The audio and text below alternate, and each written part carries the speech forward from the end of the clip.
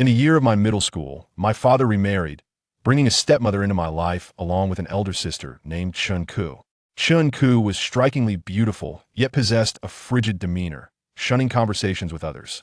I mistakenly assumed she might have autism and endeavored to elicit a smile from her. My efforts were met with a sharp slap as she retorted, "Do you realize you resemble a clown?" Cradling my swollen cheek, disappointment washed over me. I understood that our shared parentage could never forge a bond akin to that of true kinship. From that moment onward, we exchanged no further words. Yet, living under the same roof became an unbearable ordeal. Each day, our paths crossed, and I grappled with the urge to speak, while she remained resolutely silent, even with her own mother, limiting their exchanges. One day, urgency compelled me to seek the restroom, only to discover Chun-Ku had been in the shower for an extended period. My discomfort mounted, and I knocked incessantly, urging her to hasten. Upon her exit, she cast a frosty glance in my direction and departed. I remained silent, suppressing my irritation. After using the bathroom, I realized that Chun-Ku had washed my towel by mistake. Unbeknownst to me, we shared identical towels, and her fastidious nature compelled her to launder both after a blunder. Staring at the damp towel, a flicker of anger sparked within me, questioning her pretentiousness. Resentment brewed over her aloofness, prompting me to intentionally use her towel after my showers.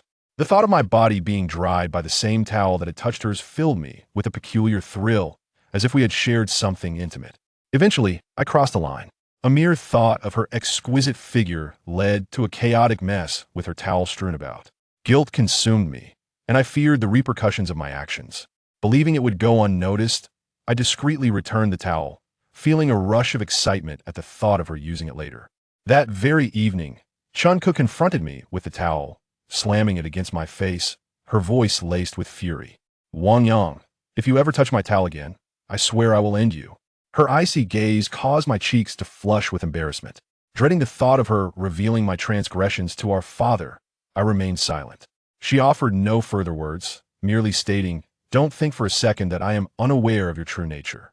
Her words stung, leaving me feeling unjustly accused. I couldn't fathom why she treated me so coldly.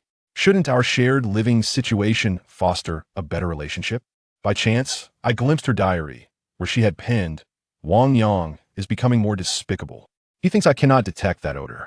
Reading her entries ignited a desire to tear her diary apart, yet I restrained myself, plotting to toy with her. If she wished to maintain her aloof facade, I would find ways to unravel it. Consequently, I began to taint my towel with various substances, deliberately misplacing our towels, anticipating her inevitable mistake. The thought of her using my towel to wipe her face, her body, thrilled me. I was acutely aware of my deviant behavior, yet I could not suppress my desire to intrude upon her sanctity. Chun-Ku embodied beauty, yet her indifference pierced me deeply. Initially, she segregated our towels, and I refrained from tampering with hers, leaving her unable to retaliate. She would simply return her towel to its designated spot while discarding mine. Despite her meticulousness, she still made mistakes on occasion. Her silence compelled me to sneak peeks at her diary often. During that period, her entries were almost exclusively focused on me. "Wang Yang is truly despicable. He always intentionally misplaces our towels. I know what he's thinking. He believes I will use the wrong towel. His scent is revolting. Today, I mistakenly used his towel. I feel like crying. I wash myself 3 or 4 times, but still feel itchy. I want to kill him. He's just as despicable as his father. I am pregnant." On the final day of my clandestine reading, a wave of shock coursed through me, leaving me in a state of panic. It felt surreal, as if I were trapped in a dream. A deep sense of unease settled in my gut as I continued to read her diary, my hands trembling. The realization left me utterly bewildered. I had heard of cases where girls became pregnant after swimming, but I never imagined such a thing could occur between Chun-Ku and me. What was I to do? While engrossed in her diary, I noticed Chun-Ku had returned. She fixed her cold gaze upon me, her face pale. Upon discovering my intrusion, she snatched the diary from my hands and delivered a stinging slap across my face. The sharp crack echoed painfully, and her haggard visage filled me with deep regret. I struggled to grasp the reality of the situation, stammering, "Chun-Ku, is this child truly mine?" "Huh, who else could it belong to? Do you think I am as lowly as you?" Chun-Ku's frosty demeanor sent chills through me. "Don't you have a boyfriend?" I inquired. "Would you like me to swear on it?" Despite our tumultuous relationship, I trusted her integrity. I understood she spoke the truth, and she was a few months my senior. We attended the same school, and although many pursued her, she had never had a boyfriend. What shall we do now? I asked, feeling utterly lost. I have 1,000 yuan. Can you lend me 500? Her words left me even more disoriented. I realized she did not wish to keep the child, but where could I possibly procure 500 yuan? My father was a laborer, and after marrying her mother, he remained under her financial control. Her mother managed a mahjong parlor, and I had already exhausted the pocket money she typically provided. After some contemplation, I resolved to seek assistance from my biological mother. The man she had married was quite wealthy, perhaps she would help. As I approached my mother's home, a knot of anxiety formed in my stomach. Since my parents' divorce, this was my first time asking her for money. Upon knocking, I was soon greeted by her warm smile. When I revealed my need for 500 yuan, her expression brightened instantly. Inviting me into the living room, she handed me a bottle of drink and said, "Wang Yang, do you know why I divorced your father? He is utterly incapable of earning a living. If you stay with him, you'll never amount to anything. Come back to me, I will give you whatever you need." Her words stirred a sense of gratitude within me. However, I had grown accustomed to my current life and cherished the proximity to Chinku. I preferred to remain with her rather than return to my mother. Noticing my hesitation, my mother smiled and said, "Wang Yang, take this 500 yuan for now. Whenever you decide, you can come back to me. You know, a biological mother will always be different from a stepmother." Holding the money, I reflected on how fortunate I was to have her as my mother. Yet, as I made my way home, my emotions were a tumultuous mix. When I handed the money to Chunku, she gazed at me in disbelief. "You didn't save any money. Where did you acquire this much?" "My biological mother gave it to me," I replied with a smile, feeling a surge of pride. "Well, then I will go to the hospital myself tomorrow." "Thank you." Chunku managed a strained smile. After being together for years, this was the first time I witnessed her smile. In that moment, it felt as though the ice had melted and flowers had bloomed. Seeing her smile made me willing to do anything for her, even feeling my cheeks flush with warmth. However, I was deceived. That very night, my mother stormed into our home with a throng of people. My father had just returned from work, preparing to dine before heading to the mahjong parlor with my stepmother. My mother wasted no time, pointing an accusatory finger at my father. "Wang Li, how could you raise a child? How could he come to me asking for money? What have I done?" My father asked in astonishment. "Huh, what have you done? Look at your meager little house, your shabby furnishings. After all this time, your son still sleeps on the sofa. You are unworthy of raising a son. Return my child to me." My mother looked disdainfully at our home. "Zhang Lan, you were the one who ran off with a wealthy man. It's you who abandoned me and the child. Now that you have money, you wish to take the child away. How could you? Enough of your nonsense. Our son has come to me asking for money. His stepmother must be treating him unfairly. Stop dragging this out. I am taking him with me." My mother interrupted my father's words. "When has my mother ever favored you?" Chunka looked at me in surprise. Seeing my parents argue incessantly filled my heart with sorrow. Now that I am in high school, I understand who truly cares for me. Initially, my mother left because she believed my biological father was a failure as a worker. During her absence, I subsisted on cold, unappetizing meals. It was only when Chun Ke's mother came along that someone was there to care for me and prepare food. Despite Chun Ke's disdain for me, I cherished this home. My father always told me, "Wang Yang, one must have ambition. Although I may not have succeeded, I never bow to the wealthy. Always remember, never ask your mother for money." Yet now, I find myself doing just that.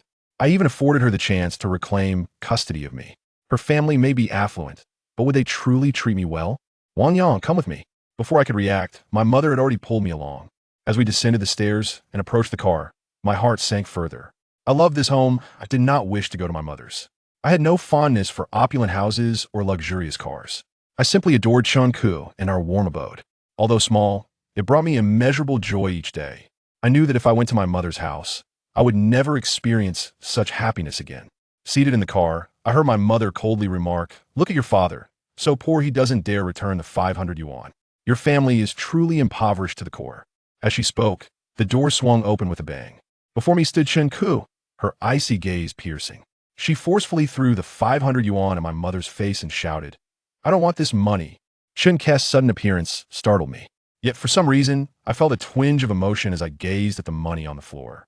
Before I could process my thoughts, my mother erupted, "You little brat, you clearly have no upbringing." Ignoring my mother, Chunku turned and walked away. As soon as she departed, an emptiness washed over me. I glanced at my mother and, with a furrowed brow, stated, "Mom, I won't go with you. I am quite content in this home. Get lost." My mother, still fuming from Chun Kes' outburst, hurled insults at me as well. After exiting the car, I quickly returned home. Upon entering, I was met with my father's sullen expression. He was upset and chose to ignore me, heading straight to the mahjong parlor to meet my stepmother. Once my father left, the house fell silent. I stole a glance at Chun Kes' room and noticed her earnestly drinking water and taking medicine. Witnessing this scene tugged at my heart. My reckless actions had resulted in Chun Ku bearing my child. Soon, we would face immense responsibilities and the anguish of what she had to endure. Even though she did not regard me as family, I had always held a fondness for her. Observing her cold demeanor pained me. After much contemplation, I could not resist the urge to apologize in her room. Entering Chun Kes' space, I sighed and said, "Sister, I am sorry. I was wrong to treat you that way. I never meant to offend you. I merely wished to catch your attention. I am truly sorry." As I spoke, an inexplicable fear gripped my heart. In my anxiety, I felt tears welling in my eyes. Without speaking, Chun Ku merely set her cup down and stared blankly out the window. Seeing her silence compelled me to exit the room. My heart felt heavy, and I was overwhelmed with discomfort.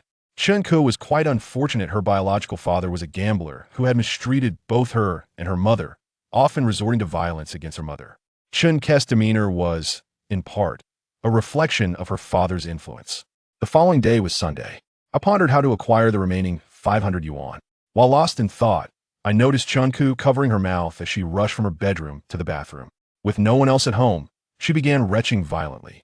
Seeing Chun Ku in such a state terrified me. Wasn't this a sign of pregnancy? Panicking, I hurried to the bathroom to wait for her. As soon as Chun Ku emerged, I asked, "Sister, are you all right?" She shot me a cold glance, but chose not to respond. Her silence deepened my distress. I resolved that even if I had to beg, I would find a way to get the money for Chun Ku. Instead of begging, I went to a nearby construction site. Observing the industrious adults, I mustered the courage to approach the foreman, stating, "I want to work with you." This was my first job, and asking for work required immense bravery. The foreman, upon seeing my frail frame, smirked but agreed to give me a job moving bricks for 50 yuan a day. Earning money proved difficult, and the cold weather left my hands trembling. While others donned knitted gloves, I toiled barehanded. By the end of the day, my hands were blistered and agonizingly sore. However, my lack of strength meant I moved fewer bricks. When it came time to settle up, I was given only 30 yuan. Some onlookers expressed their discontent on my behalf, but the foreman coldly retorted, "You get paid for what you move. If you're unhappy, you can move the bricks for him." My heart sank, but I remained undeterred. I knew someone was waiting for me to take responsibility. On my way home, I eagerly anticipated seeing Chun Ku. Holding the money, I imagined her gentle gaze upon me. I longed to hear her say thank you once more, in that soft tone I cherished. When I handed the money to Chun Ku, I could not meet her eyes. Guilt washed over me as I glanced at the blisters on my hands and said, "Sister, I didn't ask my biological mother for this money. I earned 30 on my own. Please take it for now." "Rest assured I will. I have already borrowed money." Chun Ku interrupted. Her words made my heart sink, and I couldn't help but look up at her. The chill in her eyes sent my heart into disarray. I felt disappointment wash over me. I wondered who she had borrowed from. Was it a man? Noticing my troubled expression, Chun Ku sighed. "Tomorrow at noon, accompany me to the hospital." Her invitation filled me with joy, yet the thought of her borrowing money still gnawed at me. The next day was Monday, and we both had to attend school. I was unable to focus on lessons, eagerly awaiting the moment I could accompany Chun Ku to the hospital. This would be our first time alone together, and the thought of Chun Kes' beauty made my heart flutter. Worried that Chun Ku would be anxious waiting for me, I dashed out of class the moment the bell rang. As I reached the classroom door, I found Chun Ku already waiting for me. Dressed in a school uniform, she appeared delicate yet exuded an air of innocence. Perhaps because she had been waiting, her brows furrowed in mild displeasure as she caught sight of me. Without a word, she turned and walked toward the school gates. While on the bus, I felt a tingle of nervousness. I noticed several people stealing glances at us, which gave me a sense of satisfaction. If only I could remain like this with Chun Ku forever. With such a beautiful sister, I imagined many would envy me. Upon arriving at the hospital, I accompanied Chun Ku to the gynecology department. As we approached, the distinct pink corridor made me anxious. Though there weren't many people, several pairs of eyes were on us. It was my first time in such a place, and the usually icy Chun Kes expression shifted. She became shy, her delicate features appearing even more endearing. Seeing her like this, I gathered my courage and approached the nurse, asking, "Excuse me, where can we see the child? Do you wish to keep it or terminate it?" The nurse replied coldly, her face devoid of any emotion. "Strike." Glancing back at Chun-Koo, I felt a tremor in my voice. "Tell your girlfriend to loosen her pants and wait," the nurse said, handing me a paper ticket while lowering her head to play on her phone. While waiting in line, I couldn't help but steal glances at Chun-Koo. I noticed she was extremely anxious, biting her lip and gently pinching the hem of her clothes. Perhaps it was fear her eyes were slightly red. Seeing her like this tugged at my heartstrings. Soon, the nurse called out Chun-Ke's name. Instantly, her eyes turned red with urgency and dread, filling the air with an unsettling tension. She looked at me, and with a pitiful expression, entered the examination room. I was taken aback by how quickly she was to undergo the procedure. My anxiety surged like ants on a hot pan as I paced the corridor. I kept peering into the room, wishing I could take Chun-Ke's place. "Family member, please come in." I suddenly heard someone in the examination room call for me. Startled, I wandered into the room, greeted by a soft, ambiguous light. Chun-Koo lay quietly on a bed, her cheeks flushing a deep crimson upon seeing me. Confused, I watched as the doctor held a notebook and instructed, "Have your girlfriend remove her pants." "Pardon?" I widened my eyes in disbelief. "Can't you see him holding a notebook? It's inconvenient for me." "Help your girlfriend remove her pants," the doctor said impatiently. Taken aback by the reprimand, I glanced at Chun-Koo, whose face was as red as a ripe apple. It dawned on me that the doctor needed my assistance for Chun-Ke's examination. As I observed Chun-Ke's gently rising and falling chest, an unfamiliar sensation stirred within me. Despite her school uniform, her graceful figure was unmistakable. Her bosom was quite prominent, and her legs were long and slender. Taking a deep breath, I cautiously approached Chun-Koo to help her remove her shoes. As I slipped off her clean canvas shoes, I was immediately struck by the brightness of her white socks. Her petite feet, clad in pristine white socks, appeared incredibly alluring. Perhaps due to shyness, I noticed her little feet fidgeting slightly. Staring at her delicate feet, I suddenly felt dizzy. Then, as my hand brushed against Chun-Ke's foot, I hesitated to help her remove her socks, afraid to breathe too heavily in her presence. My infatuation made me feel as if even inhaling her scent was a transgression. Fixated on her feet, I gradually pulled down her white socks. As I revealed her snow-white ankles, I heard the doctor cough and say, "No need to remove the socks, just help her take off her pants." It felt as though I had been transported to another realm, and I finally noticed Chun-Koo glaring fiercely at me. Embarrassed, I quickly reached for the waistband of her pants. However, as soon as I touched it, I saw Chun-Koo grasp it tightly with her hand. Her face reddened further, her lips parted slightly as if she wanted to say something. Seeing her like this prompted the doctor to hastily urge, "Hurry up, there are others waiting." "She's already pregnant, what's there to be shy about?" At the doctor's words, Chun-Koo reluctantly released her grip. Yet, her gaze remained fixed on me, making me feel quite uncomfortable. To be honest, I genuinely wanted to assist Chun-Koo in removing her pants. But seeing her expression, I felt compelled to explain, "Chun-Koo, please don't be upset, the doctor asked me to help you." "I know," she sighed, no longer meeting my gaze. Noticing Chun-Koo looking away, I quickly grasped her waistband and gently began to lower it. As I did, she cooperatively arched her back slightly. Witnessing her movement made my breath quicken. Chapter 3. The person I want to protect. I could never have imagined that accompanying Chun-Koo to the hospital would lead to such an unexpected turn of events. It was somewhat discomforting, and I instinctively bent my waist slightly. Then, I continued to pull down Chun-Koo's school uniform trousers.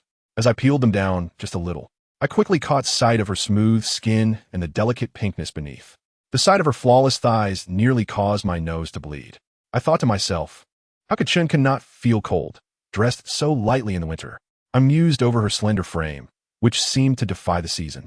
Perhaps my movements were too slow, as Chun-Koo turned her head towards me, glaring fiercely and asking, "Haven't you seen anything like this before?" Her reprimand made my ears flush with heat. I thought, there's really nothing remarkable to behold. There are plenty of people at the beach dressed similarly. Nevertheless, this was my first encounter with a girl in such a state, especially with Chun-Koo. To mask my embarrassment, I feigned indifference and pulled her trousers down to her ankles. Accidentally, I glanced at her delicate pinkness and was startled to discover even more than I had anticipated. My breath quickened, and the doctor nearby urged me to hurry, stating that we only needed to remove one last piece of clothing. "Do we really have to take everything off?" Tien kiskiviko panikit. The doctor explained, we need to conduct an internal examination to check for any other ailments and prevent post-operative infections. You're still so young. We can't afford to leave any lasting repercussions. Chunka cast a hesitant glance at me. Hurry up, there's another patient waiting, the doctor insisted. Seeing the urgency in the doctor's tone, I reluctantly reached towards her delicate pinkness. This time, embarrassment overwhelmed me, and I shut my eyes as I assisted her. Unable to see, I inadvertently brushed against her thigh, which felt incredibly soft, causing my hand to tremble. I then reached sideways, finally making contact with her cotton undergarment. However, my hand was quickly seized by a cold grip. Opening my eyes, I met Chun Ku's frosty gaze. I'm not going to be examined. The doctor, surprised, responded. Are you certain? Not undergoing this checkup could easily lead to illness, especially since you're still young. No, irrafuza. Tien kiskiviko insistev. Very well. Then you can go for a blood test. The doctor sighed in resignation. Not being able to assist Chun-Ku in removing the last layer of clothing left me somewhat disappointed. However, I found solace in the fact that I had touched her foot earlier. As we left, I discreetly sniffed my hand while she wasn't looking.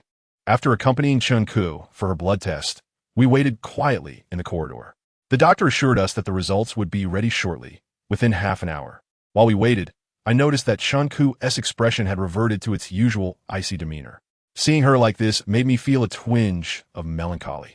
How wonderful it would be if she could maintain the warmth she displayed moments ago. The shadows of her childhood had rendered Chun-Ku emotionally distant. She was merely a young girl in her prime. She should be filled with laughter.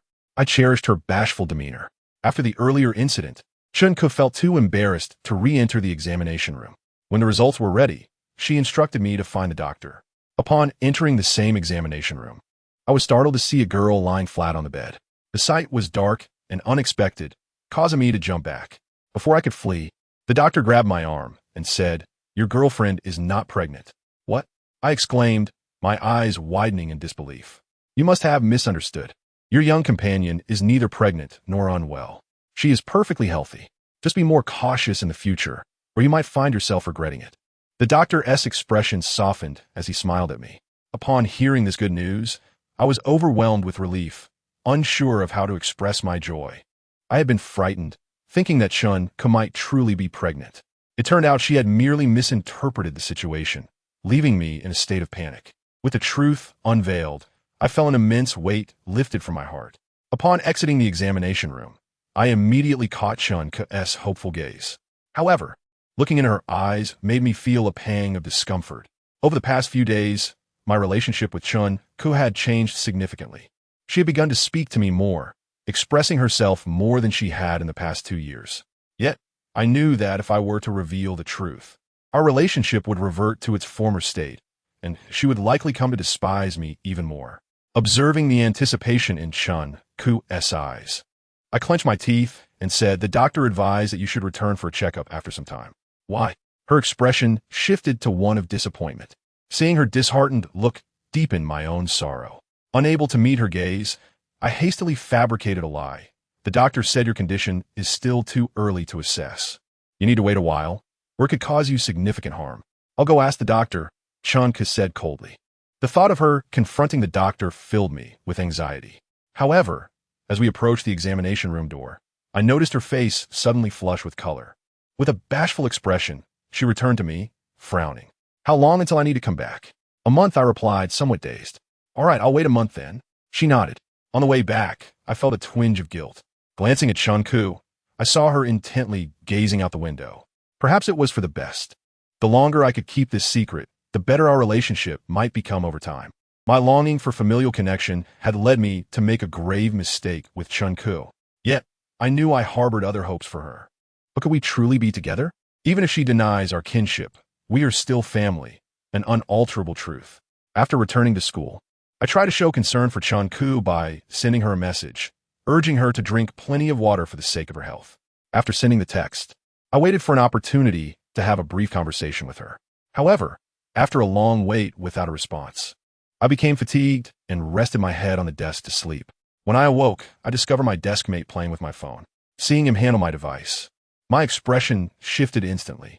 My stepmother had been generous to me, buying a phone for both Chun-Ku and me when I entered high school. believing it would be easier to manage if each child had their own. My desk mate, lacking a phone of his own, had likely taken it while I was asleep. Fearing he might stumble upon my messages to Chinku, I quickly demanded, "Stop playing around and give me back my phone." "Wow, look at you, dating the beautiful Chinku," my desk mate said with a grin, refusing to return my phone. His words sent a chill down my spine, and I felt a surge of anxiety. "Did you read my messages?" I asked urgently. "What do you think?" He replied with a mischievous smirk. Realizing the implications of his gaze, I panicked. Although Chunku was not pregnant, my desk mate's teasing could adversely affect her. Moreover, I had deceived Chunku into believing she was expecting my child. Fearful of the repercussions, I implored my desk mate, "Listen, you've misunderstood my messages. Chunku and I are not in any kind of relationship, I swear. Come on, don't be shy. You got a kid on the way. Tell me all the juicy details," he laughed.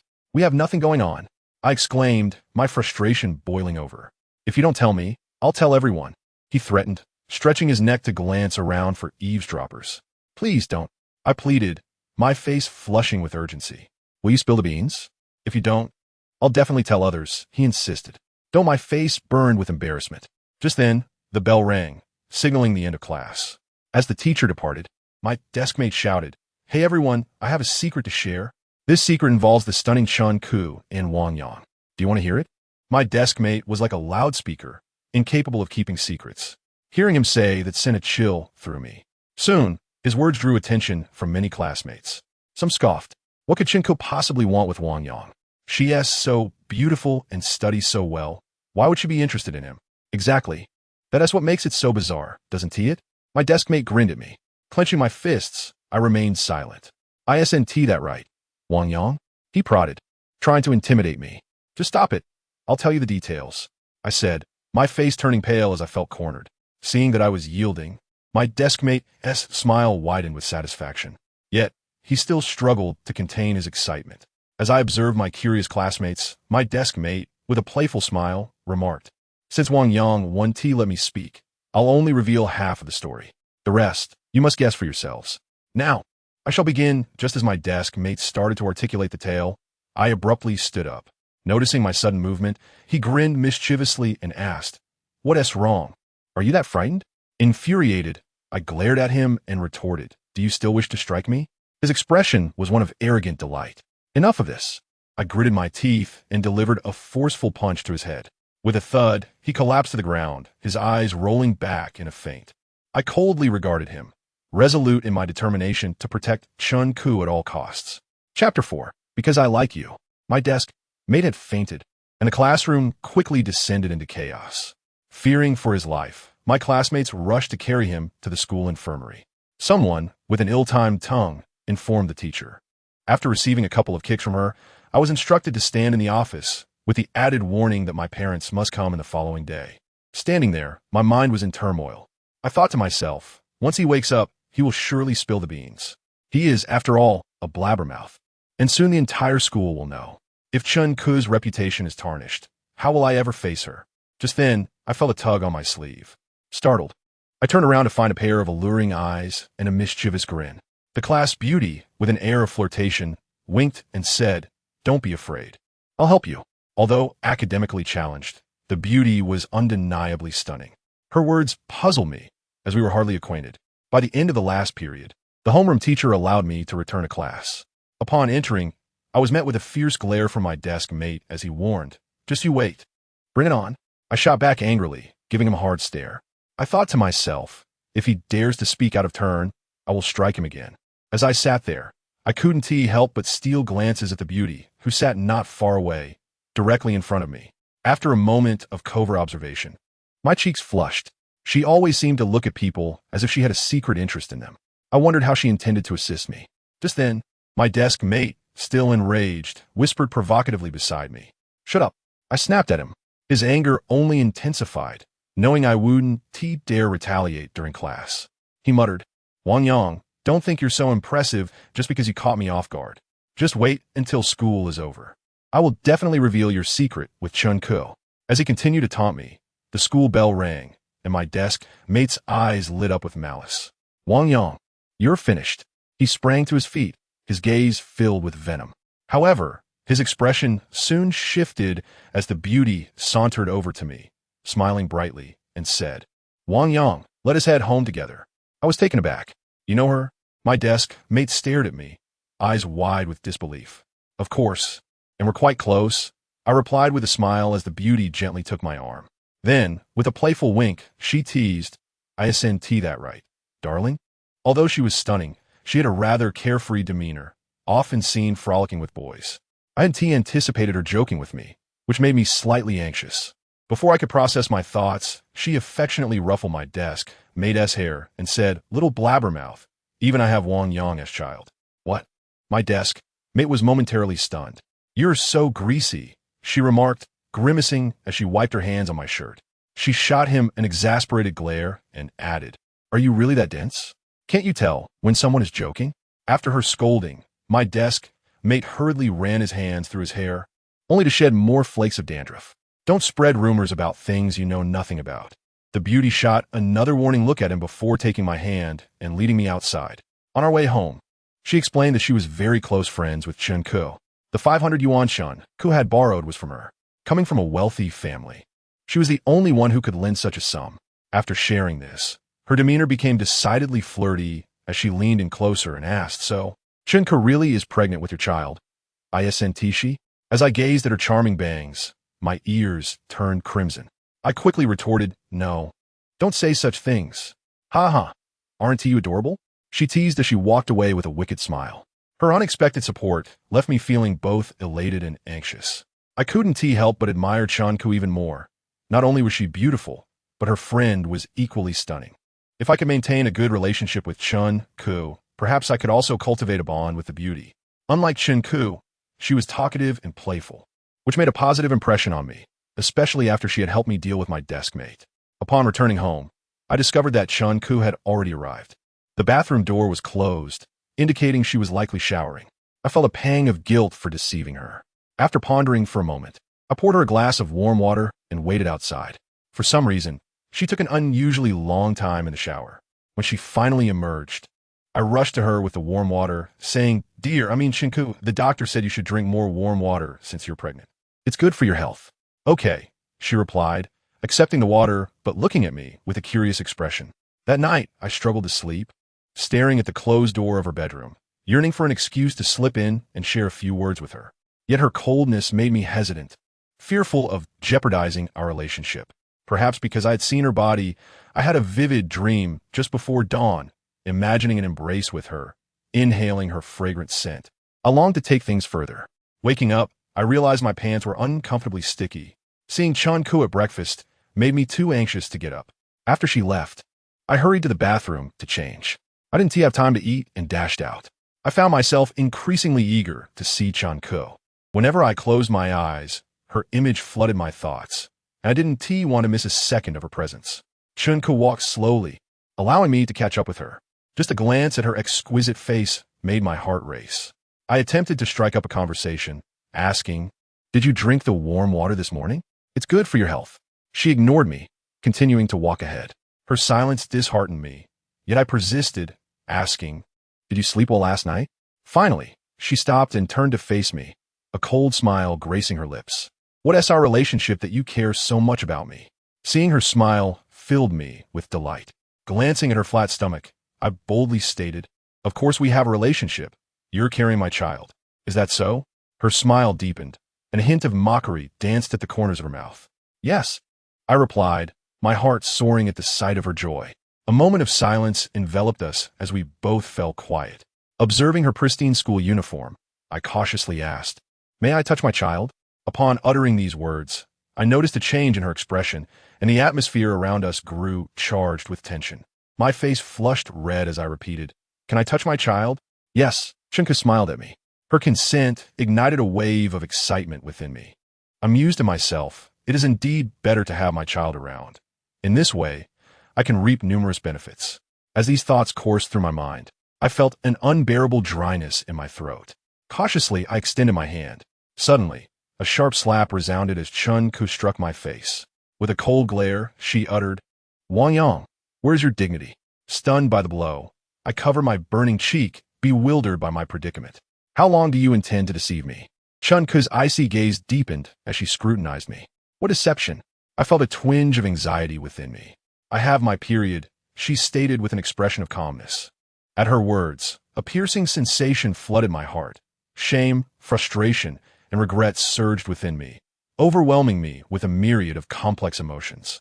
Looking at Chun-Ku, I yearned to disappear into the ground. I could never have imagined that she would arrive at this conclusion so swiftly. Wang Yang, I once thought you were despicable, but now I find you utterly repugnant. I cannot fathom why you persist in clinging to me. With that, she turned and walked toward the school. Watching her retreating figure intensified my anguish. The thought of the relationship I had painstakingly maintained slipping away filled me with despair, rendering the world around me a shade darker. Yet, I felt a flicker of defiance. Gritting my teeth, I shouted after her, because I like you. The moment the words escaped my lips, Chun-Ku halted. She turned, her expression a mix of surprise and disbelief. Meeting her gaze filled me with trepidation. Soon, she uttered a statement that plunged me into despair. I'm sorry, but we are forever incompatible. This incident has only deepened my disdain for you. Her words left me in a haze of confusion. It was only after she had walked a considerable distance that I found myself shedding tears, which quickly transformed into uncontrollable sobs. It was over. I realized that everything between us had come to an end. From this day forth, Chun-Ku would no longer speak to me, perhaps even harboring contempt for me in her heart. The relationship I had hoped for was now an impossibility, and we could scarcely remain friends. Heartbroken, I disregarded the stares of passers-by and sank to the ground in tears. At that moment, I sensed someone standing before me. It was a petite beauty, clad in dainty shoes and impeccably pressed school trousers. Upon noticing me glance up, the young lady smirked and remarked, "What a letdown. I expected a better show." My heart, already heavy with sorrow, felt even more aggrieved by her presence. Pouting, I shot her an exasperated glare and retorted, "What show are you talking about?" With that, I resumed my weeping. Observing my tears, the petite beauty continued to chuckle beside me. Initially, I wished to cry a little longer, but her laughter extinguished my desire. She then offered me a packet of tissues, saying, "All right, big boy, it's quite unbecoming to cry on the ground. Stop weeping, and I'll buy you some candy." "Thank you." Unable to continue crying, I wiped my tears. Despite her attempt to console me, my spirits remained profoundly low. On our way to school, I discovered that the petite beauty lived quite close to me, just behind her building. She had come out upon seeing me in distress. As we approached the classroom, she turned to me and insisted, "You must stop crying, all right? I'm serious about buying you candy." "I don't want any candy," I replied. "Well, then don't cry. It's just a failed confession. I can help you out. Honestly, Chun-Ku has always had feelings for you," she said as she walked to her seat. "What did you say?" I exclaimed, my eyes widening in surprise. "I'll talk to you later.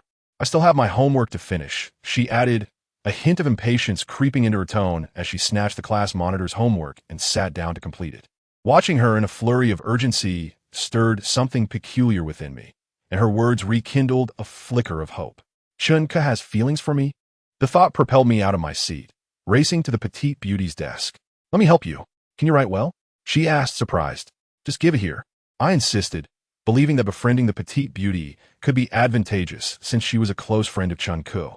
After assisting her with her homework, the petite beauty regarded me with satisfaction.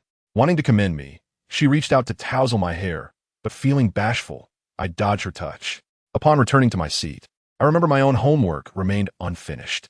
Cursing under my breath, I hastily borrowed her work to catch up. While I was engrossed in my assignments, my deskmate strutted in with an air of triumph. Pointing at me, he gleefully declared, "Wang Yang, you're finished.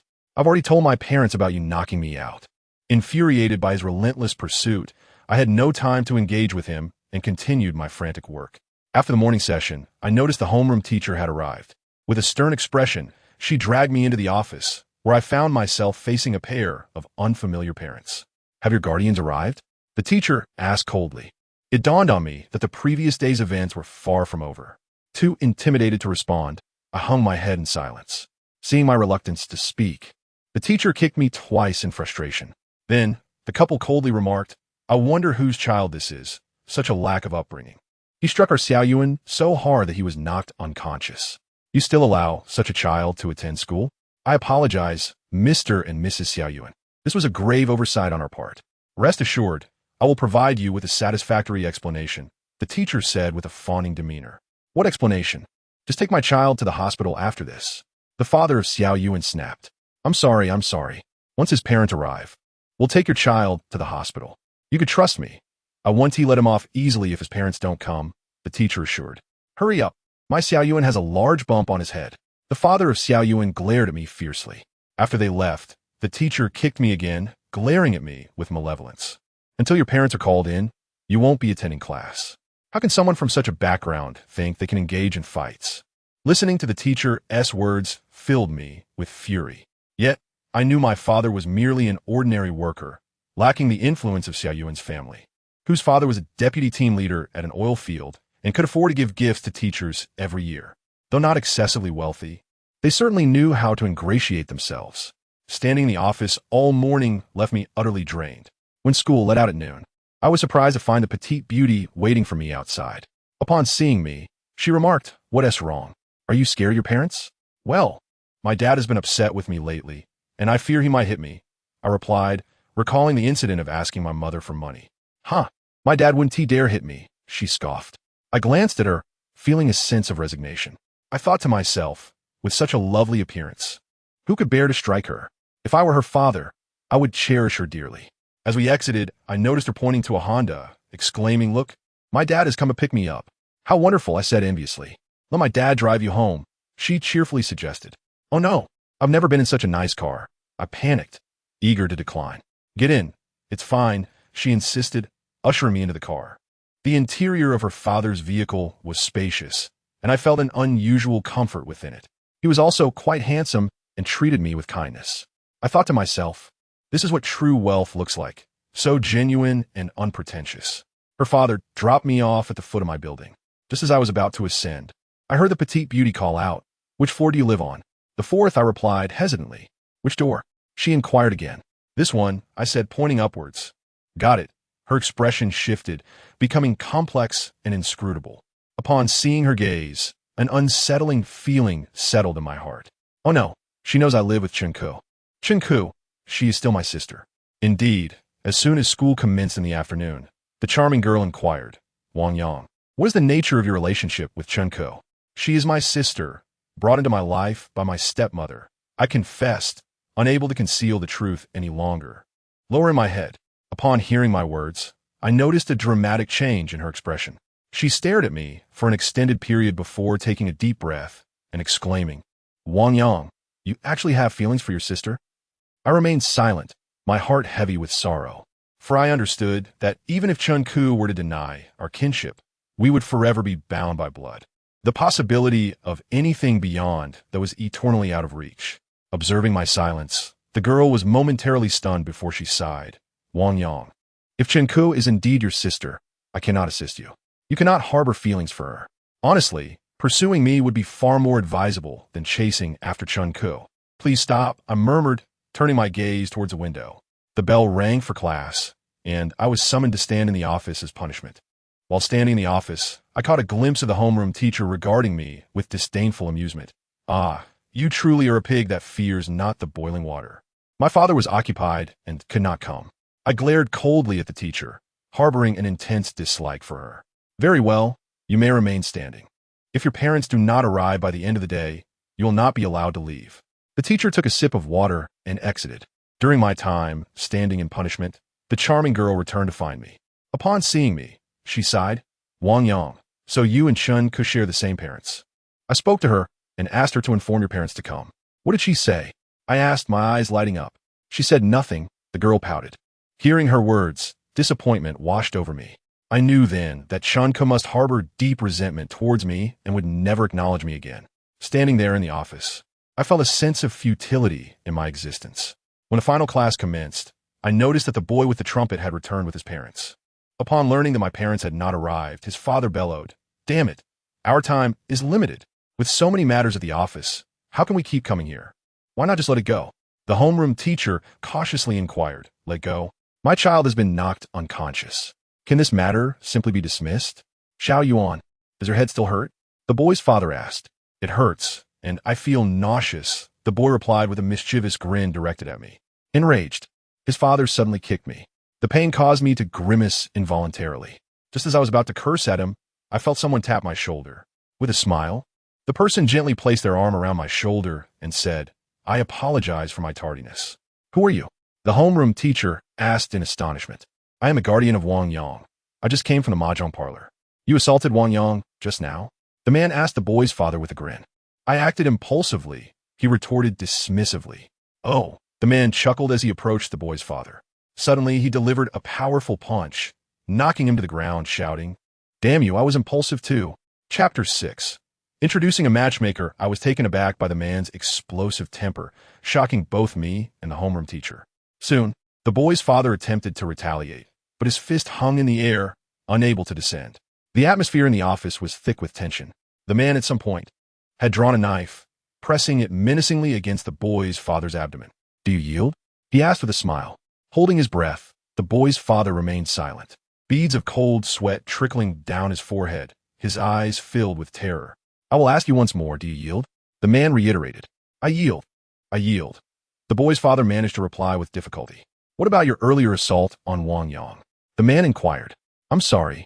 The boy's father's resolve weakened further, and the boy began to cry. "Wang Yang, are you in pain?" The man smiled at me, unsure of his identity. I quickly shook my head. Noticing a change in his expression, I hurriedly nodded. "It hurts, and I feel quite nauseous." "What shall we do?" the man asked the boy's father. "To the hospital. I will cover the medical expenses." "Huh, I will keep this money for you. If you dare bully Wang Yang again, I will be sure to send you to the hospital for treatment." Satisfied, the man placed his arm around my shoulders as we exited the office.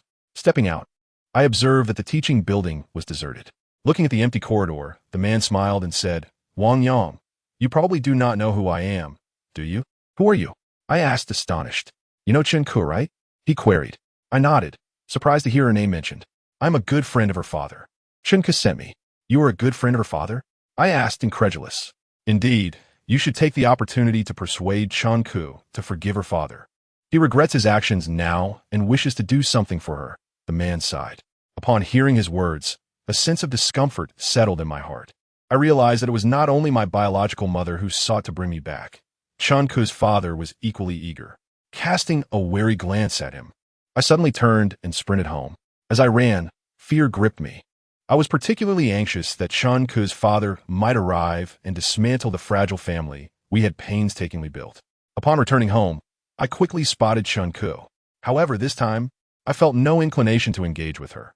Instead, I was consumed by anger, feeling that she had betrayed our family. Even though she had sent someone to assist me, I could not bring myself to forgive her. When I saw her, I shot her an angry glare before turning my head away. Perhaps it was the first time I had glared at her, and Chen Ku appeared taken aback by my expression.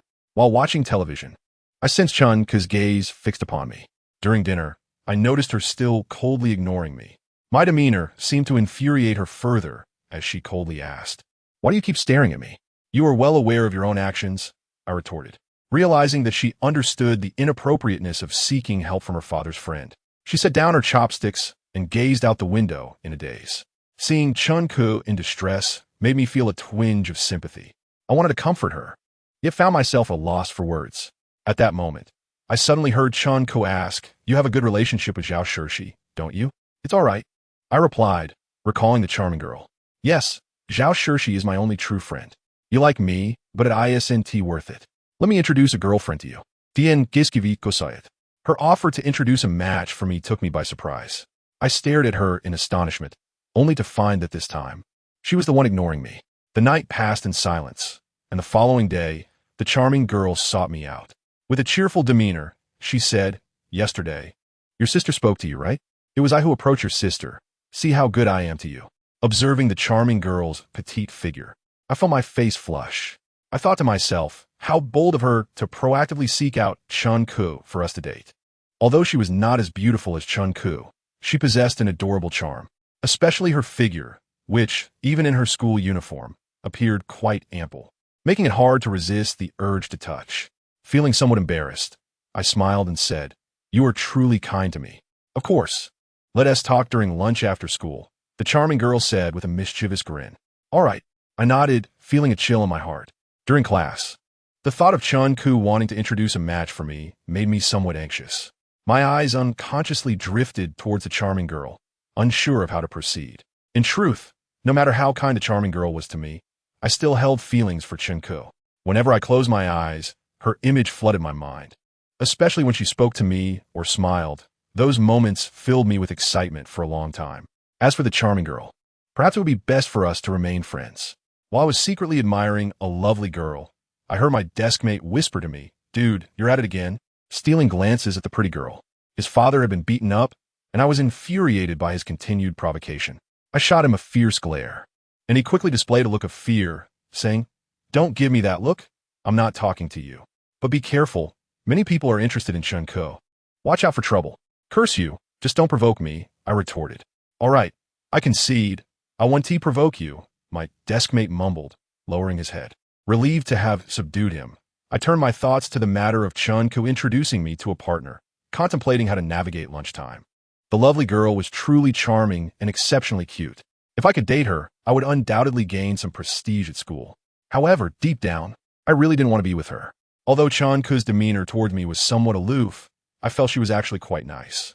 Previously, when she thought she was pregnant due to me, she didn't get angry and even proactively borrowed money from the lovely girl to help alleviate my difficulties. Perhaps she wasn't as I perceived. She might just be a sharp-tongued yet tender-hearted person. As school ended for lunch, the lovely girl quickly walked out with me.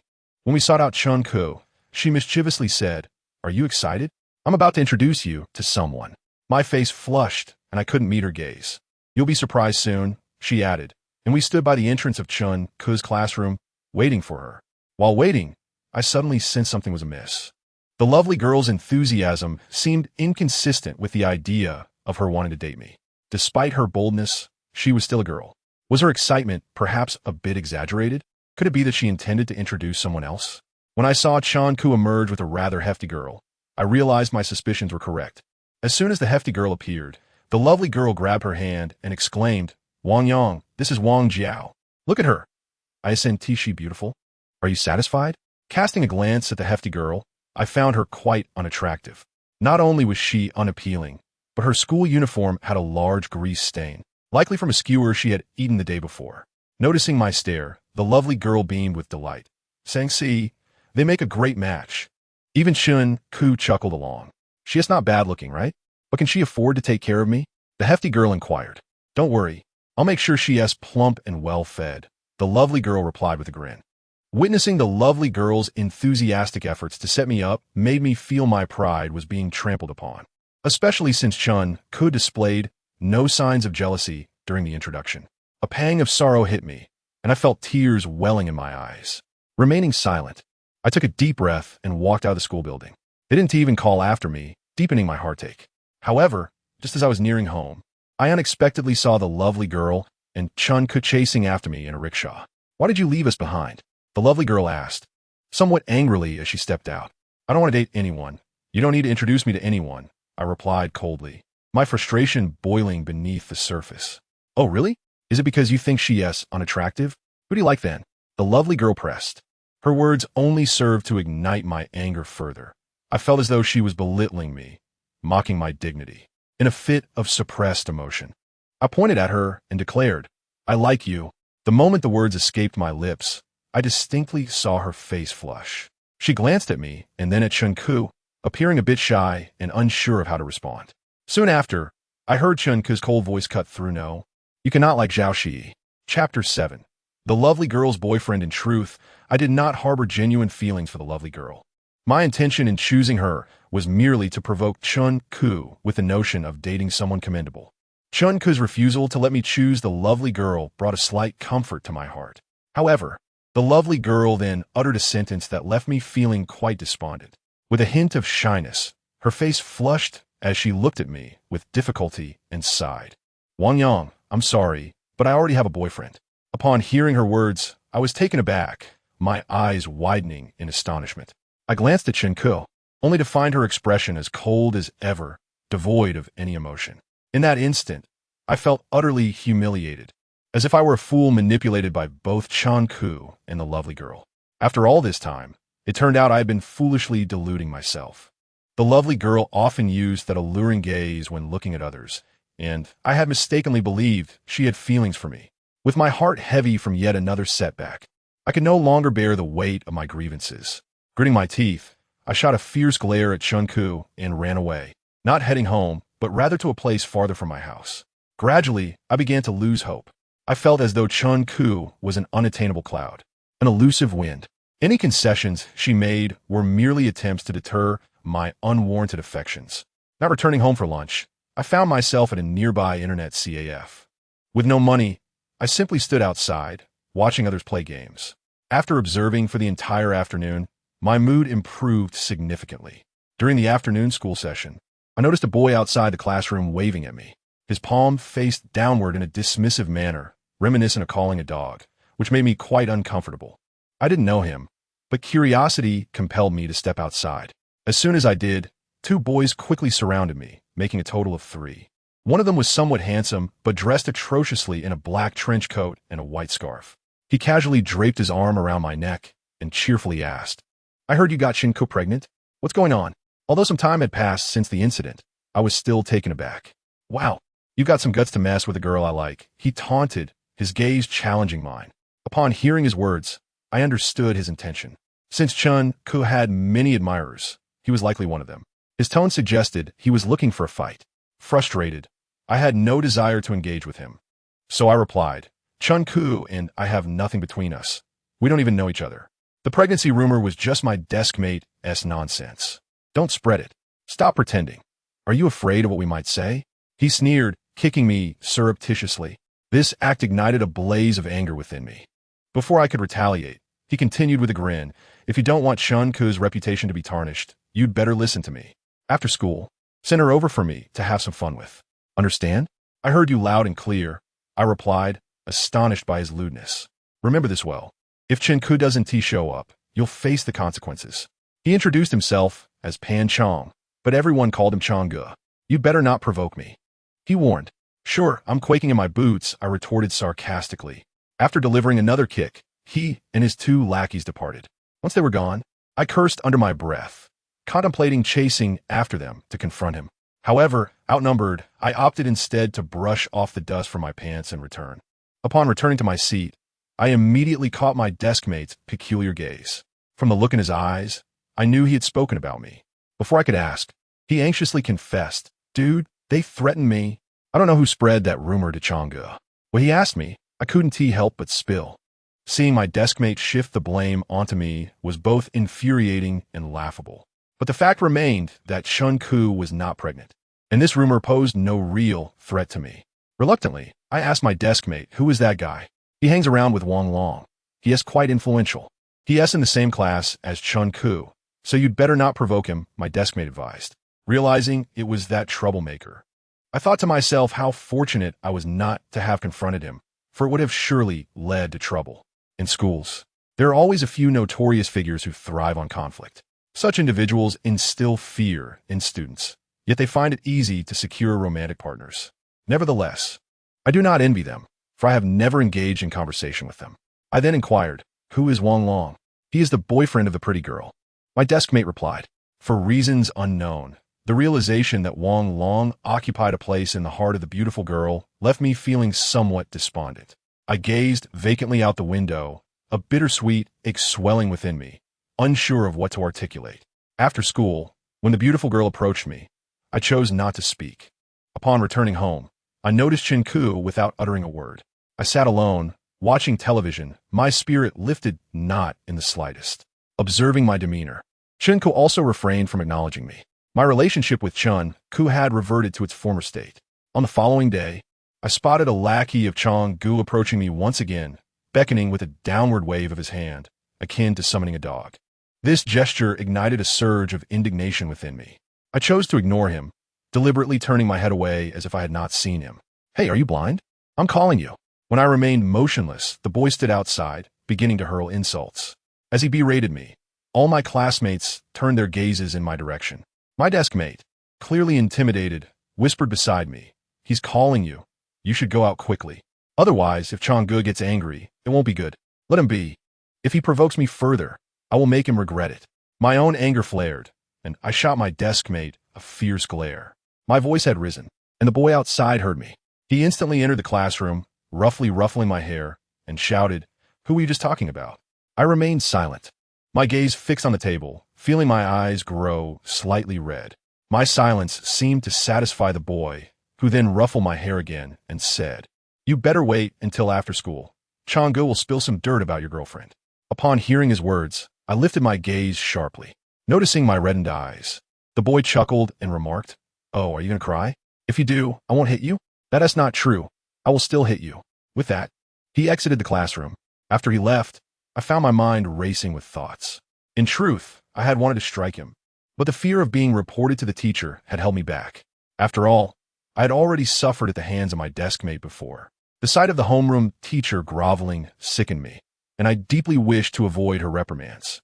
Moreover, such petty bullies are tenacious. I knew that if I struck him, retaliation would follow. The beautiful girl had witnessed me being bullied in class, her gaze fixed on me as I endured the humiliation. After a moment, she approached me and softly asked, "What is going on? Did you offend Changgu?" "He threatened me with the matter of Chun-Ku's pregnancy," I replied, lifting my head and staring coldly at the beautiful girl. "Ugh, how disgusting. I can't believe Changgu has such perverse thoughts. Don't go home for lunch.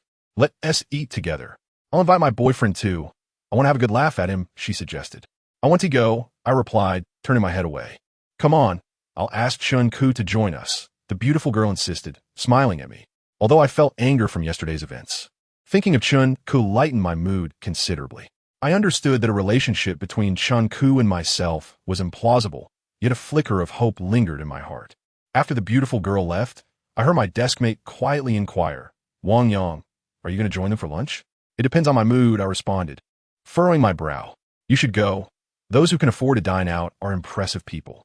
If you can exchange a few words with Longu, nobody will dare to mess with you in the future." My deskmate gazed at me with admiration. At noon, as anticipated, the beautiful girl returned looking for me. I also noticed her boyfriend, who was quite tall. Soon after, Chun-Ku and Changgu arrived with two others. Upon spotting the beautiful girl, Changgu grinned and said, "Sister Shi, are you treating us to a meal? Are you going to beat up my friend?" The beautiful girl shot him a playful glance and replied, "Not a chance." Changgu then turned his disdainful gaze towards me. The seven of us proceeded to a nearby seafood restaurant. The beautiful girl, evidently affluent, ordered 8 dishes and 2 cases of beer for us. As we dined, I felt uncomfortable knowing the meal was on her, stealing glances at Chun-Ku, who remained aloof and did not serve herself. Wang Long, however, acted as if he were the host, his demeanor arrogant as he addressed me with condescension. After a while, the beautiful girl downed a glass of beer and said, "Changgu, I heard you were planning to use the news of Chun-Ku's pregnancy to threaten Wang Yang." "Who said that?" Chang Ji's face flushed upon hearing her. "Chun-Ku, Changgu is trying to take advantage of you," the beautiful girl teased. Ignoring him, Chun-Ku cast a cold glance at Changgu, who was visibly embarrassed by the beautiful girl's inquiry. Angered, he directed his ire towards me, standing up and suddenly spitting into his beer. With a complex expression, he approached me and said, "Brother Yang, you're quite the show-off, aren't you? I'll toast to you. Show me some respect." Recognizing that Changgu sought to provoke me, I merely stared coldly at him in silence. Witnessing this exchange, Wang Long's eyes glinted with mockery.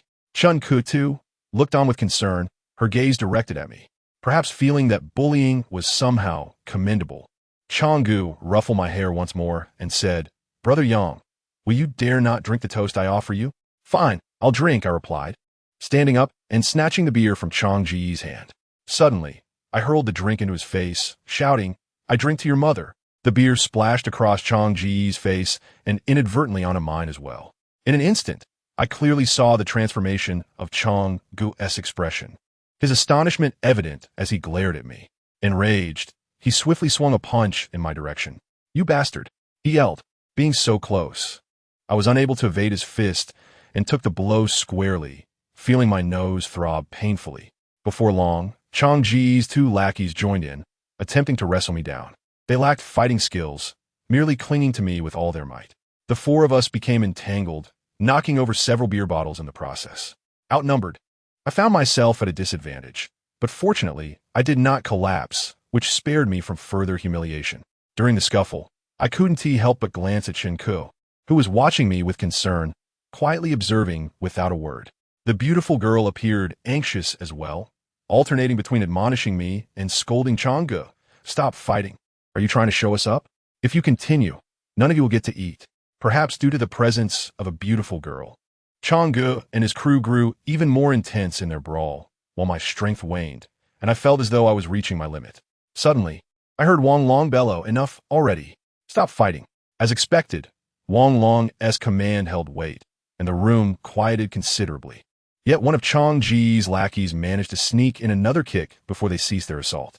Although the fighting had stopped, Wang Long's expression remained grim as he approached me. I caught his disdainful gaze as he questioned, "Are you feeling tough now?" "I'm not tough," I retorted loudly, returning his stare. "If you're not tough, then don't try to fight." With a resounding slap, Wang Long struck me across the face. The impact left my ears ringing, and I stared at him in disbelief, unable to fathom that he would dare strike me. "Not convinced?" Wang Long asked, locking eyes with me. "Not convinced." I gritted my teeth, shouting defiantly. Another sharp slap followed, the sound echoing crisply in the beer-soaked room. Having been struck a second time, my fury surged, akin to a volcano on the verge of eruption. Clenching my fists tightly, I felt the urge to retaliate. However, Wang Long was not like Changge. He held a far higher status, with many acquaintances backing him. I knew that retaliating against him would lead to dire consequences. "Still not convinced?" Wang Long coldly probed. Noting my silence, in that instant, a whirlwind of thoughts flooded my mind. Even though he was the leader, I yearned to speak my mind. I wanted to curse him and retaliate with a punch of my own. Yet, I remained motionless, silently observing him, awaiting the precise moment that would unleash my pent-up rage. That moment would undoubtedly arrive with his third slap. With a look of disdain, Wang Long's face gradually contorted into a grotesque grimace. As he fixed his gaze upon me, I sensed him stealing a glance at the petite beauty beside me. In turn, I could not help but cast a furtive glance at Chen Ku, the petite beauty's boyfriend, who relished the opportunity to assert his dominance by striking me in her presence. As a man, I too had my pride. Yet here I was, subjected to humiliation before Chen Ku. Fixating on Wang Long's eyes, I felt tears welling up, but I gritted my teeth, reminding myself to remain stoic. I vowed to present my most resilient self in front of Chen Ku. I could not afford to lose face before her. Wang Long continued to stare, suddenly raising his hand once more. My pupils dilated in fear at the sight of his elevated palm. I swore to myself that if he dared to strike me again, I would ensure he regretted it, even if it meant my demise. However, his hand did not descend. He merely took a deep breath, staring intently at the petite beauty who had positioned herself protectively in front of me. "What are you doing, Xiaoxi?" Wang Long's eyes narrowed as he coldly inquired. "Why do you have the right to hit him?" "Wang Yang is my friend," the petite beauty retorted angrily. "He's just showing off," Wang Long dismissed coldly. "And that justifies hitting someone?" The petite beauty glanced at Chen Ku before turning back to Wang Long. "Yes, I did hit him," Wang Long declared, extending his hand to strike me again. But with the petite beauty blocking my path, his hand remained suspended in the air. "Zhao Shirshi, get out of the way." "No." The petite beauty resolutely stood her ground. "Move aside," Wang Long insisted, suddenly attempting to push her aside. In that moment, a sharp sound echoed, freezing all of us in place. To my shock, the petite beauty, in her fervent attempt to shield me, had inadvertently received a slap from Wang Long. It was not intentional, but her fair complexion flushed with embarrassment. Stunned, she gazed at Wang Long, who now appeared bewildered. Her eyes glistened with unshed tears. In an instant, she retaliated with a powerful slap to Wang Long's face, exclaiming, "I have never been hit before, not even by my parents. You dare to strike me after using my things? Get out." With that, she struck Wang Long again with greater force. He, taken aback, attempted to evade her blows, hardly daring to retaliate. In a desperate tone, he tried to appease her, repeatedly asserting it was unintentional. Yet, the petite beauty's anger had risen, and she would not be swayed. Eventually, with no other recourse, Wang Long pointed at me, threatening, "Wang Yang, this is all you're doing. Just wait until school this afternoon. I guarantee you won't see the sun tomorrow. I'm gonna make you pay." His cronies echoed his threats, and then they all departed. After they left, I noticed the petite beauty still in tears, and I felt a pang of guilt. If not for my predicament, she would not have endured such a blow. I endeavored to console her when I saw Chen Ku rising to her feet. She gently embraced the petite beauty, asking, "Does it still hurt?" I really gave them a reason to be proud. The petite beauty lamented, her tears flowing more freely at Chun-Ku's comfort. Chun-Ku remained silent, simply holding her, casting her gaze toward me. Under her scrutiny, I felt a wave of shame wash over me. As a man, it was disheartening to feel inferior, even to a woman. In a moment of impulse, I seized a beer bottle from the table, declaring, "Zhao Shirshi, I will avenge you. Are you looking for trouble?" Chun-Ku's voice rang out sharply. Her admonition brought tears to my eyes, for she had not aided me when I was struck, yet now she chastised me. I retreated step by step, increasingly unable to comprehend Chun-Ku. She was my sister, my true sister, yet she seemed less significant than the petite beauty. Overwhelmed by a sense of injustice, I no longer wished to remain in this place that had witnessed my humiliation. Casting a glance at Chun-Ku and the petite beauty, I turned to leave the private room. "Come back." Just as I pushed open the door, I heard Chun-Ku's icy voice. Surprised, I turned to see her furrowed brow as she addressed me. "Are you sure you want to leave now? What do you want me to do?" Her words, like a gentle spring breeze, alleviated much of my resentment. "Take Zhao Shirshi home. After all, she got hurt because of you." Chun-Ku sighed, her expression suddenly forlorn. Looking into her eyes, an inexplicable pang of sadness struck my heart. The petite beauty, now calmer, wiped her tears and told me it was unnecessary. "Take her home," Chun-Ku urged with another sigh, glancing at the disheveled table before heading outside. "Chun-Ku, will you accompany me home?" the petite beauty asked. "No, I'll call you later," Chun-Ku replied with a smile before departing. With Chun-Ku gone, only the petite beauty and I remained in the room. She looked at me, playfully hitting me as she said, "This is all your fault. Now I've been disfigured. How will you compensate me?" Seeing the blush on her delicate face made me feel guilty. Taking a deep breath, I replied, "Whatever you say is fine.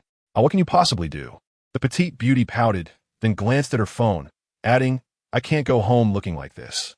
If my dad finds out, he'll come and beat Wang Long to a pulp. Why don't you come with me to my house and hide for a day? Skip class this afternoon." "To your house? Is anyone home?" I asked, astonished. "Let us go," she retorted, shooting me an annoyed glance before heading out to settle the bill. As we took a taxi, I discovered she owned 2 properties. The area we were in was rather quiet, so she took me to a bustling pedestrian street in the city. I pondered how someone from her affluent background ended up in the same neighborhood as us. It turned out her family had long since purchased a new house. Upon arriving at her home, I was immediately captivated by the air conditioning. In our neighborhood, few had air conditioning, and those who did were considered wealthy. She instructed me to wait in the living room while she headed to the bathroom. As I sat in the spacious living room, I noticed it was well appointed. Even the small rooms had air conditioning and a computer. I longed to play on her computer, but dared not touch her belongings. After waiting for a while, I lay down on the bed, feeling a bit of soreness on my face. I thought of Wang Long's bravado and vowed that I would make him pay. Gradually, my eyelids grew heavy, and I fell asleep. I was unsure how long I had been asleep when I felt someone nudging me. I opened my eyes to see the petite beauty in a panic. "Oh no, my mom has brought friends." "What?" I exclaimed, suddenly alert. "Quick, don't let my mom see you," she urged, throwing a large blanket over me. Chapter 9. In the stillness of night before long, I heard the sound of the door opening at the petite beauty's house. Hiding beneath the blanket, my heart raced with anxiety. I could hear footsteps entering the room. It seemed to be her mother, who exchanged a few words before asking, "Xiaoxi, why are you at the new house?" "Oh, I came to check it out after school." "Mom, why are you here?" The petite beauty replied, her voice tinged with panic. "I was out shopping with Aunt Zhang and saw the lights on," her mother responded. After a brief conversation, the petite beauty hurried back to her room. Closing the door, she lifted the blanket and glared at me. "This is a disaster. My mom brought her friends over. She doesn't want me to date anyone. If she sees you, she'll definitely be furious." Hearing her words made me anxious as well. I looked at her adorable face and couldn't help but furrow my brow. "But we're not actually dating, are we? At our age, they misunderstand?" The petite beauty's cheeks flushed. She belonged to that exceptionally cute category, and especially when blushing, she became even more endearing. At this moment, she was clad in a delicate nightgown, which gracefully accentuated her exquisite form. As I gazed into the depths of the young beauty's clear eyes, an unexpected silence enveloped us. Outside, her mother was engaged in conversation, while an air of ambiguity began to permeate the room. The sensation of being a solitary man in the presence of a woman stirred a certain restlessness within me. My throat grew parched, and I noticed the gentle rise and fall of the young beauty's chest. Locking eyes with her, I became acutely aware of my own heavy breathing. Her cheeks flushed deeper, and she shot me a sharp glance, asking, "What? Are you trying to take advantage of me?" This was my first visit to a girl's home, and both my psyche and senses were tingling with excitement. Her words instantly filled me with a sense of embarrassment. Glancing at her ample bosom, I swallowed hard and replied, "Who would want to take advantage of you? Just don't get any ideas about me. I have a girlfriend." The young beauty nodded seriously. Upon hearing her mention having a boyfriend, my thoughts immediately turned to Wang Long. Anger surged within me as I recalled the stinging slap he had given me, and I felt a pang of resentment towards him. He had caused me to lose face in front of Chun Ku, and to make matters worse, the young beauty still thought of him. This only fueled my frustration. I understood that in her eyes, I could never measure up to Wang Long. Perhaps it was a man's innate possessiveness, but I suddenly felt that the young beauty did not belong to Wang Long. She should belong to me. Noticing my silence, she whispered, "I wonder when my mom will leave. I'll go check." "Okay." As she turned to leave, I couldn't help but cast a lingering glance at her dairy barely concealed by the thin fabric. Then I buried my face in the blanket, waiting for her to inquire about her mother. While she was outside, I hid beneath the covers, inhaling her lingering fragrance, which captivated me profoundly. My heart raced, as if a tiny drum were beating within, and thoughts of her delicate nightgown stirred my senses. Soon, she returned, whispering, "It's over. My mom is worried about me and isn't leaving tonight." Panic set in. What would I do? If her mother discovered me, would she throw me out of the window? I resolved to remain hidden, hoping to slip away once she fell asleep. The young beauty appeared quite troubled. I nodded in agreement. Suddenly, a thought struck me. Wait, Zhao Shirshi, are my shoes still outside? At my words, she widened her beautiful eyes and then broke into a mischievous grin. "I'm clever, you know. When my mom came in, she kicked your shoes under the sofa. She didn't see your face, did she?" I asked, hoping that her mother would discover the truth and confront Wang Long. "No, I cover my face with a book the whole time," she replied proudly. Her words ignited a flicker of anger in me. How could she still defend Wang Long after everything? It was clear that he still occupied a place in her heart. Sighing, I wondered if Chun Ku might seek out Wang Long. "What do you mean?" I asked, surprised. "Chun Ku has always been good to you. She just doesn't express it." The young beauty replied with a knowing look. Seeing her so protective of Wang Long, I felt a wave of jealousy and asked, "Once your face heals, will you reconcile with him?" "It depends. I won't make it easy for him," she said, glancing at her phone. Then she switched it off. Her mother truly was not leaving, now engrossed in television in the living room. Although the young beauty had locked the door, I still felt uneasy, fearing her mother might unexpectedly enter. Yet, the young beauty seemed emboldened, and soon her fear dissipated. She suggested, "Let's play some cards. Otherwise, it'll be dull." "Are you really up for card games?" I asked incredulously. "Let's play gold hook fishing. The loser has to take off a piece of clothing. If my mom finds you, just say you're my keychain." She laughed, playfully touching my face. Her touch made me feel shy, especially as I glanced at her sheer nightgown, which was of the type that could be easily removed. If she lost, wouldn't that leave her exposed? I thought it would be more thrilling to play. So I agreed. Quietly, we began our game, keeping our voices low and movements light. Sitting on the bed, her petite feet would occasionally brush against me. She won, smirking playfully at me. "Take it off. Keep it down. We might disturb my mom." She scolded, covering my mouth with her hand as she lunged at me. As she pressed against me, I felt her soft yet ample bosom, which seemed to confirm she wore nothing beneath. This closeness sent my heart racing, as I had never seen a girl in such a manner. After a brief tussle, she glared at me. "I'm usually unbeatable at gold hook fishing. I don't know how you managed to win.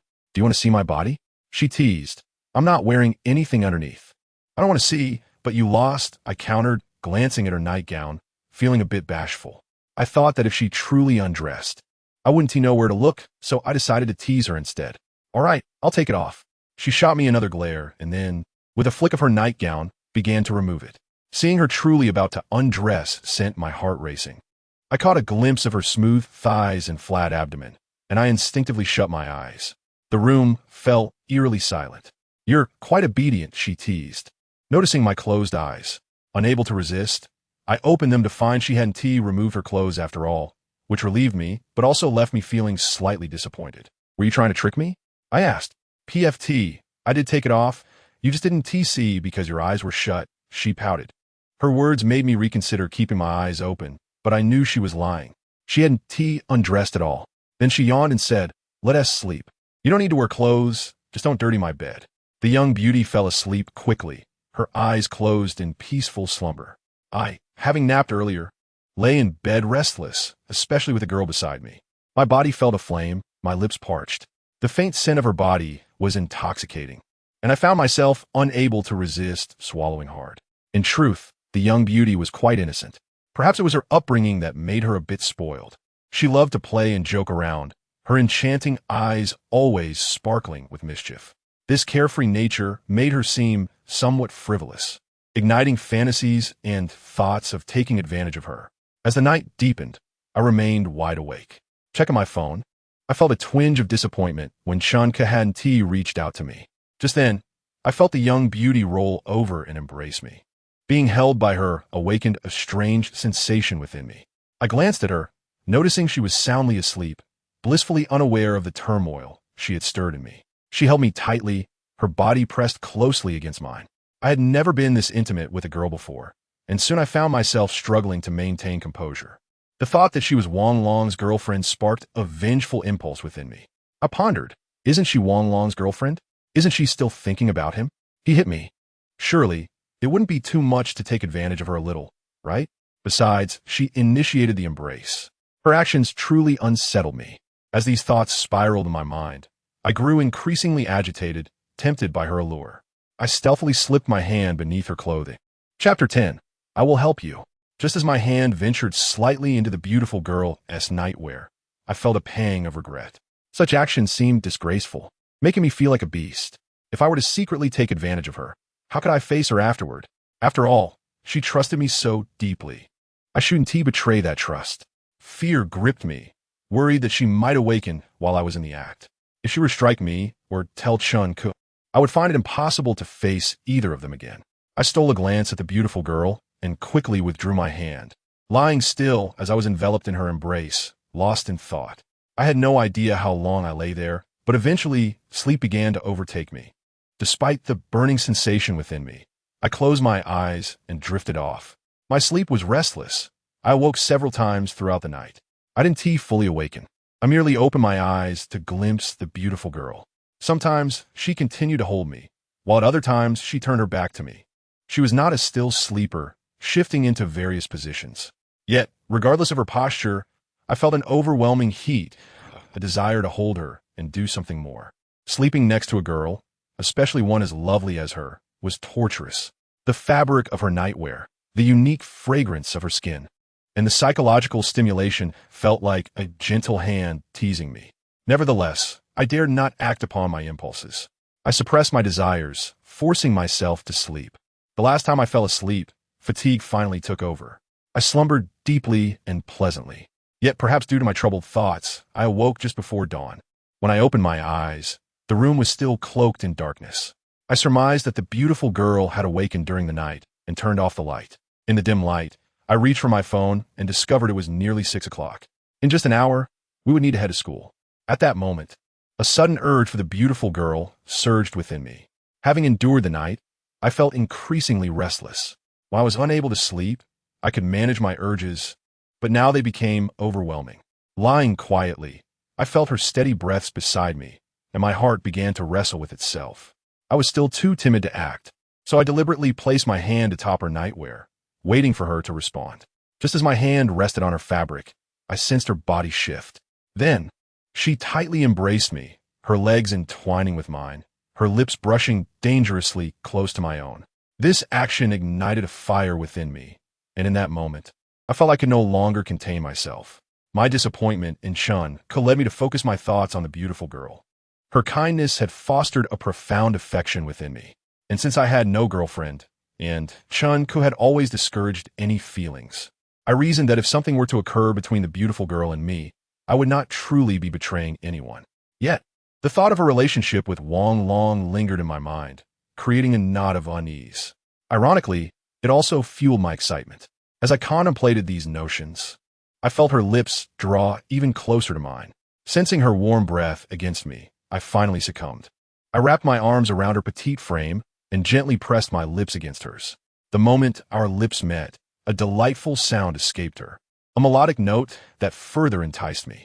Encouraged by this, I kissed her deeply, entwining with her for what felt like an eternity. Gathering my resolve, I dared to reach for her nightwear. Though I longed to slip my hand beneath the fabric, uncertainty gripped me. I could not discern if she was asleep or awake. Perhaps it was my first experience with a girl, compounded by my mischievous past with Chun-Ku, that made me hesitant. After a brief embrace, I felt my resolve falter, and a wave of emptiness washed over me. Releasing the beautiful girl, I noticed the room was eerily quiet, devoid of sound. Having crossed the line, I felt a surge of clarity wash over me, mingled with fear about facing her. I reassured myself that she was asleep and likely unaware. If she questioned me, I could feign ignorance. However, my thoughts were interrupted when I met her dark, penetrating gaze. Morning had arrived, and she was wide awake, staring intently at me. The moment I realized she was observing me, an inexplicable panic gripped my heart. "You are terrible," she said, her expression shifting as she shot me a disapproving glare, followed by an exasperated smile. Before I could respond, she lightly hit me and urged, "Hurry and get dressed. If my mother wakes up, we want to be able to leave." "All right," I said, feeling a whirlwind of emotions as I hastily donned my clothes.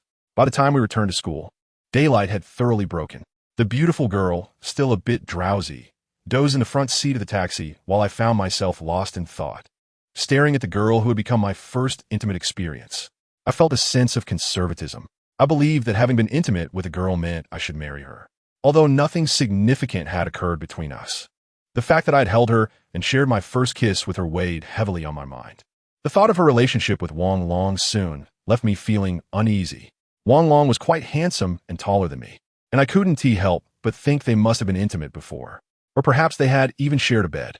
In the morning, I sensed that the beautiful girl had been the one to initiate our closeness.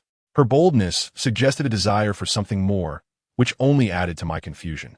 I tried to push thoughts of her and Wang Long aside, but I found her increasingly present in my mind. The beautiful girl had yet to break up with Wang Long. What did our encounter mean? Would she expect me to take responsibility? Upon arriving at school, she handed me the taxi fare.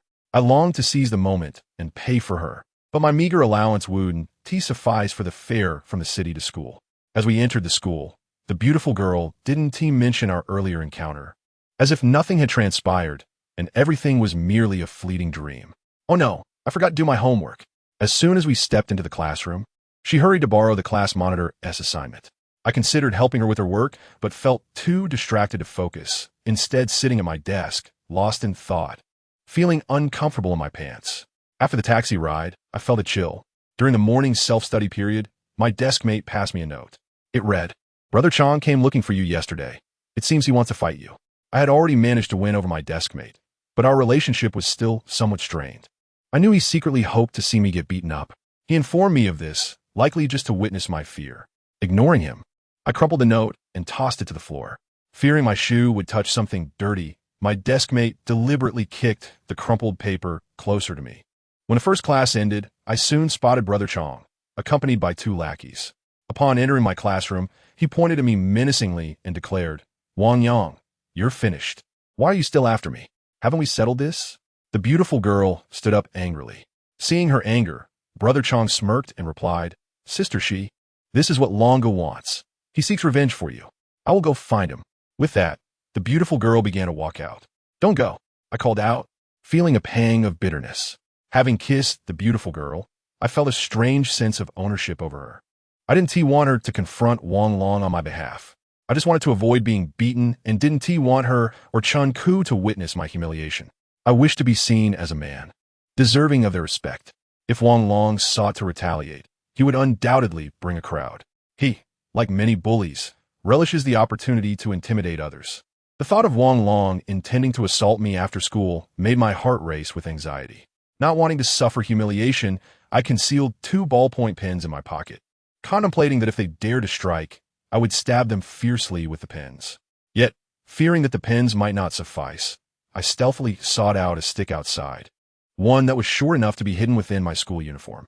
All morning, Chang'e visited multiple times, each time accompanied by different individuals, proclaiming to the unruly students that I was the one who dared to flaunt my bravado. Let us deal with him. The students shot me disdainful glances before departing. Changgu's entourage only deepened my trepidation, for there had been many, a total of 7 or 8.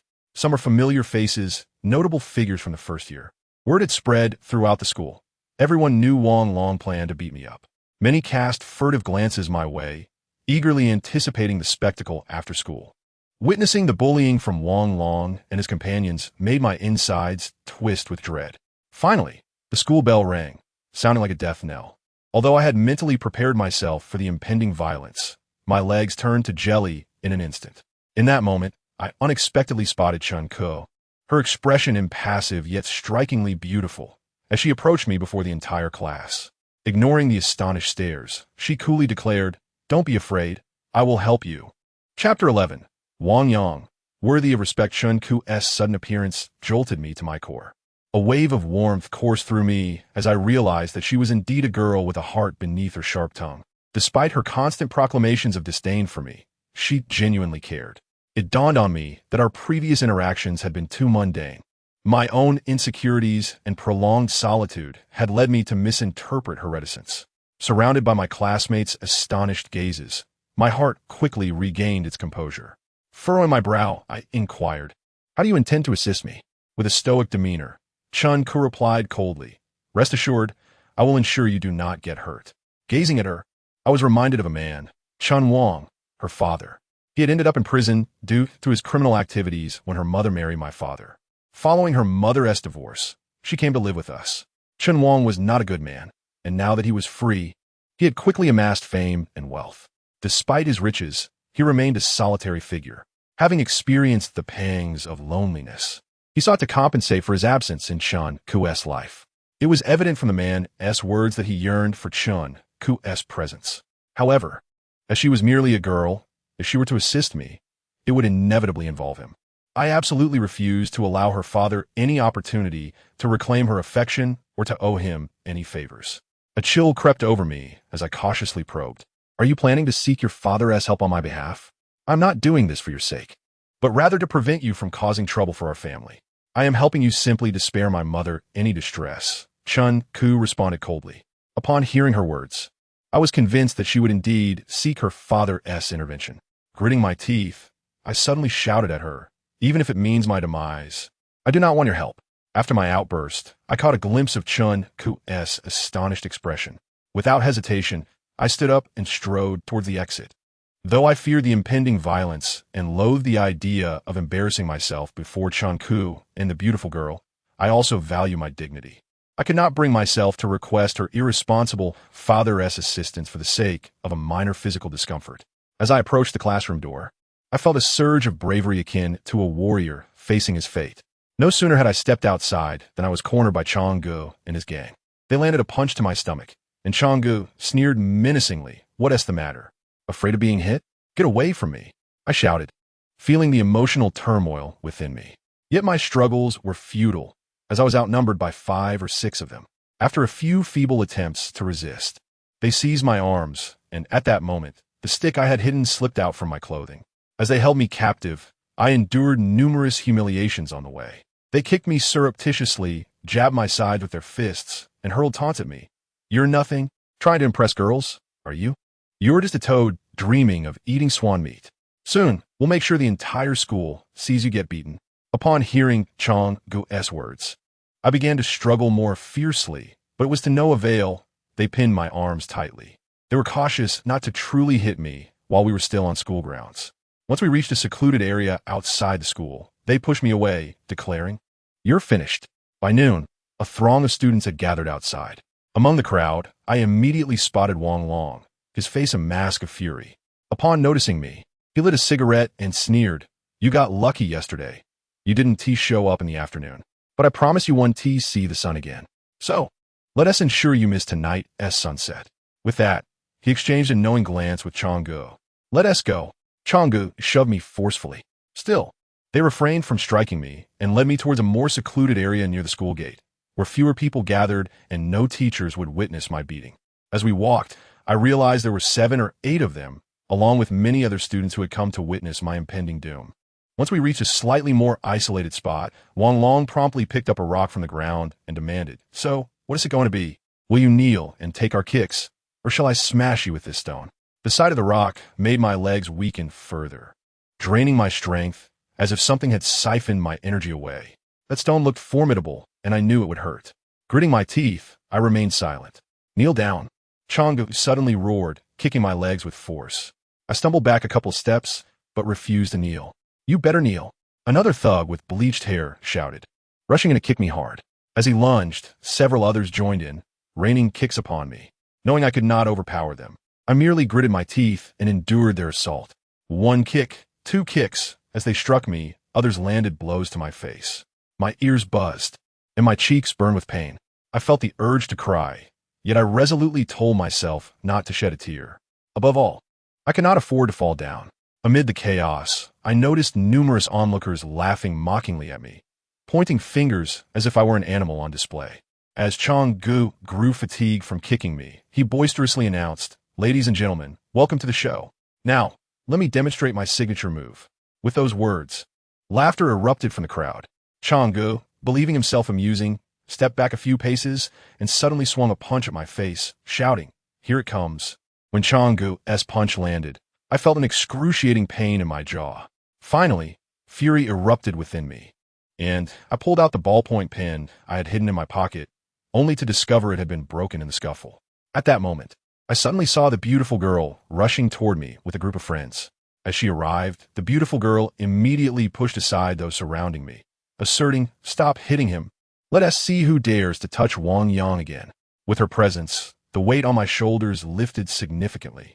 2 boys and 3 girls joined her, and I caught a glimpse of Chun Ku among them. She merely stared at me, her brow furrowed, remaining silent. As the beautiful girl pushed through, the assaults gradually ceased. Abruptly, Wang Long hurled a rock at my head. When it struck, I felt dizzy as if the world around me was spinning. Blood clouded my vision, and I heard the beautiful girl scream in anguish, "What are you doing? Why do you care about him?" Wang Long sneered at the beautiful girl. "Which side are you on, Xiaoxi?" Upon hearing his words, the beautiful girl was even more enraged. She kicked Wang Long fiercely and declared, "Wang Yang is my friend." Wang Long, gritting his teeth, asked, "Then am I still not your boyfriend?" "You slapped me yesterday," she retorted, gazing intently into Wang Long's eyes. "I apologize," he replied, his frown easing. As their conversation unfolded, the crowd quickly shifted their focus to Wang Long and the young beauty. Observing her wide-eyed expression, Brother Chang approached and grasped the young beauty's arm, saying, "Sister-in-law, Wang Long didn't mean it yesterday. He was drinking again last night and even cried. If I hadn't intervened, he might have harmed himself. Please don't be angry. Forgive him." "Harm himself?" the young beauty exclaimed, staring at Wang Long in disbelief. "Yes, without you, I can't go on." Wang Long feigned a pitiful demeanor. Noticing the attention they garnered, I couldn't help but glance at the footprints surrounding me. I knew that with the young beauty's support, Wang Long would not dare to strike me again.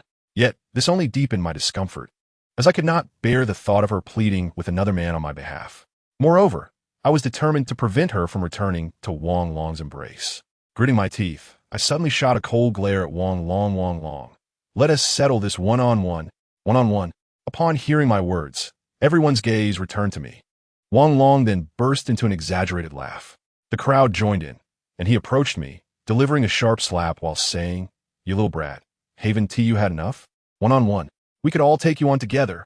After being struck again, I felt a shift in my demeanor. At that moment, Chun Ku suddenly spoke Wang Long. "Wang Yang wants to challenge you. Are you afraid?" Upon hearing Chun Ku's words, Wang Long immediately turned his attention to her. Brother Chang quickly interjected, "Chun Ku, what are you doing meddling? Are you really involved with Wang Yang? If so, you should break it off. Such a partner is a disgrace." "Wang Long, are you afraid to fight?" Ignoring Brother Chang, Chun Ku continued to stare coldly at Wang Long, seeing the seriousness in her eyes. Wang Long squinted. Suddenly, he seized my collar and shook me violently. His height and strength made me feel like a mere kite in the wind, swaying precariously. While shaking me, he laughed derisively, questioning my qualifications to challenge him. "No, Wang Yang is qualified," Chun Ku interjected with a smile. At her laughter, I noticed a car and a van approaching us. With a loud clang, the van's door swung open, followed by the sound of the sedan's door slamming. As a group of adults emerged from the vehicles, I could see the color drain from Wang Long's face. It was the same man as before, flanked by 6 or 7 adults, all with short hair except for him, whose hair was long and flowing. Lean and tall, his gaze was somewhat chilling. Smiling, he approached me and said, "Wang Yang, someone is bullying you? Little Ben?" Upon hearing him speak, someone gasped in surprise. Little Ben? Is that really him? As the murmurs spread, disbelief washed over the crowd, their eyes darting between me and the composed Chen Ku. The young beauty's eyes brightened at the sight of the man, while Wang Long and Brother Chang appeared pale and at a loss. With a smile, the man gently removed Wang Long's hand from my collar, lighting a cigarette. He then turned to Wang Long and asked, "Little brother, do you want to establish dominance?" Wang Long remained silent, his eyes filled with sheer terror. "Who is your father?" The man continued, still smiling as he took a deep drag from his cigarette. "Uncle, why are you looking for my father?" Wang Long stammered. "He calls you uncle." A companion chuckled, nudging the man playfully. "Damn." The man looked slightly vexed but continued to scrutinize Wang Long with interest. He then reached out and lightly tapped Wang Long's cheek. Though his touch was gentle, it echoed audibly, "You're too small. I 1T hit you. Bring your father here, and I'll deal with him." "Uncle, I'm sorry. I didn't know you knew Wang Yang." With a thud, Wang Long collapsed to the ground, his earlier arrogance vanishing. Not only was Wang Long terrified of the man, but many classmates also shared his fear. The adults were already formidable, but this man had a notorious reputation. As Wang Long begged for mercy, the surrounding students fell silent, and Brother Chang trembled, casting furtive glances at Chen Ku.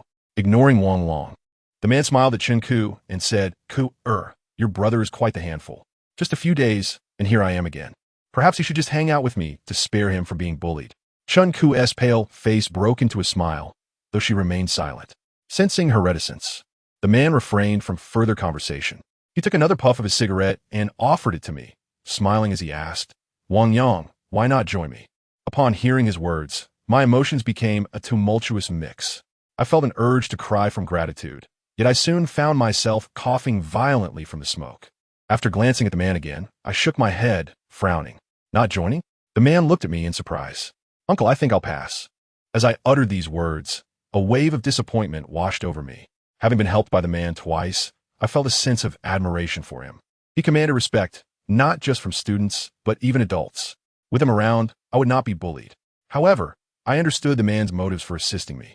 He was merely a subordinate of Chen Ku's father, seeking to compensate for his past negligence. If Chen Ku's father had been responsible, she wouldn't be in her current predicament. Mistakes cannot be undone, and I could never trust that he wouldn't falter again. Thus, I would not grant him the opportunity to apologize, nor would I allow him to take Chen Ku away. Upon my refusal, the man's expression flickered with disappointment, a sentiment echoed by many onlookers. With a slight change in demeanor, he sighed, "Not wanting to join is fine. It saves you from following my bad example. I'll take my leave, but if you need anything, just mention my name." Turning to Chen Ku, he added, I'm leaving. Make sure to check on your father. He truly regrets his actions. I want to go see him." Chen Ku replied expressionlessly. "In time, you'll come to feel differently," the man said with a smile. "Wait." As he conversed with Chen Ku, I found myself unable to restrain my urge to interrupt. "What is it?" the man asked, perplexed, while Chen Ku looked equally surprised. Glancing between the man and Chen Ku, I directed my gaze at Wang Long, my face still stinging with pain and my body aching from the earlier blows. The humiliation of being struck lingered. I realized the man would soon depart, and once he left, my suffering would have been in vain. He had aided me and effectively intimidated Wang Long. As long as I invoked his name, I would likely escape further abuse. Yet, I did not wish to rely on the man, nor did I want to owe him a favor. I yearned to reclaim my dignity on my own. "Wang Long, let us settle this one-on-one," I declared, gritting my teeth and articulating my pent-up frustration. "One-on-one?" Wang Long stared at me in astonishment. "Yes, we will fight one-on-one," I insisted, tightening my fists in determination. As my words resonated, the surrounding classmates shifted their attention back to me. After glancing at me, everyone turned their gaze to the towering Wang Long suddenly. A hint of mockery flickered in someone's eyes, soon followed by a wave of derision from the crowd. Their expressions conveyed a clear message. I stood no chance against Wang Long. Witnessing my insistence on a one-on-one confrontation, a man chuckled softly, gently patting my shoulder. "Wang Yang, you probably don't know how to fight, do you? Just give up. You can't beat him.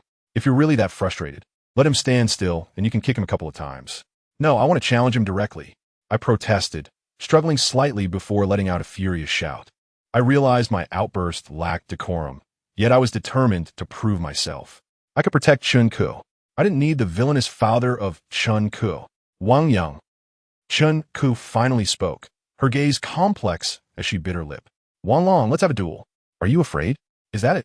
My mind blanked out as adrenaline surged through me. Anger boiled within me, an uncontrollable fury. Do you think you can bully me just because you have a little notebook?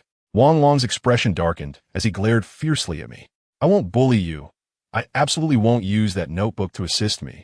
I gritted through my teeth. Really? Wang Long's eyes gleamed. Really? I nodded vigorously. All right, if you call for that notebook's help, you're a coward. With that, he pushed himself off the ground and dusted off his pants. I glanced back at the man, fully aware of the clarity in my conversation with Wang Long. I would never seek help from that notebook. Yet, the notebook seemed displeased by my declaration, lighting a cigarette and gazing at me meaningfully. Gradually, the atmosphere around us became eerily silent.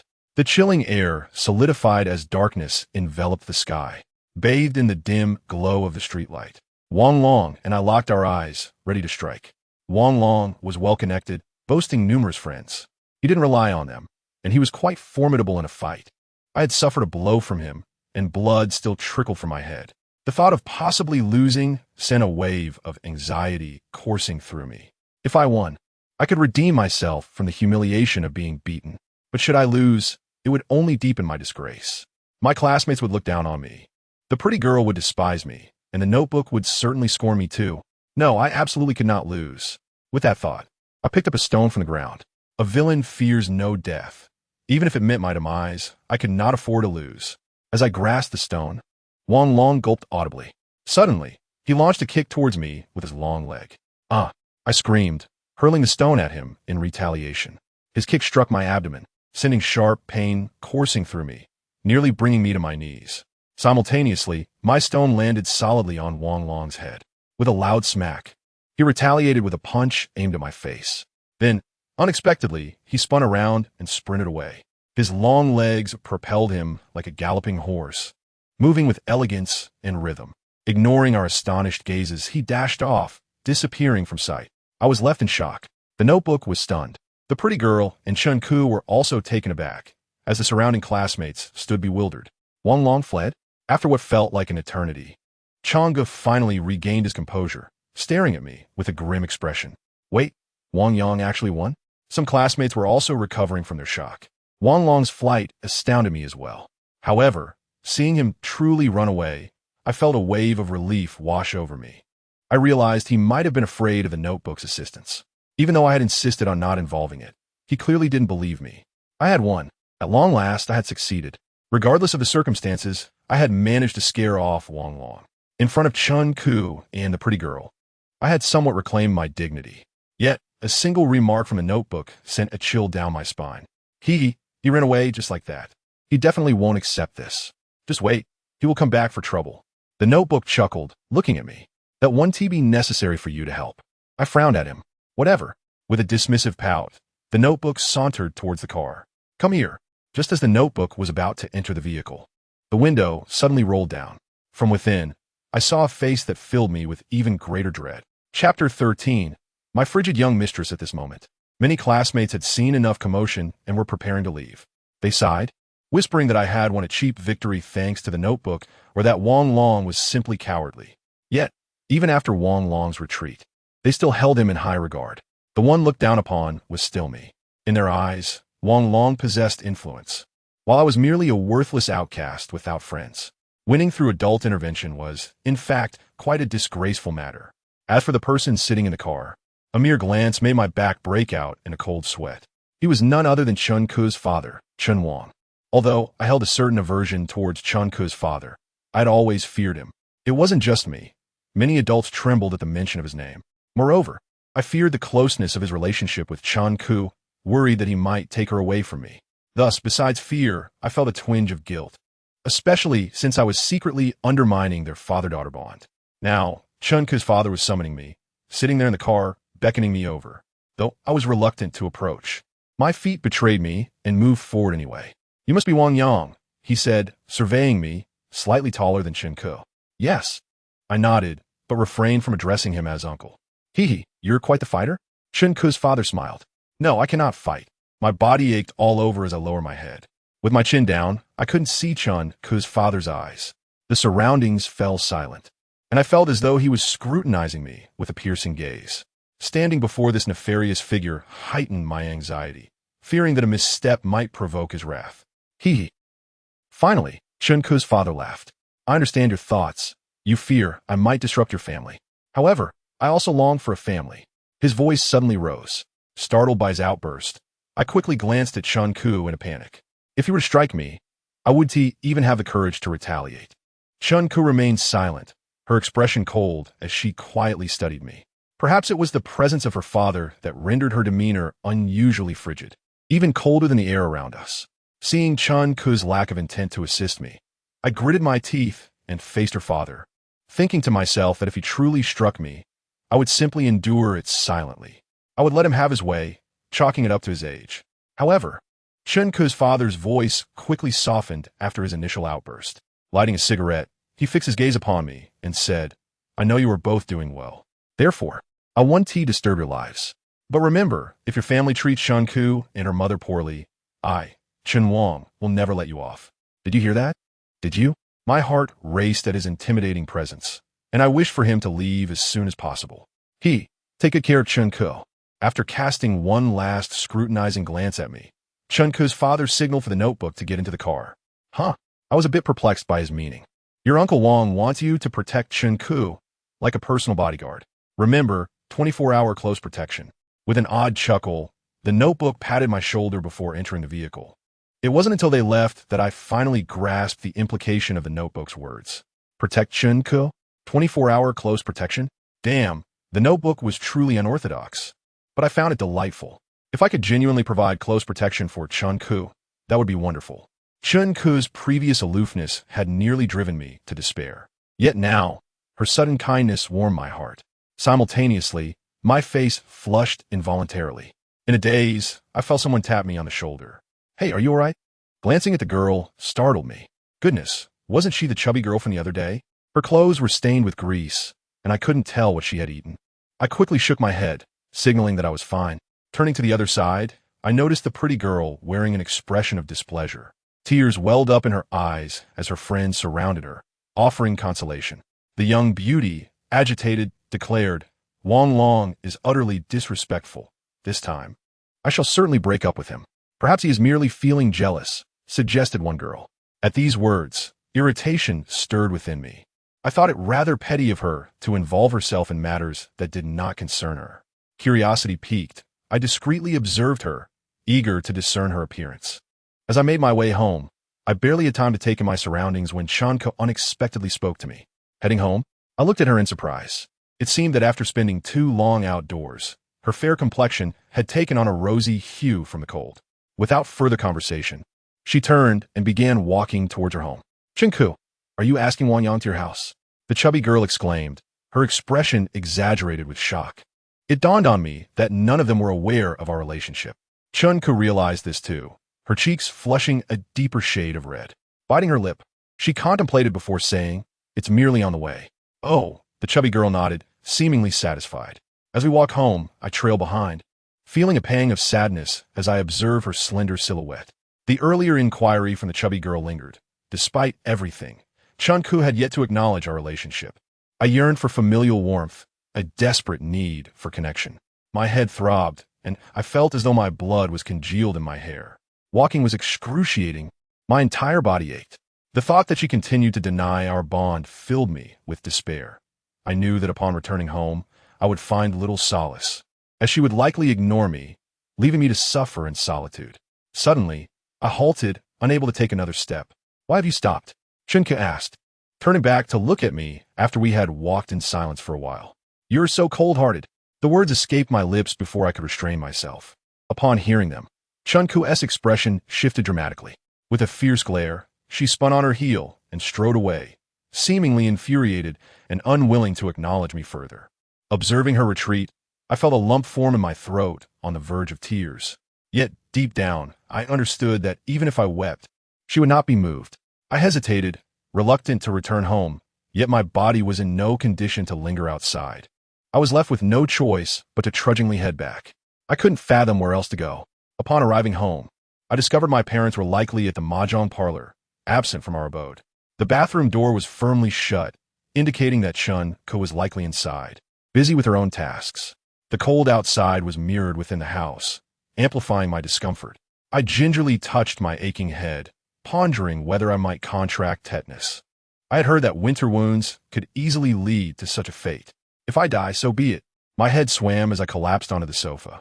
Lost in thought, I found myself missing the young beauty who had always shown me kindness, engaging me in conversation and offering her support. Alas, she was already taken. While lost in my musings, I noticed Chun-Ko emerging, a towel in hand. She shot me a fierce look and said, "Quickly wipe the blood off your head. I don't want my mom to see it." I understood her concern.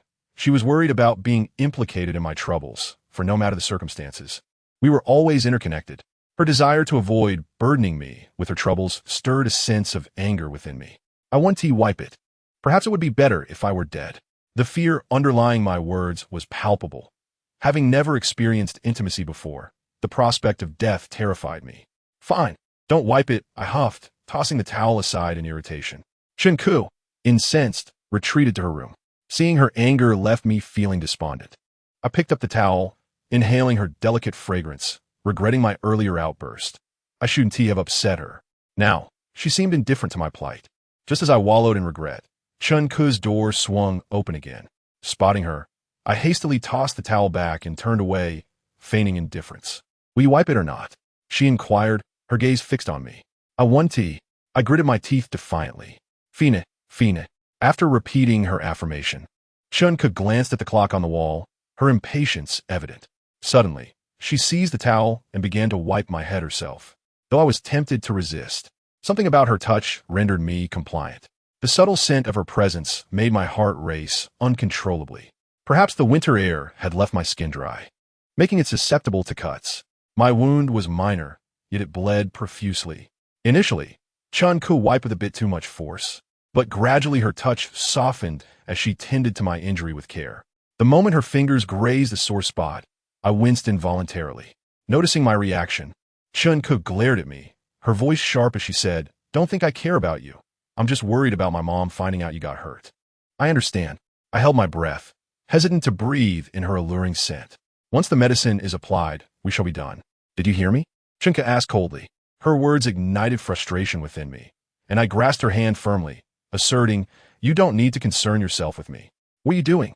Unfazed by my outburst, Chun-Ko stared at me with wide eyes. It dawned on me that I was still holding her hand, and as our eyes met, I noticed how cold her fingers were. Yet, they were long and delicate, creating a sensation of comfort as I held them. I had never touched her hand before, and in that moment, my heart raced, as if a drum was beating fervently within me. I found it difficult to release her hand. Could it be that she was the person I wished to protect? Was she my icy princess? Chapter 14. The melting of the ice mountain, overwhelmed by conflicting emotions. I soon realized that Chun-Ko was still glaring fiercely at me. Panic surged through me as I contemplated releasing her hand. It felt as though our fingers were inexplicably intertwined. "Have you had enough?" Chun-Ko, typically reticent, could no longer contain herself. "Just a bit more." My cheeks flushed as I attempted to shift my hand. To mask my embarrassment, I feigned a complaint. "It's cramping up a little." "Stop pretending," she retorted, pulling her hand away. After a brief moment of awkwardness, Chun-Ko resumed tending to my wound. The injury was hidden within my hair, making it difficult for her to clean, and she proceeded with utmost caution and care. Seizing the opportunity, I covertly observed her. Chun-Ko was undeniably beautiful. From the first moment I laid eyes on her, I was captivated. Her skin was porcelain-like, and her delicate oval face bore no blemishes. Her large, expressive eyes sparkled like clear water, enchanting all who beheld them. In our small town, such beauty was rare. She seemed to belong to a world beyond, one of grandeur. Yet, I suspected she was simply following her parents' lead. Her mother was stunning, though she bore a closer resemblance to her father, who had a fair complexion and a round face, with deep-set eyes that could be quite intimidating. He exuded an undeniable aura of authority, the kind that immediately signals a figure of influence. In truth, she resembled the recently popular celebrity baby, though her demeanor was distinctly colder. As for the young beauty, she bore a resemblance to Kai Jia, sharing a similar manner of speaking. Lost in daydreams, I noticed that Chun Ku had finished tending to my wound. She rummaged through the house for medicine, returning moments later to inform me, "There is no medicine at home. I'll give you some money to buy some." Hearing her words, I felt a surge of warmth. She truly was kind-hearted. I took the money from her, ready to venture out for the medicine. However, as I prepared to leave, a wave of lethargy washed over me. Seizing the chance that she was anxious about my injury becoming known, I playfully adopted a defiant tone. "It's too cold outside. Why don't you go get it for me?" "Are you joking?" Chun Ku laughed at my audacity. Encouraged by her smile, I realized how bold I had become in speaking with her. Yet, she seemed genuinely worried about her mother discovering my injury, as she promptly handed me the money and set off. Watching her depart left me with a bittersweet feeling. I reflected on the 10 yuan she had given me. Surely, after buying the medicine, there would still be some left over.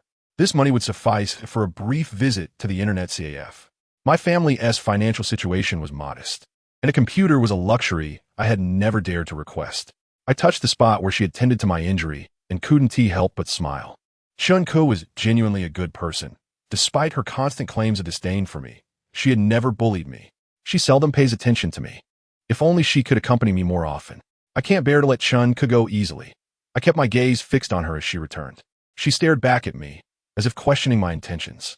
Understanding her unspoken words, I feigned annoyance and said, "Why are you so slow?"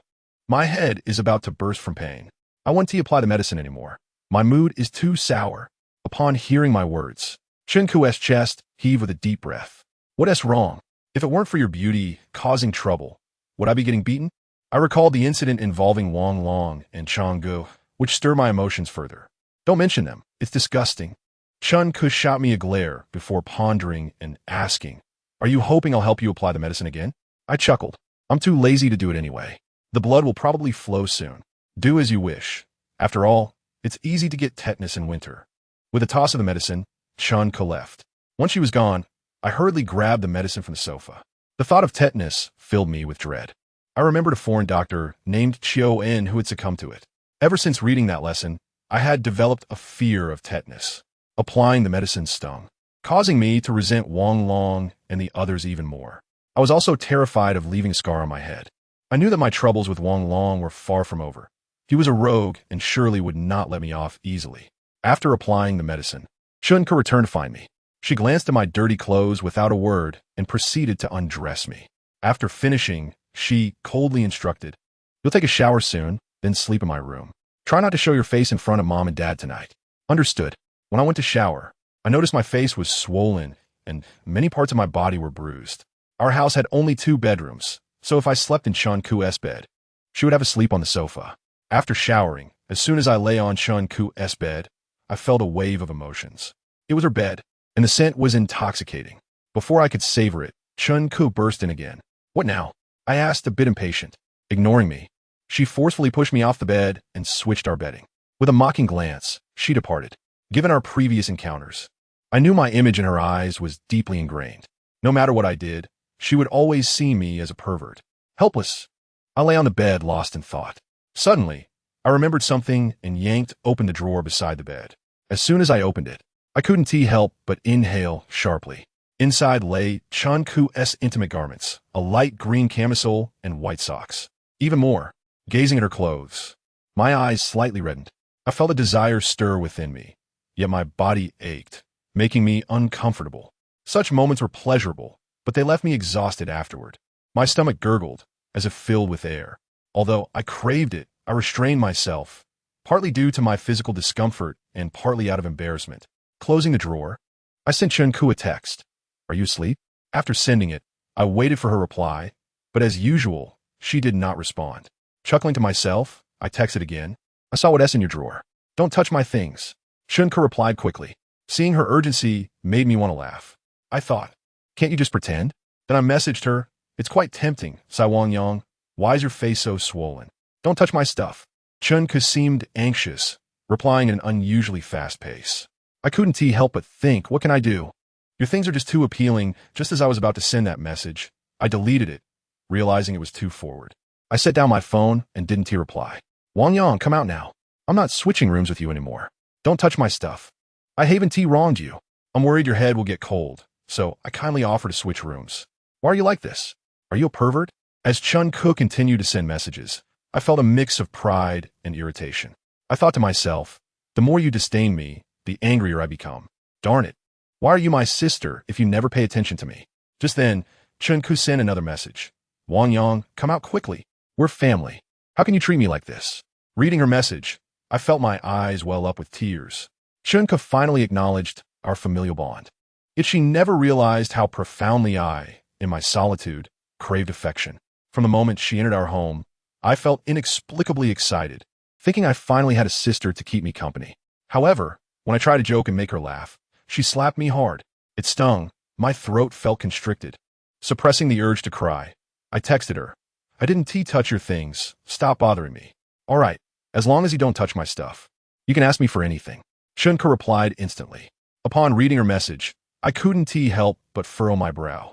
I realized she had quite a lot to say after all. Wasn't she supposed to be the quiet type? It seemed her diary contained many thoughts. She must have been a girl who loved to talk back then. This realization flooded my mind with various emotions. After hesitating, I thought about saying, promise me one condition. What condition? Chun-Koo asked, a hint of wariness in her tone. Clenching my phone, I gritted my teeth and sent her my request. After sending it, I felt a wave of anxiety wash over me, fearing she might refuse or become angry and ignore me from then on. Fine, I agree. After a long while, Chun-Koo finally replied. Seeing her message brought a delighted smile to my face, even stirring an urge to cry. I knew then that Chun-Koo was not the person I had initially thought she was. She would surely give me a chance. Thrilled, I lay on the bed, unable to sleep. The entire night passed with my eyes wide open, filled with anticipation for what would unfold between us the next day. That night became a torment for me. The following day, I finally saw Chun-Koo, but her expression was poor, and she turned her pretty face away in anger as soon as she saw me. Chapter 15. The ridicule of the homeroom teacher after sleeping in the living room all night. The couch and surroundings were imbued with Chun-Koo's scent, which was delightful. She had already donned her clean school uniform, waiting for me. Seeing her sulking face made me chuckle. I asked, the promise you made me yesterday still stands, right? Without a word, Chun-Koo shot me a fierce glare, then lowered her head and tapped something on her phone. Buzzing sounds followed, and I quickly received a message from her that read, got it.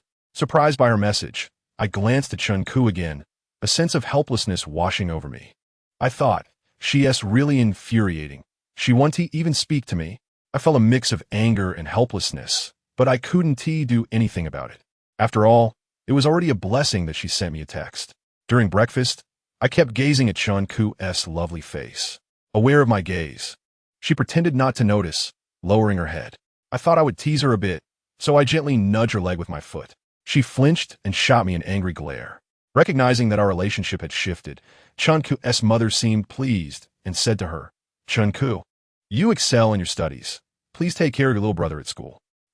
With a cold hum, Chun-Koo set down her bowl to put on her shoes. Seeing her about to leave, I hurriedly followed suit. The space in our home was small, and as I squeezed past her, she glared at me again. Knowing she had a sharp tongue, but a soft heart warmed me. On the way to school, I kept talking to Chun-Koo. Sister, you promised me yesterday. You must keep your word. All right. Chun-Koo pressed a character on her phone and showed it to me. Noticing that she remained silent, I asked her with a hint of annoyance, Sister, did you not say that we are family? Can't you spare a word for me? Can't you truly regard me as your little brother? Upon hearing this, Chun-Koo paused her steps. She then furrowed her brow, seemingly lost in thought. Raising her head, she smiled and asked, Do you really wish to be my little brother? Indeed, I nodded firmly, my teeth clenched. Seeing my resolute demeanor, Chun-Koo's smile deepened. With a peculiar grin, she gently nodded and said, All right, you said it. Don't you dare regret it. I won't regret it. I nodded earnestly. The more I interacted with Chun-Koo, the better I understood her. I realized that her playful nature stemmed from her father's influence. We are family. Regardless of how much I annoy her, she cannot escape my grasp. As long as I persist, I believe our relationship will eventually transform. Upon arriving at school, I watched Chun-Koo return to her class, and a sweet sensation filled my heart, knowing I would not be alone in the future. Perhaps we could evolve from sister to brother to even more. I found myself anticipating the evening when I could return home. After yesterday's fight, as I entered the classroom, I felt the stares of my classmates upon me. Particularly, My deskmate's gaze was tinged with fear. He was a chatterbox, unable to contain his thoughts. During class, he whispered to me, "Wang Yang, you're quite impressive. You even brought the little notebook back yesterday." I nodded, not holding grudges. "Little notebook, is it your uncle?" He inquired, recalling the incident when he saw him. "No." My expression turned a bit cold as I thought of Chun Ku's father. "No?" My deskmate looked at me in surprise, then fell silent. After class, the atmosphere in the room grew chaotic, still pained from the previous day's encounter. I leaned back in my chair to rest, thinking if I could endure today, I would be able to relax at home during the holiday. While I was resting, a pretty girl approached me. Sitting in the empty seat in front, she turned around and asked, "So how are you? Does it still hurt from being hit by Wang Long yesterday?" I smirked, unwilling to admit any discomfort. "Ask him if it hurts," I scoffed. The pretty girl chuckled. After a moment, she cautioned me. "Be careful. I heard Wang Long is looking for someone to take revenge on you." "Revenge on me?" I felt a twinge of unease. "Yes, I know him. He definitely won't let this go." I nodded, feeling a bit unsettled. Although I had scared Wang Long away, he truly lost. Everyone knew he fled because he feared being hit by the little notebook. If it came to a real fight, I surely wouldn't stand a chance against him, especially with his many friends who could easily overpower me. I didn't want to show my fear to the pretty girl, hoping Wang Long would not seek me out. Lost in thought, I couldn't help but glance at her. Meeting her gaze, I noticed her face suddenly flush. "Please don't mention what happened yesterday morning," I whispered as she walked away. After she left, I felt a pang of disappointment, as if I had been tricked and taken advantage of. As class resumed, I couldn't help but ask my deskmate, "What do you think of the pretty girl?" "Don't talk about people behind their backs," he replied earnestly. "Damn," I muttered under my breath, unable to contain my frustration. Continuing with the class, I noticed my deskmate becoming restless. He nudged me and asked, "What's wrong? Have you developed feelings for Zhao Shirshi?" "No, I was just curious," I frowned. "I advise you not to have any ideas about her. She only likes those who are well off." "You and Chun Kasimi get along quite well," he remarked. "The pretty girl likes those who are affluent?" I questioned. "Look at Wang Long. He is doing quite well. He even had a girlfriend from another school who was a big shot. They're wealthy, and we can't reach that level." He nodded in agreement. I pondered his words, realizing my own inadequacy. Had I been more successful, perhaps I could have had something with the pretty girl. Maybe she was just being forward due to my charm from the previous morning. While speaking with my deskmate, I suddenly felt a chalk fragment hit my head. Looking up, I immediately encountered the furious face of our homeroom teacher. "Wang Yang, Li Xiayuan, stand up," she shouted. We both rose to our feet. Glowering at us, she approached and kicked us hard, then shoved me, saying, "You worthless beings daring to speak during my class?" "Teacher, I was just asking him a question." My deskmate quickly interjected. "Shut up," the teacher snapped, pushing him again. The classroom fell silent as all eyes turned to us, and the pretty girl looked back in surprise. Then the teacher disdainfully regarded me, saying, "Wang Yang, I find you quite impressive, bringing troublemakers to school and talking during class. Do you not wish to continue your studies?" "I do wish to continue." My face flushed with embarrassment as I lowered my gaze, unable to meet her eyes. "I think you should drop out. Since you know troublemakers, why not join them instead?" she said coldly. The teacher had always looked down on me for my poor academic performance. While others could talk freely, her disdain for me was palpable. I understood that she disdained not only me, but also my family background. There was nothing I could do but endure in silence. Noticing my silence, a cold smirk appeared on her face. She tugged at my hair and coldly asked, "Wang Yang, do you truly wish to continue studying?" "Yes." I felt a surge of anger. "Then, you two should slap each other twice," she suggested with a mocking smile. I was taken aback, never expecting her to devise such a punishment. If my deskmate and I fought, how could we communicate afterward? Before I could react, my deskmate had already slapped me hard across the face. I stared at him in disbelief. "Yanggu, if the teacher says to do it, just do it. Please don't take revenge on me," he said, his face reddening as he looked at me oddly. My heart twisted painfully after being struck by him. I had already forgiven him, but I never anticipated he would hit me so decisively.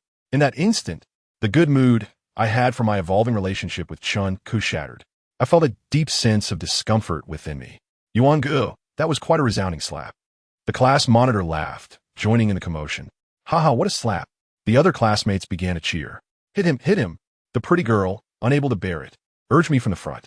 Hearing their words, I couldn't help but glance at my deskmate, then at the teacher's mocking face, which was beginning to twist in delight. She laughed loudly, looking at me and taunting. Wang Yang, weren't you quite impressive? What's wrong? Are you afraid to hit your desk mate? Ha! Who said I was afraid? I chuckled, my anger directed at my desk mate. Suddenly, I slapped the teacher hard across her face, shouting, damn you. Chapter 16. Chun Ku's mischievous smile days had passed, and my heart was filled with pent-up frustration. That outburst came without a moment's thought. Gritting my teeth, I glared at the teacher, my hands still tingling as if in a dream. I breathed heavily, feeling time freeze in that moment. The sight before me was the teacher's astonished expression, alongside the stunned faces of my classmates. 1 second, 2 seconds. Finally, the classroom erupted into chaos. Someone shouted, Wang Yang has gone mad. He actually dared to hit a teacher. Upon hearing this, the classroom buzzed with frantic chatter. The homeroom teacher quickly realized the situation, forcefully poking me twice with her slightly coarse fingers, declaring, Wang Yang, I have never encountered a student like you. You are finished. You are finished. I will ensure your expulsion. With that, she strode out of the classroom. As soon as she left, the murmurs among the students grew louder. She's a notorious tyrant, frequently employing various forms of corporal punishment.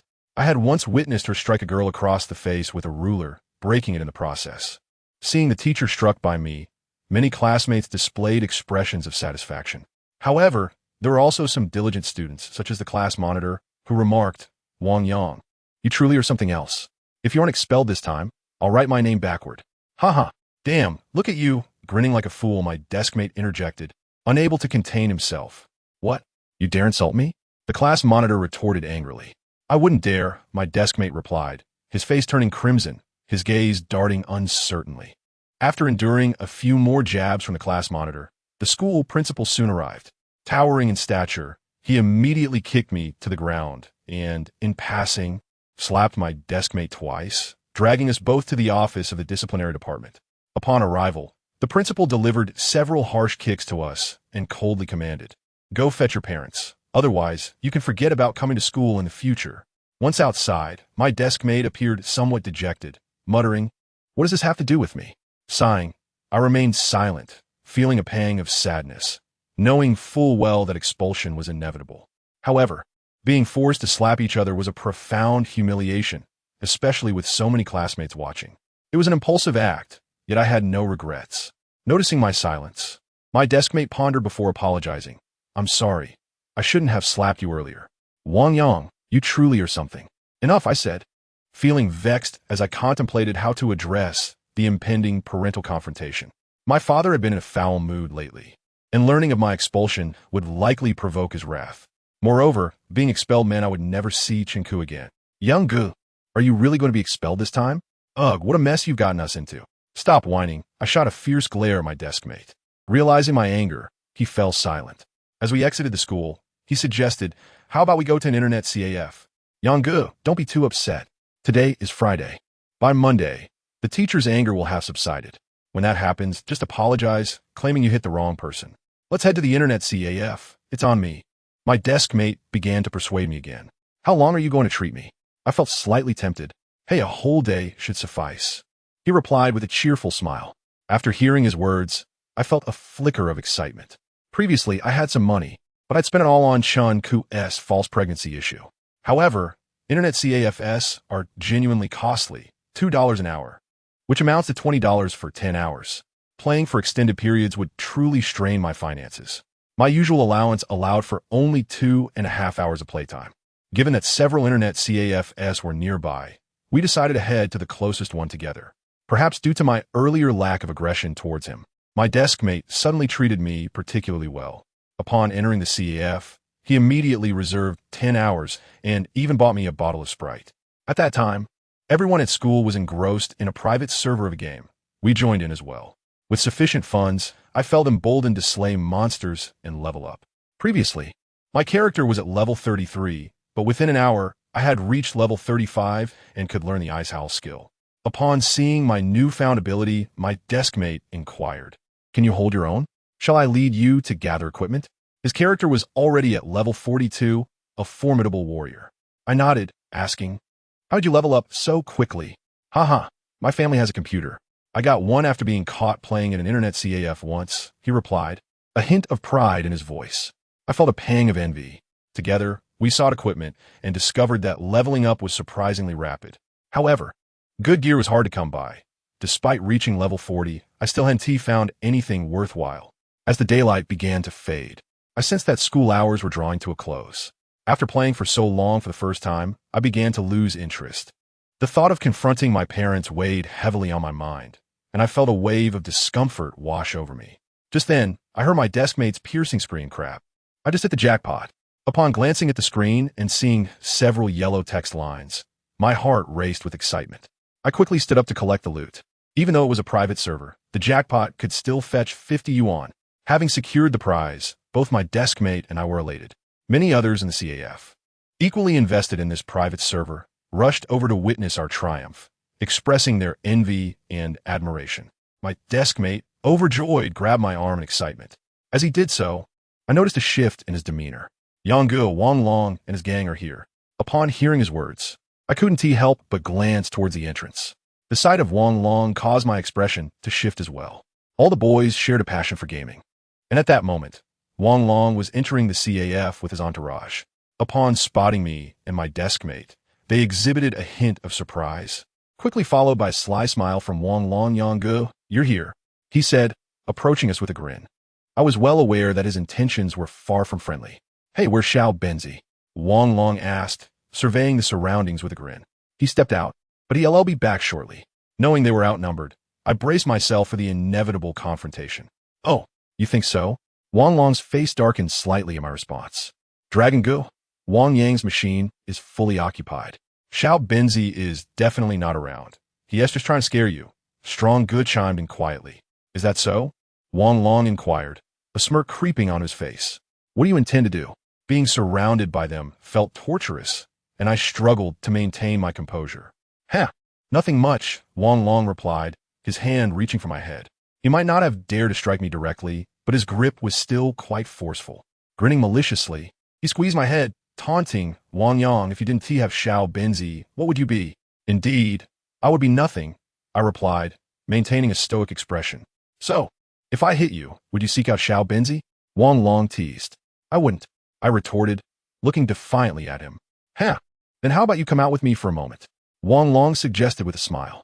All right, I nodded, knowing full well that a beating awaited me. There were 5 in number, and if they struck hard, they could easily cause me serious harm. Yet, I was unafraid.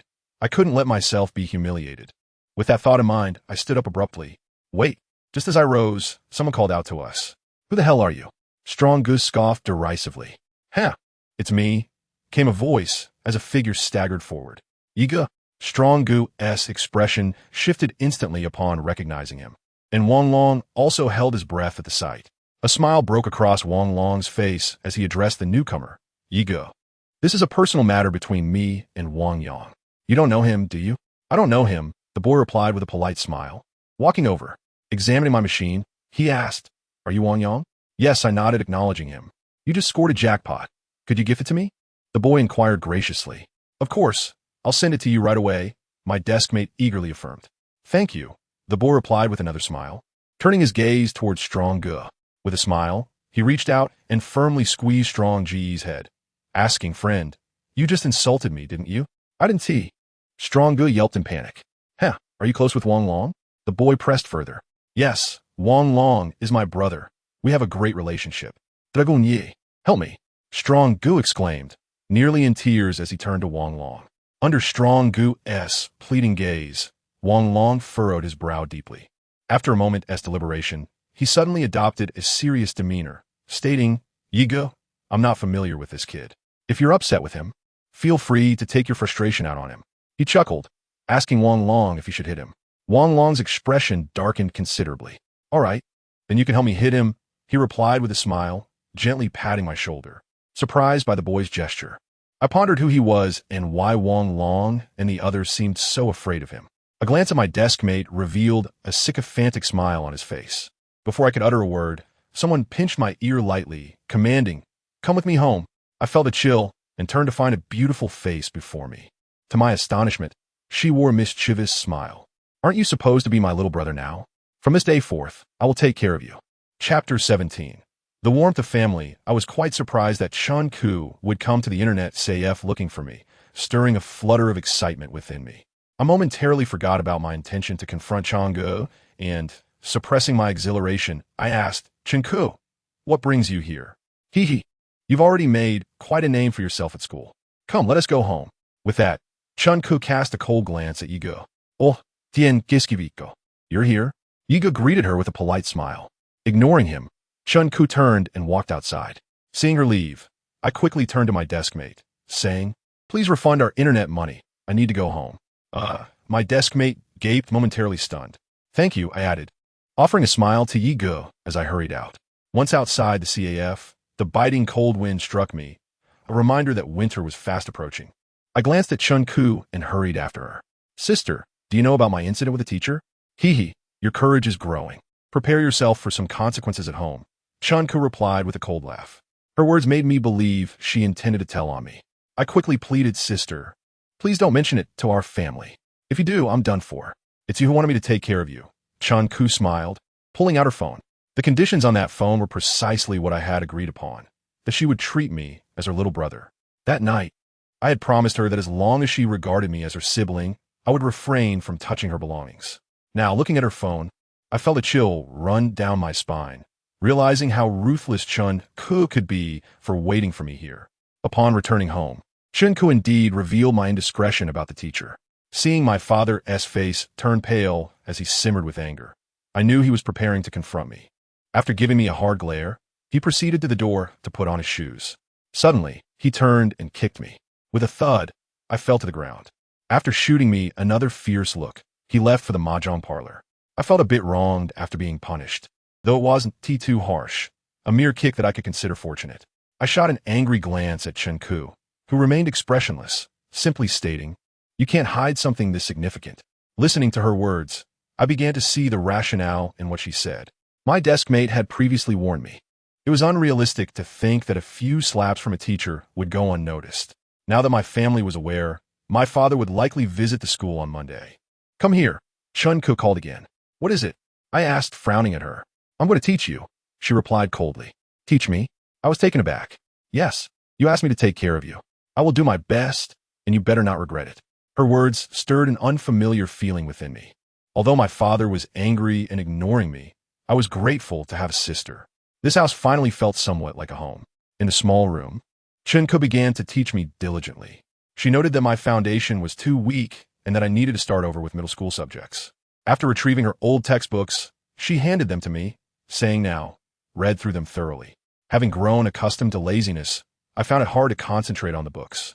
Noticing my reluctance, Chun-Ku smiled and said, "If you don't wish for me to take care of you, then forget it." "I do." I quickly nodded, realizing that Chun-Ku was finally taking charge of me, which filled me with a mix of anxiety and anticipation. While reading, I couldn't help but sneak glances at Chun-Ku, who was engrossed in her book, her expression serious. I admired her beautiful face, and my gaze wandered, noticing her well-proportioned figure and her slender legs, especially her petite feet, which were so alluring with the slightest movement. Oh, how I wished to touch them. If only she could also be my girlfriend. Lost in my thoughts, I heard Chun cough softly. She shot me a fierce glare, saying, "Wang Yang, I am your sister." "I know," I nodded, returning my gaze to the book. However, I couldn't focus. My mind was consumed with thoughts of her feet. I then raised my head and asked, "Sister, do you know that Yiga? Him? I advise you to keep your distance from him." With a smile, Chun-Ku closed her book. Soon after she left for the living room, the room felt empty. I felt as though I hadn't spent enough time with her. I realized I particularly enjoyed being with her. Even in silence, her company was far more appealing than the constant chatter of other girls. The allure she held over me was undeniably stronger than that of any other. The following morning, I awoke to find Chun-Ku still sleeping on the sofa. Previously, I had occupied the sofa, but now our positions had reversed. Chun-Ku was not one to sleep in. Once awake, she would typically delve into her books. She cherished tranquility, often reading for an entire day. Finding it somewhat dull, I thought of ways to wake her up, deliberately making loud noises to rouse her. With a loud clap, I forcefully shut the bathroom door. Yet, I only heard Chun cough lightly. Intrigued, I approached her to find her cheeks flushed and her forehead beaded with sweat. Gently touching her forehead, I realized she was ill. "Sister, are you all right?" I asked softly, a twinge of concern in my heart. "Don't touch me," I feel unwell. Chun-Ku glared at me before closing her eyes again. Seeing her discomfort, I guess she must have been quite ill, likely having caught a cold from sleeping in the living room. My father had already left for work, and her mother was at the mahjong parlor. Feeling anxious, I quickly told Chun-Ku, "Wait here. I'll go buy you some medicine. I don't need your concern." She groaned softly. "Hee, but you're my sister." I smiled and dashed outside. After purchasing the medicine, I hurried back. I found her still lacking energy. I poured some hot water and helped her sit up to take her medicine. As I supported her, I felt her body was inexplicably soft. A surge of emotion swept over me, wishing I could hold her like this forever. I fed Chun-Ku the medicine, and after she swallowed, she coughed a couple of times, saying, "I'm fine now. Don't touch me." Reluctant to let her go, I sought an excuse, saying no. "Your real father asked me to protect you. You are my cool little princess." "Hee, you really have a knack for nicknames," she chuckled. "Do you like it?" Seeing her smile made my heart nearly melt. "Are you trying to woo me?" Chun-Ku asked with a thoughtful smile. Having grown more familiar with her, I understood the implications of her smile. What might seem like a smile now could swiftly turn into a slap in the next moment. However, knowing she was unwell, I felt confident she wouldn't retaliate. In a moment of boldness, I gathered my courage to declare, "Yes, I'm trying to woo you because I like you. We can't be together." Chun-Ku's expression immediately turned cold. Seeing her face shift sent a pang of disappointment through me. Yet, having crossed that line, I had nothing left to conceal. Gritting my teeth, I asserted, "Regardless of our possibilities, I genuinely like you. Even if we cannot be together, I will always protect you." After speaking those words, I felt my heart race, and a wave of fear washed over me, worrying that I might provoke Chun-Ku to the point of never speaking to me again. Holding her warm body, I found it difficult to meet her gaze, anxiously awaiting her icy retort. The living room was enveloped in silence, the clock on the wall ticking softly. Holding Chun-Ku, I waited for what felt like an eternity without hearing a word from her. Anxious, I could not help but gaze into her eyes, only to discover that she was crying. The sight of her tears sent a pang of panic through my heart. Cradling her, I fumbled for words, saying, "I haven't bullied you. Please don't cry. I merely wish to care for you, not to take advantage." She offered no reply, merely allowing her tears to flow silently. Her lips pursed as droplets cascaded from her sparkling eyes. Witnessing her sorrow deepened my own distress. I quickly reassured her, "I simply like you. I'm not asking you to be my girlfriend. Please don't cry and don't be afraid." Yet, Chun-Ku remained silent, gazing at me with a look of grievance before suddenly burying her face in my embrace, crying even harder. My heart shattered at the sight of her tears. Then, I heard a soft sound. Chun-Ku had wiped her nose on my shirt. Chapter 18, the one I like. The act left me feeling utterly disgusted. However, I then noticed a smile break across her face as she rubbed her reddened nose and asked, "Do you still like me now?" Her words filled me with a sense of helplessness. I glanced down at my shirt and replied, "If you weren't so revolting, I might actually like you." "Well then, I suppose I shall remain this way from now on," Chun-Ku said, her smile growing more mischievous. Unable to resist her playful demeanor, I pinched her nose. In mock annoyance, I declared, "All right, if you're going to be gross, then I shall like you regardless. As long as you don't mind being dirty. Getting familiar with me. Are you?" Chun-Ku's expression turned cold again as she struggled to sit up. Realizing I had gone too far, I forced a chuckle and offered, "How about I cook you some instant noodles? Let us replenish your energy." She playfully kicked me. The gentle kick thrilled me, and I thought, a slap is affection. A scolding is love. If I can't hurt you, why not use my foot? Giddy with joy, I dashed to the kitchen, but then returned with a serious expression, looking directly at her. "Sister, let us say hypothetically, if you were looking for a boyfriend, what type would you prefer?" I asked earnestly, gazing into her eyes. Chun-Ku appeared momentarily bewildered. After a long pause, her eyes lit up as she replied, "Someone who is tidy." And then, I probed further. "You'll find out on Monday morning," she teased with a smile. Her words puzzled me. I wondered what Monday morning would hold. The rising sun from the east? That didn't seem right. Before I could ask her again, she had fallen silent, which irked me. One day I might just get you pregnant, I thought, frustrated by her aloofness. On Monday, I stood shivering on the playground as the flag-raising ceremony approached. My deskmate leaned in and whispered, "Young, have your parents come?" I told them. "I don't know if they will show up," I replied. "My dad almost hit me. He called the homeroom teacher, so it should be fine now." My deskmate's words made me realize how the homeroom teacher favored him due to the gifts his father provided, while my family had never given anything. I felt anxious, uncertain if my father would come. He had been in a foul mood for days and hadn't spoken to me since the incident with my biological mother, which still annoyed him. As I stood there, I soon noticed a few people approaching, carrying a red flag. The national anthem was sung, and afterward, the principal called for individuals who had recently shown commendable behavior to come forward. While the principal praised their achievements, I found the cold atmosphere rather uninviting. In that moment, I began to grasp Chun Ku's meaning. She admired those who excelled academically, especially those who could showcase their prowess before the entire school. A wave of longing washed over me. I wished to be up there too. If Chun Ku were on stage, I would undoubtedly be infatuated with her even more. Lost in daydreams about excelling in my studies and being invited to speak, I imagined not only winning Chun Ku's affection, but capturing the hearts of all the beautiful girls in school. Just as I was caught up in my reverie, I heard my class monitor call my name, Wang Yang. The principal is calling for you. What? I shook my head in disbelief. The principal is calling you. Are you deaf?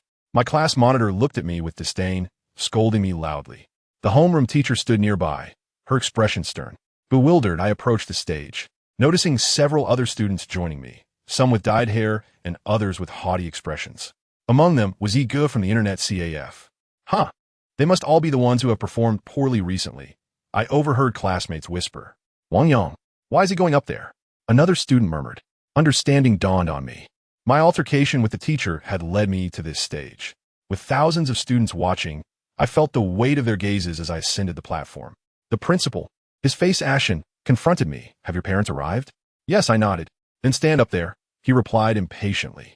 After speaking with the principal, I turned to face the sea of students behind me, trying to suppress the overwhelming sensation of dread as I stood alongside the others on the platform. As I looked out at the thousands of faces below, I spotted Chun Ku, her expression unyielding. What a coincidence, we meet again. Ige greeted me nonchalantly. Hello, Ige. I managed a strained smile. Just as I spoke, the principal yanked me back, pointing at us with an air of menace. Everyone, take a look. This one has dyed hair. This one is involved in fighting. And then there's him, Yi Hong, who has accumulated 238 absences this semester. Number one in the entire school. I assume you all recognize him. After chastising them, the principal turned his cold gaze toward me. As for Wang Yang, he dared to assault a teacher. After decades of teaching, I have never encountered such a despicable student. Wang Yang, come and share your feelings. Me? I looked out at the sea of students below, my legs trembling. Ha ha. The principal mocked coldly. Handed me the microphone, my mind went blank. I glanced at Chun Ku and stammered. At that moment, I actually hit the wrong person. The homeroom teacher told my deskmate and me to slap each other, and I accidentally hit him instead. A laugh erupted from the crowd, quickly followed by a chorus of laughter from thousands of students. The atmosphere became electric. Brother, you're quite impressive, Yi Hong exclaimed, rubbing his eyes in disbelief. Huh, it wasn't intentional, I replied, my cheeks flushing with embarrassment.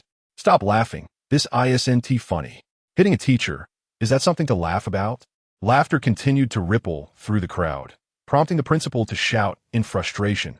Quiet down. This isn't a joke. But his words fell on deaf ears. The laughter persisted. Enraged, the principal barked, dismissed. Each class, return to your rooms. As the principal issued his command, the students quickly began to disperse like a flowing river. Once the crowd had cleared, he dragged me to the disciplinary office for punishment. Standing there, I realized the gravity of the situation. I understood that expulsion was inevitable. If I were expelled, I would never see Chun Ku again. In the morning, my homeroom teacher came by. The principal asked her, Xiao Zhang, have you decided how to handle this matter? No matter what they say, it's imperative that he be expelled. The homeroom teacher replied coldly. The principal nodded, confirming the expulsion. Listening to their conversation filled me with a sense of melancholy. My legs grew weary from standing, and I realized this was the end for me. My father had yet to arrive. It was evident he no longer wished to involve himself in my matters. As noon approached, the principal's patience began to wane. The homeroom teacher arrived, casting a disdainful glance in my direction, muttering about how I was nothing but a troublemaker whose parents dared not show up. The principal, in agreement, suggested that I be expelled if my father failed to appear that day. Just then, the office door was knocked upon, and my heart leapt as I saw my father enter alongside Chun Ku's mother. You must be the principal, And you are Wang Yang's homeroom teacher, correct? I apologize for my child's indiscretions. Would you consider forgiving him this one time? My father hastily offered as they entered. Upon hearing his apology, the homeroom teacher scoffed. How can a child who lacks understanding manage to pass in a high school? Forgive? I think not. Teacher, it is my failure to discipline him. Please do not be angry. I will ensure he receives a severe punishment once we return home. My father replied, taking a deep breath after the teacher's sarcastic remark. Futile. Even if you were to beat him to death, it would not suffice. The teacher retorted dismissively. My father, seeing that the teacher remained unyielding, grew increasingly anxious. After much pleading, he was met with the same obstinacy. In a moment of frustration, he kicked me and exclaimed, "Useless! All you do is bring trouble upon us." Feeling the impact of his kick, I knew for certain that my fate was sealed. I would undoubtedly be leaving this school. The homeroom teacher, witnessing my father's outburst, wore a smug smile. Wait a moment, do not rush. Chunku's mother interjected with a furrowed brow.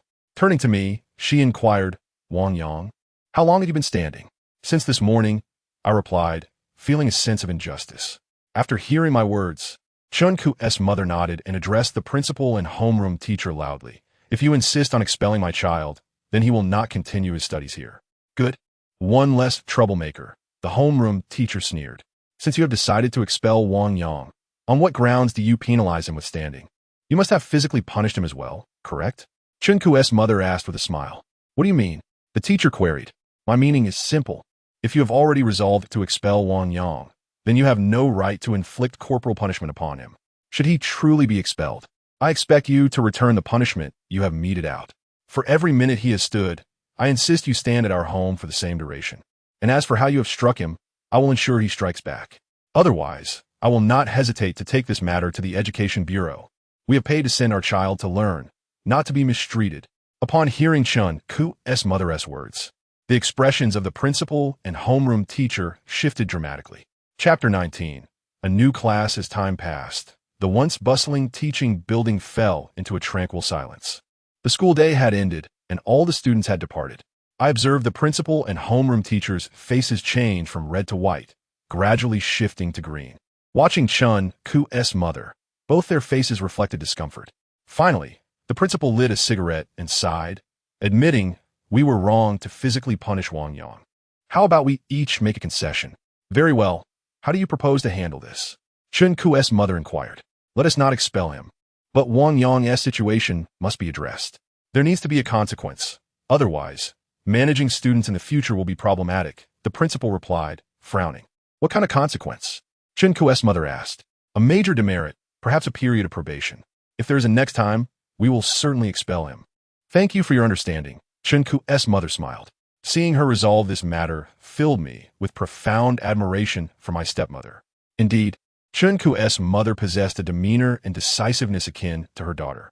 A woman who has been a big sister is truly remarkable. I gazed at her, finding her strikingly beautiful. After exchanging a few pleasantries with the principal, she contemplated and stated, Principal, we were wrong regarding my child's behavior, but I have one request. What is it? The principal asked. I would like him to be transferred to a different class. Otherwise, my child may struggle academically, Chunku's mother proposed. Very well. You may choose the class yourselves. As we exited the office, my father, Chunku's mother, and I remained silent. Although I had not been expelled, receiving a demerit was still a significant matter, one that would be noted in my records and could impact my future employment. While walking, Chunku's mother suddenly grasped my arm gently and, with a warm smile, asked, Which class would you like to join? I don't know, I shook my head. Let us place you in Chunku's class, she suggested. Upon hearing this, I could hardly contain my excitement. This meant I would see Chunku every day. The thought filled me with an inexplicable thrill, and a smile broke across my face. Chunku's mother seemed to sense my affection for her daughter, but did not dwell on it.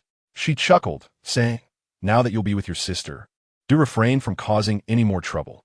You are too impulsive. It's perfect that Chunku can keep you in check. Indeed, I will not cause any more trouble. I nodded earnestly. Let us not go home for lunch. Let us dine at a restaurant instead, my father suggested. The prospect of a restaurant lunch excited me, as it promised delicious food. I called Chunku to join us for a hot pot lunch, and we gathered as a family, the atmosphere warm and harmonious. Chunku seemed unfazed by my lack of expulsion, as if she had anticipated it all along. Had it not been for her informing my family, I might have truly faced expulsion. There are indeed matters best discussed with family. In the afternoon, Chunku's mother spoke with the homeroom teacher about my situation, and she agreed to the transfer, albeit under the condition that I refrained from causing any disturbances. I assured her, "Teacher, I'll be very well behaved." Upon entering Chunku's class, I prepared to enjoy the days ahead with her. However, my heart tightened with apprehension as the homeroom teacher pointed to a seat at the back. "Wang Yang, you'll sit there." Following her gaze, I immediately spotted Changge, along with his two lackeys, all seated and eyeing me with predatory intent. I had expected Changge to be in this class, and it made me anxious. I had a grudge with them, and they would surely conspire to bully me. The days ahead promised to be challenging, especially as I was situated right among them. Changge and one lackey occupied the window seat, while I sat beside them with the other lackey as my deskmate. As I settled in, Changge flashed a smile and remarked, "What a coincidence." "Indeed, a coincidence," I replied, my eyes darting around nervously. During class, I discreetly surveyed my new surroundings and noticed that the atmosphere in Chunku's class was rather lifeless, with students reluctant to converse. The diligent students sat in the front, while Chunku occupied the foremost seat. The back of the class was populated by those who struggled academically. Changge and his two lackeys were engrossed in a novel, ignoring me completely. Sitting amongst them was rather uncomfortable. As soon as the bell rang, I hurried outside. Upon exiting, I spotted my previous deskmate. "Yang, we had just started a bond, and now you're leaving?" He lamented. "Let us hang out again sometime," I sighed, feeling a tinge of regret. "By the way, did Changge give you any trouble?" My deskmate asked. "No, but if he does, I'll confront them," I replied. "Great. If they dare to bother you, just call on Yiga. Last time, we gifted him a statue, and he said to reach out if we needed anything." My deskmate added. "Yige?" I asked, surprised. "Yes, Yi Hong. You don't know who he is?" My deskmate queried. "Who is he?" I inquired. "Changge is quite well connected," my deskmate replied, as he seemed to know everything. "Indeed," I nodded. "Wang Long. Is he doing better than Changge?" "Yes. He is Chang Ji's older brother." "Huh. Do you know who else is above Wang Long?" My deskmate inquired again. "Who?" "The four heavenly kings." My deskmate's eyes sparkled with excitement. Upon hearing this, my breath became unavoidably heavy.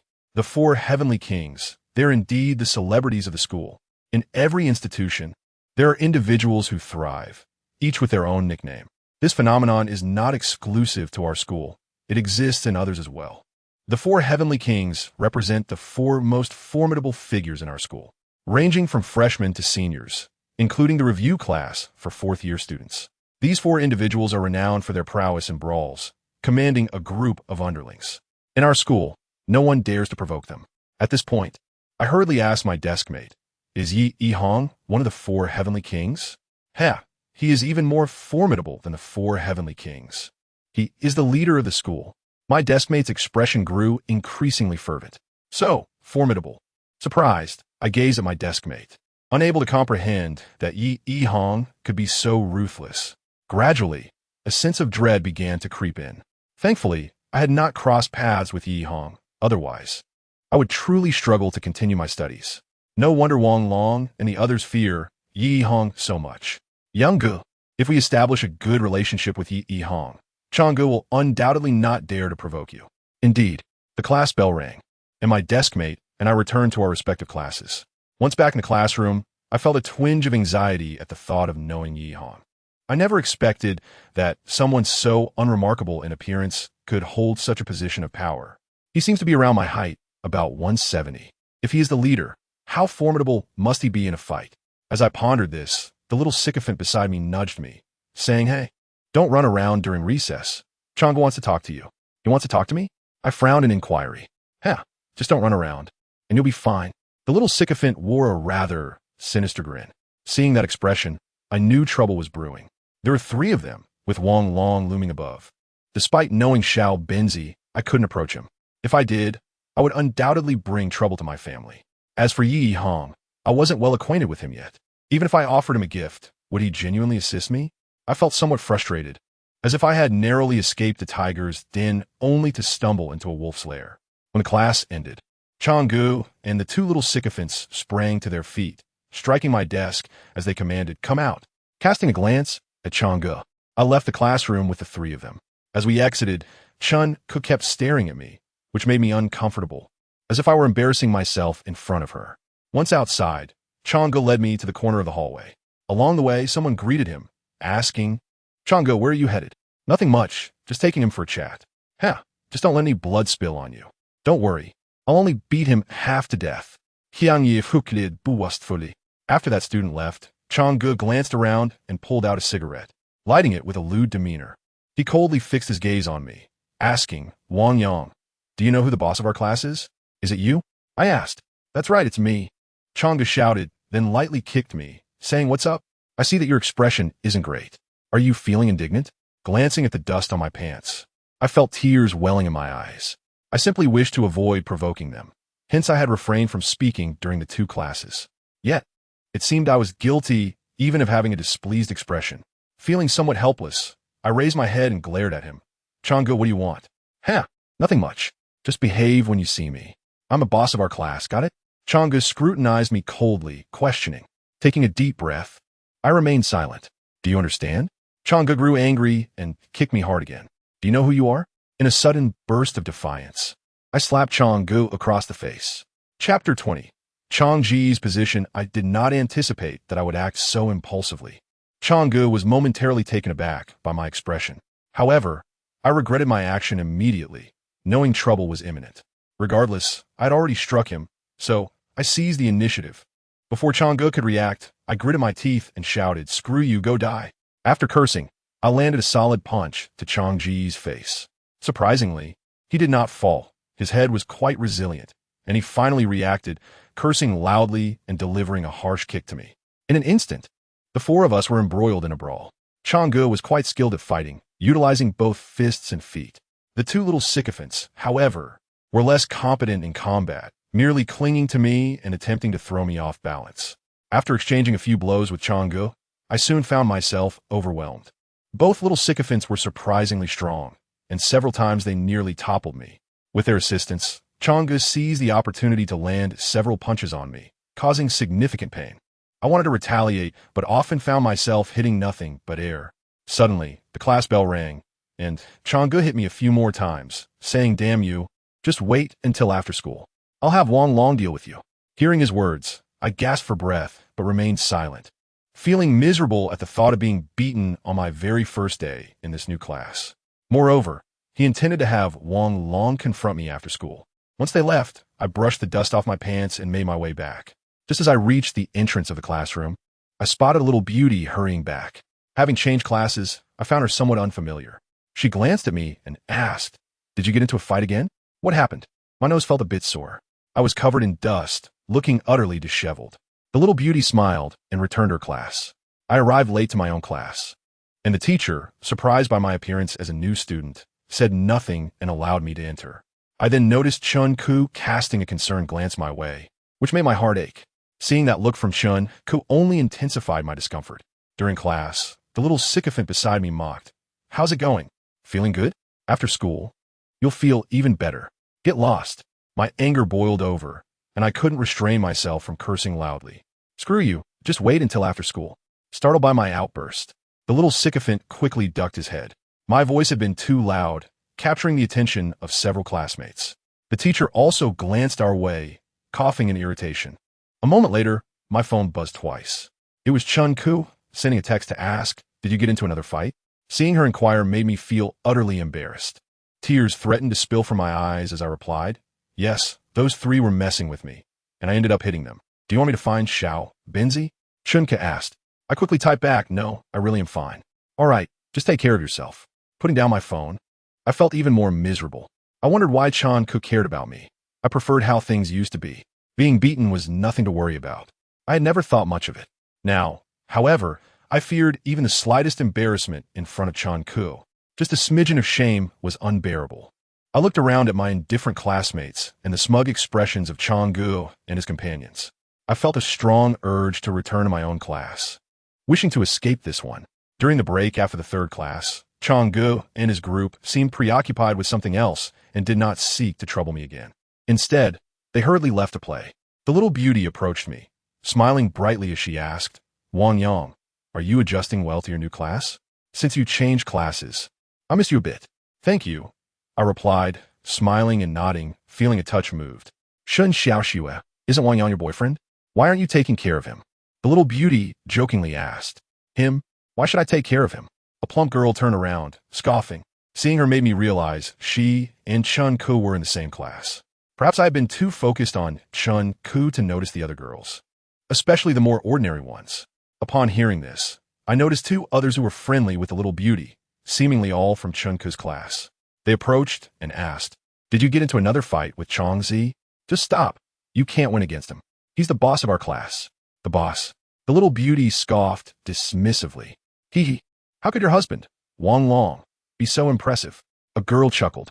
Don't bring him up, the pretty girl replied, turning her face away in annoyance. After chatting for a while, she seemed to ponder and then glanced at me, saying, Wang Yang, if you can't fight, then don't. It's not worth it. Chong can hit you every day, right? We're all friends here. No one will mock you. I thought for a moment. Yes, let's not fight anymore. What if Kuder feels sorry for you? The pretty girl smirked and then floated away. After she left, I sat on the bench, consumed by thoughts of the beatings I had endured. Deep down, I felt a pang of desire for vengeance. Even if I chose not to retaliate, I knew that Chong and his crew would certainly not let it rest. Seizing the opportunity before class began, I dashed back to my original classroom and asked my desk mate, Little Horn, would you help me if I got into a fight? A fight? Little Horn's eyes widened. Yes, help me confront Chong. If you ever need help, I will assist you too. I nodded. After hearing my words, Little Horn's brows furrowed. After contemplating for a moment, he reluctantly replied, Brother Yang, I appreciate your loyalty. I can help you fight, but I'm not very good at it. Besides, there are so many of them. I'm afraid I wouldn't stand chance. Just help me create a distraction, I said. That sounds doable. When? He asked. After school. I gritted my teeth. All right, but you have to help me in the future too, Little Horn insisted. Rest assured, I will definitely assist you. With Little Horn's support, I felt a surge of confidence. At least, I was not alone in this battle. During class, Chong and his group began to stir trouble again. In the last class, which was rather lax, Chong deliberately raised his voice, saying, some people are going to get beaten after school. Serve him right, chimed in one of the sycophants beside me. He must know who our boss is, another sycophant added. Shun Xiaoxue, seated nearby, seemed a bit worried for me upon hearing their remarks. She passed me a note that read, Wang Yang, if things get rough, I can find Zhao Shirshi for you. With them around, they won't dare to touch you. Shun Xiaoxue's kindness made me regret my earlier judgment of her based on appearances. Although she wasn't particularly tidy, she had a good heart. Touched, I replied, no need. I can handle it myself. The final class felt like an interminable wait for me. My heart raced with anxiety and anticipation. I was eager for revenge, yet apprehensive about facing them. After all, there were many of them. If they gathered more allies, I would stand no chance. Finally, the school bell rang, loud and piercing, causing my heart to leap in response. With a swift motion, Chong and his two companions stood up at once, pulling out a leg from a stool. Seeing that, I felt a surge of fear, but I gritted my teeth and asked, were we going to fight? The usual place, Chong smirked. As I walked out of the classroom with Chong and his crew, Shun Xiaoxue followed, clearly worried about me. Two other girls were also present, with Chun Ku observing from a distance.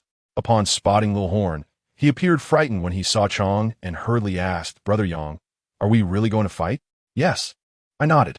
Are you looking for help? One of Chong's sycophants exclaimed. I'll go find Long Go. That's it, I'll find Yi Go. With him seeking out Wang Long, Little Horn grew even more anxious. That's unnecessary. I'm not close with Yi Hong. I'm afraid he won't help me. Besides, he's the school boss. I doubt I could enlist someone of his stature. As the sycophants went to find Wang Long, Chong and another person glared at me fiercely.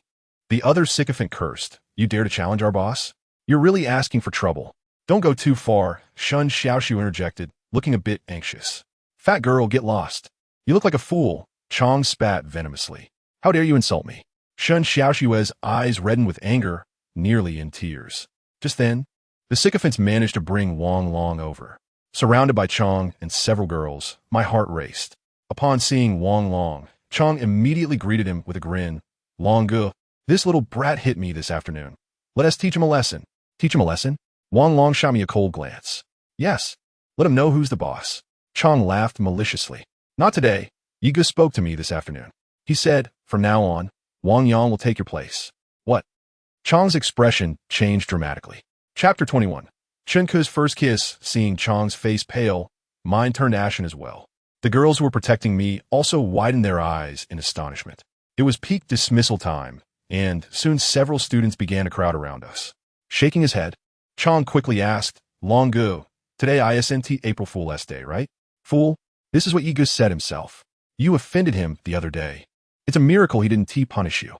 After shooting me a fierce glare, Wang Long turned to leave. Upon hearing Wang Long's words, I realized the truth in what he said. Little Horn was ecstatic, gripping my arm tightly and exclaiming, Brother Yang, you're the boss now? You've become the leader of your class? I'm the boss now. I stared at Little Horn, bewildered. Of course, this is amazing. Knowing Yigu truly makes a difference. In that instant, I distinctly felt the gazes of those around me shift.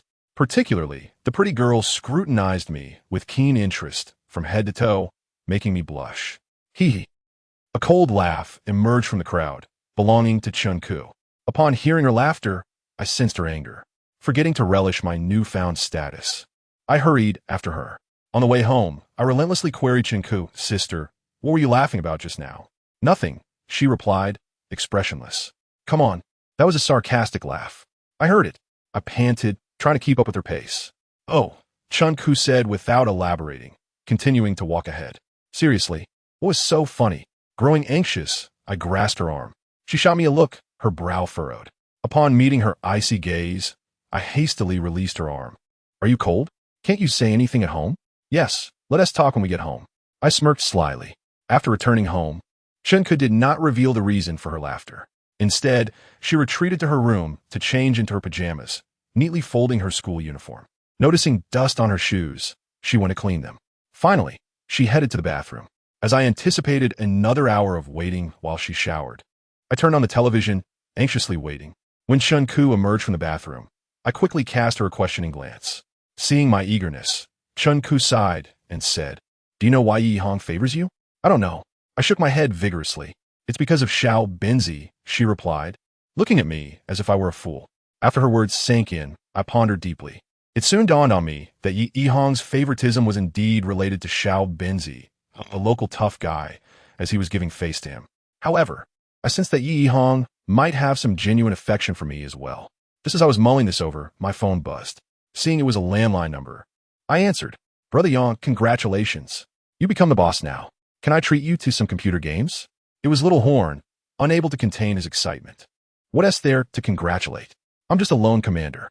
Even if you go made me the boss, no one listens to me, I replied, somewhat irritated. I'll be your little brother. Once we gather some people, we might even become the 4 heavenly kings. Forget it. The 4 heavenly kings would crush me. I scoffed. Although I had become the boss, I wasn't particularly joyful. Especially the thought of the 4 heavenly kings was something I couldn't even dare to imagine. However, it is for the best. This time, Brother Chong should not dare to bully me anymore. Otherwise, enduring daily torment from those 3 would surely lead me to depression. Yongo, are you going to play on the computer? I miss you. The little trumpet has started urging. Will you treat me? I asked. Of course. The little trumpet elongated its tone. All right, wait for me. Let's not go to that internet CAF. Let us change to another one. Why? I have a bit of fear regarding Yi Hong. Well then, I too am somewhat apprehensive of Yi Hong. Let us go to the best Hangzhou internet CAF near the school. The little trumpet hung up the phone. After putting down the phone, I thought to myself that I could level up again tonight. This time, I won't give away any good equipment. I'll keep it to sell for some money. Before I could step out, Chun could call me, asking if I was going to the internet CAF. Yes, I'll be back later, I nodded. Don't go. Come with me to the mahjong parlor. Your parents work hard. Help them with some chores, Chun-ku suggested. What? Hearing about going to the mahjong parlor. My eagerness to play suddenly froze. Noticing my reluctance, Chun-ku frowned and said, Today, you've caused such a big trouble for the family. And you still have the mood to play? Help out a bit, and your dad will be happier. You don't have much pocket money, do you? Don't you want to earn a little? I do. After hearing Chun-ku's words, I finally understood why her pocket money was more than mine. The mahjong parlor isn't far. It's just a few buildings away from my home. It's a rented space with a living room and 2 bedrooms where mahjong can be played. On the way to the mahjong parlor, Chun-ku specifically changed into a white woolen coat. The cold aura made her appear more mature and charming. Upon arriving at the mahjong parlor, my parents were somewhat surprised to see us. Chun-ku's mother was quite pleased, smiling as she said, "You two keep an eye on things tonight. All the money earned will be yours. Don't stay too late. Come home when there's no one left." Okay. After hearing Chun-ku's mother's words, I was filled with excitement. One table has 20, with 4 tables of guests. That makes 80. Even if Chun-ku and I share, we can still get a decent amount. Chun-ku's mother has been running the mahjong parlor for 2 years, and the guests are all adults from the community. Business was good that day, with all 4 tables occupied. After my parents left, Chun-ku picked up a book to read. I felt bored standing behind, so I watched them play cards. Time flew by, and before I knew it, it was past 11 at night. 3 tables of customers had left, leaving just 1 table. The remaining guests were playing high stakes, saying they would pay an extra 10 yuan for staying longer. Chun-ku said it was unnecessary. They could keep playing. She accompanied that table of guests, and soon 2 more hours passed. It seemed there was a retired director among them, who kept smoking. The smoke was so thick it made my eyes hurt. However, that old man was generous. When he left, he went over 500 yuan and happily gave me the change. I quickly glanced and found it to be around 70 or 80. After seeing them off, I was exceptionally excited. Thinking it was great to be with Chun-ku, my pocket money had increased. I went to call Chun-ku, only to find she had fallen asleep. To avoid being bothered, she had been hiding in the bedroom reading. At that moment, she was sweetly dozing off in the chair. Her long eyelashes fluttered gently, and her thin lips were slightly parted. Seeing Chun-ku's adorable sleeping face made my heart flutter. I felt an impulse to kiss her. After a moment's thought, I crouched down to observe her closely. The more I looked, the more I liked her. I thought Chun-ku was indeed the most beautiful girl. Especially when she was asleep, she appeared less aloof and more sweet. Perhaps due to a lingering cold, her warm breath tickled my face. Unable to resist, I leaned in and kissed her. Surely it will be fine, right? With that thought, I straightened up a bit, gazing at her fair face and then her luscious lips. Where should I kiss her? Kissing her lips might wake her up, right? I leaned in slowly, my nervous breath trembling. "What are you doing?" Just as I was about to kiss her, Chun-ku suddenly opened her eyes. "Sister, why are you asleep?" My face turned red, and I hurriedly tried to cover up. Yes, I must have been tired. Chun-ku blinked and then looked at the wall clock. It was already past 1. Indeed, it is late. However, that old man was quite generous. He gave us 70 or 80. I nodded. "Ah, then let us sleep here." Chun-ku nodded. The mahjong parlor has beds in both bedrooms, and sometimes my parents don't return late. It was indeed quite late, so I nodded and said we should sleep. Not being able to kiss Chun-ku left me a bit dejected. I then went to another room, lying on the bed in a daze. I thought to myself, next time she falls asleep, I must kiss her. Otherwise, if she ends up marrying someone else, I'd be letting someone else have her. Sigh, no matter who she marries, it will be painful for me. While I was lost in these thoughts, the door to my room suddenly opened. Expressionless, Chun-ku sat beside me and said, "You probably haven't wash your feet tonight, have you?" "I'm not dirty." I found her a bit inexplicable. "Well, then let us sleep." Chun-ku didn't leave my bed, surprised that she stayed. I glanced at her and found she was secretly looking at me too. "Sister, are you afraid of ghosts?" I suddenly asked her after a moment's thought. "Who is afraid? I'm just here to check on you." Chun-ku's face suddenly turned red. Seeing her like this, I was even more convinced that she was timid. It seemed amusing to me. How could someone like her be afraid of ghosts? I chuckled, teasing, "Stop pretending. Are you scared? If you are, we can sleep together, right?" "No need, you just sleep. I'll read for a bit." Chun-ku frowned and said, "Come on, we're still family. What is there to be afraid of? I want to take advantage of you." Leffing, upul Chun-ku. She was as strong as I was, and I easily pulled her down. "What are you doing?" Chun-ku exclaimed, lying on the bed, looking at me angrily. "You're my sister. What is there to be afraid of?" I laughed and asked her. She shot me a fierce glare and then suddenly fell silent. Seeing Chun-ku's silence, my face turned red in an instant. My heart raced as I looked at her breathing becoming heavier. I fixated on her dark eyes and suddenly leaned down to kiss her lips. In that moment, I felt as if all the flowers in the world had bloomed. Chapter 22. Brother Chong's sincerity. Chun-ku did not expect that I would dare to kiss her. In an instant, her charming face turned crimson, revealing a hint of shyness before swiftly transforming into anger. Slap! Chun-ku suddenly raised her hand and struck me hard. After being slapped by Chun-ku, I quickly reacted, covering my face and saying, "Sister, what are you doing?" What were you thinking? Why did you suddenly kiss me? Chun-Ku yelled at me in anger. My mind went blank. There were many things I wanted to say, but couldn't articulate. You jerk. After cursing me, Chun-Ku suddenly bolted away. Watching her run off left me with an uncomfortable feeling. Soon, a strange sensation arose within me, one that was both sweet and slightly sour. Covering the spot where she had slapped me, I softly murmured to the space where Chun-Ku had vanished. Who told you to be so tempting? Reflecting on Chun-Ku's shy demeanor earlier made me unable to suppress a smile. In truth, kissing Chun-Ku didn't evoke much sensation. It was merely a touch. It felt quite delightful. However, I had kissed Chun-Ku, and that sense of psychological accomplishment was indescribable. Regrettably, my first kiss had been given to the little beauty. That morning, both of us had acted impulsively. A solitary boy and girl had spent the night together. Regardless of circumstances, it was hard to control oneself. Kissing the little beauty felt wonderful, and she even extended her tongue. If she weren't involved with Wang Long, I might have taken her right then and there. The mahjong parlor was not like home. Chun-Ku must have been scared to stay alone.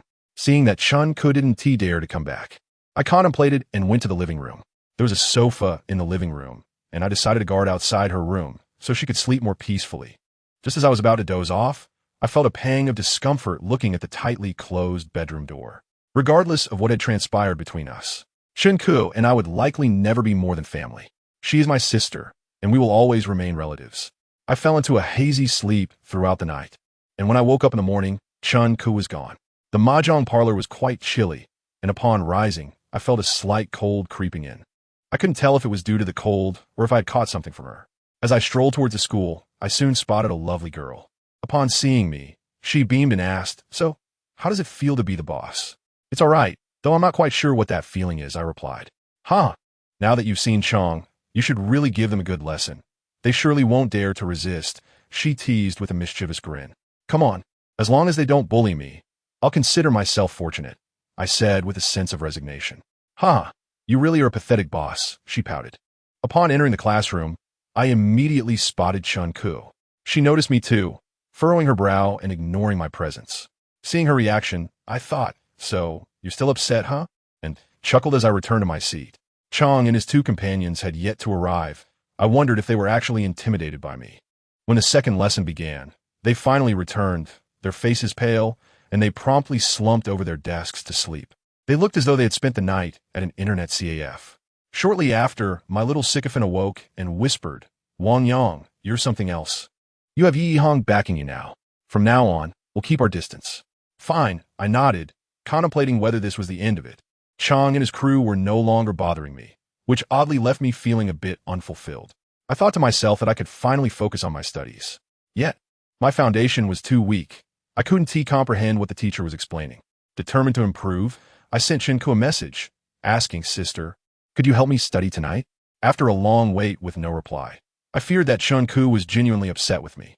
I intended to appease her during lunch. But just as school ended, Wang Long sought me out. Upon seeing me, Wang Long, with a stern expression, said, "Don't go home for lunch. My girlfriend is treating us to a meal." "A meal?" I exclaimed, recalling a particular incident from days past. "Let us go," he replied curtly, turning away without further explanation. Suspecting Wang Long might be pulling my leg, I decided to call the lovely girl. "Xiaoxi, are you really treating us to lunch?" "Yes, we're already at the restaurant." "Hurry up," she replied with a smile. "How did you get there so fast?" I inquired. "We skipped the last class. Hurry up." "Is Chun-Ku coming?" I asked again. "She's not coming," the lovely girl answered, leaving me somewhat disappointed. Just then I spotted Xiao Ba, who excitedly exclaimed, "Yonggu, Xiao Mei is treating us to dinner." "Yes," I nodded. "Being the boss has its perks. She's even inviting you," Xiao Ba declared with glee. Seeing his enthusiasm, I thought to myself that he was overestimating the situation. My relationship with the lovely girl was merely friendly. He was naive to think otherwise. If I weren't close to her, even if I were one of the 4 heavenly kings, she would not have invited me. Upon arriving at the restaurant, I noticed a sizable gathering. Wang Long, Chong, the lovely girl, Shun Xiaoxue, and 2 other girls were present. As I entered, they were engaged in light-hearted chatter. Spotting them, Xiaolaba boasted, "Look at all these beauties. Are they waiting for me in Yanga?" His words silenced the room, and everyone looked at us with strange expressions, some even with disdain. The awkwardness made me feel embarrassed. Shooting Shalaba a glare, I moved in to find a seat. Wang Yang, come sit next to me. The lovely girl called out. All right, I replied, casting a glance at Wang Long before settling beside her. As soon as I sat down, she cheerfully remarked, Wang Yang, why didn't you greet your girlfriend when you saw her? Realizing she was referring to Shun Xiaoxue, I quickly shot her a fierce glare, fearing she might try to play matchmaker with me and Shun Xiaoxue. The lovely girl, noticing my reaction, erupted into laughter and playfully pinched me, saying, I'm just teasing you. This time, I'll properly introduce you to someone. Who? I quickly protested. I'm not interested in dating. Don't worry. I won't joke this time. How about Sheila? What do you think? She asked. Following her gaze to a girl, I noticed she was quite clean and somewhat attractive, with fair skin and a head of curled hair. Upon noticing my gaze, she boldly looked back at me. Never mind, I gently shook my head. Never mind? The lovely girl asked in surprise. Yes, I nodded. Seeing my silence, she suddenly leaned in closer, whispering in my ear, Wang Yang, don't think I don't know what you're thinking. You like your sister. You and Chun Ku are not meant to be. You should give up on that notion. Sheila is someone Chun Ku wanted me to introduce to you. Upon hearing her words, my heart sank. Ich glänzte her. Noticing her serious expression, did Chun Ku truly not have any feelings for me? Did she genuinely wish for me to be with someone else? As we conversed, I noticed Sheila's face had turned sour. Chong also chimed in. Hey, have you looked in the mirror? Sheila is so beautiful, yet you don't agree. If Wang Yang doesn't want her, I will. Chong asserted. What makes you think you're worthy of Sheila? The lovely girl shot back at him, launching into a sarcastic tirade. Come on, I'm not much less handsome than Wang Yang. Chong boasted, adjusting his bangs with a smirk. Ugh, how disgusting. The lovely girl pretended to gag, prompting Xiao La Ba to mimic her. Seeing Xiao La Ba joining in, Chong's expression darkened. He stood up, angrily pointing at Xiao La Ba. What the hell are you? How dare you mock me? I'm Yang Gu's person. What is wrong with that? Xiao La Ba retorted dismissively. You're asking for it. Chong signaled to his two minions, who stood up as well. Yang Gu, they're going to hit me.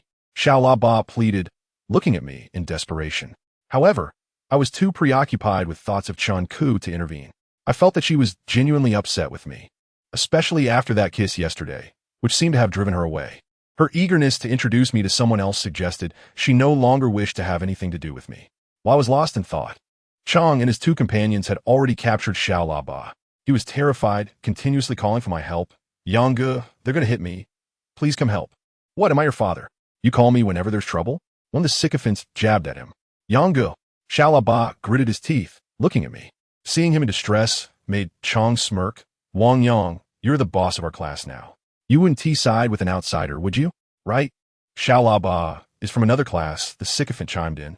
Wang Yang, will you help us or him? If you help us, we'll support you too. If you help Xiao La Ba, we won't back you anymore, another minion declared loudly. Yang Gu, I'm your little brother. We promised to be the four heavenly kings together. Realizing the gravity of the situation, Xiao La Ba panicked. Yang Gu, who you side with will determine your fate. Chong chuckled ominously, glancing at his companions. Listening to Chong and his crew, I found their arguments quite persuasive. If I helped Xiao La Ba, I would lose the support of the three of them. But if I sided with them, I would only lose Xiao La Ba. Moreover, Xiao La Ba lacked the fighting spirit that Chong and his friends possessed. We were still in the same class, making it more convenient to turn to Chong's group for help. After much contemplation, I looked at Chong and asked, do you really see me as your boss? Of course. You're the designated boss by Yi Hong, Chong replied with a smirk. So, will you listen to me in the future? I inquired. Absolutely, Chong nodded emphatically. Very well. The three of you may venture outside for a lap. I wish to ascertain your sincerity. I nodded with a smile, yet Strong Brother's grin faltered. Chapter 23. The blinding strobe light, noticing Strong Brother's sudden lack of mirth. A cold smirk danced within my heart. It was also due to Chun Ku's sour mood that I abruptly slammed my palm on the table and bellowed, did you not hear me? Go for a run. My sudden outburst startled the girls in the room. I felt a pang of discomfort in my palm, and my heart sank deeper. Gradually, silence enveloped the private room. Strong Brother fixed his gaze upon me, his face undergoing a myriad of color changes. His penetrating stare unnerved me, yet I defiantly held his gaze. Although I had usurped his position, his status remained intact. A starving camel is larger than a horse. In his presence, I was merely a nominal leader. Our eye contact became a contest of wills, and the palpable sense of danger emanating from his eyes was unmistakable. If provoked, I had no doubt he would resort to violence, especially with three of them and Wang Long backing him. Enough squabbling. The victor has yet to be determined. A petite beauty interjected, rising to mediate. All right, strong brother, Wang Long added. A cold chuckle escaped me as I discerned a flicker of resentment in strong brother's eyes. He refrained from running, and we fell silent. The dishes were served, and we all ate in quietude. Wang Long ordered several bottles of beer, and he, along with strong brother and another, consumed one each. Little Horn, attempting to show off, surreptitiously opened a bottle and drank half of it. Noticing my somber expression, the petite beauty leaned in and asked, "Are you feeling unwell? Why the sudden anger?" "Not at all," I replied with a forced smile, attempting to ease my demeanor. "Oh, just forget about Chun Ke. If you truly do not wish to pursue a relationship, I shall not press you," she sighed. The matter of Chun Ke being my sister was known only to her. I understood that ultimately, a union with Chun Ke was unattainable. As of now, none were aware of our relationship. If they were to discover it, I would undoubtedly be ensnared by moral constraints and societal judgment. Even though she is my half-sister, she shall always remain my kin. Chun Ke has done exceedingly well. Before long, dinner concluded, and class was about to commence. Yet, a sense of dissatisfaction lingered among us. Wang Long and strong brother whispered conspiratorially before announcing, "Let us forego class today and enjoy ourselves at the karaoke hall. I shall treat you all." "You're treating us?" The petite beauty inquired, astonished. "Haha, it's only Tuesday, and we still have some funds left. The boys will chip in a bit, so you won't have to spend anything." Upon hearing Wang Long's words, I realized he did not intend to pay for everything. He meant to pool our resources together for the outing. This arrangement suited me well, as I had no desire to go if he were solely footing the bill. Having earned a fair sum yesterday, my mood was rather dismal, and thoughts of Chun Ke made me reluctant to attend class. It seemed many of them had skipped class before. This would be my first time. Upon hearing of the plan, everyone readily agreed. Shun Xiaoxue and another girl stated, "We want TB joining. Let Xiaoxi and Lisa go instead." "Will you be heading back to class then?" the petite beauty asked. "Yes, we will." The other girl nodded. "Could you kindly request a leave for us, claiming I have a stomachache?" The petite beauty grinned mischievously. After bidding farewell to Shun Xiaoxue and the other girl, our large group set out for the karaoke hall. As this was my first visit, I discreetly inquired of Little Horn, "Is it expensive? I fear I may not have enough money." "I'm not sure. It's my first time too. We'll see how it goes. If necessary, I can ask my uncle for more funds," Little Horn replied. Upon arriving at a KTV, I glanced at the prices and found them reasonable. 40 per hour, 120 for an afternoon package, including complimentary beer and fruit platters. Stepping into the private room, anxiety washed over me. It felt excessively lavish. The walls were upholstered in leather, and I discreetly touched them for a long moment. Then we began selecting songs, and the petite beauty sang one, her voice sweet and melodious. While I enjoyed her performance, Wang Long beckoned me outside, his gaze rife with disdain. "Do you have enough money? Don't embarrass yourself." Having earned over 100 yesterday, I contemplated my finances and withdrew a substantial amount. Wang Long, taken aback by the sum, exclaimed, "I had no idea you were so wealthy. Half of this belongs to others." "I can only spend 60, I clarified. "Huh, not taking advantage of you," Wang Long scoffed. As I returned to the room, I noticed strong brother emerging. He quietly asked Wang Long, "Are we going to get Zhao Shirshi drunk today? She never gives in, and I'm about to reach my limit." Wang Long replied with a chuckle, "Well, today should suffice." As soon as I re-entered the private room, the petite beauty seized my arm, exclaiming, "Wang Yang, you must sing a song too. We're not attending class this afternoon. Let us enjoy ourselves." Seeing her blissful ignorance of the situation, I shook my head, declining to sing. I contemplated revealing strong brother and Wang Long's intentions to her, but before I could speak, strong brother barged in with a crate of beer, exclaiming, "Come on, everyone. Let us drink. Cheers." The petite beauty exclaimed, bounding toward him. Observing her exuberance, I thought it best to remain silent. After all, she was Wang Long's partner. What business was it of mine? Perhaps she harbored affections for him. If I spoke up, she might be displeased. Once the beer was opened, we quickly indulged. The petite beauty encouraged me to drink, but I found the taste bitter. With music and libations, the atmosphere in the room grew increasingly lively. However, as the revelry escalated, Wang Long's hands began to wander. In the dimly lit room, I observed him leaning close to the petite beauty, whispering sweet nothings, attempting to embrace her. But she consistently evaded his advances. Noticing her resistance, strong brother promptly urged her to drink more. The petite beauty, perhaps a bit naive, complied and downed another bottle. Strangely, the more they enjoyed themselves, the lonelier I felt. As the last crate of beer was emptied, the petite beauty finally appeared somewhat inebriated. Wang Long had been whispering in her ear, and after a moment, he pulled her outside. Witnessing their departure, my heart twisted uncomfortably. Soon after, I noticed two unsavory characters lurking by the restroom. The private room had its own restroom, and I was puzzled by their behavior. By this time, I had consumed 3 bottles of beer, feeling a bit hazy. A glance around the room revealed Little Horn had succumbed to slumber. The atmosphere grew quiet, and I noticed Lisa was also missing. Lisa. Upon realizing her absence, the truth dawned on me. They were peeping on Lisa while she used the restroom. Anger surged within me as I observed their lewd antics. I stood up and staggered toward the restroom. Pushing past the 2 intruders, I caught sight of Lisa squatting inside, her face flushed from the alcohol, obliviously attending to her needs. "How dare you?" I roared, shoving the peeping toms aside. Their expressions shifted in shock as I confronted them. "What business do you have watching Lisa? Is she your girlfriend?" One of them retorted, attempting to defend their indecency. Caught off guard by his audacity, I faltered momentarily. Just then, Lisa emerged from the restroom, bewildered by our argument. "How dare you peek at Lisa? You have no shame," one of the intruders shouted, kicking me in the shins. "Am I the one peeking at Lisa?" I stepped back, astonished. "I never expected you to be so despicable." Another one lunged at me, shoving me. "What's going on?" At that moment, Wang Long and the petite beauty returned from outside, and the atmosphere in the dimly lit room was punctuated by the blinding strobe lights that continued to flash incessantly. Amidst the chaos, the room reverberated with frenetic dance music.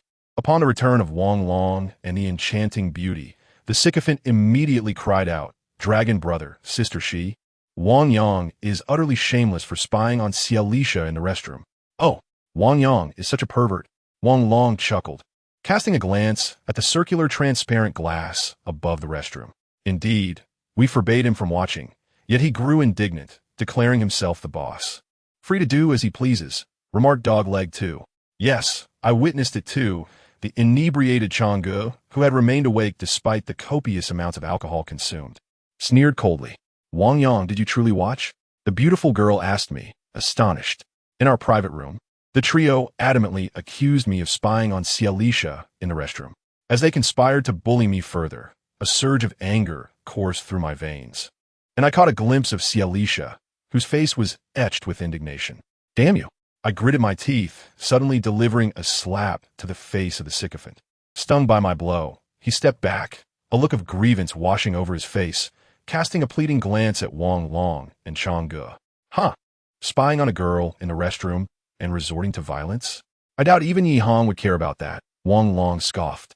Inspired by Wang Long's words, the sycophant erupted with a curse, and he, along with another sycophant, charged at me. "Damn you, I won't let you off this time." With a roar, Chang'e joined the fray. Surrounded by these 3, I felt an overwhelming pressure, yet their drunkenness rendered their strikes feeble. Chang'e, in his stupor, stumbled and fell to the ground. Sensing their intoxication, I thought this might be my chance to triumph over them. I had long suppressed a torrent of rage, and now I could seize this opportunity to reclaim my dignity. Just then, I felt a sharp tingling on my scalp, followed by a violent spinning in my vision.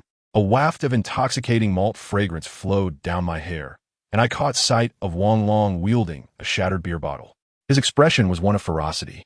Under the blinding strobe lights, his figure morphed before my eyes, a mere shadow of something insignificant. "You're fortunate I haven't killed you yet." Gazing in astonishment at Wang Long, my eyelids grew heavy. "Damn you, Wang Long," I muttered before collapsing to the ground. Chapter 24. Heart deadened when I regained consciousness. An eerie stillness enveloped me. My eyes fell upon green curtains and several pristine white beds. A piercing pain throbbed at my temples, and memories of the karaoke hall flooded my mind.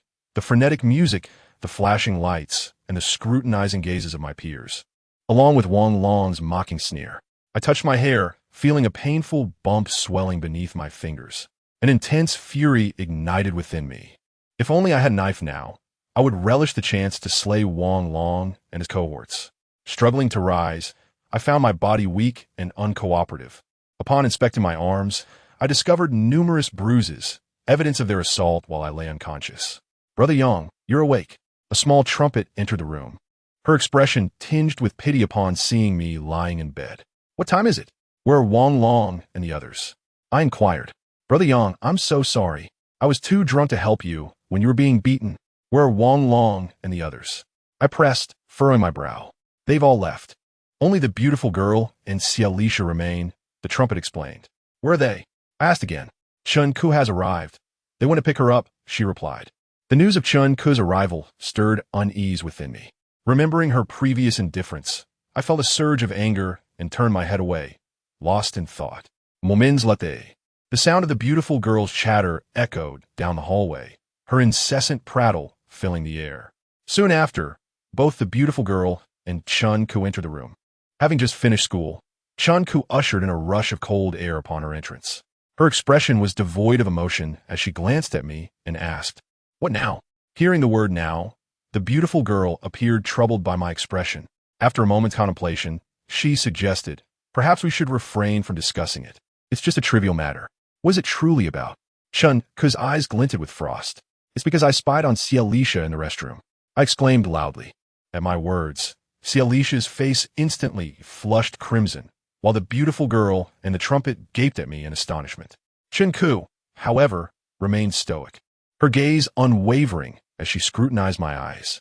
"Kiki, it must be a misunderstanding. Everyone was drinking. It was probably Wang Yang who was mistaken for wanting to use the restroom. You know how he is. He just blew up," the beautiful girl stammered. Attempting to explain, her defense eased my spirits somewhat, for the shame of having spied on a girl in the restroom was unbearable, and the thought of such a scandal spreading was disheartening. Moreover, I hadn't actually spied on Xialisha. It was those two sycophants who had done so. "Wang Yang, did you see?" Chun Ku's expression remained unchanged. "Yes," I replied, a twinge of pain piercing my heart as I raised my chin defiantly. Silence enveloped us once more, and a smile gradually crept onto Chun Ku's face. Her eyes glistened with unshed tears as she asked, "Did you really see?" "Indeed, I did. Xialisha's legs are quite fair and beautiful," I gritted my teeth, declaring. "Wang Yang, I truly feel ashamed on your behalf."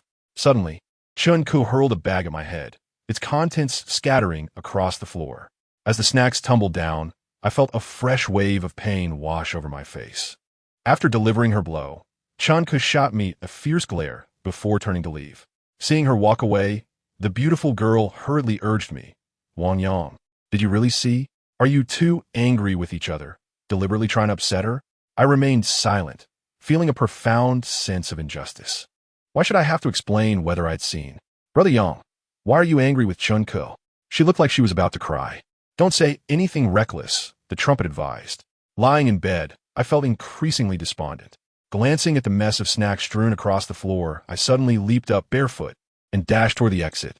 As I ran, my breath quickened, and I navigated past various hospital rooms, racing down the stairs to pursue Chun Ku. She had not yet departed. Spotting her, I immediately grasped her arm, gasping for breath as I implored, "Sister, I didn't spy on Xialisha in the restroom. It was those two sycophants who did, and they framed me." I spoke, my eyes filled with hope. I yearned for us to reconcile, promising myself that I would not take advantage of her again. Just seeing her daily, as before, would suffice to fill me with contentment. Yet, upon finishing my plea, Chun Ku smiled, a frosty smile, as she regarded me and asked, "Wang Yang, why do you feel the need to explain this to me?" "Because I like you," I declared, my determination unwavering. "Oh, but I don't like you." "What then?" Chun Ku retorted coldly. At her words, confusion clouded my gaze. Chun Ku continued, "In truth, even if you did see, it matters not. It has no bearing on me. Besides, you've always been rather lewd. Haven't you?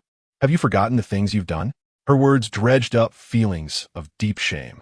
Before I could respond, Chun Ku smiled again and added, "If you're not faring well, don't throw such a tantrum.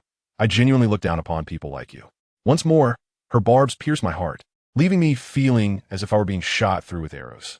I stepped back, bewildered, grappling with the reason for her abrupt change in demeanor after just one night. Was it merely due to a kiss that she treated me so? As tears threatened to spill from my eyes, I mustered a pitiful smile and pleaded, "Sister, I promise I won't kiss you again. I harbor no improper thoughts. Please don't deliberately provoke me." Provoke you? Am I not speaking the truth? Have you not taken advantage of my possessions? Are you truly faring so well? Chun-Kuk gazed at me with a chilling smile. There's no need for you to look at me with that expression. We are family, and I have always been your sister. Being your sister is of no consequence. I can take care of you, if that is what you wish. What is there to it? It is not a big deal. However, you are truly repulsive in my heart. To pursue this young lady, you are not worthy. With a cold glance, Chun-Kuk strolled across the street. Upon hearing her final words, I felt something within me shatter with a loud crash. To pursue this young lady, you are not worthy. This phrase reverberated endlessly in my heart. Am I truly unworthy of Chun-Kuk? Perhaps I genuinely am. When they first introduced me to a partner, they casually selected a hefty girl for me. Perhaps in their eyes, having a hefty girl as a partner was already quite a feat for me. It seems Chun-Kuk has never held me in her heart. No, that is incorrect. She does hold me in her heart. It is merely that I am unworthy to pursue her. A pang of sorrow coursed through me, and I felt tears silently streaming down my cheeks. With Chun-Kuk gone, my entire world felt empty. Lacking ambition, what was I to do next? As I sat in a daze, the little beauty and Xia rushed out to catch up with me. They pulled me back, exclaiming, "Wang Yang, aren't your bare feet cold? Hurry back. Don't cause a scene here." I nodded, feeling the biting pain in my frozen feet. "Have you been crying?" The little beauty softly inquired. "No," I smiled, raising my head and glancing around. I struggled to suppress my tears, yet they flowed even more freely. On the way back, my throat felt constricted. I told them to wash their faces before stepping into the washroom. Standing there, I quietly gazed at the mirror across from me. There stood a boy, an exceedingly ordinary boy. At that moment, his face was etched with sorrow and despair, his red eyes staring back at him. Gradually, tears began to flow once more. He rubbed his eyes vigorously, yet no matter how hard he tried, he could not wipe them clean. For he knew he was indeed unworthy of Chun-Kuk. Chun-Kuk was so beautiful, so unattainable. And what was he? Gritting my teeth, I finally collapsed on the floor.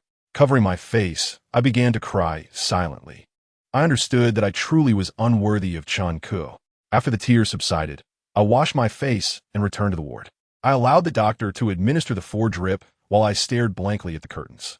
Sigh. Upon seeing my dazed expression, the little beauty let out a gentle sigh. "Brother Yang, did you really peek at Xia in the restroom?" The little trumpet looked at me with concern. "Don't say that.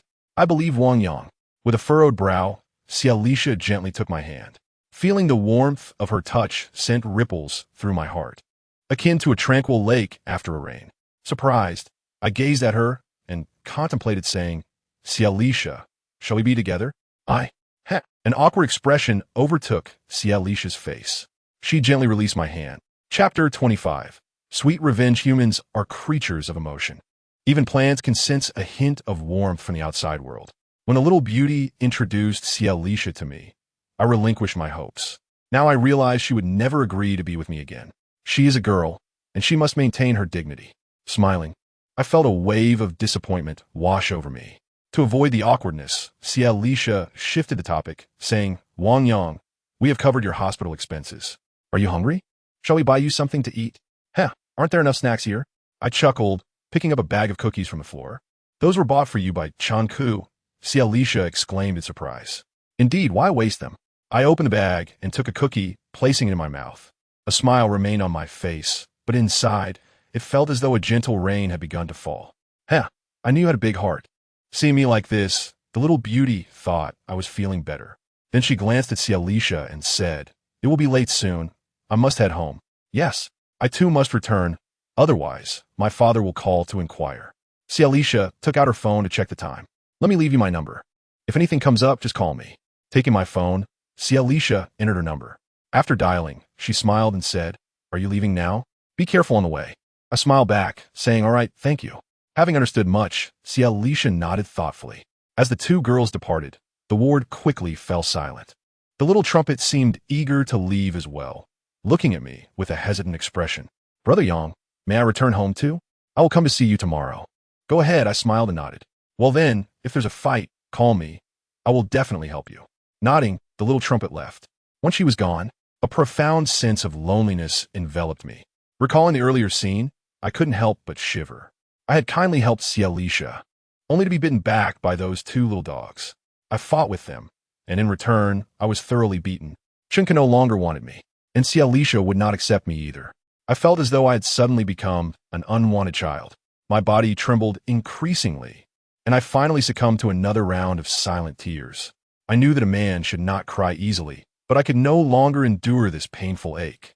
While sobbing silently, I repeatedly told myself, Wang Yang, after this you must not cry again. From this day forward, you'll be a man of great stature. Your heart will be as solid as a rock, unshakable by anything that occurs. Women, Chunku is merely a woman. As long as you are willing to put in the effort, you will surely attain all that you desire. If you cannot hold your own, do not always resort to fighting. Hey, do I not know who you are? To pursue this young lady, you are unworthy. These three statements echoed incessantly in my mind. Once the tears dried, I gritted my teeth and clenched my fists. All I wish to express is that being hospitalized alone is truly lonely. The hospital at night is frigid, chilling to the bone. By the next morning, the little beauty and the others did not come to visit me. Knowing they had classes, I did not hold it against them. This time, suffering from a bottle to the head was not significant. It merely left a large bump. However, I fainted, which frightened them terribly. I told myself that today is a brand new day. I went to retrieve my hospital deposit from the doctor. Having spent over 300 from Cialisha and the others, I felt a pang of regret. I harbored a deep resentment towards Wang Long and his cronies. I vowed to repay this grievance. One day, they would pay for their actions. I found myself reluctant to see Chunku. After my discharge, I did not attend classes. Instead, I took the refunded money to an internet CAF, sitting there numbly grinding monsters to level up. While I was engrossed in the game, someone came along and killed me. After killing me, that person stood nearby, laughing heartily. How about that? Am I impressive? Seeing him take pride in killing me. I thought to myself that if he could bully me online, then what was the point of reality? You wait for me. I retreated a little, quickly logging back in. I then rushed to the same spot and engaged that person in battle. To my dismay, that individual was truly formidable in combat. At this moment, I was already level 45, while he was at 60. Relying on his higher level and better equipment, he dispatched me in a few blows, continuing to mock me. Come on, keep coming. Noticing his taunts only fueled my anger further. However, I soon took note of his name. Are you Yi Hong? I was taken aback, feeling a jolt of shock. Ha, figured it out, huh? The Grand Master replied. Realizing it was indeed Yi Hong filled me with dread. He was the school leader, while I was merely an ordinary student. With a single word, he could usurp strong brother's position and crush me as if it were child's play. I felt disinclined to converse with him, yet I mustered the courage to say, you call yourself the mighty Yigu. Such a dominating name could only belong to you, right? Haha, then you should change your name to Mighty Wang Yang, Yi Hong retorted. Upon reading Yi Hong's words, a sense of helplessness washed over me. I thought to myself, with such an imposing name, wouldn't I be inviting trouble? Then Yi Hong urged me to quickly change my name, insisting he would assist me. Reluctantly, I complied and created a new account. Albeit feeling somewhat apprehensive, I settled on the name Domineering You, Brother. Upon logging in again, Yi Hong chuckled at my chosen name and inquired where I was located. Tangchao Internet Cafe, I replied. He suggested, come to the Royal Dynasty. I'm not too familiar there. After switching cafes, I soon spotted Yi Hong, who appeared as frail as before, yet his eyes shone with an extraordinary brightness. With a smile, he invited me to sit beside him, assuring me that he would guide me well. Feeling quite nervous at the prospect of gaming with the school's top player, I barely logged in before Yi Hong immediately invited me to trade. He proceeded to send a series of coveted items to my inventory. Seeing a complete set of magical gear bestowed upon me left me utterly astonished, as each piece could easily fetch 50 yuan. Wide-eyed, I stared at him, and Yi Hong simply smiled, declaring, from now on, you are under my wing. His words echoed in my mind, leaving me in a state of exhilaration.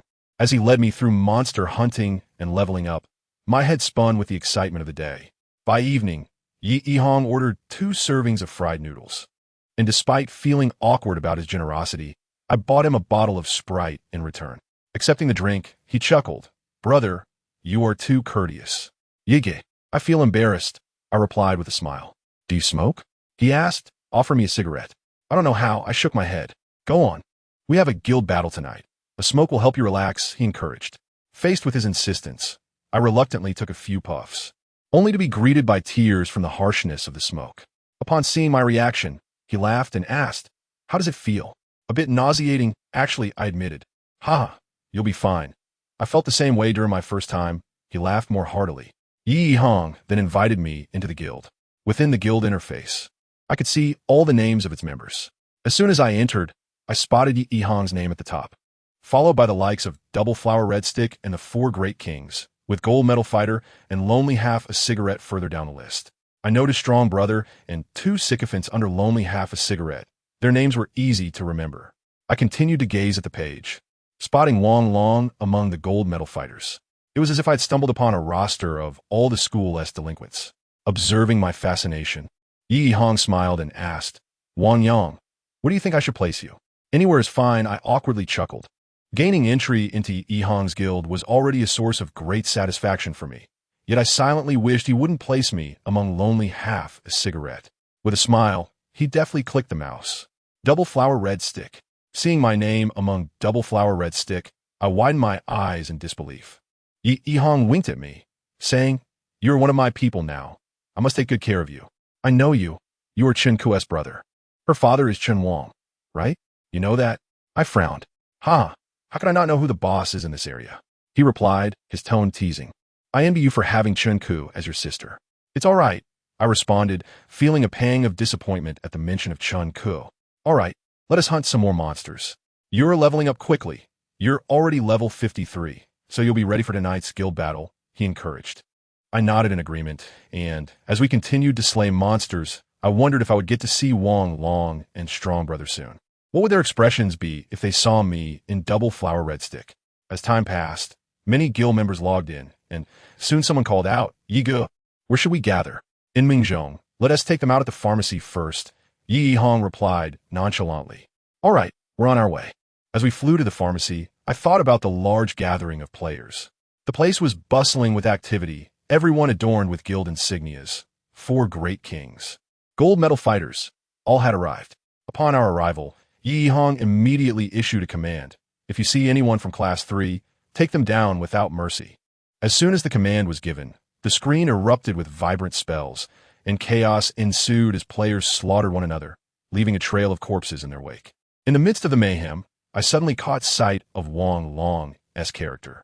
Noticing he was only level 50, not higher than mine, I instinctively unleashed several ice howls at him. How dare you? I thought, exhilarated to have spotted Wong Long. Before he could react, he let out a pained cry as he fell to the ground. The sound of his agony was immensely satisfying.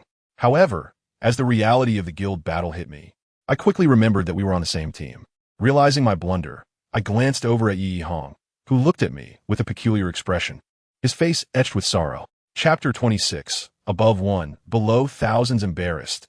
I watched Yi Hong's mournful expression, my face burning with shame. Yi Hong lit a cigarette with a resigned sigh, placing his hand on my keyboard to switch modes. You hit the wrong target, didn't you? As soon as he finished speaking, the guild erupted in outrage. Who was that? How could they kill their own? Domineering you, brother? How could he kill Wong Long? Yi Ge, you killed the wrong person. The public chat exploded with voices. Yi Hong coughed twice and reassured them, my brother here don't mind the details. Oh, he probably forgot to switch modes, someone speculated, and the chat soon quieted down. After killing Wong Long, I kept an eye on him, curious if he would retaliate. Remarkably, he seemed quite composed and logged back in to continue fighting. He was the type to bully others, thinking I wouldn't dare speak up because I was Yi Hong's brother. Many players who could play alongside Yi Hong were notorious delinquents from outside the school. With Yi Hong leading us, we easily decimated the opposing faction during the guild battle, inflicting severe damage that left many too scared to venture out of the safe zone. Then someone asked, Yi Ge, who is the new domineering you, brother? The question came from one of the Four Great Kings. Without responding, Yi Hong offered me a cigarette and asked, Wang Yang, do you have a grudge against Wong Long? His inquiry made me feel a sense of injustice as I thought. It's not just a grudge, it's practically a deep-seated vendetta. However, I shook my head, choosing not to admit it, as I wanted to teach Wong Long a lesson on my own merits. Relying too much on Yi Hong would prevent me from earning others' respect. Haha, if you do have a grudge against Wang Long, I wouldn't mind helping you out, Yi Hong offered with a smile. No need, Yigo, I replied, feeling a flicker of warmth in my otherwise despondent heart, as if a void had been momentarily filled. After the guild battle, we had little else to do. Yi Hong continued to guide me in leveling up, chatting with the guild's kings, who were all quite curious about me, yet refrained from private messaging, likely thinking I was just another delinquent who somehow ended up in their ranks. As night deepened, I remembered that Chun Ke had bought me snacks. So I opened the bag and shared them with Yi Hong. You can stay overnight, right? He asked. Yes, I replied. That's great. I'll have someone to play with from now on, he said, appearing pleased. Yi Hong was known as the king of skipping classes. I had heard the principal mention it during an assembly. He was so adept at avoiding classes that no one dared to accompany him in his escapades. Since I had no desire to return to class, I decided to stay and play with Yi Hong instead. As the night grew quiet, thoughts of Chun Ke filled me with a sense of emptiness and melancholy. Even with Yi Hong by my side, a sense of unease perpetually gnawed at my heart. I glanced at my blank phone and, gritting my teeth, pressed the power button to shut it down. Though I was not in a relationship with Chun Ke, an unmistakable feeling of heartbreak enveloped me, a torment that felt as if my heart were being torn asunder. Those who experience such loss often find camaraderie among friends. For having lost everything, they perceive warmth in everyone they encounter. Thus, I spent 3 days accompanying Yi Hong in various pursuits. During this time, I became acquainted with some of the individuals surrounding him, including his closest allies and the notorious 4 heavenly kings. They were oblivious to my presence, perceiving me merely as an outsider. I kept my silence while observing their conversations, and, through them, I gleaned insights I had previously been unaware of, such as their rivalry with the nearby Sanzhong school. When boredom struck, they would often seek out members of Sanzhong to engage in conflict. Moreover, the leader of Sanzhong harbored resentment towards Yi Hong and was constantly plotting against him. The Tangqiao Internet CAF, Sanzhong's territory, was a place Yi Hong and his friends never frequented. Gradually, I realized my growing dependence on Yi Hong. In my heart, he was my true friend, the school's leader, who treated me without arrogance, almost like an older brother. On Sunday, a sudden influx of people sought out Yi Hong. One of the 4 heavenly kings was celebrating a birthday, and everyone invited Yi Hong to join the festivities. Despite his gaunt appearance and exhaustion from spending so much time at the Internet CF, his eyes sparkled with vitality as he smiled and said, "Come on, let's go have a meal together." To attend the birthday celebration of the 4 heavenly kings alongside Yi Hong was a tremendous honor for me. Through his influence, I was certain I could forge friendships with them. If Wang Long were to see me, his exaggerated expressions would surely follow. Yet, upon meeting Yi Hong's earnest gaze, I gently shook my head. After all, he was the school's leader, while I was merely an ordinary friend. I felt unworthy of joining him at the celebration. I cherished my feelings for Yi Hong and yearned to be his closest friend, yet I believed I must possess a similar standing. Indeed, I wished to no longer rely on anyone. Yi Hong and I were good friends, and I did not wish to exploit his kindness. "Yige, I want to go home," I confessed. After several days away from school, a profound sense of loneliness enveloped me. "You want to go home?" Yi Hong looked at me, surprised. "Yes, I truly want to go home." I nodded earnestly. Observing my expression, Yi Hong appeared somewhat reluctant. His eyes brightened as he contemplated before offering me a cigarette, saying, "Come find me whenever you need anything. Don't treat me like a stranger. If anyone bullies you, just mention my name, Yi Hong." Upon hearing his words, a faint smile graced my lips. Then, leaning closer to his ear, I whispered something. Yi Hong furrowed his brow momentarily, but soon smiled and nodded, looking at me with an unusually bright gaze. "Let us go." Just as my funds were dwindling, I left the Internet CAF with a carefree demeanor. The sunlight outside was blinding, causing my eyes to ache. In just 3 days, everything felt irrevocably altered. Having learned to smoke, I realized my life was about to change dramatically. "Wang Yang, you will no longer be looked down upon." Instead of returning home, my first stop was Chun Ke's mother's mahjong parlor. "Mom, I want to live at school from now on. I don't want to stay at home anymore." "Where have you been?"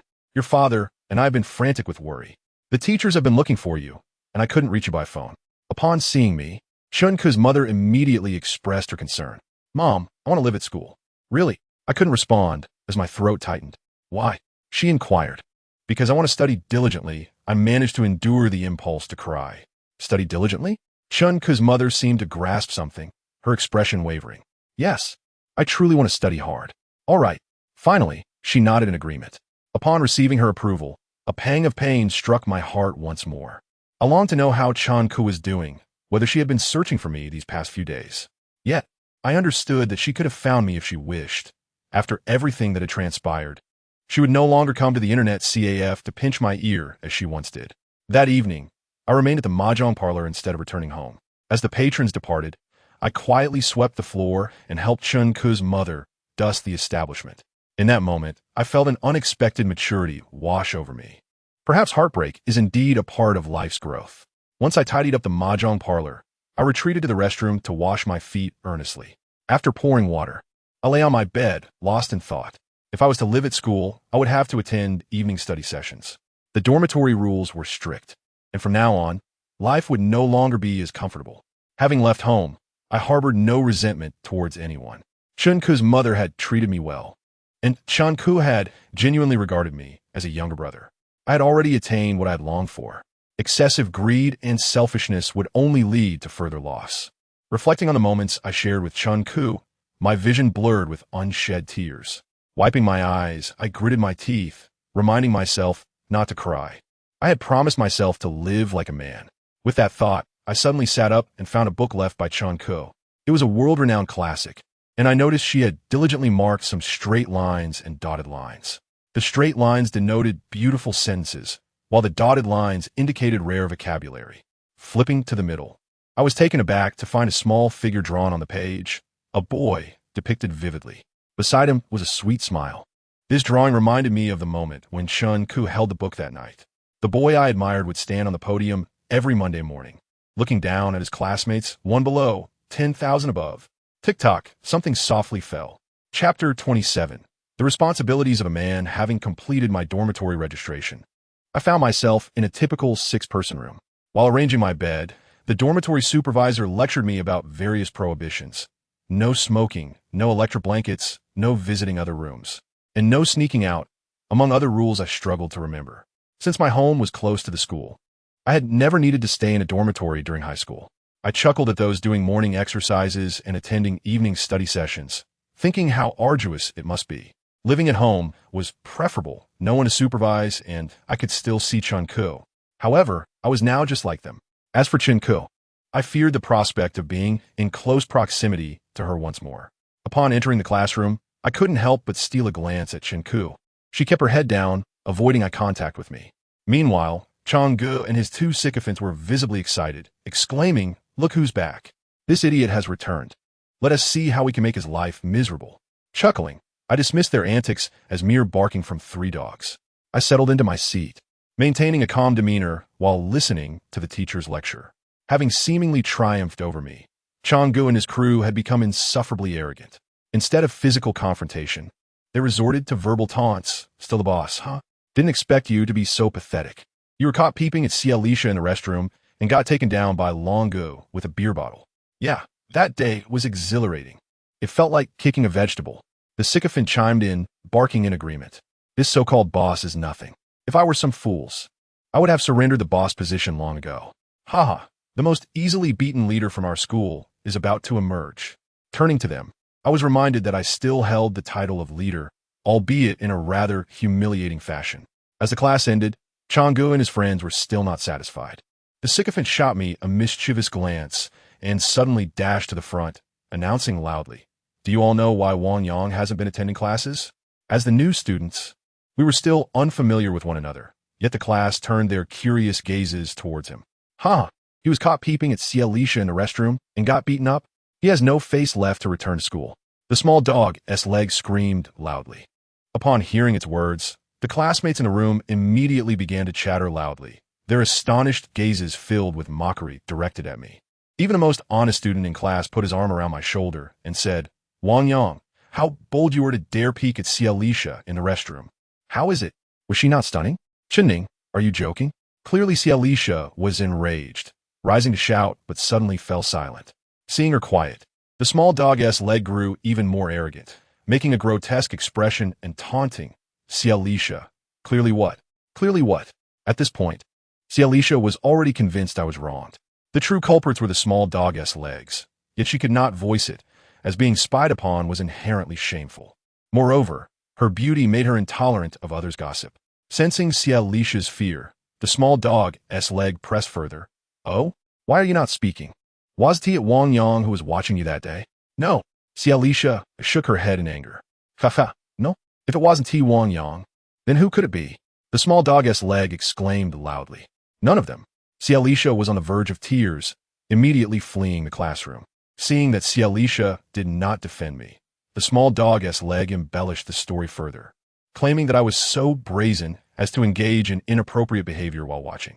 Witnessing the increasingly vile expressions on the faces of Changgu and his cohorts, I felt a surge of hatred, my teeth grinding audibly. Yet, I knew that with their numbers, if I lashed out in anger, I would surely suffer again. They had already tarnished my reputation, and I feared the boys in class would rally against me. Cialisha was beautiful, and there were several secret admirers in class. Reluctantly, I endured this unsolicited humiliation. Listening to their incessant taunts, I felt as if my eardrums were buzzing. The class bell finally rang, yet everyone remained engrossed in this sensational news. During the lesson, many classmates stole glances at me, chuckling.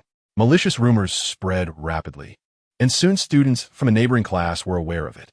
A pretty girl approached them, urging them to stop spreading rumors, while the small dog-esque leg smugly replied, "Sister, we're not the ones making it up.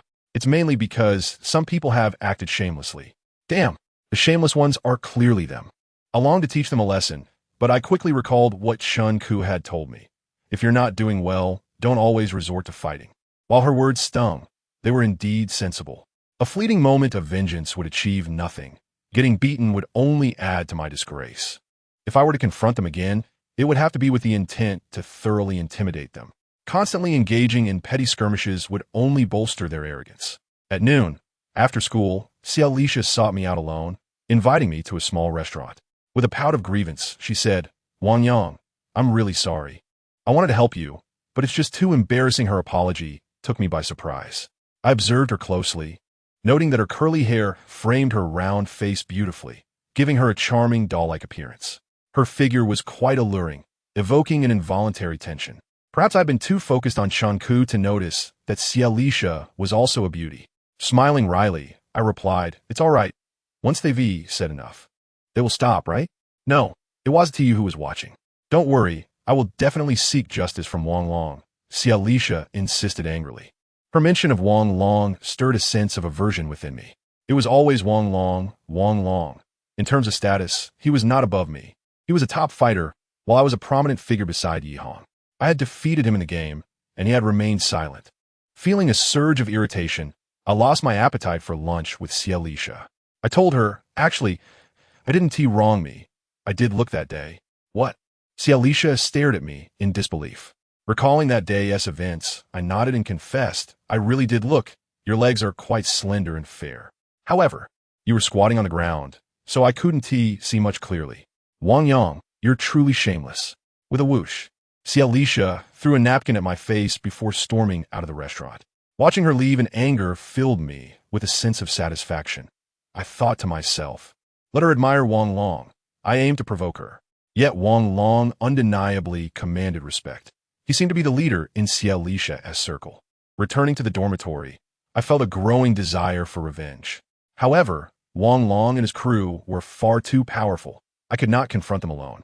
Even if I had Xiao Laoban's help, he was merely fodder for others. As I pondered these thoughts, my dorm mates returned. The most honest classmate, seeing me, cheerfully asked, "Brother Yang, care to share your encounter with Cialisha?" Laughter erupted among everyone. I remained silent, wishing merely to endure the ridicule. I thought that when I grew stronger and had more friends, I would seek my revenge. However, by the afternoon, the small dog-esque leg began again, this time mentioning my beloved Chen Ku. What a sensational news piece. Do you remember the incident where Wang Yang peeked at Cialisha in the restroom? The small dog-esque leg shouted. The classroom buzzed with excitement, the atmosphere lively. The small dog-esque leg fixed his gaze on me, declaring, "Turns out, Wang Yang has used Chen Ku's belongings too, and he even got her pregnant." His proclamation sent the class into a frenzy, and Chen Ku shot me a frosty glare. Surprised and confused, I wondered if Chun Ku had shared such private matters. Locking eyes with her, I sensed a profound hatred emanating from her. My heart raced, suddenly recalling that Xiao Laoban knew about my situation. He only revealed it under duress from Chang'e. Damn, the small dog-s leg must have fabricated this story, yet somehow hit the mark. As Chun Ku's disdainful gaze intensified, she unexpectedly smiled and turned to the small dog-s leg, saying, "Indeed, I am pregnant, and I've given birth to you, you little mutt." With that, Chun Ku smiled and left the classroom. Laughter erupted in the class at her departure. Chun Ku had never offended anyone, and her reputation was impeccable, prompting the class to turn their ire towards the small dog-s leg. "Chen Ning, are you out of your mind? Why bring Chun Ku into this? Wang Yang is well beneath her." "Damn, he really did get Chun Ku pregnant," the small dog-s leg shouted. "Fool, do you think Wang Yang could ever speak to Chun Ku?" The class erupted in laughter at the small dog-s leg. Seated at my desk, I clenched my fists tightly, the phrase "not deserving" imprinted painfully in my heart. Fixing a furious glare at the small dog-s leg, I felt my eyes redden, my gaze aflame with rage. "What? Are you going to put on a show again?" The small dog-s leg sensed my shift in demeanor and hesitated. Taking a deep breath, I smiled, reminding myself that if I were struggling, I should refrain from violence. "Haha, I'll make sure to put you in your place. Chen Ning, why are you acting like a little dog? Wang Yang has already ignored you. Why do you keep provoking him?" Shun Xiaoxue finally couldn't bear it any longer, standing up to interrupt. Upon hearing Shun Xiaoxue defend me, the small dog-s leg, after a moment of surprise, unleashed a barrage of insults. "You big fat girl, look at your disgusting appearance.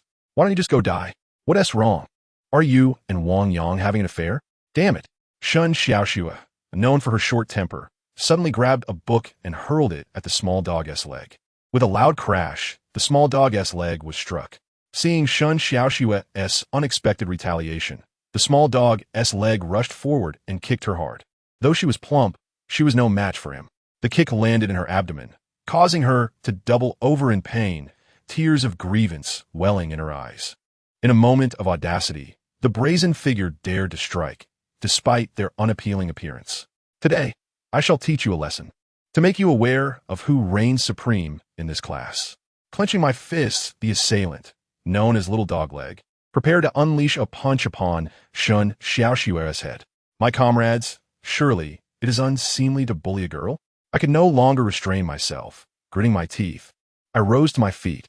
I understood that a tempest of chaos would soon follow, yet I was resolute in my willingness to defend a girl, regardless of her looks. Chapter 28. Gradually gaining momentum upon witnessing my defiance, Little Dogleg's fist halted midair.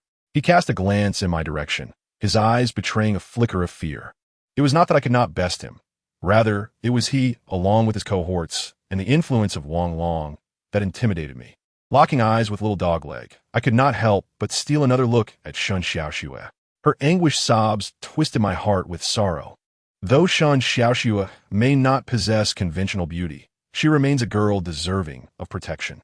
Humanity ought not to be judged by mere appearances, and girls, by their very nature, should be shielded by boys.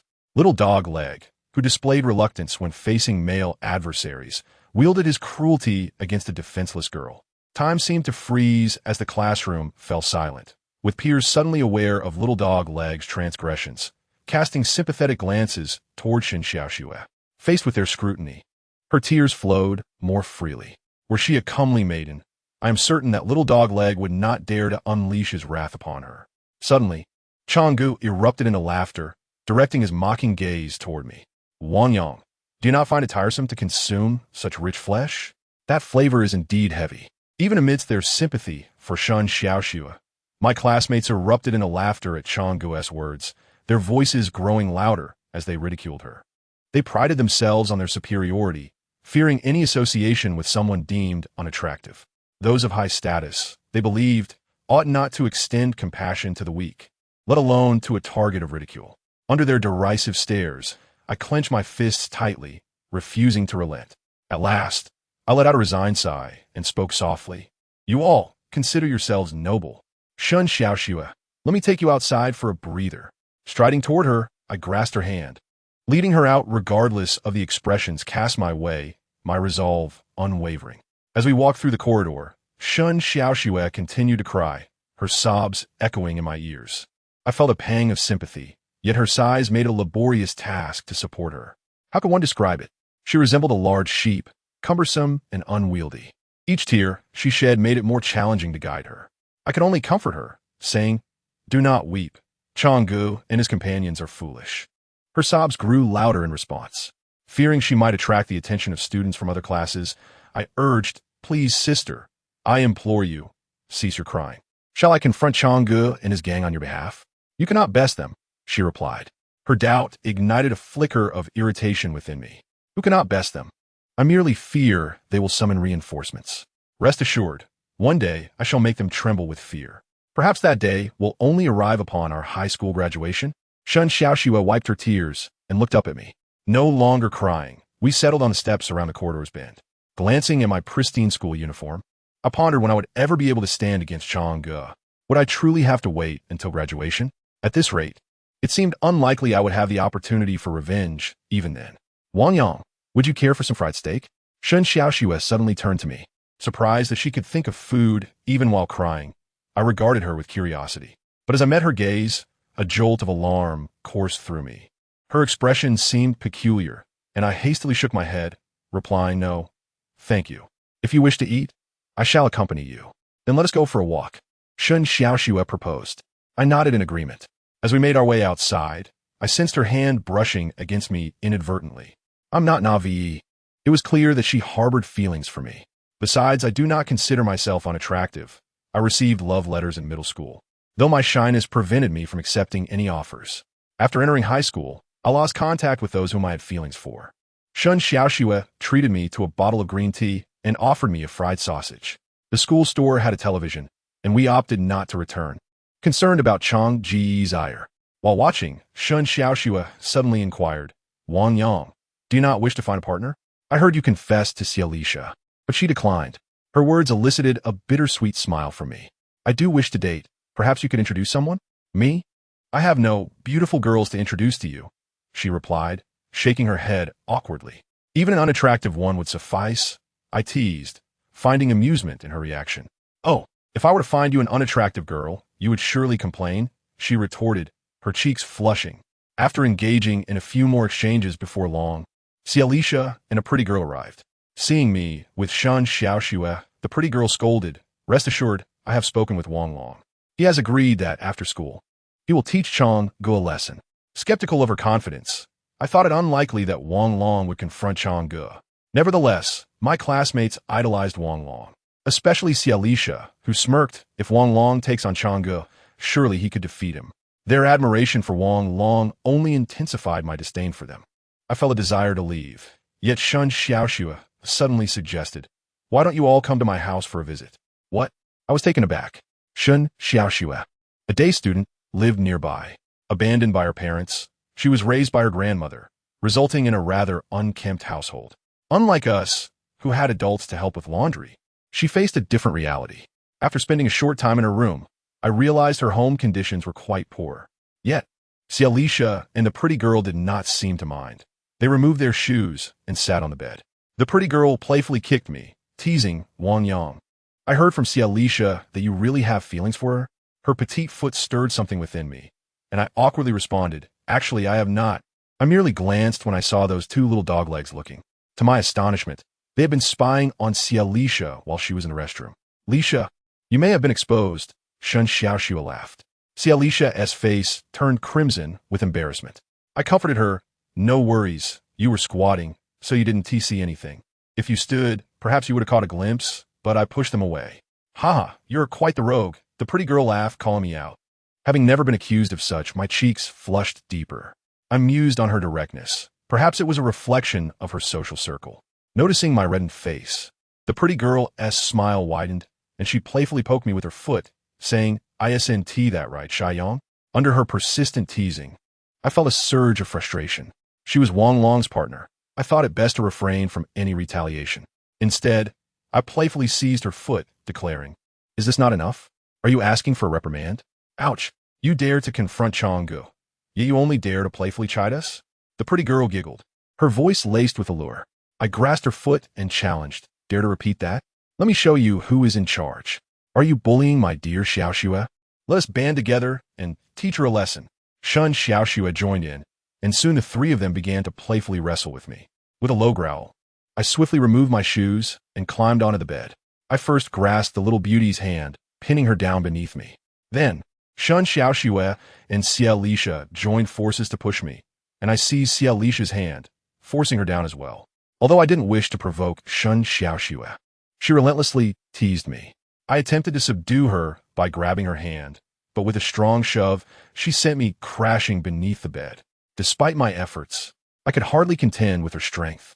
In a fit of chaos, as they realized I had toppled, all three girls lunged at me. The little beauty, seemingly their leader, puffed with laughter and asked, "Wang Yang, how do you feel? Are you submissive yet?" "Not at all," I shouted defiantly at her. "Oh, still not surrendering?" she retorted, her hands slipping beneath my shirt to tickle me. Her icy touch was unbearable, and I could hardly withstand it. I struggled fiercely, flipping her beneath me. Once I had her pinned down, no matter how they pushed, I refused to budge. Breathing heavily, I asked her, "Zhao Shirshi, are you still pretending? You only bully girls. I won't move, so go ahead and touch me." The little beauty glared at me fiercely. Very well. In a moment of impulsiveness, I reached my hand into her clothing. Just as my fingers grazed her smooth skin, I caught sight of her wide, startled eyes and suddenly hesitated. My heart raced, and I breathed heavily. Recalling that day at her house, I couldn't help but gaze deeply into her clear eyes. Chapter 29. Giving up and gaining. The little beauty's petite form exuded an enticing charm with every graceful movement, especially her playful nature, which easily stirred feelings in others. As I stared into her clear eyes, I gradually sensed a shift in my own emotions. She seemed to notice this change, her smile fading into a scrutinizing gaze. After exchanging glances for a moment, I quickly released her to play with Xiaolisha. Xiaolisha, slightly taller, possessed an exquisite aura. I had heard that both her parents worked in oil fields, holding leadership positions. Her attire was refined, setting her apart from ordinary girls. In our small city, there seemed to be a distinction between locals and oil field children. The latter would only purchase expensive clothing, while the former sought only fashionable items. One could easily discern their elegance from the way the little beauty and Xiaolisha dressed. As the playful banter continued among the three girls, I playfully touched their hands and legs. Winter's chill dulled the sensations, though. Shun Xiaoxue was rather hefty, and her chest often inadvertently brushed against me. However, she was not particularly attractive, and I had yet to feel the same thrill from touching the little beauty or Xiaolisha. Eventually, wearied from our antics, I found myself subdued by them. Shun Xiaoxue held me down while Xiaolisha and the little beauty tickled me. The little beauty jokingly threatened to strip me of my shirt, but Xiaolisha, concerned I might catch cold, stopped her. Shun Xiaoxue, Xiaolisha, and the little beauty shared a close friendship. I had upheld Shun Xiaoxue's dignity, which improved the impression Xiaolisha and the little beauty held of me. Moreover, my previous familiarity with the little beauty, along with her close relationship with Chun Ku, ensured I received their camaraderie. Despite being bullied by Chang Gu and his crew, I had gained much in return. If not for Wang Long's presence, I might have become the leader of this circle. Shun Xiaoxue's grandmother was quite kind, inquiring what we wished to eat that evening. Xiaolisha frowned, saying, "Xiaoxue, let's not trouble your grandmother. We should head home for dinner." "Yes, let's go," I agreed. Before Shun Xiaoxue could insist we stay, the little beauty also expressed a desire to leave. As we exited Shun Xiaoxue's home, the night had enveloped the surroundings. Observing the bustling traffic, the little beauty remarked, "Wang Yang, why don't you escort us home? With the new year approaching, I've heard of recent robberies disguised as gift-giving." "Certainly, I'll accompany you," I nodded. I was aware of the little beauty's home, so I walked her and Xiaolisha back while they playfully chatted. After dropping off the little beauty, I discovered Xiaolisha lived a bit farther from my own. As we walked side by side, I couldn't help but glance at my own home. The living room lights were off, but a soft glow emanated from Chunku's room. Seeing her at home stirred a mix of emotions within me. While they returned to a warm meal, I faced the solitude of walking back to school alone. A longing for home overwhelmed me, yet I reminded myself to remain resolute. Now that I had moved out, returning was not an option. Thus, I quietly strolled alongside Xiaolisha. The lively atmosphere dissipated in the absence of the little beauty. Finding the silence a bit dull, Xiaolisha struck up a conversation. Wang Yang, are you a Cancer? No. Gemini, Replia. Oh, how can you be a Gemini? Alicia asked in surprise. What's wrong? I inquired. I've heard Geminis are quite fickle, she laughed. When she playfully labeled me as such, I couldn't help but chuckle in return, teasing. I want to be fickle with you, but you want to allow it. Wang Yang, I didn't mean to reject you that day. Zhao sure she introduced you to me, and I reluctantly agreed. I thought you seemed decent and could give it a try. But when you suddenly said you didn't want to pursue a relationship, it really hurt. Alicia hesitated before speaking. I felt a pang in my heart. You like Chunko, don't you? She is much prettier than I am and excels in her studies. Everyone in class adores her. However, she is not very talkative. Pursuing her might be a bit ambitious. Alicia remarked. Hearing her suggest my aspirations were lofty only deepened my discomfort. Finally, I couldn't help but meet Alicia's gaze and confessed. Chunku is my sister, my biological sister. Huh? Alicia appeared stunned, caught off guard by my revelation. As we locked eyes, I felt an urge to cry. Overwhelmed by fatigue, I forced a smile and said, You misunderstood. I have never liked Chunku. We are family. It's impossible. After uttering those words, I felt a sharp pain within me. So that is why. No wonder Chunku treats you so well. She even visited you in the hospital and brought you so many things. Yes, because she is my sister, I replied with a smile. Ah, I see now. It was my misunderstanding. As we spoke, Alicia suddenly pointed toward a nearby building, saying, I'm home. Seeing her arrive, I couldn't resist glancing at the building, which seemed to be a standalone structure housing only one unit. It appeared to be a residence for officials within the community. Approaching the entrance, Alicia turned back, smiling at me. Wang Yang, you're quite a man. You're much better than Changgu and his crew. Keep it up, and you'll surely become a leader one day. Her words warmed my heart. On my way back to school, I glanced up at my own building once more. After a moment's thought, I texted Chinku, I'm about to have a girlfriend. After sending the message, I awaited her response, but after a long while, she hadn't replied. Gradually, I felt the cold seeping into my ears. Finally, I put away my phone and left. As I walked, my vision blurred slightly, and I muttered to myself, Wang Yang, you truly have no shame. Back in my dorm, I prepared a bowl of instant noodles, only then realizing I had missed evening study. The dorm felt empty, the entire building seemingly devoid of life, except for me. Silently enduring this solitude, I laughed at myself. What was I striving for? What had my persistence truly achieved? I began to recall the moments when Changgu and his friends had mocked me, as well as the memory of Wang Long's fierce slap and the disdainful gazes directed my way. I was left questioning why I had nothing while Wang Long boasted a beautiful girlfriend and Changgu was surrounded by friends. Why? Was it because I was inadequate? Closing my eyes, I meticulously reflected on the events of recent days, only opening them when the sounds of footsteps echoed through the dormitory, signaling the return of life and laughter. I should learn from those who have wronged me until I become stronger than they are. Perhaps I should indulge in wickedness, surpassing every nefarious individual. As this thought crossed my mind, a smile gradually spread across my face. Taking out my phone, I promptly called Shalisha. Shalisha, I like you. Will you be my girlfriend? Wang Yang, are you joking? Shalisha asked, astonished. No, I have genuinely developed feelings for you. Please be my girlfriend, I earnestly implored her.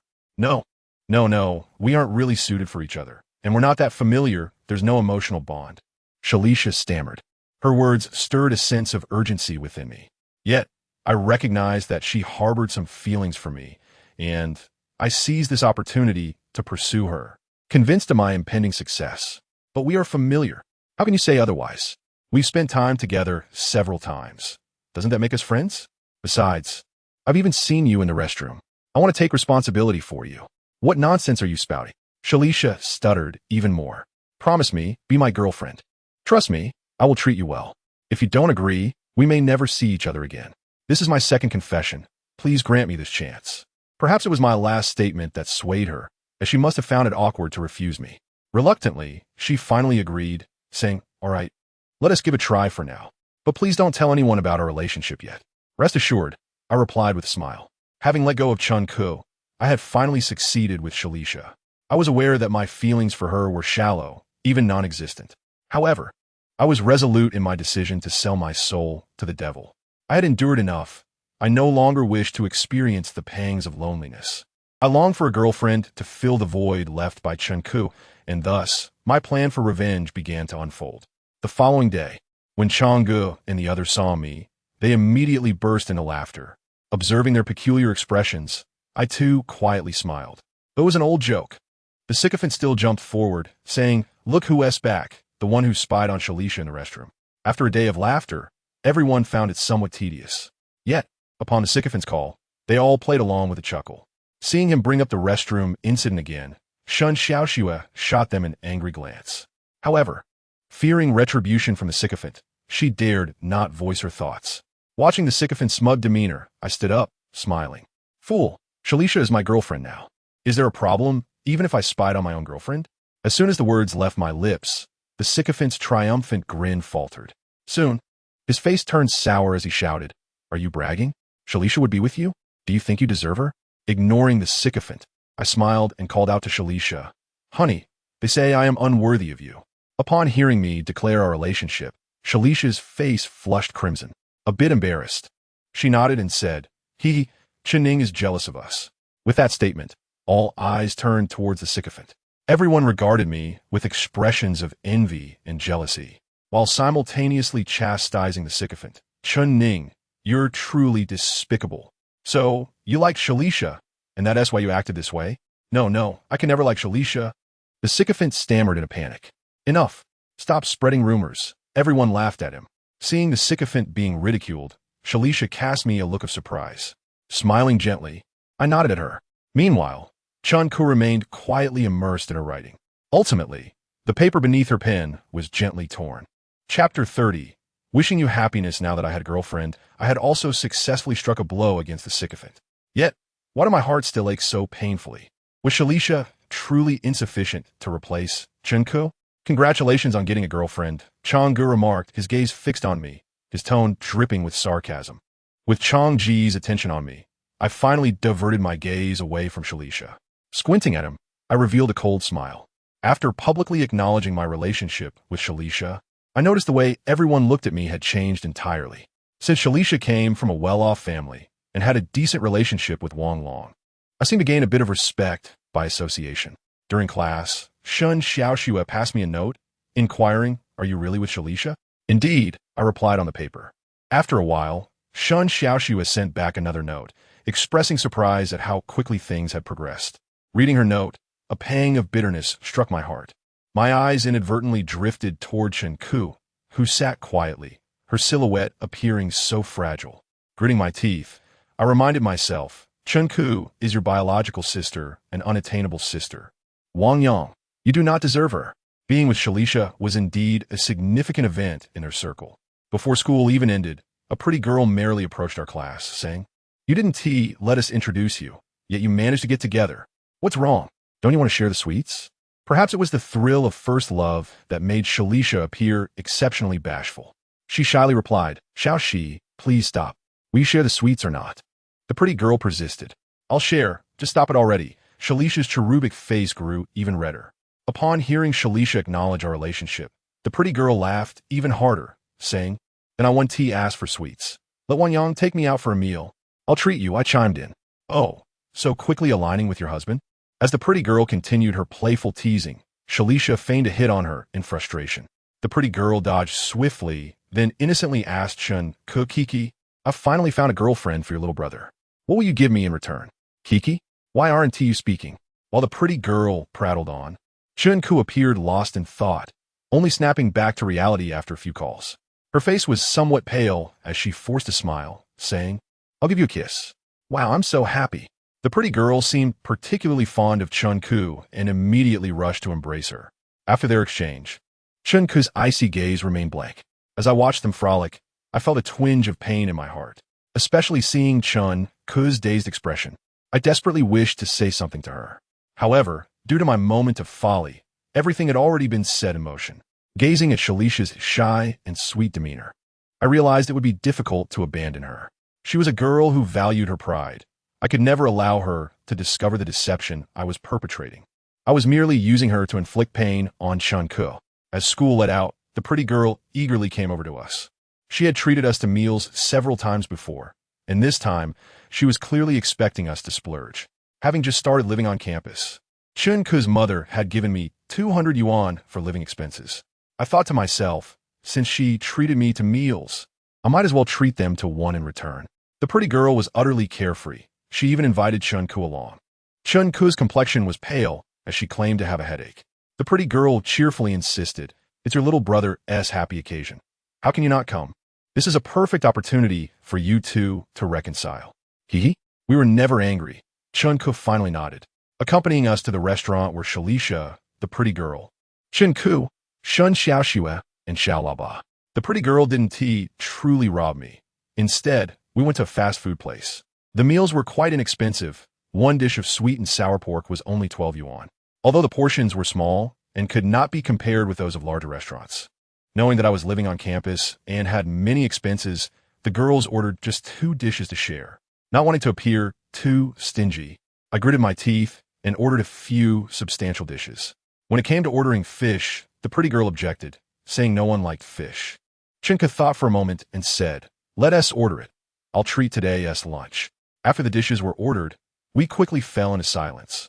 Chun-ku was inherently averse to conversation, and the little trumpet was still unfamiliar with them. Shun Xiaoxue seemed to be in a melancholic mood, sitting quietly in a corner lost in thought. The beautiful girl continued her chatter with Xiaolisha, who frequently stole glances at Chun-ku. "Kaiya, is Wang Yang really your biological brother?" Xiaolisha suddenly inquired, fixing her gaze on Chun-ku. "Yes, she is my father's child from his second marriage. Although we share no blood ties, she is still family," Chun-ku affirmed with a nod. Family? I caught Chun-ku uttering that word, prompting me to lift my head and look at her. Her expression had softened, a gentle smile gracing her face as she addressed me. "Little brother, it's the weekend. You should return home." Captivated by the brightness of her eyes, I found myself speechless. "Ah, so you truly are related," Xiaolisha remarked, a hint of surprise in her tone. "I was wondering why you called Chun-ku by her name while he is referred to as Wang Yang." "How fascinating," she added, a touch of envy in her voice. "I really admire your bond. I wish I had something like that." Shun Xiaoxue suddenly interjected with an envious tone. When the dishes arrived, conversation ceased. The girls sipped their sodas, while the little trumpet asked if I would indulge in alcohol. Feeling a pang of discomfort, I replied, "I'll go fetch a case." "Yes, I'll get a case," I reiterated. "What? A case?" The little trumpet looked astonished. "Indeed, a case. I yearn to be intoxicated." "Wang Yang, are you feverish? Why would you want a case?" The beautiful girl admonished me, casting a knowing glance at the little trumpet. When the beer arrived, I poured myself a glass and downed it in one go. Without hesitation, I filled another glass, sensing Xiaolisha's unwavering gaze upon me. Although I had consumed only one bottle, the alcohol had a way of inebriating the soul rather than the body. The green bottle was potent. My cheeks flushed as I finished the beer and said to the little trumpet, "Let us get another bottle." "Wang Yang, please stop drinking," Xiaolisha urged with a serious expression. Under her scrutiny, I fell silent. It was evident to everyone that my drinking stemmed from a deeper reason. They sensed a shift in my relationship with Chun-ku. After indulging in alcohol, we had nowhere else to go and returned to the classroom. I avoided conversation with Xiaolisha and feigned sleep as soon as I entered. When class was about to commence, Chong-gu and his 2 companions returned, catching a whiff of the alcohol on me. "What the hell? You actually pursued Xiaolisha, and you're drinking too. You must be thrilled," they exclaimed. I ignored them, suppressing my rising anger. They were not my true threat. That role belonged to Wang Long. My spirits were low throughout the afternoon, rendering the thought of studying futile. A fleeting glance at Chun-ku revealed that she too was asleep at her desk. Seeing her like this filled me with regret. I recognized my impulsiveness. I should not have treated her this way. Chun-ku's personality was naturally reserved. Why couldn't I have waited a little longer? At that moment, I received a text message from Xiaolisha asking, "I don't need to wait for you after school, right?" Understanding her intent to have me escort her home, I realized we had yet to discuss anything meaningful. After another glance at Chun-ku's silhouette, I gritted my teeth and replied to Xiaolisha, "Please wait for me after school. I have something to discuss." "All right." Xiaolisha seemed to grasp my intentions. Hesitating, I pondered whether to reveal my true feelings to her. My declaration from yesterday had been so earnest. Would it hurt her if I spoke my heart? Yet if I remained silent, what would I do? Finally, as school ended, a heavy weight lingered in my heart. Catching sight of Xiaolisha standing and looking back at me, I nodded and stood up. Walking towards the exit with Xiaolisha, I suddenly noticed Chang'e and his friends pursuing us with jealousy in their eyes. What is this? Are you going on a date? Shall we all head home together? Knowing Chang'e disapproved of my association with Xialisha, he deliberately approached to disrupt us. I took a deep breath and said, Chang'e, please don't overstep your bounds. Remember, I am still Yi Hong's designated brother. Yi Hong. Upon hearing my words, Chang Ji's complexion shifted dramatically. However, with a beautiful girl present, he hesitated to lose face, barking, What? Are you trying to scare me with Yi Hong? Where is he? Bring him here. Chang Ji's remarks ignited a surge of anger within me. If I were to truly summon Yi Hong, I had faith he would support me. Yet, I didn't wish to rely on him for every little issue. With a smile, I replied, Chang'e, I was wrong. Please just let it go. Beg me? Chang'e laughed, soon joined by his two sycophants. Look at that. Wang Yang is actually begging Chang'e. Their laughter only fueled my irritation. Suddenly, Chang'e fixed a challenging gaze upon me and declared, No way. Feeling the heat of anger surge through me, I instinctively clenched my fists, prepared to confront him. How can there be such shameless individuals like you? Suddenly, a delicate hand yanked at the collar of Chang Ji's shirt. With a resounding slap, Chun-Ku delivered a stinging blow to Chang Ji's face. She smiled at me and said, If you have a girlfriend, treat her well. I wish you both happiness. Chapter 31. Silence speaks volumes. Gazing into Chun-Ku's eyes, I felt the sincerity in her words. Yet, my heart ached as if pierced by a knife. I could distinctly sense a tremor in her gentle tone. Her heart had begun to bleed silently, just as mine had. I offered no response, merely holding her gaze. Suddenly, Chun-Ku turned her cold stare toward Chang'e, saying, From now on, if you dare to lay a finger on Wang Yang again, I will find a ledger and break both your hands and feet. Though uttered by a girl, her words brimmed with formidable authority. The infamous ledger loomed over Chang'e like an insurmountable mountain, suffocating him with dread. Confronted by the icy demeanor of Chun-Ku, Chang'e recoiled. Fear etched in his eyes. Chun-Ku, what have I done to provoke you? Why are you siding with Wang Yang? You don't realize why I support Wang Yang? Tien Giskiviko. No, do you also have feelings for him? Chang'e shot me a bewildered glance. Since you are oblivious, let me enlighten you. Chun-Ku's smile vanished, her eyes turning frigid. Wang Yang is my family. He is my closest kin. I am his sister, and he is my brother. With that declaration, Chang'e was struck with a devastating blow. His expression shifted from shock to gloom.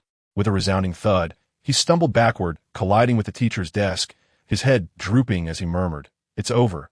I've definitely crossed a line this time. Seeing Chang'e's expression, his two sycophants quivered in fear. Their cowardice only elicited my amusement. They resembled clowns in a farcical performance. The names Chun and the ledger commanded respect even from the school's top dog, Yi Hong. How could mere school delinquents compare to figures of societal influence? Realizing that Chang'e and his gang no longer dared to bully me, Chun-Ku turned back to me and Xialisha with a smile. However, her smile was tinged with paleness. Drawing a deep breath, she struggled to steady her trembling voice. Xialisha is a good girl. Cherish her well. Do not let her down, otherwise I will not let you off easily. Upon hearing Chun-Ku's words, I sensed that tranquility was about to return.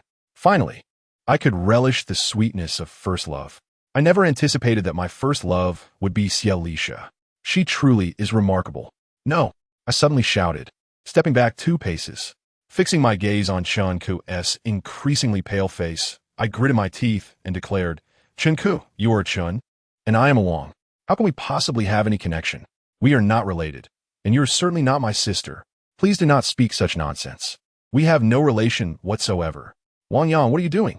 Xialisha exclaimed, sensing my descent into madness. Disregarding Xialisha, I suddenly turned my wide eyes towards Brother Chang. In 10 minutes, gather everyone you know. Outside the school, we shall fight to the death. If you do not come, starting tomorrow, every time I see you, I will strike you, including Wang Long.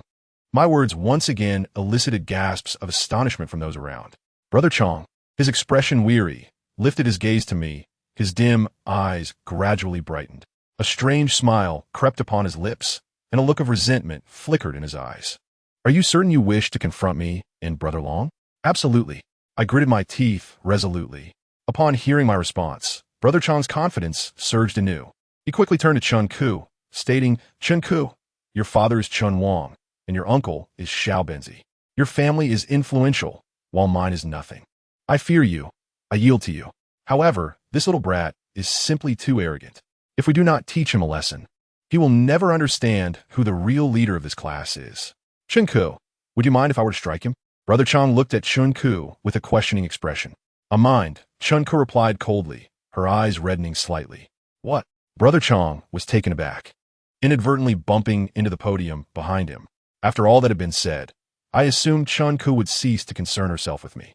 Yet, upon hearing her protest, my heart ached, and I nearly broke down in tears. Suppressing my impulse to cry, I grasped Chunku's hand tightly. Holding her soft hand, I earnestly looked into her eyes and implored, Sister, I beg you, please do not interfere. We have already agreed not to seek help from our families. I only wish to rely on myself. My biological mother possesses wealth, and her father holds power. Yet, we have both experienced abandonment. Before we formed this family, no one could fathom the hardships we endured. Even our own parents fail to comprehend the pain of a child from a single-parent household. I remember those days when my mother abandoned us. I dreaded conversations about mothers, for I did not wish to reveal my lack of one. But now everything has improved. Has it not? Should we not aspire to live with greater ambition? The cold Chunku, the impulsive Wang Yang. What has shaped the extreme personalities of these two children? Those irresponsible parents. If you were unprepared to be mothers and fathers, why did you bring us into this world? Gazing into Chunku's eyes, I finally understood. We have always depended on one another, quietly redeeming each other's lives. Chunku is subtly transforming me, and I, in turn, am quietly changing her. Do not call me sister. I despise you. I, Chunku, have no brother like you. From now on, do not call me that. As her eyes reddened further, a cold smile gradually appeared on her face. Observing the cold smile on Chunku's face, my eyes too began to moisten. Thank you, Kuer. After sharing a moment of laughter, I suddenly turned to Brother Chang and shouted, Come on, all of you come and fight me. Wang Yang, this time you're courting death. If I do not beat you into submission, I, Xiangzi, will no longer be the boss. My shout startled Brother Chang, and his expression slowly morphed into one of anger. Let us go. Clenching my fists, I strode purposefully outside. As I emerged, I immediately noticed the small horn, drawn in by the commotion. I cast a deep glance at the small horn and continued my determined march. After contemplating for a moment, the small horn gritted his teeth and followed closely behind. Facing off against Brother Chang and Wang Long was undoubtedly akin to striking a stone with an egg. They were delinquents with numerous friends, while I had only one non-combatant companion. Yet, I felt no fear. I believed in Wang Yang, that utterly ordinary Wang Yang. He would surely instill fear and respect in them. The battle was imminent. Brother Chang summoned familiar delinquents as if calling soldiers to arms. Sanner, come and fight with me. All right, Binzi, let us go. Sure. These were individuals unafraid of trouble, and as Brother Chang's calls echoed, more and more delinquents gathered behind him. In an instant, a dark throng followed me and the small horn. Yanggo, Wang Long hasn't arrived yet, and there are already so many of them. I am scared. The small horn glanced back nervously, his teeth chattering. Wang Long has come? I asked coldly. No, I haven't seen him. But there are so many people. The small horn continued. Consider it luck for him. Hearing that Wang Long had not arrived filled me with a tinge of disappointment. Yanggo, why not just avoid the fight? If we give him some money, it should be fine, right? Please don't be angry. I'll cover the cost. It's almost New Year's, and I don't want any trouble. The small horn trembled increasingly, suddenly collapsing to the ground, unable to move. Seeing the small horn in such a cowardly state left me feeling disheartened. It seemed I would be left to face this alone. Noticing his inability to continue, I finally halted my steps. Gazing at the throng of delinquents behind me, my heart grew heavier. Small horn, if you're afraid, you can leave. There are indeed many of them. I want to hold it against you. You want to be angry? Just a few steps away from Brother Chang and his group, our words elicited laughter from them, particularly from the little sycophant who mockingly shouted, Small horn, with that little courage, you dare to play tough? Get lost and go home for your milk. Yes, I drink milk every morning now. It's $1 a bag. I'll treat you all. The small horn quickly forced a smile. Get lost. Who would drink your lousy milk? If you're too scared to fight, then get lost. Or we'll beat you too. Another little sycophant cursed. The small horn finally hesitated. Do you think you can leave? Brother Chang coldly chuckled. glancing at those around him. With a smile, Brother Chong picked up a stone from the ground and approached. He then handed it to the small horn, saying, "If you want to leave, you must strike Wang Yang once." With that, Brother Chong fixed his gaze on me. Seeing the small horn waver, my heart sank. I could never have imagined he would assist Brother Chong in attacking me. Holding the stone, the small horn's eyes darted back and forth. He glanced at me, then at Brother Chong. Suddenly, tears began to stream down his face. "Yang, I treated you poorly before, and you even fought the teacher for me. I am sorry, Yang Yi." Already aware of what the small horn intended to express, my heart grew colder. Smiling, I reassured him, "It's all right. I do not blame you. Brother Chong, I have decided to stand on the side of justice."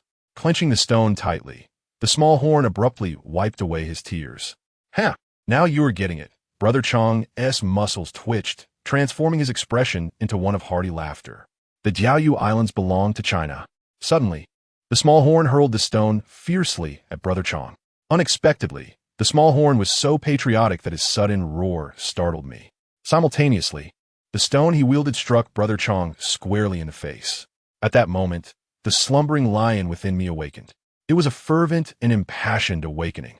Witnessing the flesh on Brother Chong's face tear, I felt a resonating call of a stirring red song echo within me. My heart surged with hot blood flooding my mind.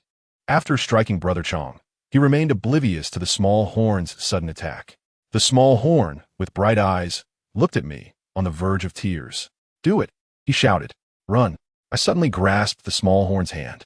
Before they could react, I yanked him and sprinted away. The biting wind howled. The snow beneath my feet crackled underfoot. As we ran, the small horn gasped, "Yongo, why are you running? Are you foolish? How can we defeat so many?" I had caught a glimpse earlier. Brother Chong had at least a dozen men. Then why did you still want to fight them? The small horn wheezed, growing more anxious. Damn, I had a plan. I cursed vehemently, feeling that the small horn had sabotaged my strategy. After running a few dozen meters, I quickly sensed Brother Chong and his gang closing in on us. They were too many. No matter how we fought, they could overpower us. They have us firmly in their grasp. How could they possibly let us go? I, along with Little Horn, were not particularly swift, especially since Little Horn was in even poorer condition than I. Gradually, he began to falter, shaking my hand off as he said, "Yongu, please let me go. I'm struggling to keep up.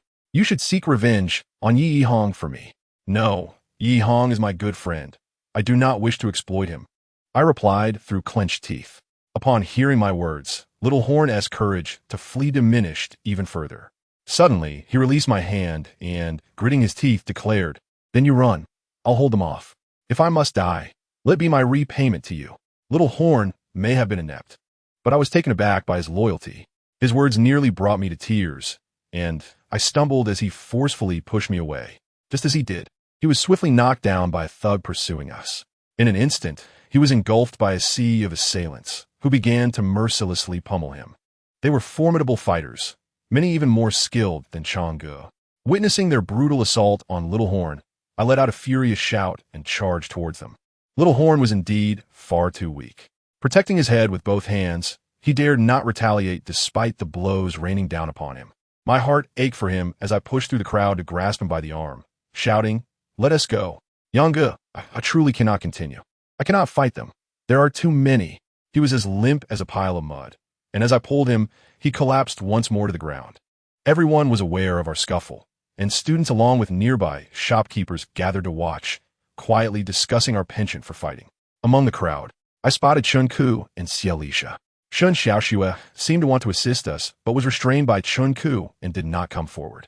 I smiled and nodded at Chun Ku, noticing Little Horn paralyzed by fear. I abandoned any thoughts of escape.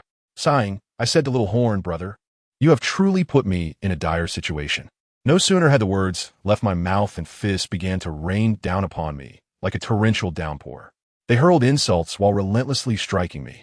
Hyang Yi, clutching his bruised face, slapped me hard and shouted, "What are you waiting for? Run, will you? Keep running." In a mere 10 seconds, my body was left aching all over. Yet, I gritted my teeth and stood firm, refusing to fall despite their relentless assault. "Yonge, you must run." Suddenly, Little Horn clung to Chong Ji's leg. "Brother, you're taking the hits here. Can I possibly leave alone?" With a bitter smile, I braced myself for their blows. As soon as I uttered that phrase, a sudden ringing filled my head. My vision blurred, and I nearly stumbled. At that moment, I saw a thug with a vicious expression taunting me. Trash. How does it feel? Feels great. I shot back, smirking at the stone in his hand. Well then, let us give you another taste. The thug raised the stone and brought it down hard on my head. Ah, I'm going to fight you all. I screamed in a fit of desperation as Little Horn suddenly lunged towards me. The stone struck his back, and through tears, he looked at me and pleaded, Yonga, I beg you run. I said, if we leave together.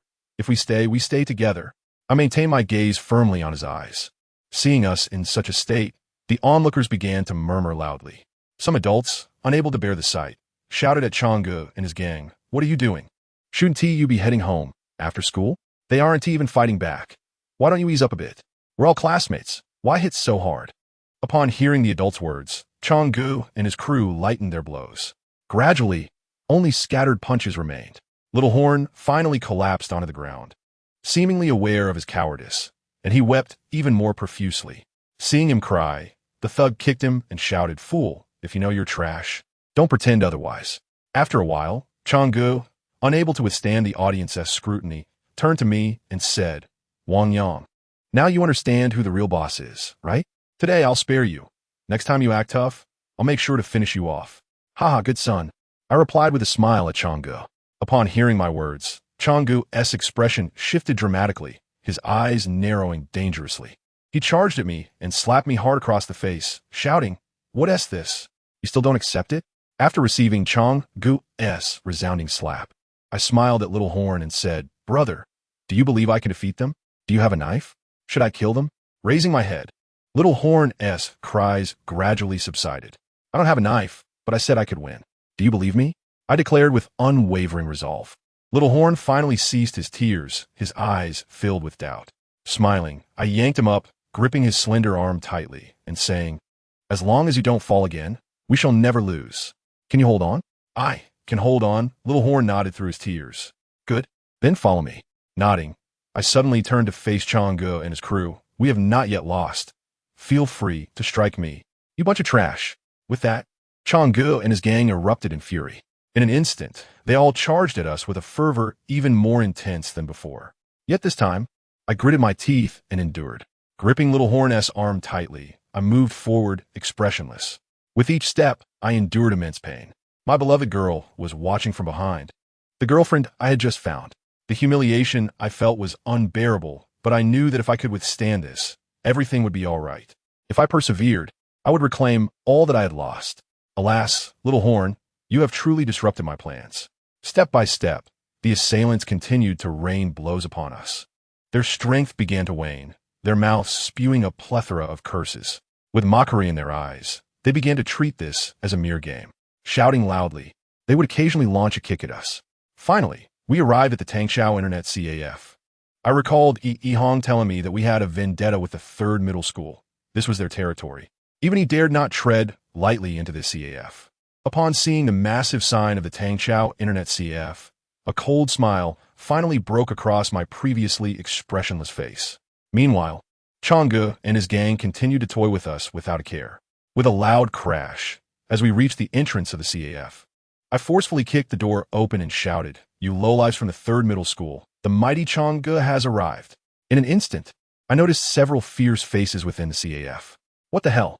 The 2nd middle school is here to show off? They shouted. A moment later, more than half of the youths in the CAF rose to their feet, their expressions menacing as they charged toward us, zeroing in on the smug Changgu. Before the first person even reached me, I was knocked to the ground. Seeing my feeble state, they all stepped over me, rushing towards the one whose face clearly read boss. Changgu. What? Why are you hitting me? Changgu exclaimed, bewildered, as he let out a wail. We're here to take down the boss of the 2nd middle school. One person picked up a chair and hurled it at Changji's head. Chapter 33. The storm has yet to settle, though I did not lay a hand in the fight. Witnessing Changgu's cries of despair brought me immense satisfaction. Yet, the assailants showed no signs of letting up. There were twice as many as Changji's crew, clearly intent on ensuring they remained on the ground. Moreover, these individuals were the elite fighters from the 3rd middle school. Each one of them was capable of taking on 3 opponents. Dealing with Changgu was far too easy for them. As I watched Changgu and his crew being beaten, Little Horn's face quickly lit up with joy. Yanggu, so you were waiting for them here? Don't talk. Let me lie here quietly for a moment. Soon enough, we shall have our revenge. I lay quietly on the ground, smiling. Upon hearing my words, Little Horn became even more excited. He asked me enthusiastically, Yanggu, are you saying that soon we will personally? They were scattered and beaten badly. Do you think they can still be our opponents? I laughed and asked Xiaolaba, then I'll go find some weapons. Xiaolaba quickly scrambled to his feet. Does it not hurt anymore? I asked in surprise. I was just scared. It doesn't really hurt that much, Xiaolaba chuckled, wiping the dirt off his face. Watching Changgu and his crew being beaten, I struggled to rise from the ground and stood in the corner. I was just a minor character. The people from the third school wouldn't make things difficult for me. However, Changgu was in a dire situation. The one who boasted the loudest was being beaten the hardest. A hefty bully was especially vicious, yanking Changji's hair and repeatedly slamming his head against the ground, leaving a pool of blood. Many onlookers had gathered, but upon seeing the ferocious figures from the third school, they were all terrified. A significant number of them quietly slipped away. Yet, Chun-Ku and her friends remained, still concerned for me from a distance. Feeling Chun-Ku's care warmed my heart. Locking eyes with her, I mischievously winked. Chun-Ku averted her gaze, yet her icy demeanor still flushed with a hint of red. Soon, Xiaolaba returned with 2 steel pipes, likely borrowed for self-defense. Upon seeing him wielding weapons, I immediately took one and said, Xiaolaba, let us wait for them on the way back to school. Hey, you guys are also from the second school, right? Didn't you just insult us? Just as we were about to leave, a short fellow eyed us with ill intentions. What else could I do but curse you? I shouted, grabbing the steel pipe and knocking him down. Seeing the short guy clutching his head in pain, Xiaolaba quietly asked, Yanggu, they're helping us. Isn't it a bit wrong to hit him? Haha, what is wrong with that? Thugs are no good. The more you cower, the more they bully you. Everyone's fighting outside. No one is paying attention to us. Xiaolaba nodded dojihashfully. To celebrate our imminent victory, I bought a pack of Shir from a nearby supermarket. I handed one to Xiaolaba and took one for myself. With a snap, I inhaled deeply and exhaled a thick cloud of smoke. Seeing my action, the gaze of a nearby girl shifted slightly. Smoking symbolizes maturity and hints at my descent into mischief. Yet, I understood that only boys who embraced the dark side could capture a girl's attention. The more rebellious I became, the more I would gain. My descent into mischief, perhaps, was a lesson from Yi Hong. From afar, I finally saw Changgu and his crew finish their beating. It was a pitiful sight. Half of the third school fled upon confrontation. The remaining ones bore bruises and bloodied noses, especially Changgu and his 2 lackeys, who suffered the worst. As they returned, leaning on each other, they tumbled over. What a shame. Wang Long hadn't shown up to confront me. Lucky for him, he escaped this ordeal. Sitting on a stone step by the roadside, as Changgu approached, Xiaolaba and I looked up at them. Changgu no longer bore the initial bravado. His expression twisted in pain as he avoided my gaze. Wait, I suddenly blocked Changgu with a steel pipe. Let me tell you, this time it wasn't you beating us. We just had bad luck running into the third school. Changgu seethed with anger. He was a school thug, but not one of Yi Hong's inner circle. Without a prominent leader, he was unaware of the dynamics between the 2 schools. Smiling, I began to scrape the steel pipe against his pant leg, saying, so, we must fight again, right? Upon hearing my words, Changji's expression changed drastically. Before he could react, I swung the pipe fiercely at his leg. With a cry, Changgu fell to the ground in agony. I had swung with great force, uncertain if I had broken his leg. Yet, I had vowed to instill fear and submission in them. Otherwise, they would forever cling to us like a stubborn gum. Curse you. Let us see who is tougher. Seeing Changgu down, Xiaolaba also took the steel pipe to strike the 2 lackeys. After just 2 hits, a crisp sound echoed, akin to smashing a watermelon, and both fell. With such ease in defeating them, Xiaolaba beamed with pride. Yanggu, we won. Let us celebrate at the internet CAF. Is that all? I asked in astonishment, glancing at the onlooking classmates and several girls. Yes, it's done. Xiaolaba blinked at me, seemingly confused. Realizing Xiaolaba intended to let them off, I thought, not a chance. After enduring so much humiliation and suffering countless beatings, along with their repeated slanders and provocations, how could my painstakingly devised plan end with just one blow? Filled with rage, I raised the steel pipe and struck Changgu again and again, each blow eliciting his wails. Fixating my glare on Chang'e, I raised the pipe above his head, declaring, "Curse you, you're nothing but a scoundrel." As I prepared to bring it down, I suddenly halted upon seeing his eyes. I couldn't bring myself to strike. Despite the fury and resentment boiling within me, I found it hard to act as mercilessly as they did, especially after Chang'e's earlier words. It felt as though something was pounding on my heart. He had told Chinku, "Your father is Chun Wang. Your family is influential. You're a young lady. And I, Changzi, cannot provoke you. Chang'e is an ordinary person, and so am I." I couldn't comprehend why, being ordinary, he continuously tormented me. Was it merely because he was doing better? Did that grant him the right to bully others? I yearned to be bad, to possess everything as a rogue. Yet, if it meant becoming like Chang'e, I still couldn't do it. Moreover, I'd already missed one chance by using Xialisha. Like Chen Ge. And to this day, I still dare not face Xialisha. I truly did not want to make another mistake. With that thought, my icy gaze began to thaw. Looking at Chun Ku, the resentment in my heart gradually dissipated. Yes, I still had Chun Ku. I still had family. I had already caused enough trouble at home. Perhaps it was best to let this go. I couldn't believe Chang'e would still dare to confront me after being beaten so badly. As for Wang Long, we could settle that another time. Noticing my hesitation with the steel pipe, Xialisha approached after some contemplation. She urged, "We're all in the same class. Let us just leave it at that. You won. I witnessed it myself. But I'd also been beaten terribly. I felt disheartened. It's all right. Even if you don't fight them, in my heart, you're already the boss. Dealing with people like them will only dirty your hands." Xialisha smiled. Taken aback by her words, I looked into her eyes, discovering her kindness. Touched by Xialisha's compassion, I smiled and nodded. Just then, Chang'e suddenly fixed his gaze on me, seething, "Wang Yang, just wait. Long Gu will surely avenge us." At the sight of Chang'e's venomous glare, my smile froze. I realized that I had not defeated Wang Long, and Chang'e would not fear me. Sighing, I helplessly remarked to Chang'e, "How can there be such a shameless person like you?" With that, I swung the steel pipe down hard onto Changji's head. With a rush of wind, I had resolved to eliminate Chang'e. People like him are never deserving of pity. However, just as I was about to strike, someone caught my pipe. Unbeknownst to me, a large group had gathered around Chang'e, and Wang Long was among them. Gripping my pipe, the owner of that hand sneered. "Who gave you the courage to confront our classmates from the third school? Who are you?" Feeling his intimidating presence, I instinctively tightened my grip. The Four Heavenly Kings. Zhang Feng. Chapter 34. The Twin Red Sticks. The Four Heavenly Kings.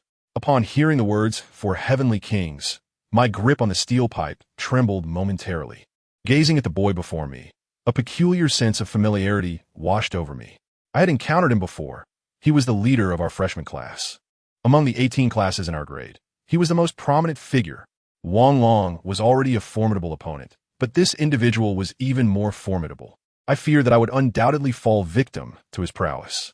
Locking eyes with Zhang Feng, I discerned that he too regarded me with an unusual expression. Fixating on me, he coldly grasped my steel pipe and inquired, "Have we met?" Indeed, we had crossed paths, for I had been closely following Yi Hong during those days. However, we had never exchanged a word. Perhaps he had long since forgotten me. Reluctant to rely on Yi Hong, I inhaled deeply and replied, "No, we have not met." Zhang Feng let out a chilling laugh. Following his mirth, his gaze sharpened considerably. From the intensity of his eyes, I could sense a faint aura of menace that sent shivers down my spine. While I could barely withstand Wang Long and Brother Chang, how could I possibly contend with him? Suddenly, Zhang Feng's eyes swept towards Chun Ku, who stood a short distance away. Upon seeing her, a smile blossomed on his face like a spring breeze. "Kur, where's your notebook?" "Haha, you know him?" Chun Ku beamed in response. "Yes, I played with him once before. Please send my regards to Uncle Ben when you see him." Zhang Feng nodded politely. "Sure," Chun Ku replied with a smile. Chun Ku's father was a notorious figure, and Zhang Feng's demeanor towards us was markedly different. After exchanging a few words with Chun Ku, Zhang Feng furrowed his brow and cast a glance at Brother Chang. He then sneered, "How dare you provoke someone from Sanzhong? You must be tired of living." Brother Feng, we also had a run-in with someone from Sanzhong, Xiao Laba, visibly pale, quickly interjected to explain. "Were you?" Someone shouted at Xiao Laba, reprimanding him harshly. Upon witnessing this, my heart softened. It was evident that those surrounding Zhang Feng were all prominent figures among the freshmen, while Brother Chong was merely a subordinate in Zhang Feng's entourage. Faced with their loud reprimands, Xiao La Ba's face turned even paler. "Come with me." Zhang Feng suddenly released my steel pipe and turned to leave. "Brother Feng, where are we going?" Xiao La Ba, trembling with fear, dropped his steel pipe to the ground. "Enough with the chatter, just go." A burly young man kicked Xiao La Ba. "Young Ge!" Xiao La Ba cried out, distressed. As Zhang Feng was about to take me away, I felt an unusual tension. Having been captured, I noticed the deep concern in Shan Ke's eyes. Realizing she intended to intervene, I contemplated for a moment and resolutely shook my head. I believed a man should possess ambition. I must bear the consequences of my own actions. Relying on others would render me forever inept. As they led me away, I felt a gentle tug from Shilisha. Her kindness only intensified my inner turmoil. I smiled weakly at her and assured, "Trust me, I will be fine. Wang Long, you must protect Wang Yang. Otherwise, I will no longer assist you in speaking favorably to Zhao Shirshi." Shilisha suddenly implored Wang Long. Upon hearing her words, Wang Long let out a cold laugh. "Just wait and see. Wang Long, how dare you disregard Shilisha?" The young beauty also pleaded on my behalf. "I'll consider it," Wang Long replied, his expression softening. Seeing the two girls intercede for me filled my heart with a mix of emotions. I wanted to scold Wang Long and confront Zhang Feng, but I knew that Zhang Feng, as one of the four heavenly kings, was far beyond my capabilities. Recognizing my own insignificance, why should I feign strength? I decided to endure and observe Zhang Feng's next move. Surrounded by them, we made our way back to school. A thug kicked open the dormitory door, and as we entered the empty corridor, my heart began to race. "Which dormitory?" Zhang Feng suddenly inquired. "What?" I failed to comprehend his question. "Which dormitory are you in?" Wang Long suddenly kicked me harshly. Feeling the pain from Wang Long's kick, I could not suppress my anger and shot him a furious glare. Wang Long paid no heed to the girl's words and shoved me, saying, "What are you staring at?" I stumbled, thinking he was just a sycophant. Despite his imposing presence in our circle, he was but a dog before Zhang Feng. My disdain for him grew with each passing moment. In 108, I indicated towards a nearby dormitory. With a loud clatter, someone tried the door twice, but it remained shut. Suddenly, with a powerful kick, they burst the door open and swiftly shoved us inside. As we entered the dormitory, my newly purchased cigarettes and money scattered across the floor. Upon seeing my belongings, the thugs' eyes sparkled with greed. They surged forward, snatching my money and taking a cigarette for themselves. After a moment's thought, they decided to share the remaining cigarettes amongst themselves. What a worthless piece of trash, still smoking good cigarettes. Zhang Feng, with my cigarette between his lips, pulled out a chair, lit the cigarette, and squinted. "Do you know who I am in this school?" "I know." I nodded in acknowledgement. "Ha ha, so are you afraid of me?" Zhang Feng inquired with a smile. "Yes." I nodded again.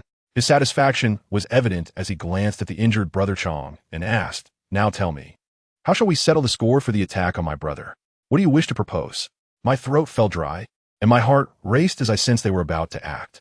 Zhang Feng suddenly closed his eyes. At that moment, someone lunged forward and kicked me hard. They laughed. Looking at Brother Chong, "Chong, how could you fail to defeat such trash? You really shouldn't hold the title of leader." Brother Chong's expression darkened upon hearing this. Seizing the half-smoked cigarette from the thug's mouth, he contemplated, "This kid knows Yi Hong and Xiao Benzi. He won't be easy to deal with." Upon hearing the names Yi Hong and Xiao Benzi, the thug's demeanor changed instantly. Zhang Feng, meanwhile, opened his eyes and scrutinized me, frowning. "Do you know Yi Hong and Xiao Benzi?" "I do not," I shook my head. "Ha ha, perhaps I mistook you for someone else." Zhang Feng chuckled. As Zhang Feng conversed with me, Wang Long seemed poised to speak, but changed his mind and remained silent. The atmosphere grew tense as Zhang Feng smirked at Brother Chong. "You should retaliate against him for how he attacked you, right?" "Who says I won't?" Brother Chong was incensed, raising a chair high above his head. "Then let us have at it." Zhang Feng grinned wickedly. Seeing the four heavenly kings personally bully me, I thought to myself that this was the end. I felt suffocated, realizing they all shared connections while I had none. I pondered how difficult it was to forge my own path. Was it truly necessary to have connections to succeed? As I mused over these thoughts, Brother Chong was already nearing his limit. He brought the chair crashing down toward me. With a loud crack, I dodged just in time. I retaliated with a powerful kick to Brother Chong, coldly asserting, "Brother Chong, you are unworthy to strike me." "Unworthy?" Brother Chong was taken aback. The room fell silent for a moment before erupting into uproarious laughter. Everyone clutched their stomachs, tears of mirth streaming down their faces. Soon after, Wang Long delivered a vicious slap across my face, bellowing, "Then do I qualify to strike you?" As I saw Wang Long's hand approaching, my pupils dilated in alarm. In a sudden move, I grasped his wrist firmly. Locking eyes with his astonished expression, I declared, "You are unworthy to strike me." Witnessing my grip on Wang Long's wrist, Zhang Feng's interest was piqued. He took out a cigarette and lit it, taking a deep drag before exhaling the smoke towards me. "So, who do you think is worthy of striking you? None of you are." Behind me, someone suddenly chuckled softly. Yi Yang. Upon glancing back, I noticed Zhang Feng's expression shift dramatically. Hearing Yi Hong's voice compelled me to turn around as well. As I did, I saw a frail young man leaning casually against the doorway. He lit a Yushi cigarette and smiled, saying, "Wang Yang, where's my Xuanhua Hongkuan?" The Xuanhua Hongkuan is Yi Hong's confidant, a rank above the 4 heavenly kings. In an instant, the faces of everyone in the room turned pale, their breaths heavy with shock as they stared at me. Chapter 35. My wish as the weight of their breaths filled the air, curious gazes scrutinized me. Under their watchful eyes, I felt a disconcerting mix of emotions wash over my face. It seemed I had relied on Yi Hong. Without him, I might have been beaten to a pulp. Yet this was not how I envisioned things.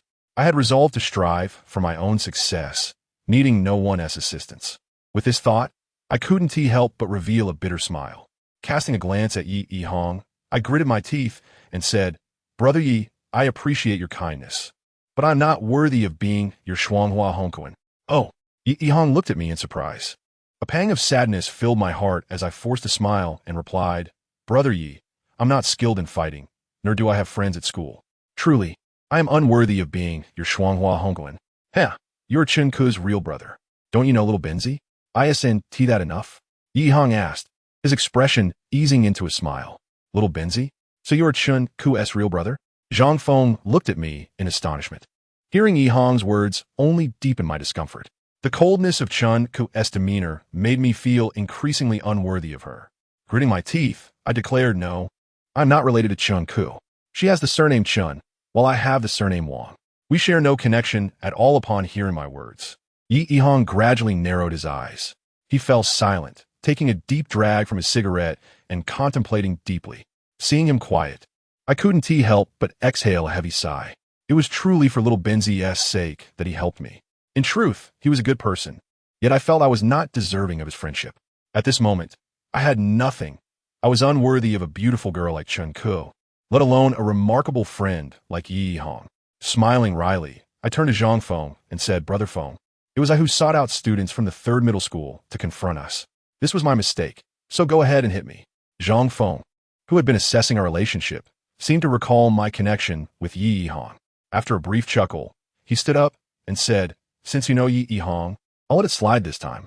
But if it happens again, I won't be so lenient. Xiangzi was also badly beaten, so take this as your medical fee." With that, Zhang Feng turned to Xiangzi and the others, saying, "Xiangzi, don't mention this beating to your family." "All right," Xiangzi nodded. 1,000, is that excessive?" Zhang Feng inquired. "Not excessive," I nodded in agreement. "Before the winter break, bring the medical fee to me. Otherwise, don't blame me for lacking consideration." After finishing, Zhang Feng cast a deep glance at Yi Hong and led the older boys from year 1 out of the dormitory. Once they departed, the previously crowded dormitory felt desolate. Observing the cigarette butts strewn across the floor and the disheveled state of the room, I silently walked over to Yi Hong to inspect the damaged door. They just robbed me of my money and now also destroyed the door. Repairing it would cost money, and I still owed them 1,000 for medical fees.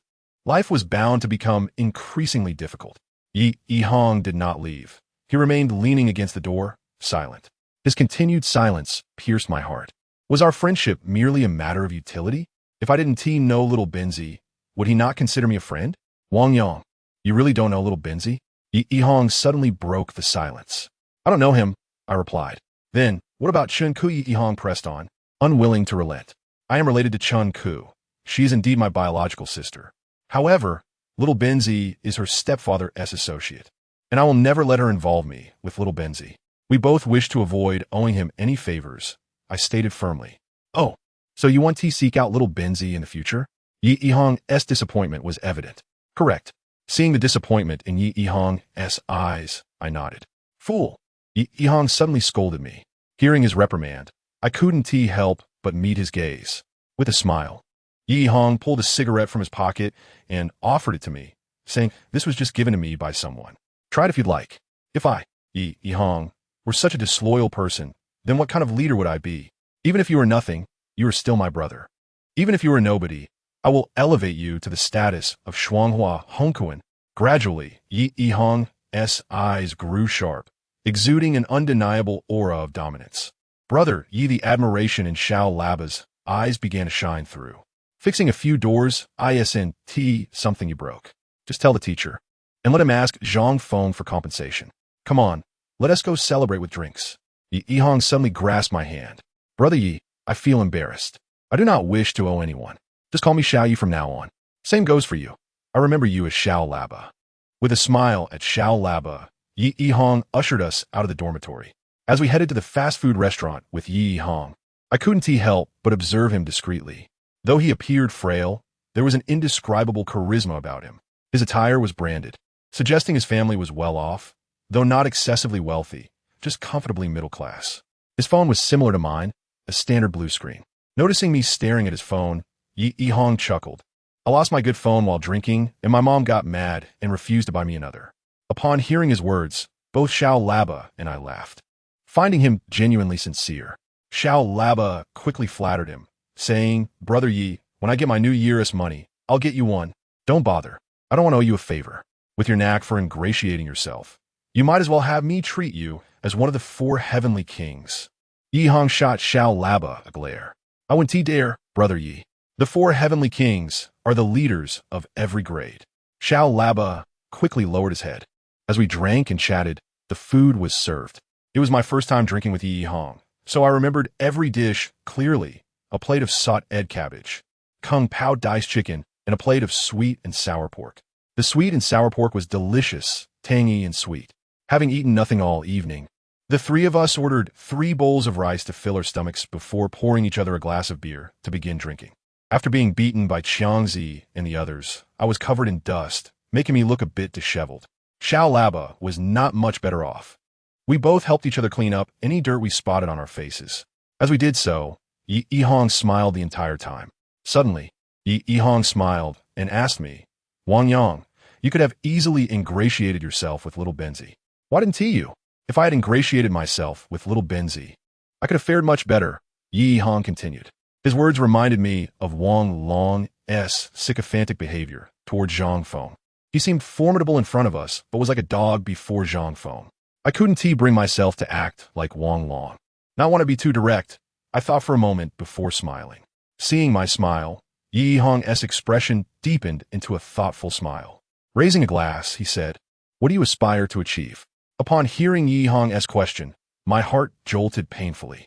I recalled the smiley faces Chun Ku had drawn in my book, and my gaze gradually dimmed. I constantly reminded myself of the phrase, I am unworthy of Chun Ku. Since we are all from the same circle, why should I feel embarrassed? I consider you a good friend. Do you not regard me as one? Yi Yihong smiled and asked me, and upon hearing his words, I realized he truly regarded me as a good friend. Perhaps my lack of ulterior motives towards him contributed to his favorable impression of me. Clenching my jaw, the hand that held the wine glass began to tremble. Speak up, there's no need for embarrassment. Yi Yihong downed another glass of wine. Observing the slight flush on his cheeks, I glanced at my own glass. Gradually, memories of the cold Chun Ku resurfaced, her silent concern, her every smile and frown. Finally, I tightened my grip on the glass and declared, My wish is to stand on the podium Monday morning, gazing down on my classmates, one person beneath me, countless above. Upon hearing my words, Yi Yihong's smile froze instantly. He stared into my eyes, rendered speechless for a long moment. Cheers! He suddenly exclaimed, filling another glass and clinking it forcefully against mine. The absence of mockery or disdain on his face profoundly moved me. I recognized that I had found a genuine friend, a brother worthy of a lifetime of companionship. Holding my glass, I watched as he downed his drink in one go. Just as we were drinking, my phone lit up beside me. Unable to resist, I reached for it, but just as I did, another call came in. Faced with 2 simultaneous calls, I hesitated. One was from Chunku, the other from Xialisha. Regardless of who it was, my heart swelled with emotion, knowing they both cared for me. After a moment's thought, I answered Xialisha's call. Dear, I'm drinking with Yi Hong. I'll call you back later. After hanging up, I couldn't help but wonder what expression Xialisha would wear. Chapter 36. Even if you're useless after ending the call, I continued to drink with Yi Hong, eager to experience the sensation of inebriation. I forced myself to consume a considerable amount. Having drunk excessively, we had also finished all of Yi Hong's fine cigarettes. Sighing, I acknowledged that I had truly gone astray. Yet, I never returned Chunku's call. Gradually, my vision began to blur. As we exited the fast food restaurant, Yi Hong and Xiao Laba struggled to support me towards the dormitory. Both had also indulged heavily, with Xiao Laba repeatedly complaining about my weight. Breathing heavily, Yi Hong asked, "Are we going to the internet CAF later? Is that possible? I can't do it anymore, Yigo." "I feel nauseous," I replied, and suddenly, I dashed to the roadside to vomit. The contents of my stomach gushed forth, leaving a burning sensation within. Feeling somewhat clearer, it became easier for them to support me. Upon returning to the dormitory, they decided to spend the night at the internet CAF. Alone, I lay on my bed, my bleary eyes opening to the realization that love, like wine, deepens the more one indulges, until eventually, one is left with nothing after a single purge. Since I had chosen Xialisha, I ought not to hurt her. Otherwise, I might end up like the alcohol I had consumed. Repeating Chunku's name, a shiver coursed through me. Eventually, I succumbed to sleep, my body marked with sorrow. I awoke to the noise of my dormitory mates. Initially, I thought I was at home and instinctively covered myself with the blanket.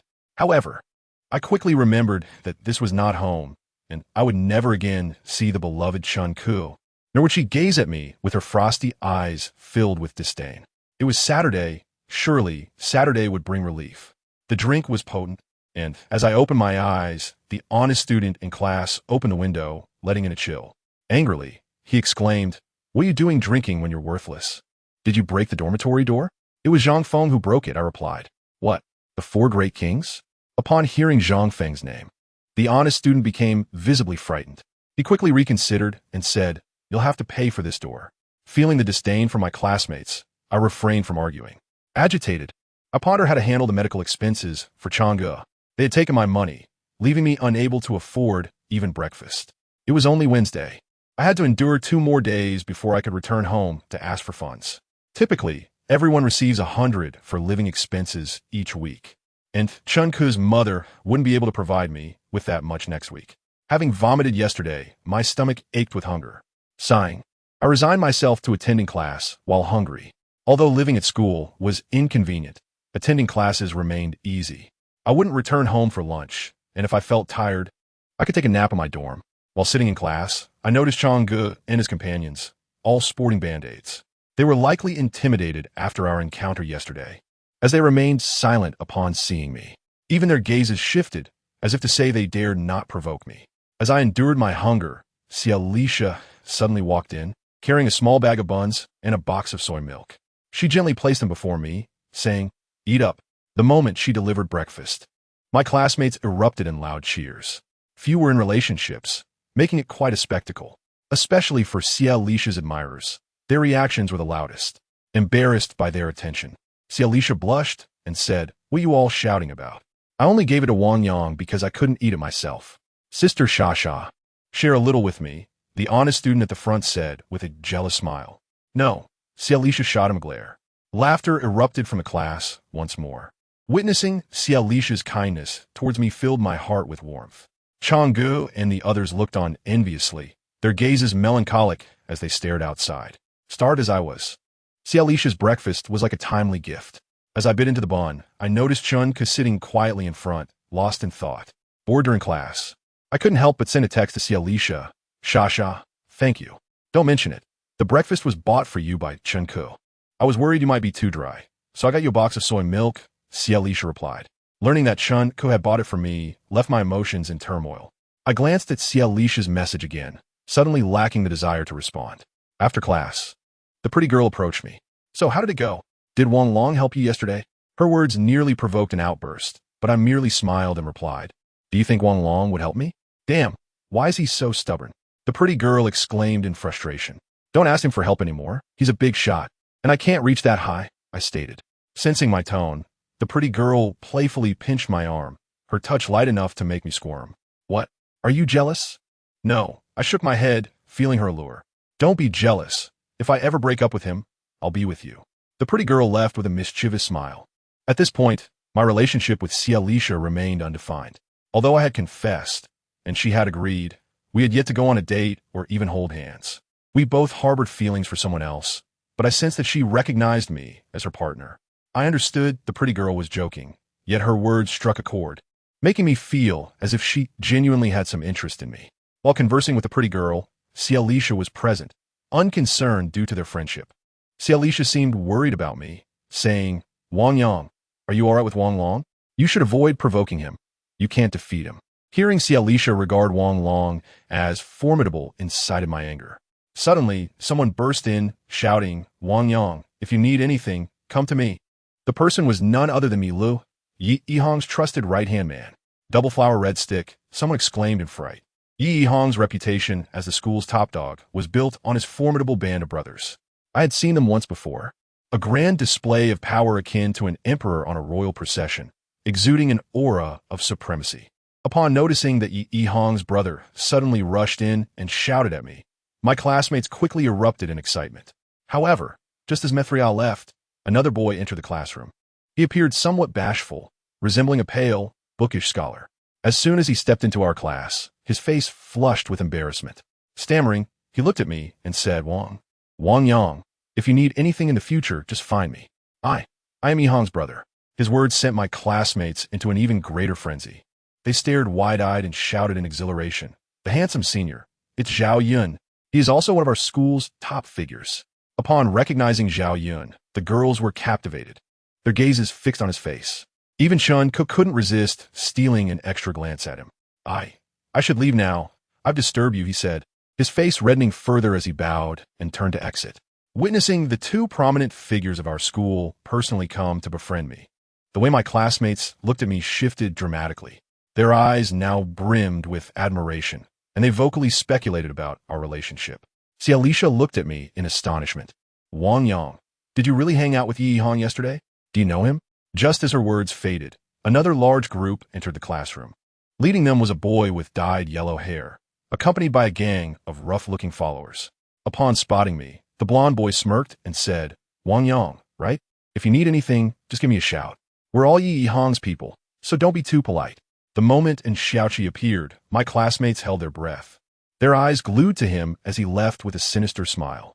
After the third prominent figure departed, a girl entered the classroom. She was heavily made up, yet astonishingly beautiful.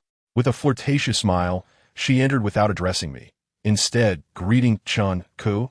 I didn't know you were in this class. Hong Jia, you wouldn't be here because of Wang Yang, would you? Chun Ku replied with a helpless smile. Of course. As Yi Hong's brother, I must take care of him. The girl shot me a teasing smile, appraising me carefully before sauntering away. Kur, who is she? Inquisitively asked Cialisha, unable to contain her curiosity. Her? She's one of the four kings Honghua, Chun Ku replied, a hint of disappointment in her eyes. Only you. The mere mention of those words nearly caused my classmates to faint. They were astonished to learn that one of the four kings was actually a girl, and a senior at that. Observing the transformed gazes of my classmates, I recalled the words Yi Yihong had once said to me. Even if you're a nobody, Yi Yihong, will elevate you to greatness.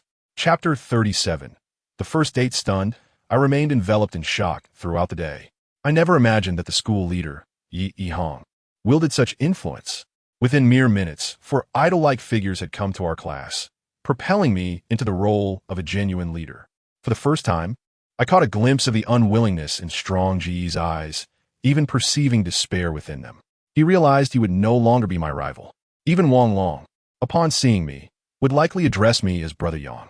Knowing I had ascended to this status, the one most thrilled was Xiao Lahuan. When he found me, his excitement was palpable as he clutched my arm, exclaiming, Brother Yang, we've finally made it. Just a little more, and we'll become the Four Kings.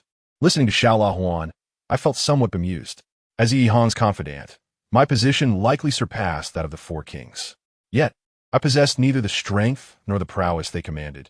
It was merely the two of us, and I was even weaker than Wang Long. While some rejoiced, Others were disheartened. I thought that becoming one of the top figures would elicit joy among the girls around me. However, for reasons unknown, Chinku appeared listless the entire day. Shun Xiaoxue and Xiaolisha also avoided me, and even the little beauty no longer came to seek me out. Puzzled, I passed a note to Shun Xiaoxue in the afternoon. Previously, when I asked others to deliver notes, they were indifferent. But now the honest student in front of me eagerly called out, Brother Yang, and respectfully handed the note to Shun Xiaoxue. However, after waiting a considerable time, she did not respond. The fact that even Shun Xiaoxue was ignoring me left me even more bewildered. As the evening approached, I could no longer contain my curiosity and messaged Xiaolisha, Sasha, why is it that you all seem to be ignoring me? Ignoring you? Not at all. Xiaolisha quickly replied. I sensed the response was somewhat dismissive, which irritated me. I hastily typed, what is going on? Did Wang Long say something bad about me? No. You've misunderstood. She replied. Seeing that Xiaolisha had not divulged anything, I felt a twinge of disappointment. I pondered what could possibly be the issue. Why was everyone so unhappy? At that moment, Xiaolisha sent another message. I'm heading home after school. Upon reading her message, I realized she was hinting that she wanted me to walk her home. After all, we had been together, yet hadn't spent time like a couple. Additionally, I had yet to fully comprehend the situation, so I asked her, school is over, may I walk you home? Sure, she replied, turning to me with a sweet smile. Seeing her smile warmed my heart, prompting me to think that I should treat Xiaolisha well since we were now involved. Chinku is my sister. She is my biological sister.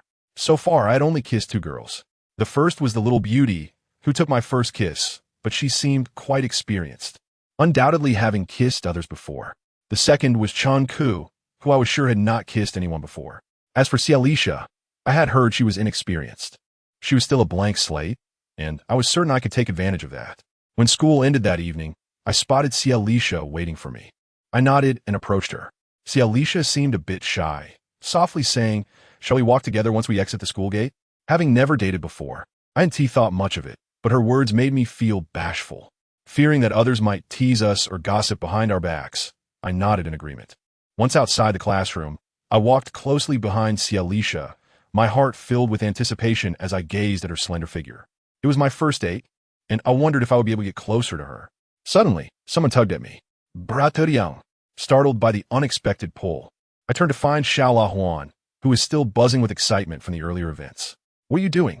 I asked irritably. Brother Yang, where are you off to? He asked, still bubbling with enthusiasm. I'm walking Xiaolisha home, I replied. Is it just you? Xiao Huan queried, scanning the vicinity. Who else would it be? I sighed in exasperation. That one do. You're now a big shot. I must ensure your safety, Xiao Huan stated with utmost seriousness. Hearing his words, I felt a wave of helplessness wash over me. I thought to myself that he was not even as capable as I was in a fight. What use was he as a protector? To spare his feelings, I said, it's quite chilly outside. You should head home. No, I must protect you. Don't worry, I won't disturb you and your girlfriend. Xiao Huan insisted with a determined expression. Looking into his earnest eyes, I couldn't help but furrow my brow. As we reached the school entrance, I quickly caught up with Xiaolisha. Walking side by side, we both felt a palpable tension in the air. After a moment, Xiaolisha finally broke the silence. Wang Yang, why does Xiao Huan always follow us? Upon hearing her question, I glanced back to see Xiao Huan trailing about 10 steps behind us. His expression serious, as if he were guard. With a resigned sigh, I replied to Xiaolisha, he claims he wants to be my bodyguard, and I can't seem to shake him off. Xiaolisha fell silent, leaving me no choice but to continue walking forward. After a while, she suddenly sighed and said, I never expected you to become so impressive. Being with you makes me a little afraid. Why? I would never bully you, I exclaimed in surprise. I know you aren't like Chong, but I just can't shake this feeling of unease. Perhaps it's because your status is so elevated that it makes it hard for me to accept, Xiaolisha replied, her brow furrowed. Upon hearing her words, I finally understood the situation. They were worried that I had become too successful. I had thought that my achievements would endear me to her and elevate my standing in her eyes. Now I realized that they were not the type of girls who would be swayed by superficial status. Even if I were struggling, Xiaolisha would still choose to be with me. My heart swelled with gratitude, and I softly reassured her, rest assured, even if I achieve great things, I will always remain an ordinary person in your presence. Even if I were to become the leader of the school, I would never abandon you. Really? Shalisa gazed into my eyes. As I met her gaze, I noticed a refreshing purity about her, a hint of scholarly charm that was distinctly youthful. She was neither as aloof as Chun-Ku nor as exuberant as the little beauty. She was simply ordinary in a way that tugged at my heart. Gradually, I sensed our conversation turning slightly ambiguous. With a smile, I nodded and said, "Indeed, I will never forsake you." "Never forsake?" Shalisa looked at me, astonished. "For life and beyond, I will remain by your side," I replied, still smiling. "Oh, please, that's quite nauseating." Shalisa suddenly pushed me away, her face flushed. Feeling slightly embarrassed by her words, I turned red as we exchanged glances, both bursting into laughter. In our first love, we were innocent, harboring few thoughts, and the mere exchange of a few words brought us joy. Although Shalisa's home was far, the journey fell short. Upon arriving at her residence, I felt a sense of lingering reluctance. This was our first date. As I watched Shalisa enter the corridor, Xiaolaba soon caught up with me. Grinning, he pulled a cigarette from his pocket and offered it to me, saying, "Yangge, I hope I didn't disturb you. You even bought cigarettes?" I was surprised to see Xiaolaba indulging in such luxury. We were now big brothers, and we ought to maintain a certain demeanor. Xiaolaba chocolate. Glancing at the cigarette in his hand, I noticed it was a White Wolf brand. Seeing him splurge on such an extravagant smoke made me feel a bit pained. I had not a single cent to my name and had yet to eat dinner. He had treated me to lunch earlier to celebrate, and I hesitated, contemplating whether to borrow some money from him. Just then, my phone rang. "Wang Yang, come to the Huangchao Internet Cafe." It was Yi Hong on the line. Seeing that he was looking for me, I wondered if he intended to treat me to a meal. Although I couldn't always let him pay, I thought I would take advantage of it this time, planning to return the favor next week when I had some funds. With that thought, I hurriedly made my way to the Huangchao Internet Cafe with Xiaolaba. However, I soon realized I had been overly optimistic. The cafe was packed with a large group of delinquents from our school, a dark mass, with Yi Hong and the four kings present. Upon seeing me, Zhang Feng immediately smirked and said, "Yangge, congratulations. You've officially become Yi Gu's right-hand man." Zhang Feng had previously assaulted me, so I held a poor impression of him. Listening to his condescending tone, I chose not to respond. I turned to Yi Hong and asked, "Yi Gu, what's going on? Yesterday, San Zhong attacked our people. Today, you should help us seek revenge, right?" Before Yi Hong could respond, Zhang Feng interjected again. "San Zhong?" Hearing Zhang Feng's words, I widened my eyes as I looked at Yi Hong. Indeed, we had a long-standing feud with San Zhong. Now that they had attacked our people, we had to retaliate. "Zhang Feng, he seems to have some grievances against you." Yi Hong's expression darkened. Upon hearing his words, my heart tightened. Looking back at Zhang Feng, I noticed his face was filled with ill intentions. Chapter 38. The winds of change before I could speak. Zhang Feng coldly lit a cigarette and said, "Mile. Zhao Yun and Shao Qi and our four kings, we've been big brothers since middle school. Our status has been earned through our fists. Now that your position is so high, you should assert some authority. Otherwise, I fear the brothers might not respect you. Isn't that right, Yi Gu?" Taking a deep drag from a cigarette, Zhang Feng glanced at Yi Hong. Yes, Yi Hong nodded. Seeing Yi Hong agree, Zhang Feng quickly added, "In that case, this is the perfect opportunity for Wang Yang to make a name for himself. Since San Zhong attacked us yesterday, let Wang Yang go and seek revenge. Now that he has a dual-flower red stick, he should let the people from San Zhong recognize him, right? Isn't that so, Yi Gu?" Yi Hong's face grew grim, and he did not respond to Zhang Feng. I had already grasped the situation. Clearly, Zhang Feng was resentful of my status and had come seeking trouble. Anger welled up inside me, and I shot a glance at Zhang Feng, saying, "Zhang Feng, I will certainly cover Chang Ji's medical expenses. I yield to you. Why must you make things difficult for me? No, one thing is separate from another. You must pay for Chang Ji's medical expenses, but you are a dual-flower red stick, and you must also help the brothers seek revenge. Besides, the trouble yesterday was brought on by you. If we don't retaliate, won't that make us look weak in front of San Zhong? Retaliate?" After hearing him, I almost laughed. They had beaten Chang'e, and Zhang Feng wanted me to seek revenge for them. So who would I go to for vengeance after enduring so many beatings yesterday?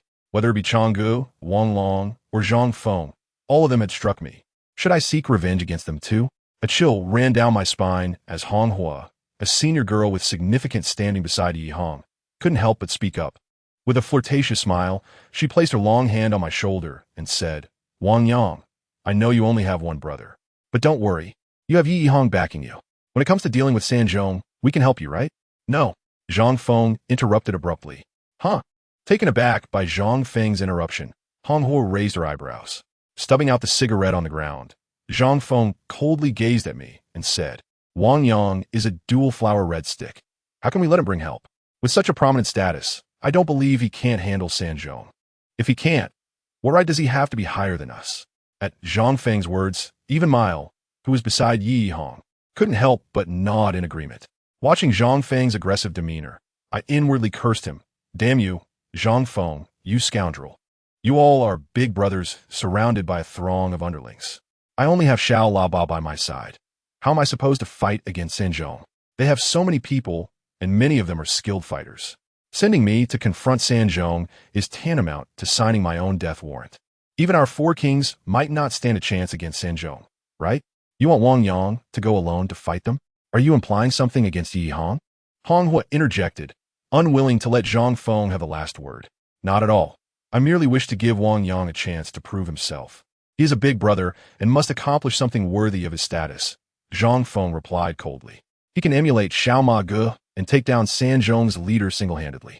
Ha! Stab Sanzhong's leader to death with a knife, and that would establish his reputation. The senior king chimed in. Damn you, why don't you go stab someone? If he killed Sanzhong's leader, wouldn't he end up in prison? On eût retorted Henri. How dare you insult me? Zhang Feng shot back. Do you think I'm about to graduate? I still have half a year left. The senior king fumed. With your caliber, do you even think you'll graduate?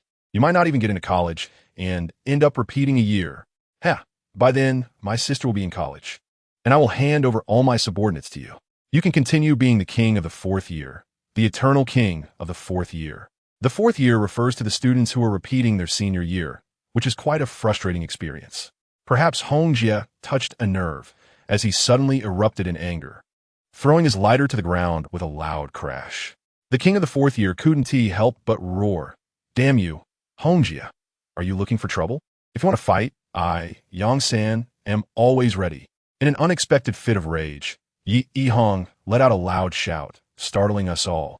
His previously unattractive face twisted into a menacing expression, exuding an aura of dominance that left everyone speechless.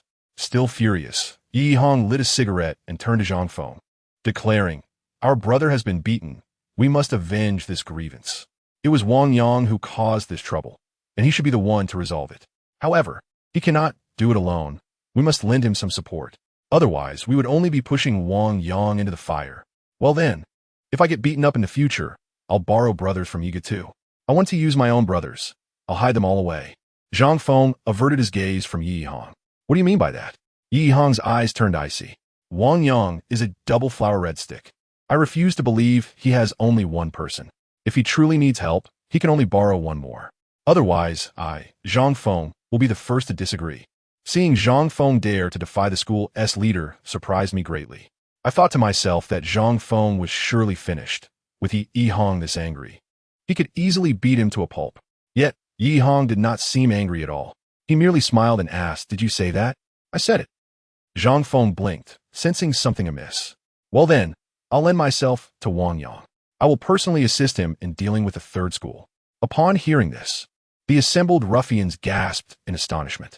Everyone began to murmur, unable to fathom why Yi Hong would extend such kindness to me. Witnessing Yi Hong's support for me was a feeling I could hardly describe. As for Zhang Feng, he coldly looked at Yi Hong and said, Yigo, you must think this through. If you lend yourself to Wang Yang, you will become his subordinate. Though you're the school leader, you cannot use the school's brothers to assist him. Do you think my leader achieved his status through academics? Yi Hong responded with a sardonic smile. Very well. I admire your boldness, Zhang Feng. With a grin, Zhang Feng waved his hand and departed, taking a third of the onlookers with him.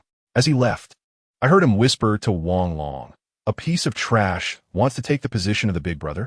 How ridiculous. Seeing Zhang Feng's arrogance made me feel quite guilty towards Yi Hong.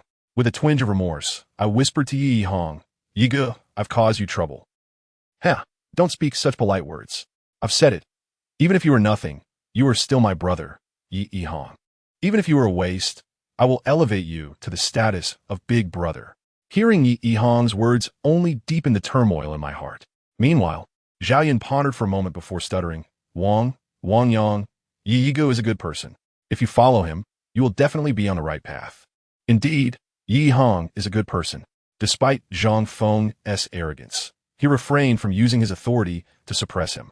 Zhang Feng has become increasingly audacious, daring to speak to our leader in such a manner. Rest assured, old boss, I will surely assist you in dealing with the third school. Huh, who does he think he is? Hongjia also spoke up as he took his brothers and left. Old boss, call me if you need anything. Other older brothers echoed similar sentiments before all departing. Soon, only I, Little Horn, and Yi Hong remained. Observing Zhang Feng's fury, Little Horn began to criticize him. Old boss, Zhang Feng is really bold. If I were one of the four kings, I wouldn't dare speak to you like that. No, Zhang Feng is right. I have supported Wang Yang, and I should give him a chance to shine. Wang Yang may lack status, but he should possess some strength befitting a big brother. Yi Hong interrupted Little Horn. What? Are we really going to fight the third school? Little Horn asked in astonishment. Of course.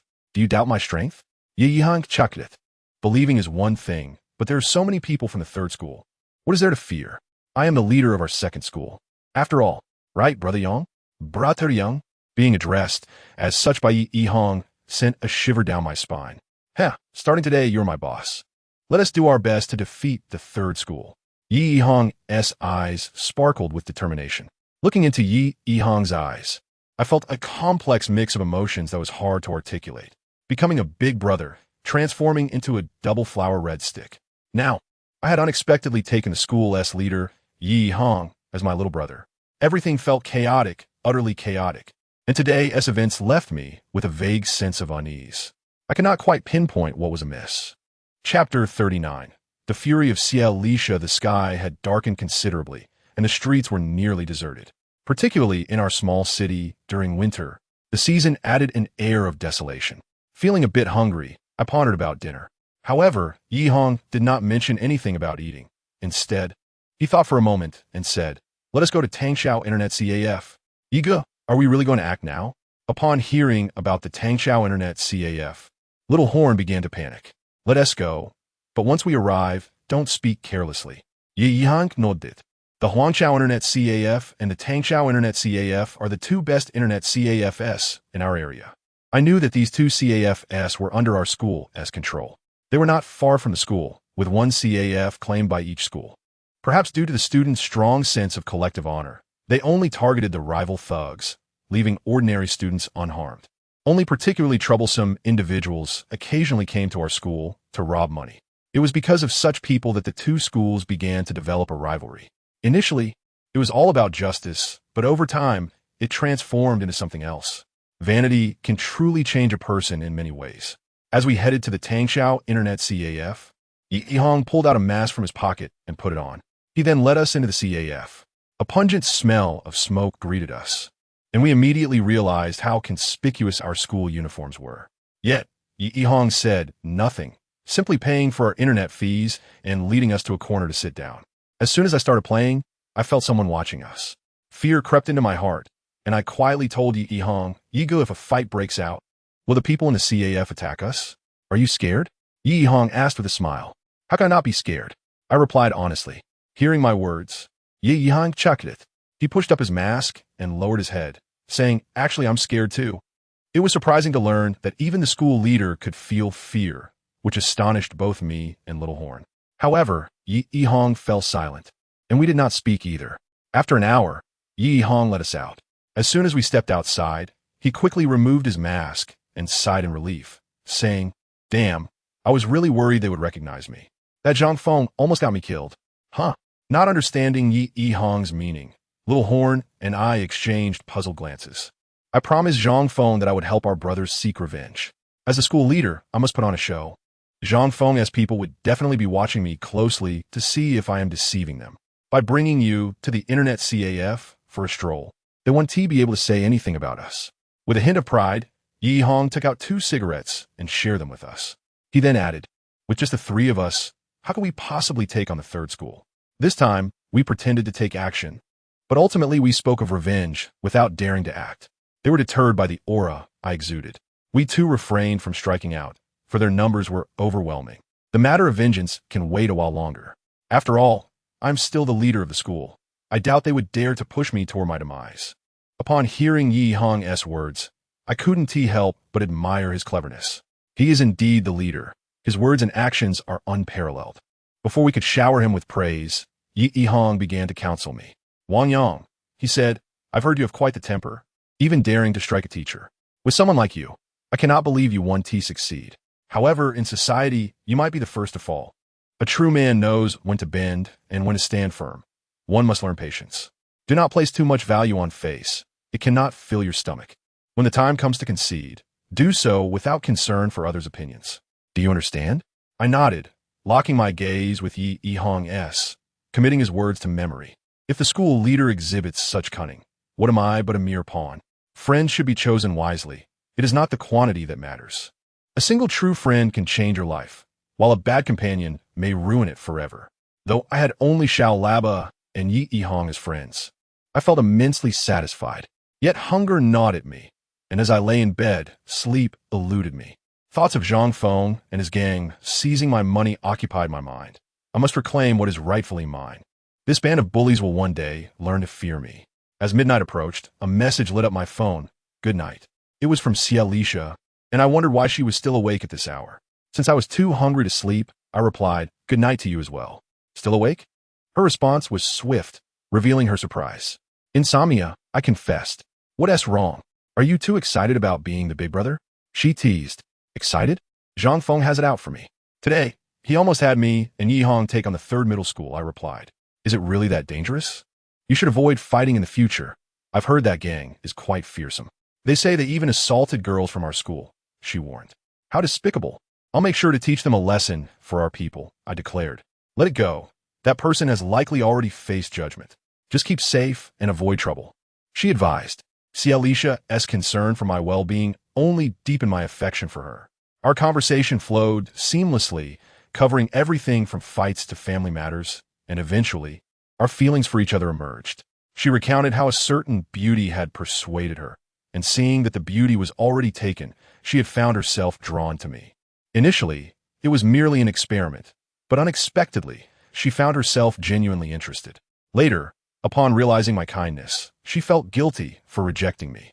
I feel the same. I just wanted to find someone to annoy Chanku. After all, she spoke ill of me. Wang Yang, I know you have feelings for your sister, but you two are not meant to be, Xialisha stated.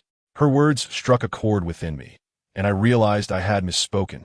It was nearly 3 in the morning when she messaged me again, urging me to sleep. I had begun to feel drowsy, but her words sparked a sudden restlessness within me. I lay wide-eyed, grappling with my thoughts of both Chanku and Xialisha. I had not yet forgotten Chanku, yet I found myself increasingly aware of Xialisha's presence in my heart. The girl with the charming curls appeared so innocent. A sleepless night left me feeling drained. In class, I cast a glance at Xialisha, noticing she too seemed fatigued. We had spoken late into the night, yet she appeared as if she hadn't slept at all. My stomach began to grumble, and I felt I could not endure much longer. Xialisha and the beauty had money. If I were to borrow a couple of bucks for a meal, I was certain they would oblige. Yet, asking a girl for money felt utterly unseemly. During recess, I found myself approaching Shun Xiaoxue. Xiaoxue, do you have any candy or something? My mouth feels bitter, and food lacks flavor. Shun Xiaoxue, who had a penchant for snacks, sensed my intention to mooch. She generously offered me a piece of chocolate. Though I was not fond of sweets, as they often caused me discomfort, hunger overcame my distaste, and I popped the candy into my mouth. Xiaoxue, this candy isn't very good, I remarked. If it's not to your liking, then don't eat it. She shot back, glaring at me before storming off. I thought to myself, why get so upset? I'll just grab something else. In my irritation, I rummaged through her desk, seizing 2 apples and half a bag of instant noodles. As I indulged in my petty theft, a crisp $10 bill appeared before me. I looked up to find a delicate hand belonging to Chanku. Her expression remained cold, yet something flickered in her eyes. Overwhelmed by gratitude at her gesture, I felt as though she understood my every unspoken thought. But before I could utter a word, the money was snatched away by Xialisha. With a hint of jealousy, handed it back to Chanku. No need for you to give this. Wang Yang is my boyfriend, and I'll provide for him, she declared, producing a red bill before me. See, Alicia, what are you doing? I exclaimed, astonished. Wang Yang, you're my boyfriend now. Don't you dare take money from other girls, she insisted, her voice rising. See, Alicia's outburst drew the attention of several classmates, while Chun Ku's displeasure was evident as she frowned at me. Feeling helpless, I pleaded with Si Alicia. Can we not make a scene? I've done nothing wrong. Why speak to me like that? Wang Yang, Si Alicia retorted. No matter how well you do, you must never betray me. Your heart can only belong to me. Si Alicia, her voice escalated, and I was taken aback by her fierce sense of pride. As the commotion unfolded, my classmates gathered to mediate.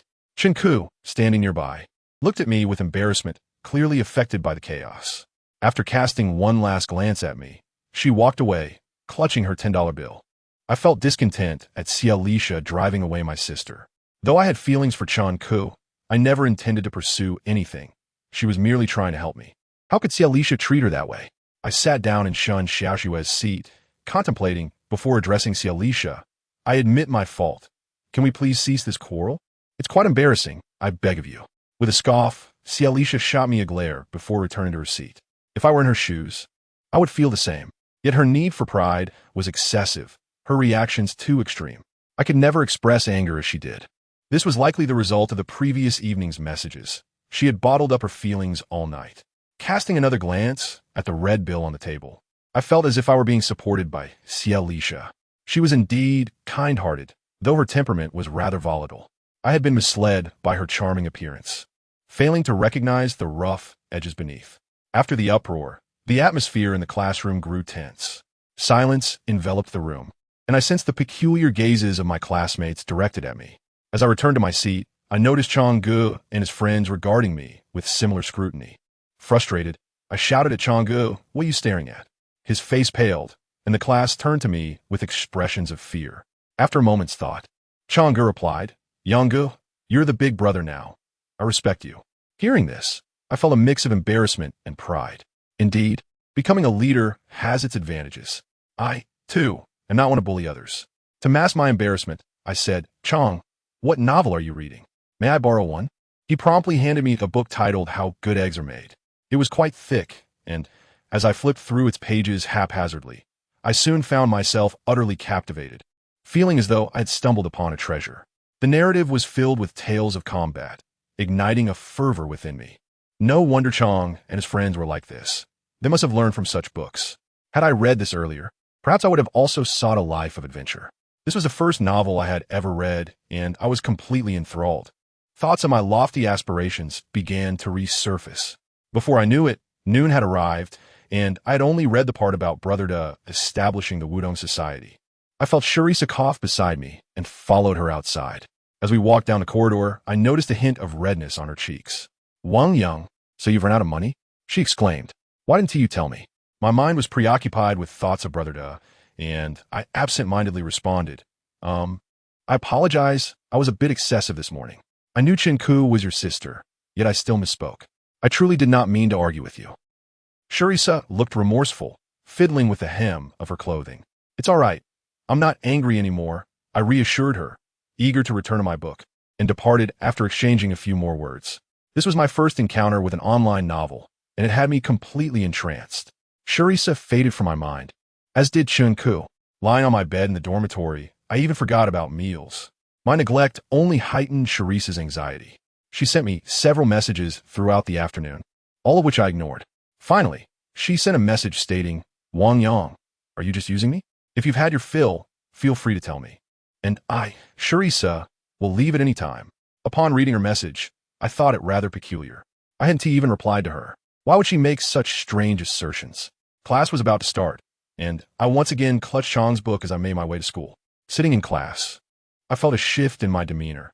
I felt as if I were Brother Da, the leader of the Wudong Society. If given the choice between books and women, I would undoubtedly choose books without hesitation. However, Sharisa thought otherwise. She believed I was upset and would abandon her. Sister or woman, I chose sisterhood. Thus, she began bombarding me with messages, lamenting, "Wang Yang, you are so heartless. You deceived me all along. If you don't like me, why did you pretend in front of the whole class?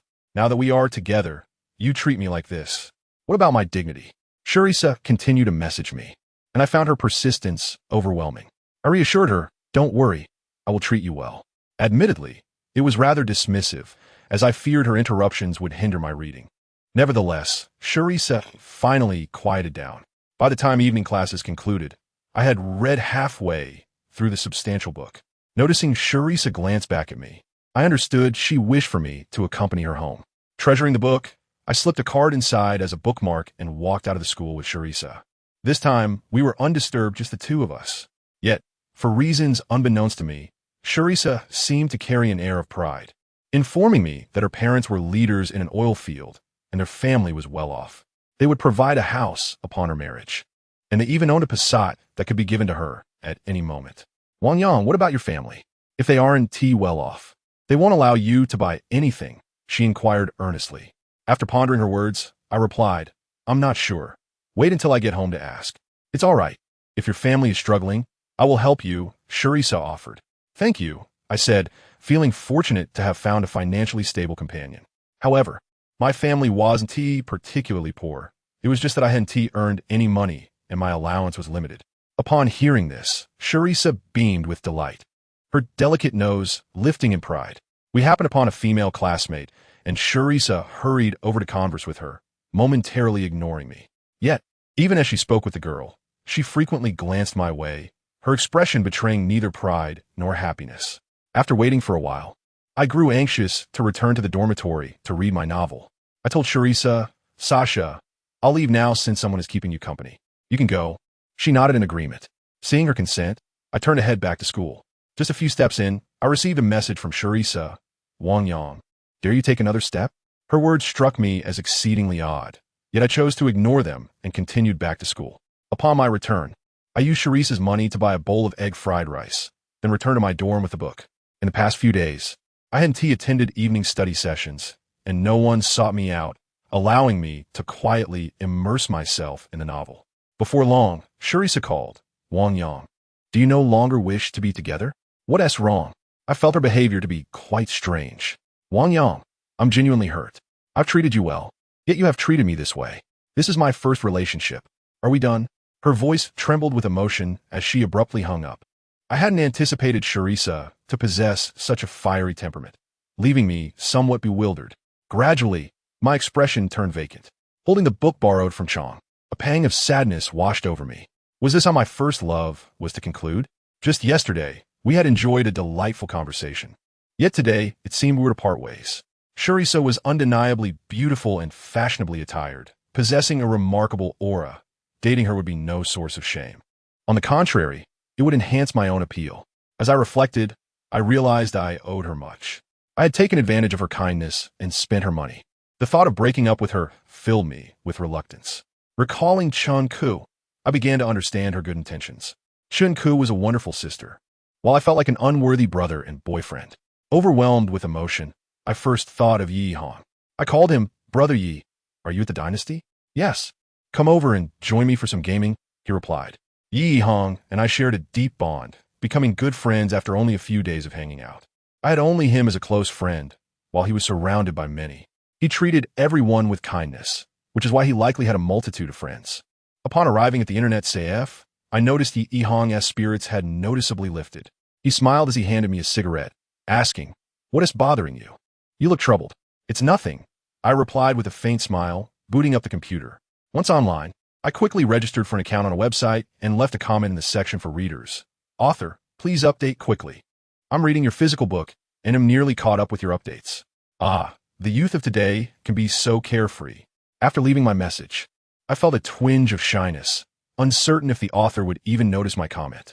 Yi Hong chuckled. "You're reading this book too?" "Yes. I became enamored with it today," I nodded. "Haha, I've read all the previous chapters. The author is just too slow. I'm waiting for the updates," he said, inviting me to join him in the game. "Don't read for now. I'll tell you about the upcoming plot." Back then, novels weren't updated as frequently as they are now, often only once a day, and many authors wrote by hand before transitioning to typing on computers. After spending some time playing with Yi Hong, my mood improved significantly. However, before long, I felt a light tap on my shoulder. With Yi Hong by my side, I felt secure. Glancing back, I was surprised to find a lovely girl approaching, visibly upset. "Wang Yang, are you out of your mind? Who told you to break up with Sharisa? The unexpected confrontation from the girl caught me off guard. Looking at her, I felt a wave of discomfort wash over me again. It wasn't me who ended things. She had rejected me. What is up? I asked, blinking in confusion. I reluctantly recounted the situation with Sharisa, mentioning how she had a quarrel with Chun-Ku, and both Chun-Ku and I had ignored her. Yet, she persisted, continually interrupting me and preventing me from indulging in my novels. I had done nothing to provoke her, yet she threatened to end our relationship. My heart was heavy with sorrow. Upon hearing my words, the lovely girl pondered for a moment before bursting into laughter, exclaiming, "Are you foolish? She's merely feeling guilty and fears your anger. That's just her nature. If you accommodate her a bit, things will smooth over." Afterward, she glanced at both me and Yi Hong, teasing, "All you know is how to play. You've even neglected your wife. I'll shut down both your devices." With that, she decisively pressed the buttons on my machine. When she did the same to Yi Hong's device, I was taken aback, my expression shifting immediately. Only then did she realize it was Yi Hong, and her delicate face was etched with apologies. Why should I care? I thought, feeling a wave of melancholy. Lighting a cigarette, Yi Hong took a deep drag, his sadness palpable. The fact that he remained unfazed brought me a semblance of relief. Yet the lovely girl directed her ire toward me. With an annoyed look, she accused, "It's all your fault. If it weren't for you, I wouldn't have reacted so impulsively. Come on, take me home." With her incessant demands, I found it impossible to continue my playful banter with Yi Hong. "Brother Yi, I'm heading out," I said. "All right, Yongu," he replied, still cloaked in sorrow.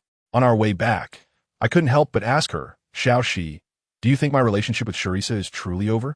If I have hurt her, please convey my apologies."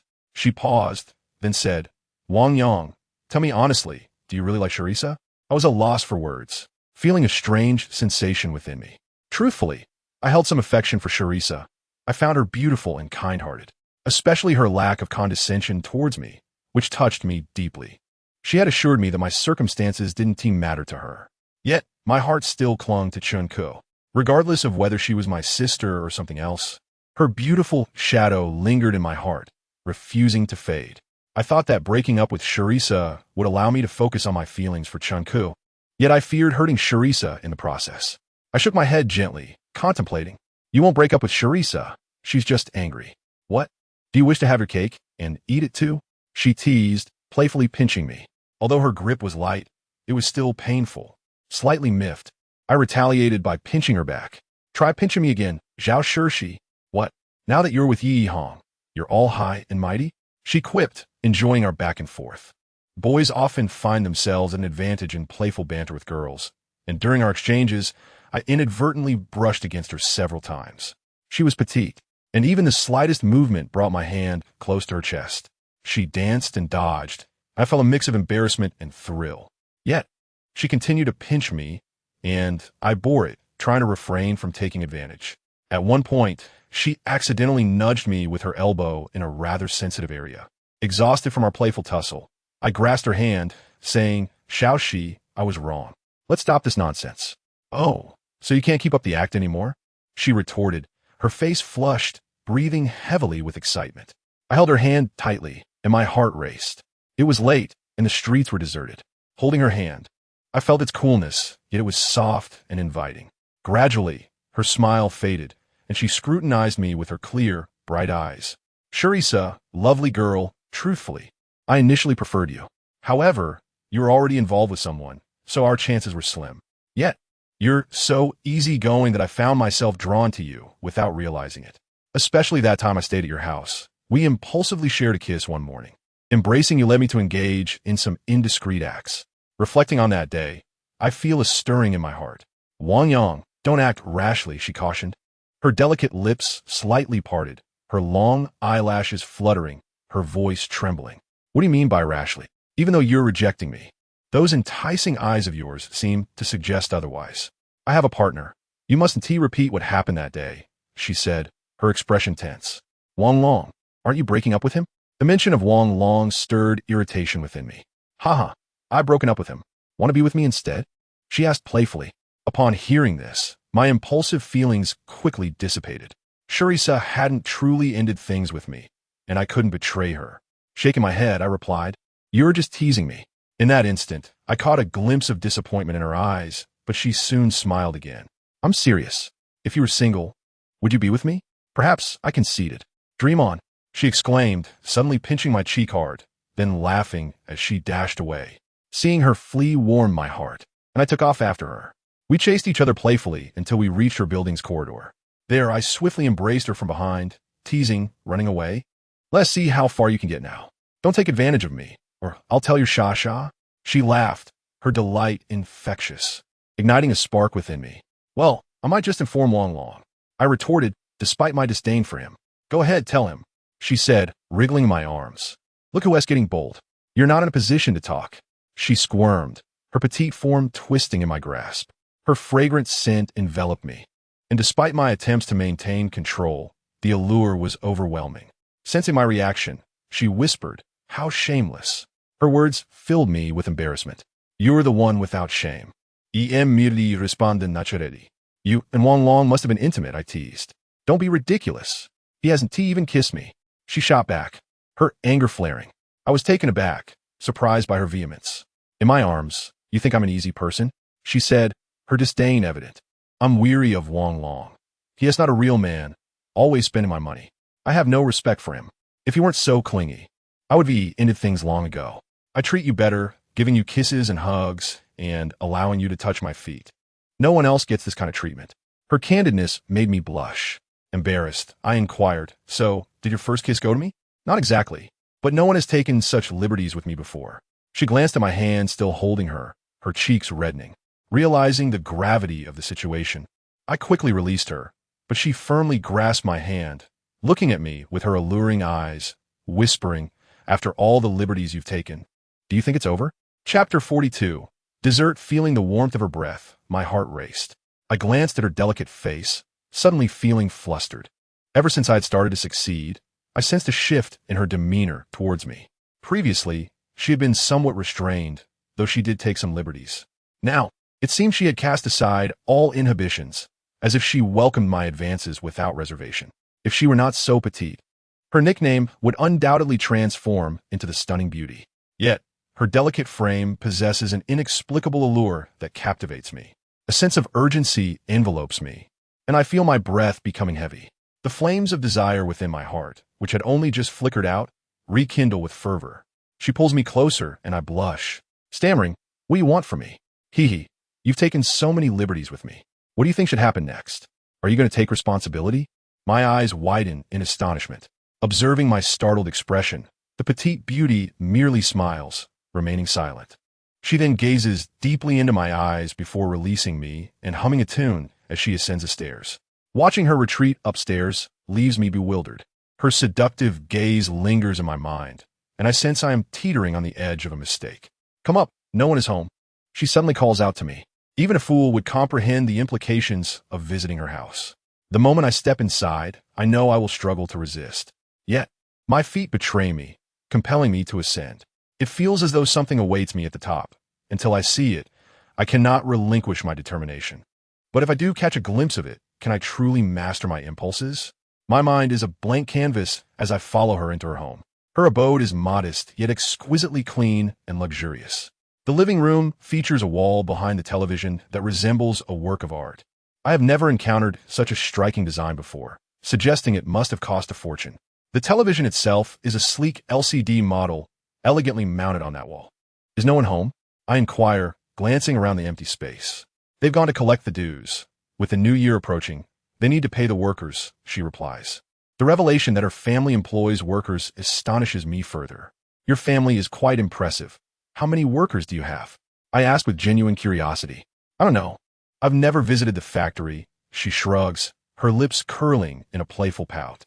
Discovering that her family owns a factory fills me with admiration. Even if Shelly Shaw's parents are leaders, her family must surely be wealthier. Noticing my dazed expression, she urges me, put on the slippers. Why are you just standing there? I glance down and see the slipper she has kicked towards me, brown with little rabbit heads adorning the front. They are too small for my feet, and a sense of embarrassment washes over me. What is wrong? Do your feet smell? She teases, stretching her legs playfully on the coffee table. No smell. Yours must be the ones. I retort, glaring at her before slipping on the slippers. Rather than argue, She simply beams at me, observing as I sit beside her. Suddenly, she playfully stretches her feet towards my face, laughing. Smell them. Do they have an odor? Startled by her unexpected action, my face brushes against her foot, which is clad in soft white socks. The sensation is oddly pleasant, and I catch a whiff of a delightful fragrance. Her small feet tempt me to reach out and caress them, but our relationship lacks a foundation that would justify such liberties.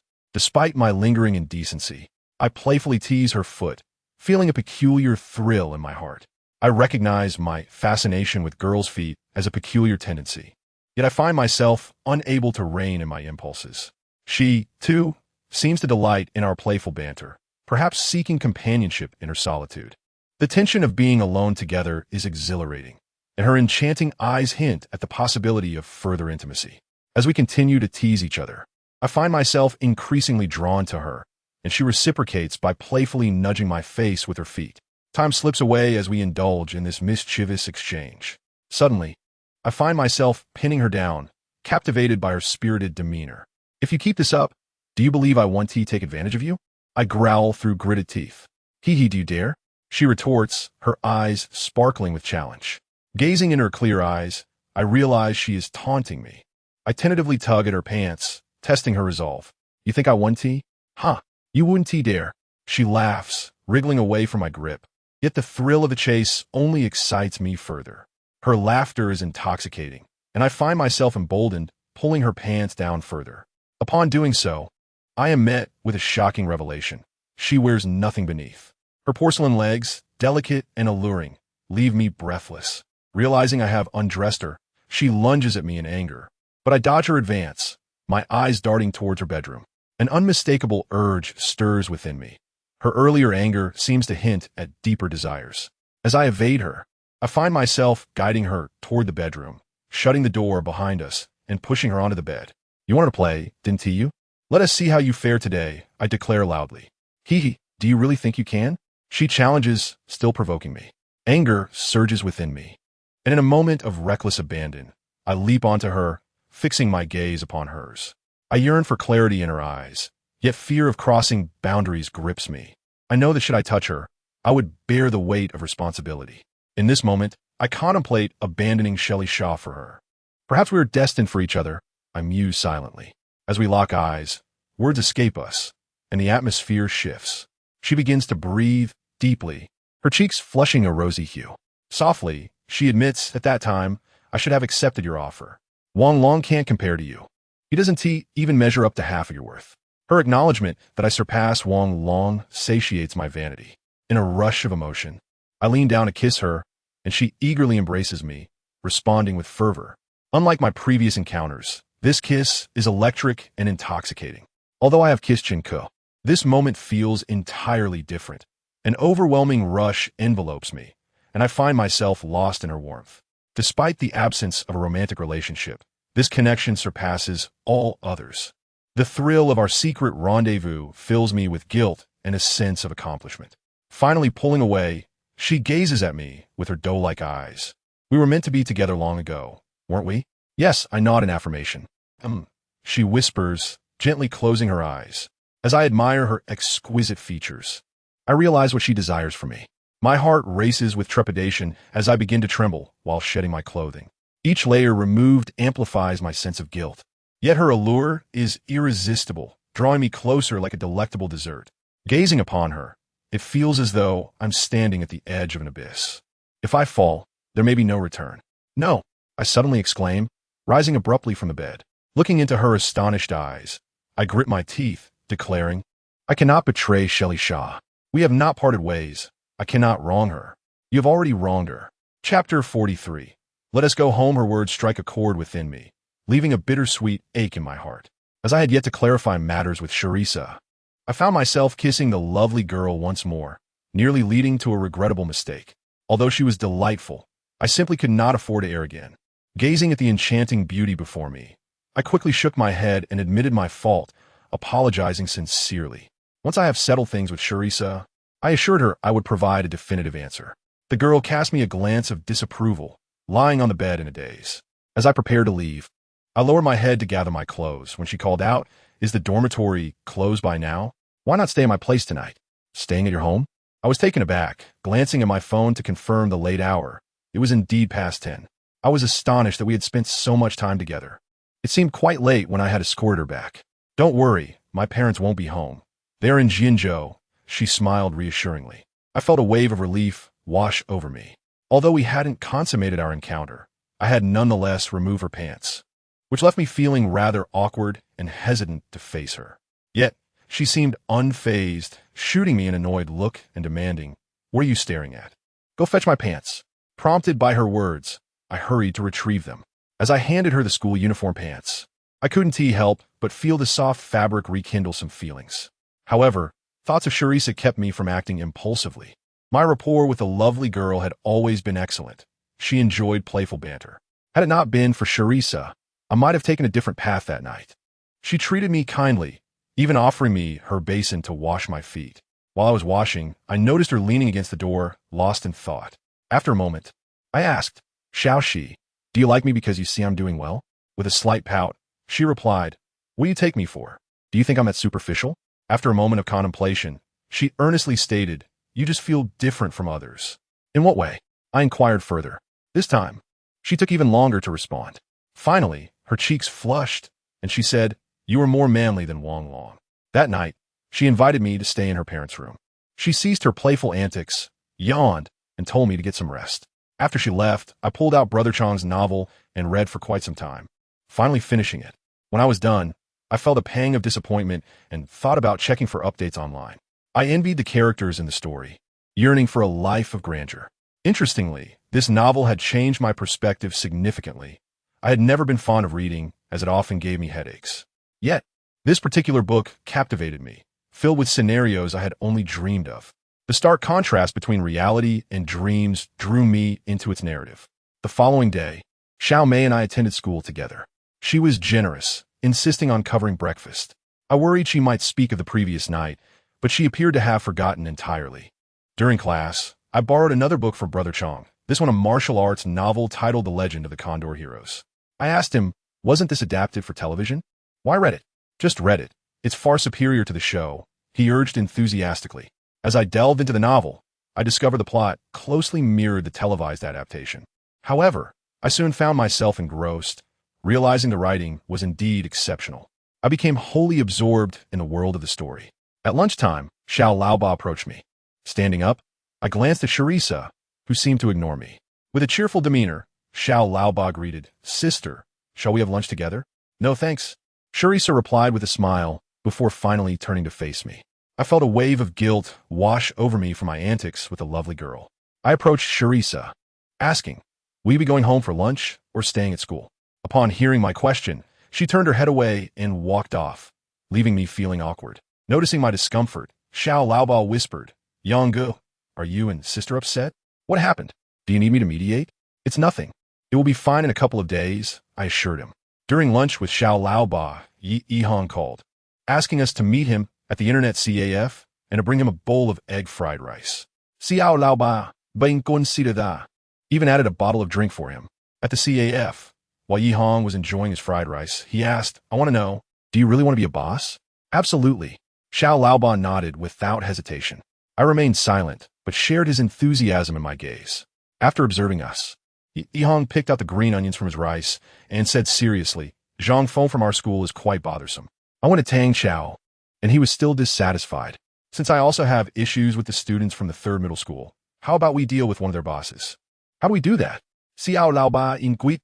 "With a knife. We take them out directly," Yihong declared, snapping his chopsticks in half. Our school and the third middle school were adjacent, both large institutions with thousands of students. Their school was notorious for a group of delinquents known as the 13 Bodyguards. Yihong's plan was to eliminate one of them. This would silence Zhang Feng and bolster my reputation. By taking out one of their leaders, we could weaken their strength. They had always looked down upon us, and if we did not confront them, they would certainly retaliate against us. However, I was taken aback by Yihong's ruthlessness. I never anticipated he would suggest using a knife. He insisted we were too few in number, only 3 of us, so we had to be ruthless to ensure our victory. Moreover, Yihong claimed to be quite skilled with a knife, stating that if he had one, he could handle 10 delinquents single-handedly. As as I realized he was serious. Both Xiao Laoba and I felt a surge of fear. The thought of a blade cutting into flesh was horrifying. What if someone were killed? Yet, Yi Hong remained unfazed, his demeanor light and unchanged. His motivation for using a knife was to assist me, so I felt compelled to commit fully. Xiao Laoba also expressed his desire to be a boss, promising he wouldn't shy away from a fight next time. In the end, we agreed to set the date for the following Friday.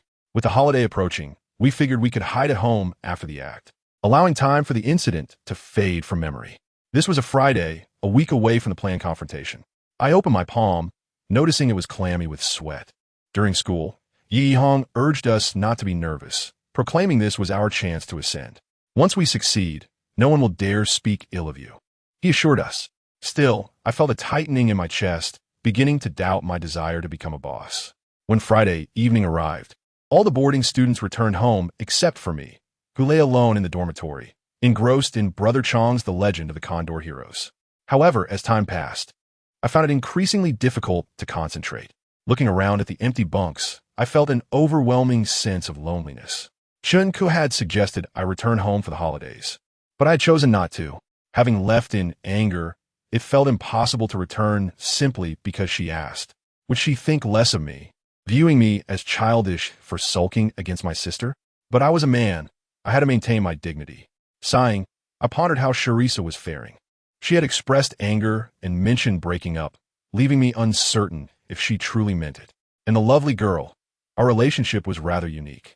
With the holiday upon us, I wondered if Wang Long was pursuing her. Anxiety gripped me at the thought of him taking advantage of her. As I was lost in these thoughts, there was a knock on the dormitory door. Slipping on my shoes, I opened the door to find Chun Ku standing there, her expression cold. Upon seeing me, her delicate brows furrowed as she commanded, "Go home." Her unexpected visit sent my heart racing with excitement, momentarily dispelling my earlier gloom. I was eager to follow her home, yet my wounded pride from her previous rebuke held me back. Gazing in her eyes, I furrowed my brow, remaining still. Was she still angry with me? Chun Ku's cold expression softened, revealing a hint of tenderness in her eyes. I turned my head away, feeling a slight ache in my throat, unable to see her face, but sensing her unwavering gaze upon me. After what felt like an eternity, I felt her hand brush against mine. She hesitated, her fingertips lingering close to my own. Finally, she gently grasped my hand, saying, "I truly have no way with you, my silly little brother. Let us go home. I promise I won't scold you again." Chapter 44. See Alicia's birthday, being led by Chun Ku's hand, filled me with a profound sense of joy. Her words struck a chord within me, causing my nose to tingle with emotion. Despite my efforts to stifle my tears and present myself as a man, they streamed down my cheeks unbidden. Am I forever to remain a child in her eyes? No matter how hard I strive, will I always fall short of the remarkable Chun Ku? As she held my hand, she noticed my tears. Yet, she refrained from questioning me, fearing that my tears might flow even more abundantly. Like a child being guided, Chun Ku led me back home. Upon arriving, she released my hand and regarded me with calmness, saying, "Go take a shower. It must be inconvenient for you to do so at school." I nodded obediently at her suggestion and entered the bathroom, only to discover that our towels had all been replaced. The towel placed at her spot was blue, while mine was a pink one, adorned with a charming little cat. I felt a pang of helplessness. Chun Ku didn't see me merely as a brother, but rather as a little sister.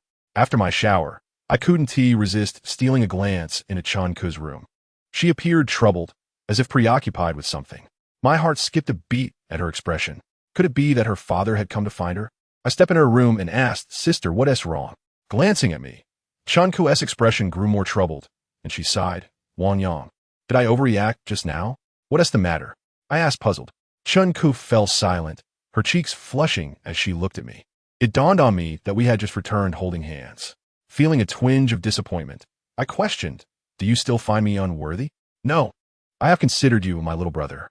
However, as family, it is better for us to maintain some distance," Chun Ku replied, frowning. "As family, we certainly cannot be romantically involved. Otherwise, I wouldn't have used such cold words to mock you earlier." A sense of loss washed over me. After a moment of contemplation, I said, "It's not excessive. Many siblings hold hands. Since you regard me as family, I won't overthink it. Is that so?" Chun Ku's eyes brightened, and she gazed blankly into my eyes, pondering what it might feel like for family to hold hands. Let us try it, I suggested, extending my left hand to grasp my right. With a hint of confusion, Chunku reached out her delicate right hand, her slender fingers incredibly beautiful. When her hand rested atop mine, I instantly felt the warmth of her palm. Her hand was soft, almost like it was made of water. The sensation was delightful, making it hard for me to let go. "You're deceiving me."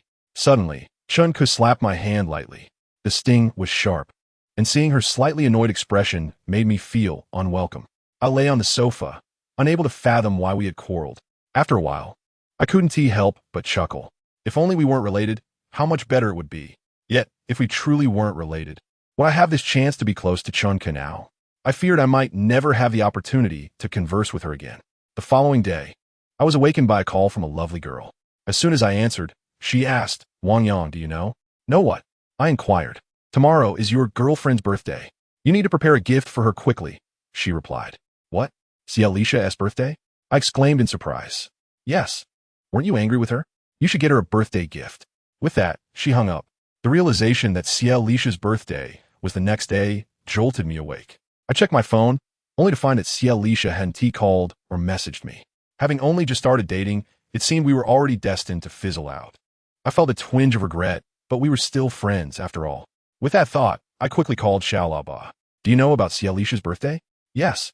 She told me yesterday and even invited me to dinner," Xiaolaba replied. Hearing that Xiaolaba had dined with Cialisha yesterday left me feeling disheartened. I asked who was there. "Just the five of us. Me, Zhao Shirshi, Shun Xiaoxue, Wang Long," Xiaolaba answered. The fact that they had gathered without inviting me, and that Wang Long was among them, left me feeling quite unsettled. "You all sneaked off to dinner without me? Why didn't you call? I thought you would come." "But Cialisha said you had something on," Xiaolaba explained. "By the way, what happened? Cialisha didn't reach out to you?" "She did, but I didn't go." I hung up the phone, feeling a dull ache in my heart. I glanced at Chunku's room, where her door remained tightly shut. I assumed she was studying, and my frustration grew.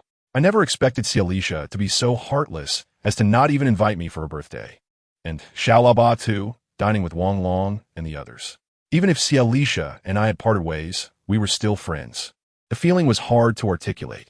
It felt as if I had been cast out of their circle, becoming invisible. At that moment, the door to the house creaked open. Chunku returned, her eyes widening in surprise upon seeing me. "You're back so early?" I glanced at Chunku and then back at her, feeling a mix of surprise, but remaining silent due to my sour mood. Noticing my silence, Chunku found it odd. With an expressionless face, she approached and touched my forehead, asking, "Are you sick?" "No, it's just that Cialisha hasn't contacted me for her birthday," I confessed, feeling wronged. Chunka looked taken aback, her wide eyes fixated on me. Suddenly, she burst into laughter. "Why do you sound like a child? Are you throwing a tantrum? Isn't Cialisha your girlfriend? She wouldn't just ignore you." Seeing Chunka laugh brought me an indescribable joy, yet I still felt disheartened as I replied. "We had an argument a few days ago, and she said she wanted to break up with me. I just know Cialisha won't reach out to me again. She must hate me now. You're being overly suspicious. She won't abandon you." Chunka chuckled as she retreated to her room. After a moment, I discovered that Cialisha had even reached out to Chunku. My heart sank further. I felt we were truly done this time. However, Chunku reassured me, saying it was all right. Cialisha was not the type to hold grudges. She must still care about you. Otherwise, why would she be upset with you? Though Chunku's words were comforting, I still felt uneasy, anxiously awaiting a call from Cialisha, hoping she would invite me. I waited from morning until noon, then from noon until evening. Finally, my phone rang, and I quickly checked it, only to be disappointed. It was a text from an insurance salesperson. Staring at my empty phone, regret began to wash over me. I felt inadequate for not prioritizing Cialisha. Now, she wouldn't even invite me to her birthday. The thought of Wang Long attending the celebration only added to my discomfort. What a situation! Only Xiaolaba accompanied him. Surely, Wang Long would be boastful, taking advantage of the opportunity to charm the girls. I cursed myself for my foolishness. If only I could have another chance. I would treat Cialisha with the utmost care. As I was swearing, my phone rang once more. Upon seeing the call, I was so moved that tears nearly welled up in my eyes. "Hello, are you coming to my birthday tomorrow?" The voice of Cialisha was cold. "I have something to do tomorrow," I replied hesitantly. Then forget it. It seemed that Cialisha was about to hang up, which made me anxious. I quickly reassured her that despite my prior engagements, I would definitely attend her birthday. By the way, I'll get you a gift. No need for a gift, just come tomorrow. My sister knows the restaurant. Let us go together, Alicia said before hanging up. Although she ended the call, my heart swelled with excitement. This matter was unrelated to anything else. It was a matter of pride for a man. Wang Long would be there. How embarrassing would it be if I did not attend? However, I sensed that Alicia might not hold any affection for me anymore, which left me feeling somewhat uncomfortable. The next day, I hastily got up to wash my hair in the bathroom. After tidying myself up, I even trimmed my unsightly stubble, which was just beginning to grow. I felt a sense of pride looking at my refreshed reflection in the mirror, but that feeling was short-lived. Sitting on the sofa, I watched Chin Ku wake up and head to the bathroom. After changing clothes, she looked at me with a questioning gaze. Sister, why did your mother wash all my clothes? I felt like crying as I showed her the sweater and pants I intended to wear. None of them are left. Chin Ku exclaimed in surprise. Not a single one. She washed them all. I felt particularly distressed. Since I lived at school, I had taken all my clothes home, only to have them returned freshly laundered. It was an excessive amount, but I hadn't anticipated that Chin Ku's mother would be so diligent. While I slept at night, she had washed every piece of my clothing. I was certain I would miss Alicia's birthday celebration. Watching Chin Ku leave with disappointment weighed heavily on my heart. Sitting at home, I imagined how joyful Alicia's birthday would be, surrounded by beautiful girls enjoying dinner, and then heading to karaoke. The thought of their merriment filled me with such sorrow. As night fell, I found myself eating leftover lunch since I couldn't go out. Though Chin Ku's mother had prepared a delicious meal, it still left a bitter taste in my mouth. Wang Yang, look who has arrived. Suddenly, the doorbell rang. Two girls walked in, one of whom was the birthday girl herself. Didn't get any cake, did you? With a frosty expression, Alicia grumbled at me. Chapter 45. Yi Hong takes action. Though only half a piece of Alicia's cake remained, it was the most delectable cake to me. Unable to resist, I glanced at her, realizing I ought to cherish this girl. Alicia was not exceptionally beautiful. She paled in comparison to Chin Ku and Zhao Shi. Yet, she was proud and had a tendency to boast about wealth, discussing who owned what cars or how many air conditioners they had. However, perfection is a myth, and no one is born flawless. As long as Alicia treated me well, that was enough. In truth, I hadn't been particularly fond of her before, so I hadn't paid her much mind. Yet, after this incident, her significance in my heart had grown. That evening, she stayed for a while before leaving, and we exchanged messages late into the night. Later, feeling unsatisfied, she called me on the landline, and we spoke for quite some time. I no longer recalled the details of our conversation, but I remembered that we had reconciled. On Monday, fearing that my accommodation fees would go to waste, I returned to school. That evening, I accompanied Alicia, and we chatted for a long while, shoulder to shoulder. During our conversation, I felt her hand brush against mine. Her touch was delicate, sending delightful shivers through me. After a moment's contemplation, I seized her hand, our fingers intertwining, and I couldn't help but steal a glance at her. Her face flushed, and she began to stutter as she spoke. Upon entering her building's hallway, I hesitated for a moment before wrapping my arms around her. My heart raced as I leaned in to kiss her. She must have been inexperienced, as she was quite passive and allowed me to embrace her. After a prolonged kiss, I released her.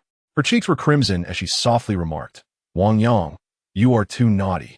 With Chin Ku, Zhao Shi, and Alicia, each relationship felt uniquely different. In my heart, I favored Chin Ku the most, having been captivated by her beauty the moment I laid eyes on her. Her stunning appearance left an indelible impression on me. However, she was my sister, distant and aloof, which made me apprehensive yet deeply infatuated. Zhao Shi was a bit silly and loved to joke around, often leading to moments where I found myself taking advantage of her. Although she could be a bit frivolous, I found the thrill exhilarating, especially since her boyfriend was Wang Long. Why not seize the opportunity? As for Alicia, she was my legitimate girlfriend. I cherished her and genuinely liked her. Everything I did for her felt right, and I hoped to gain more from our relationship. After reconciling, we swiftly entered a phase of passionate romance. I relished spending time with her, finding mere glimpses of her captivating. Especially after our first kiss, I became more daring. Most times when I escorted her home, I would steal a kiss in the hallway before letting her go. Being young, I was filled with curiosity about the opposite sex. On Thursday evening, as I walked her home, I kissed her again. This time, I couldn't resist. As our lips met, I felt the softness of her body against mine.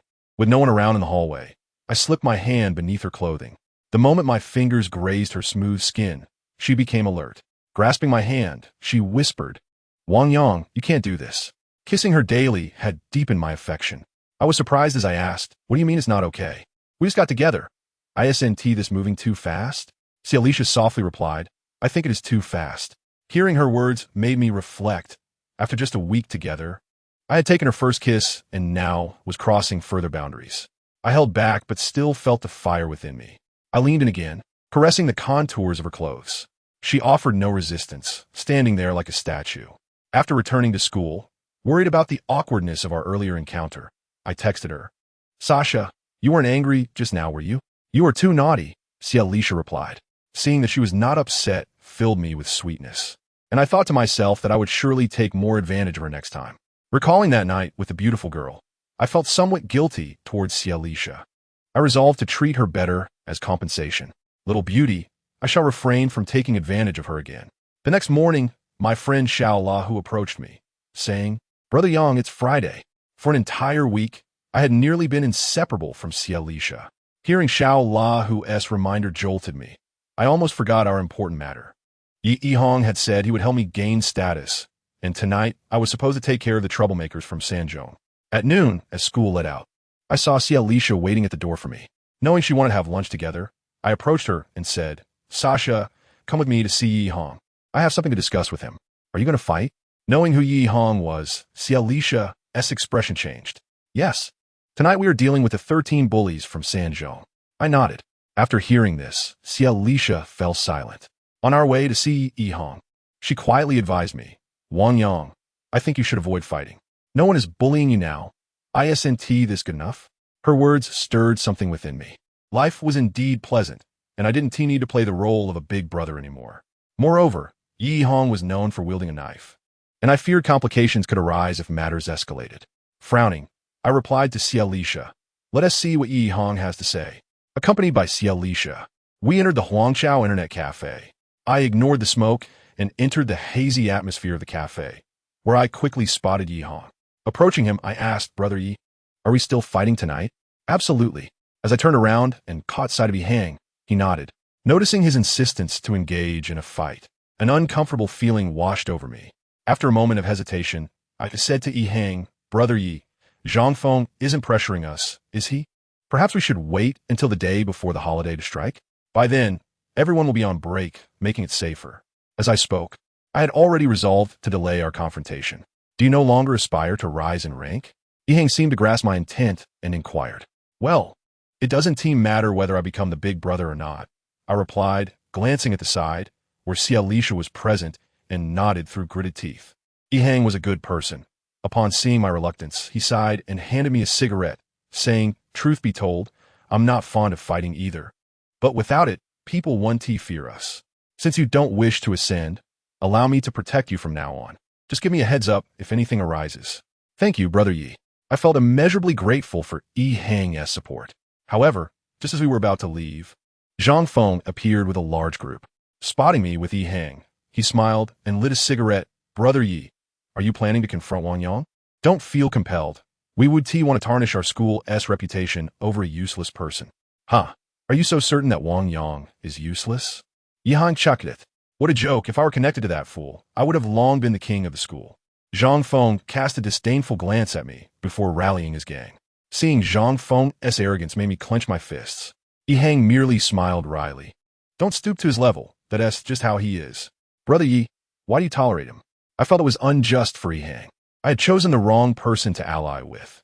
Zhang Feng's animosity towards me was warranted. "It's fine. A petty character like him cannot shake my position as the big brother." Yi Hang reassured me with a smile.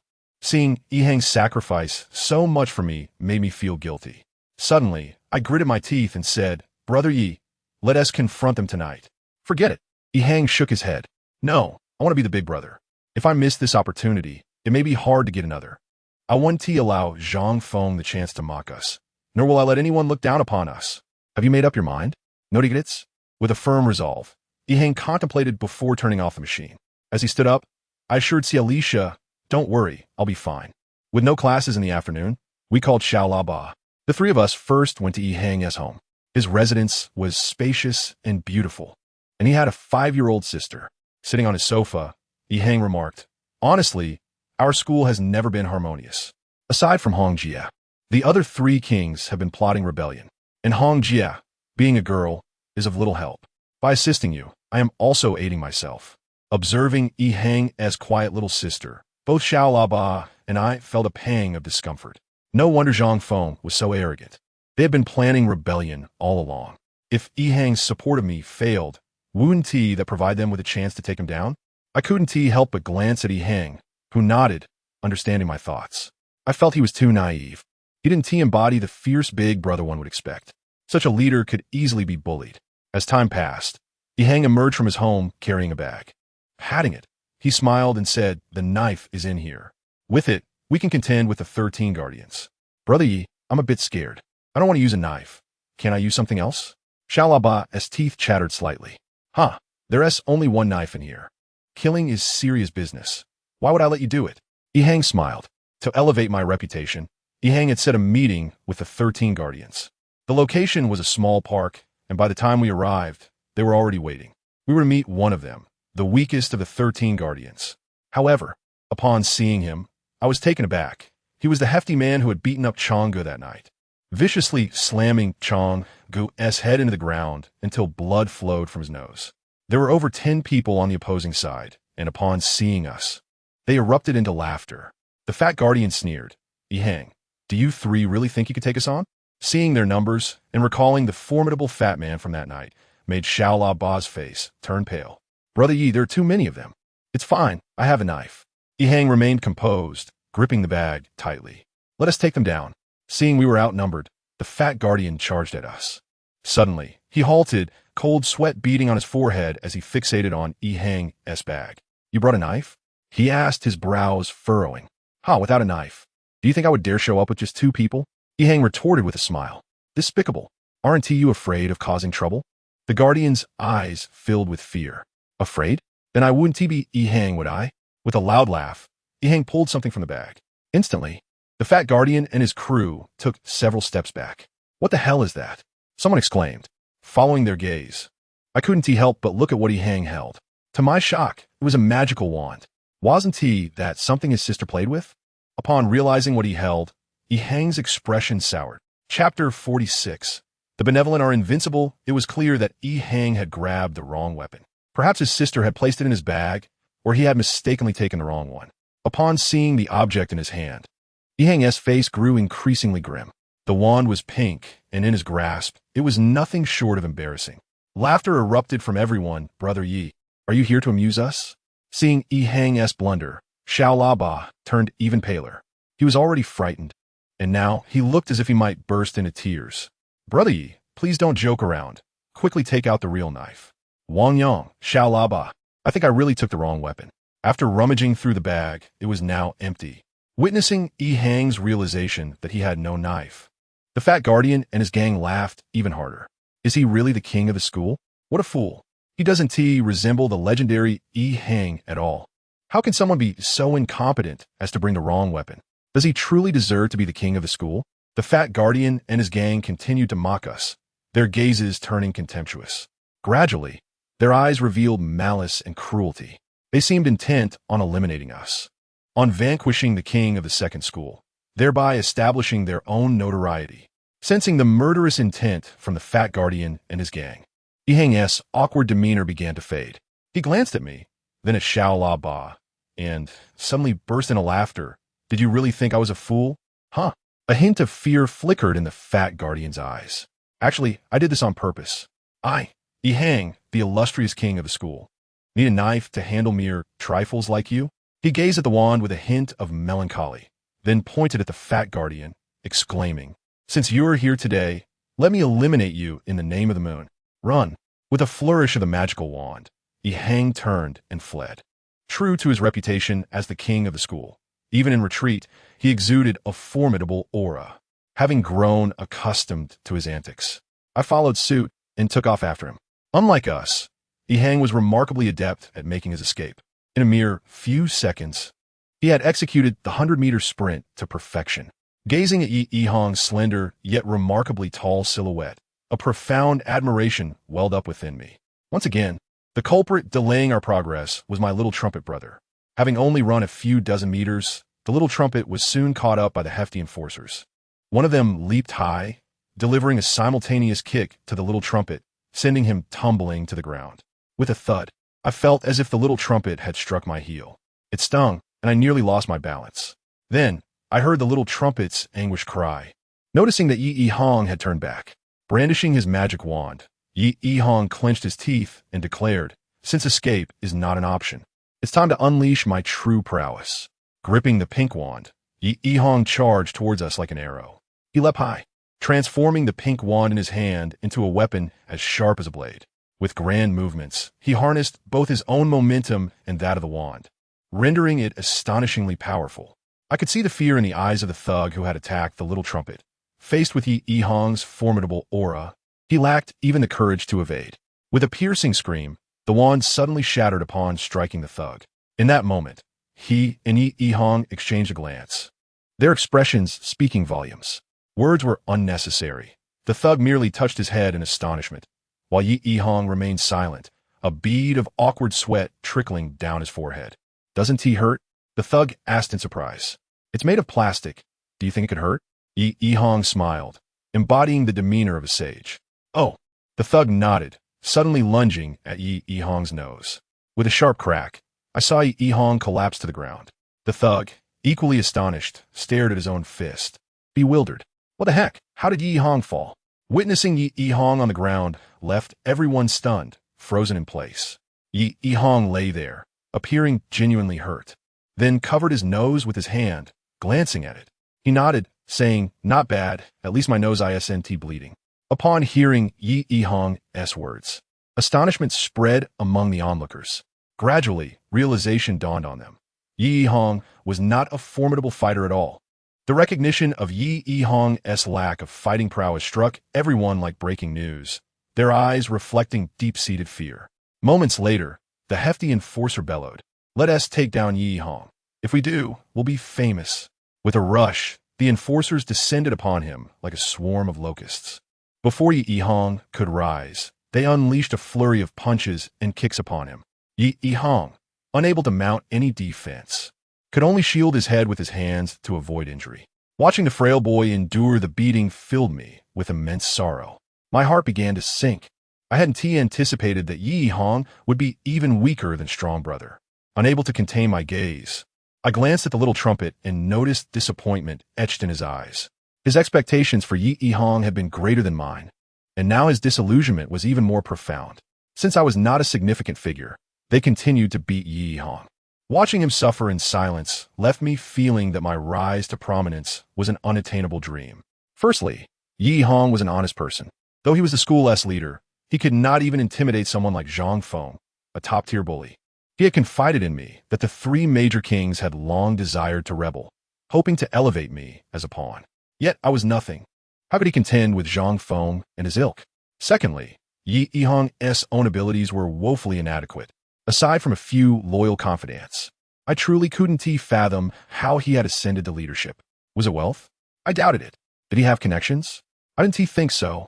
Initially, he treated me well because he knew I was acquainted with Little Notebook, yet he wasn't even as formidable as those I knew. Alas, how unfortunate I was to be associated with such a useless leader. I stood there, watching Yi Hong endure the blows while I merely furrowed my brow in a daze. After a moment, the little trumpet pondered and asked me, "Yangge, what should we do? There are over 10 of them. Should we help Yiga?" Although there were a dozen of them attacking Yi Hong, if we fled, we would avoid the beating. But if we intervened, I feared I wouldn't even know how I had met my end. Yi Hong had even expressed intentions to support me. I truly didn't understand his motives. While I contemplated the little trumpet's words, one of the enforcers suddenly pointed at me and said, "This doesn't concern you. If you don't want to get hurt, scram." Realizing that the thug was attempting to intimidate me, I understood he feared that Yi Hong might gain more support. In truth, even without the threat, the three of us were no match for them. With a wry smile, I replied, "All right, we'll take our leave." As I spoke, Yi Hong remained hunched over, clutching his head, oblivious to us. After a glance at him, I took a couple of steps back. Seeing me retreat, The little trumpet hurriedly followed, saying, Yanggu, is it too unkind for us to leave? After all, Yigo is taking the beating for our sake. He is so weak in a fight. Would it even make a difference if we helped him? I replied, forcing a smile. Upon hearing my words, I distinctly saw the little trumpet's pupils dilate, his eyes betraying disappointment. Ignoring him, I continued forward. Suddenly, my vision brightened as I picked up a stone from the ground. Turning back towards Yi Hong and the others, I lightly tapped the hefty enforcer on the shoulder. What? Are you looking for death? The enforcer glanced at me without speaking, yet I wore a faint smile. That smile quickly morphed into a grimace as I swung the stone towards the enforcer's head. The stone struck him, and he looked at me in surprise. Yet he did not fall. With a sinister grin, I swung the stone down again. This time, the hefty enforcer finally collapsed. Witnessing his fall, I hurled the stone fiercely at the others. Though Yi Hong may have lacked prowess, he remained a good person in my eyes. Even if he possessed no skills, he would forever be my brother. When I was nothing, he did not disdain or abandon me. And in moments of my hesitation regarding his ineptitude, he never uttered a word of reproach. Such a person is certainly worth defending with my life. A good person like him undoubtedly deserves to be regarded as the school's leader. Even if he cannot elevate me, I would willingly sacrifice everything for him. Brotherhood is not merely a phrase. In a fervor, I wielded the stone against the others. However, outnumbered, I was inevitably overpowered. Eventually, I succumbed to their sheer numbers. Glancing at Yi Hong lying beside me, a wave of sorrow washed over me. I'm sorry. I'm only good with a knife. With a faint smile, Yi Hong's face reflected regret. Chapter 47. Bad guys and good guys. Upon seeing Yi Hong's smile, my heart ached even more. My throat felt constricted, as if filled with cotton. Yet I managed to smile and looked at him earnestly, saying, even if I am a worthless person, you are still willing to elevate me as your brother. Regardless of your shortcomings, you will forever be the leader in my heart. How we both matured. I believe our relationship would be intricate. He is the leader of the school, while I have ties to the outside bully, little notebook. Yet we should both be naive. He didn't take care about my connections, nor did I concern myself with his status. Naive individuals are indeed genuine people. A genuine person is capable of forging true friendships. To this day, we remain steadfast in our belief. We shall undoubtedly become the best of friends. Yi Hong fell. I fell. We all fell. And the little trumpet was certainly no match for them. Surrounded, we endured yet another round of punches and kicks from the hefty enforcers. The hefty enforcer I struck was in considerable pain, groaning and clutching his injuries for quite some time. Eventually, he rose, charging at me with a swift kick aimed at my head. After feeling the lump on his own head, he stomped on my chest, bellowing in anger. You lot must be tired of living. Go fetch a stone. I will have my revenge. His underling hurried off to retrieve a rock, and the sight of the enforcer preparing to hurl it at me instilled a sense of dread within me. The frail and ineffectual Xiao La Hua began to weep. He was the weakest among us. As I watched the underling return with a stone, the enforcer weighed it in his hand, and my heart tightened in fear. Being struck on the head by that rock would be excruciating. Just then Yi Hong, who was closely beside me, suddenly shouted, What are you doing? What is it to you? The enforcer retorted, his tone dripping with sarcasm. You dare to attack us and not fear retaliation? Though I bore no weapon. My brothers were formidable fighters, Mile, Zhao Yun, and Shao Qi. They were all capable warriors. If you truly harm us, I shall not let you escape unscathed. The reputation of a person carries weight, and although Yi Hong may not have been an exceptional fighter, he had a cadre of fierce brothers backing him. Despite being at the mercy of the hefty enforcer, his standing as the school's leader remained intact. The enforcer's expression darkened, and a flicker of apprehension crossed his features. Noticing this change, Yi Hong smiled and said, It seems I brought the wrong tools this time. I concede defeat. You beat me fair and square, and I acknowledge that. Let us call it even, and you may leave with your pride intact. What do you say? Upon hearing Yi Hong's proposition, the enforcer and his crew hesitated. Defeating the leader of the second school would surely grant them bragging rights for a long time. However, their aggressive stance could lead to unpredictable consequences. Regardless, Yi Hong had a loyal band of strong allies. Hesitating, the enforcer produced a cigarette, smoking one himself before tossing one to Yi Hong. Brother Yi, since I've struck you, will you not seek vengeance? I was foolish, Yi Hong chuckled, lighting the enforcer's cigarette. The enforcer's demeanor grew serious upon witnessing Yi Hong smoke his brand. He nodded and said, "Brother Yi, you are a good man. I've heard of you at the third school. Your status is high. I would want to complicate matters for a mere enforcer like myself. How about this? You can leave, but I'll be keeping the two of them." He struck my head, and I must retaliate. The enforcer smirked menacingly at me. Engaging with the enforcer and his crew had cost us dearly, yet I had gained some leverage by defending Yi Hong. To my surprise, they were willing to spare Yi Hong, but not me. As the enforcer insisted on keeping me behind, the others chimed in, "Let Yi Lao to go. But this brat cannot leave. Who does he think he is, daring to lay hands on us?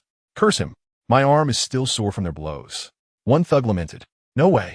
We three leave together," Yi Hong declared, his face set in a grim expression as he coldly rejected the enforcer's demands. "Brother Yi, this kid doesn't seem to have much of a reputation, does he? I know many of you, yet I've never encountered him. Is he worth the trouble?"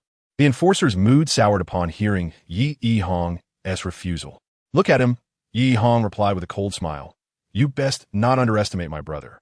His name is Wang Yang, and he is someone I intend to elevate." His declaration carried a sense of righteousness, and the enforcer and his crew scrutinized me with newfound interest. The enforcer's expression grew grim as he took a deep breath. "Brother Yi, are you truly going to back this kid?" "Indeed. Well, if you insist on supporting him, then I want to let you three go unharmed today. Come on, you'll have to overpower us if you wish to survive. Otherwise, I, Yi Hong, shall not let you off lightly." The essence of a person's reputation loomed large. Even though Yi Hong was not an exceptional fighter, he had managed to instill fear in the enforcer and his crew. A tense silence fell over the group as they contemplated their next move. Suddenly, the enforcer gritted his teeth and commanded, "Forget about Yi Hong. Everyone, attack him. I will have my revenge today." As soon as he shouted, the thugs lunged at me, their fury palpable. They were true ruffians, fierce and relentless. Before I could react, a foot collided with my head, and a torrent of kicks rained down upon me like a violent storm. In the chaos, I could only hear their insults and shouts. Yi Hong, unable to withstand their onslaught, pressed his body against mine and shouted, "Brother, as long as we survive today, I promise you will become the school's leader." Even in the depths of despair, I managed to smile at him. Seeing my smile, Yi Hong's expression turned complicated as he buried his head in my shoulder. Enduring the blows, the relentless barrage continued, and I sensed that he was beginning to falter. Xiao La Hua, frightened, cried out as he was repeatedly kicked aside. Realizing that we could not continue in this manner, I understood that they intended to keep me. If this persisted, we would all be left behind. With that thought, I suddenly pushed Yi Hong away and shouted, "Stop hitting. I, Wang Yang, will take full responsibility for this. Do as you wish with me. Who do you think you are?" They sneered, continuing to rain blows upon us. Frustrated by their refusal to heed my words, I spotted a stone that had fallen earlier and picked it up. With a mighty yell, I struck my own head with it, declaring, "Stop. I, Wang Yang, will bear the consequences alone." Despite my plea, the beating continued, yet I could feel their blows slowing. With another shout, I struck my head again with the stone. Dizziness enveloped me, and I felt nauseous, the metallic taste of blood filling my mouth. "Stop. I, Wang Yang, will take full responsibility," I murmured weakly, feeling myself sway on the brink of unconsciousness. Yet, glancing at the weakened Yi Hong, who still struggled to rise, I knelt on the ground, facing the thugs. Humiliated, yet resolute, I whispered, "If you wish to strike, then strike me." Finally, they ceased their assault, observing the blood streaming down my face. They regarded me with strange expressions. "Brother, he's bleeding," one thug muttered. "Yes, I see it," the enforcer replied, his countenance darkening as he rubbed the lump on his own head. After contemplating, he looked at me and said, "You've got guts to harm yourself like that. Don't hit them. If you must strike, then hit me."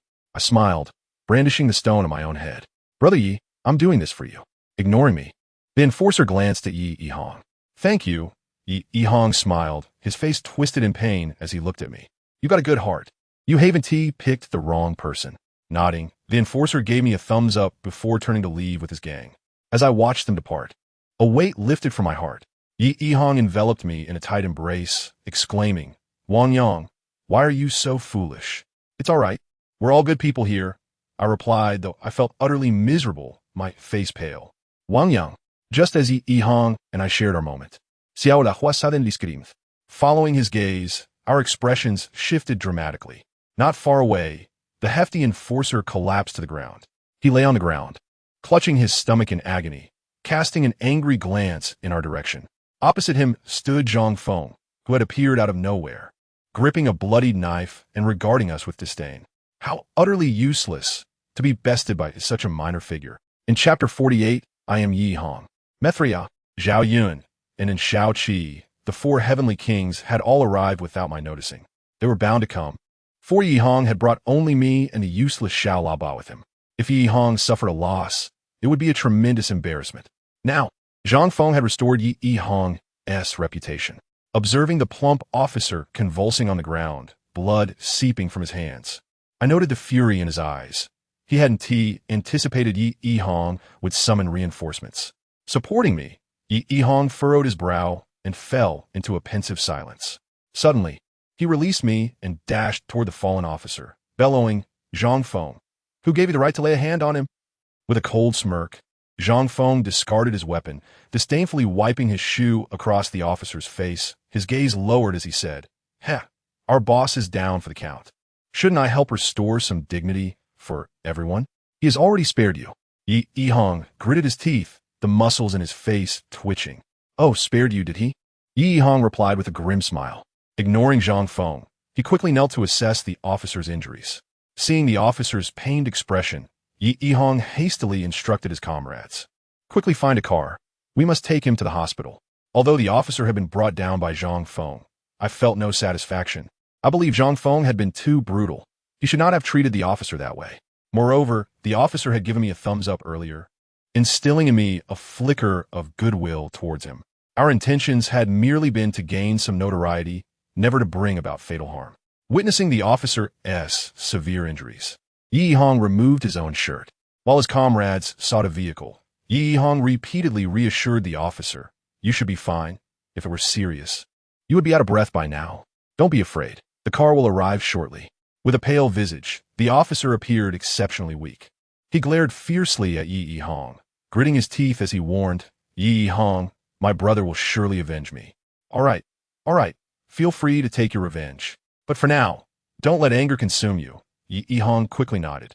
The vehicle arrived, and Yi Hong promptly assisted the officer into it, handing over all the cash he had and instructing, "Take him to the city hospital first. I'll inform my parents tonight to cover the medical expenses." We were merely fighting. Let us keep this matter quiet and refrain from involving the police or our families, understood? "Brother Yi, thank you." The officer's companion expressed gratitude, shooting a furious glare at Zhang Feng. "It's nothing. It's what I should do," Yi Hong smiled. After seeing the officer off, he turned angrily toward Zhang Feng. "Zhang Feng, how could you be so ruthless? If anything had happened to the officer, wouldn't you be in trouble too?" Zhang Feng merely chuckled coldly. "Notijin Zhang Feng se silenge, Yi Hong sikit helplessly." He then smiled at me and Xiao La Ba. Fortunately, Zhang Feng and his crew came to our aid. We didn't lose face. I took the wrong weapon this time. Otherwise, we wouldn't have lost to them. Indeed. Seeing Yi Hong smile, I joined in his laughter. "Let us go. I'll treat everyone to a meal." Yi Hong smiled and pulled out cigarettes to distribute. Yet, as he handed out the cigarettes, I sensed an unsettling atmosphere. No one spoke. Despite the crowd, the mood was oppressive, especially from the three heavenly kings led by Zhang Feng, whose gazes toward Yi Hong were laced with malice. When the cigarette reached Zhao Yun, Yi Hong shook the empty box, saying, "All gone. I'll buy you another pack later." "Brother Yi, it's all right," Zhao Yun stammered with a smile. "Then let us go." Yi Hong laughed and approached us, extending his hand. "Wait." As Yi Hong came closer, I distinctly saw Zhang Feng's expression shift. It was a chilling smirk, a mocking grin. "Zhang Feng, is he plotting a rebellion?" Seeing Yi Hong turn in shock, Zhang Feng lowered his head to light a cigarette. Then his gaze sharpened. "Brother Yi, how can you still face food after all that?" "What do you mean, Zhang Feng?" Yi Hong sensed the tension, narrowing his eyes, glancing at the blood on the ground. Zhang Feng spat toward it, saying, "Brother Yi, I've told you before, Wang Yang is a useless fool. No matter how much you support him, it's of no consequence. Yet you refuse to listen, insisting on making a fool of yourself and dragging us down with you. I had already promised Wang Yang to support him. Must I go back on my word?" Yi Hong trembled slightly, his face paling. You said he knew the right people, but he is utterly incompetent. Zhang Feng's voice rose. Even if he doesn't know anyone, we can't just turn our backs on him. How could you be so unreasonable? Yi Hong's voice quaked further. A fool is a fool. If he is of no use, he should be discarded. People strive for greatness, while refuse remains in the gutter. What is wrong with being realistic about a piece of trash? Yi Hong, you're unworthy of being a leader. You should relinquish your position. Zhang Feng's voice rose to a shout. Zhang Feng, have you finally rebelled? Yi Hong's eyes brightened with realization. Ha! Raise your hand if you support me as the leader. As Zhang Feng's words fell, his underlings instantly raised their hands. This included the other two heavenly kings and Yi Hong's confidant, and Shao Qi. Yi Hong had previously informed me of the three heavenly kings' intentions to rebel, but I had not anticipated even his trusted aide would join in. Seeing Shao Qi raise his hand, Yi Hong's face turned pale. His voice trembling, he said, "And Shao Qi, even you have betrayed me? Brother Yi, you are a good person, but your heart is too soft. I'm sorry. Someone like you cannot be the leader." Upon hearing Shao Qi's words, Yi Hong's eyes reddened. Gritting his teeth, he suddenly laughed. If you wish to be the leader, then say it outright. Why use Wang Yang as an excuse? Damn it, it appears I misjudged you. And Shao Qi, you traitor. As Yi Hong's words fell, Matthias' massive hand swept toward him, and Shao Qi, being smaller in stature, was knocked to the ground. As he scrambled up, and Shao Qi roared, Mithria, who do you think you are? How dare you strike me? Brothers, attack. With Shao Qi's roar, his followers charged at Mithria. Zhang Feng, gritting his teeth, shouted, Yi Hong has held this position long enough. It's time for me to take my turn. Brothers, charge. Zhang Feng, you have finally rebelled. With a cold laugh, Hong Jie joined the fray against Zhang Feng. Yi Hong had brought many people this time, and as they clashed, chaos erupted. The three heavenly kings, already formidable, were emboldened by Shao Qi's betrayal. With a mighty shout, Mithria swung his hand, knocking one person down effortlessly. Although Zhao Yun was somewhat clumsy with his speech, his lean frame was remarkably agile. Grasping one person by the neck, he effortlessly slammed him to the ground. Mithria and Zhao Yun were both exceptionally skilled fighters. After a brief struggle, Zhang Feng's group found themselves overwhelmed. I noticed Wang Long had also joined the fray, only to be swiftly taken down by a kick from Zhao Yun. As the fighting escalated, Yi Hong stood beside me, suddenly smiling. With reddened eyes, he looked at me and said, Wang Yang, do you think I'm so naive and easy to manipulate? No, you're a good person. They're the ones who are truly wicked. Seeing Yi Hong on the verge of tears fills my heart with an overwhelming sorrow. Alas, I have always treated each of them with utmost kindness. Why do they all fail to appreciate it? With a smile, I noticed something streaming from Yi Hong's eyes. Brother Yi, I couldn't help but grasp his arm tightly. With a sudden roar, Milei pushed down 5 of Zhang Feng's men, panting heavily. Zhao Yun also forcefully slammed one person into another. Witnessing Brother Ye's tears, Zhao Yun's eyes reddened as well. Hong Jie, too, shed warm tears, angrily exclaiming, a bunch of heartless wretches. Without Yi Hong, we would have long been annihilated by the 13 protectors. Yi Hong is far too honest. Honest people should yield their positions. Zhang Feng merely toyed with his lighter, sneering from the side. Nonsense. Milei pushed aside 2 more individuals, raising his fists as he charged at Zhang Feng. Stop. Just as Milei's fist was about to strike Zhang Feng, Yi Hong suddenly bellowed. Clenching his fists tightly, I noticed even more tears cascading from his eyes. How can we turn against our own? Are we not afraid of being ridiculed? Forget it. I will relinquish my position. Brother Yi, upon seeing Yi Hong step back, Milei let out a reluctant roar. Haha, that's the spirit. Zhang Feng's face revealed a cold smirk as he tightened his grip on the lighter. I was utterly shocked that Yi Hong had so swiftly lost his position as the eldest brother. I could hardly fathom that Yi Hong had relinquished his title before my very eyes. With a smile, Yi Hong wiped away his tears. Looking at me, he gently leaned closer and whispered, Brother, forgive my folly. However, I shall reclaim the title of eldest brother. For I am Yi Hong. Chapter 49. The 13 protectors. The moment Yi Hong chose to give up, I sensed a formidable confidence in his tone. My heart trembled, and I could not help but gaze into his eyes. The night had descended, and delicate snowflakes began to fall. With a smile, Yi Hong's eyes sparkled. He is still a good person. In his eyes, I saw no trace of complaint. It seemed as if he had never lost his position as the eldest brother. As the snowflakes continued to fall, Yi Hong's tears eventually dried. Turning to Zhang Feng, Yi Hong smiled and said, "Brother Feng, congratulations. You have finally achieved your ambition." Ha! Zhang Feng sneered, his eyes gleaming with pride. "Brother Feng, now that you are the eldest brother, do you intend to strike me? If not, I shall take my leave." Yi Hong today acquesting glance. Zhang Feng remained silent. Moments ago, we had been a large group, but now I observed that Yi Hong's followers had dwindled to two factions, one led by Zhang Feng, including the Three Kings and in Shaoqi, and the other consisting of Yi Hong, Milei, Zhao Yun, and Hongjia, along with a scant few others. "Let us go." With a sigh, Yi Hong's expression turned forlorn. Milei and Zhao Yun exchanged glances, and we prepared to follow Yi Hong. "Wait," Zhang Feng suddenly called out to us. "Zhang Feng, do you intend to deal with Brother Yi?" Milei's hefty body shook as he warily regarded Zhang Feng. Zhang Feng commanded a group of over 30 men, all thugs like Wang Long. They had fought for 3 to 4 minutes without a decisive victor. I believed that if the confrontation continued, Yi Hong's side would inevitably succumb due to their numerical disadvantage. Zhang Feng, with a smile, said, "Beneath my roof, no one can sleep soundly." Zhang Feng, don't make things impossible. Yi brother is very reasonable. He has always treated you well. Shut up, you stuttering fool. The past is the past. The present is now. Damn it, I seem to have lost my memory. Zhang Feng interrupted Zhao Yun, laughing heartily as he raked his short hair. Witnessing Zhang Feng's arrogance, I could not help but clench my fists tightly. A surge of anger rose from the depths of my being. I had never despised anyone as much as I did him. Even Chang and Wang Long paled in comparison to Zhang Feng's loathsome nature. Had it not been for Yi Hong, the trouble caused by his earlier confrontation with Fat Protector would have been unimaginable. Yet, he had the audacity to be so shameless. Damn him, I want to kill him.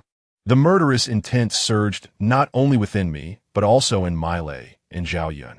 Staring fiercely at Zhang Feng and his entourage, we all felt a mutual desire to fight to the bitter end. Zhang Feng, do you wish to establish your authority by dealing with me? With a sharp crack. Yang li a cigarette, smeating finally. Haha. Otherwise it would be difficult to command respect. Zhang Feng coldly laughed, mimicking Yi Hong by lighting his own cigarette. Fine. I will stand here. Come at me. Yi Hong similit. You said it. Suddenly, Zhang Feng tossed aside his cigarette and lunged toward Yi Hong. However, just as Zhang Feng was about to strike him, he abruptly halted. Clenching his fists, I saw the icy glint in Yi Hong's eyes. Despite his recent defeat, his slender frame still radiated an immense aura.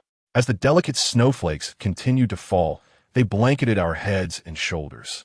In that moment, Yi Hong seemed to merge with the cold, wintry night. He may be a good person, but he remains an imposing figure.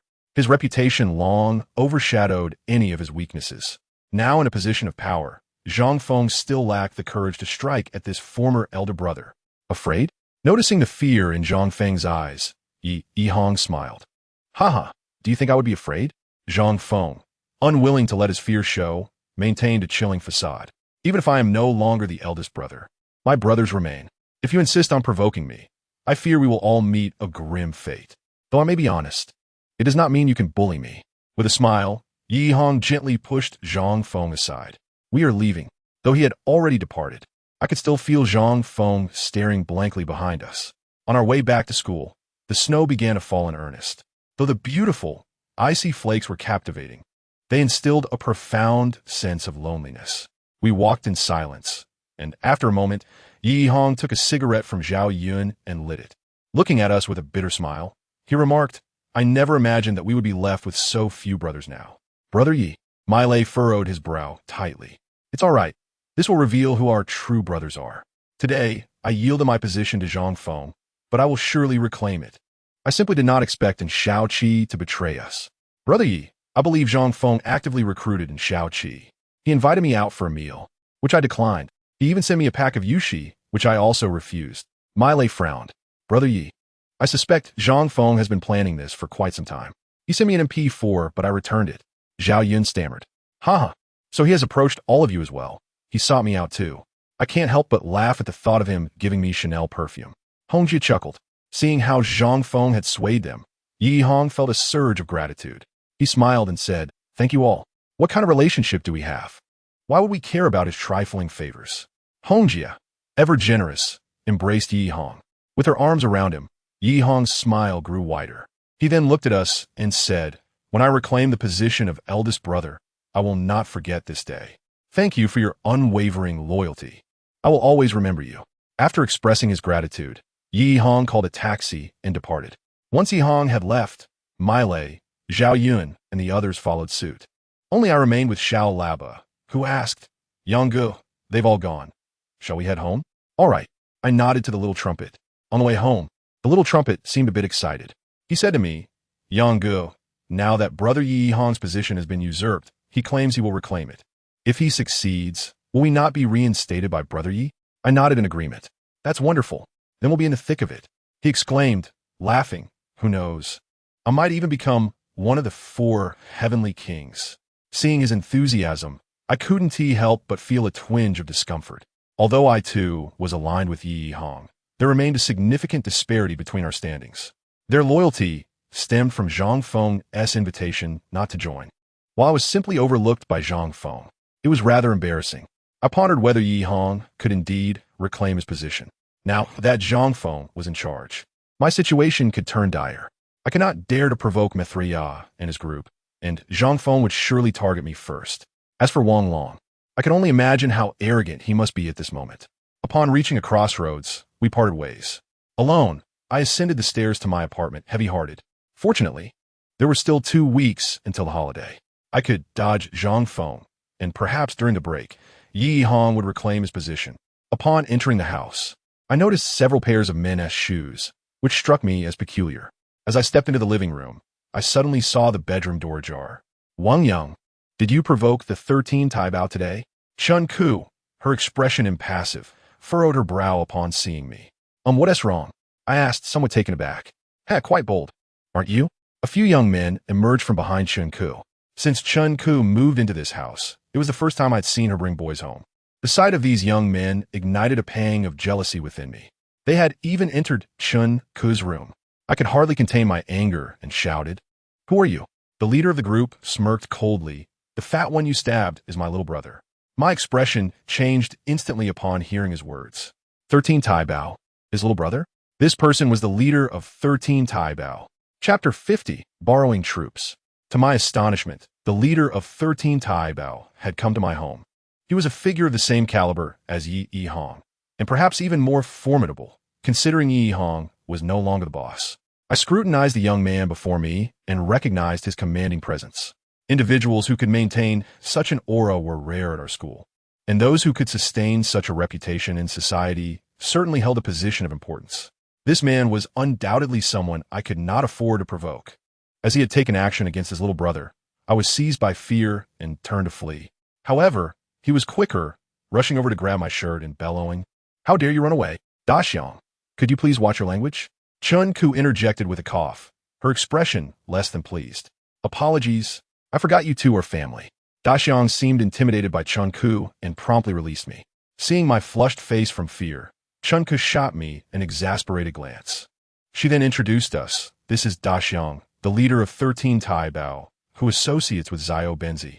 I saw them waiting downstairs for you and brought them up." Zio Benzi is a notorious figure in our area, even admired by Yi Hong. Upon hearing Chun Ku's introduction, I realized the connection between her and the leader of 13 Taibao. I was genuinely surprised to learn that she knew him. Daxiang chuckled. "I almost caused a family feud." He continued, "I heard this kid stirred up trouble with Zhang Feng and injured my little brother, so I came to seek justice for him. That was close, if not for I might have." Dread washed over me at Daxiang's words. It seemed trouble was not to be trifled with. Otherwise, I might not have made it home today. However, I found it curious how Daxiang knew where I lived. Hesitantly, I stammered, "Daxiang, how did you know my address?" "It was someone from your school who mentioned it." "What was his name again?" Daxiang asked loudly to his subordinate. "Daxiang, it was Wang Long," the subordinate replied. Upon realizing Wang Long had disclosed my address to Daxiang, I felt a surge of anger bubbling inside me. I noticed Chun Ku watching me quietly, which made me feel quite embarrassed. "Wang Yang, have I helped you again?" Tien Kiskivi go included softly. I had always admired Chen Ku, intending to protect her discreetly as my lady. Yet, she never seemed to acknowledge my efforts. Instead, she repeatedly came to my aid. Without her, I could not fathom how dire my situation would be now. Grateful yet troubled, I nodded. Daxiang, is your little brother all right? I inquired, recalling our earlier conversation. He's fine. Little fatty is tough-skinned. He just got stabbed in the belly and cried in the hospital, Daxiang replied with a smile. I should go see him, Chun Ku sighed. Daxiang and his group comprised 5 individuals, while Chun Ku and I made 2, on our way to visit Daxiang's brother. Chun Ku retrieved 200 yuan from her mother at the mahjong parlor. We shared a vehicle with Daxiang, while the other 4 took another. As we drove to the hospital, the snow began to fall heavily. Daxiang gazed out the window, engaging in casual conversation, then sighed. Had I known Chun Ku had such a brother, I would have looked out for him sooner. Unfortunately, we don't attend the same school. Otherwise, I could have taken him under my wing. Perhaps he doesn't need your guidance, Chun Ku scoffed lightly. Upon hearing her words, Daxiang finally grasped the underlying implications and turned to me with a furrowed brow. What is your relationship with Yi Hong? I heard you were involved in the altercation with him tonight. Yi Hong and Daxiang were both top-tier leaders on opposing sides. Their constant brawls filled me with apprehension. After a moment's hesitation, I decided to be honest with Daxiang. Daxiang, Yi Hong is my good friend. He had previously elevated me to a position of prestige, but Zhang Feng was envious.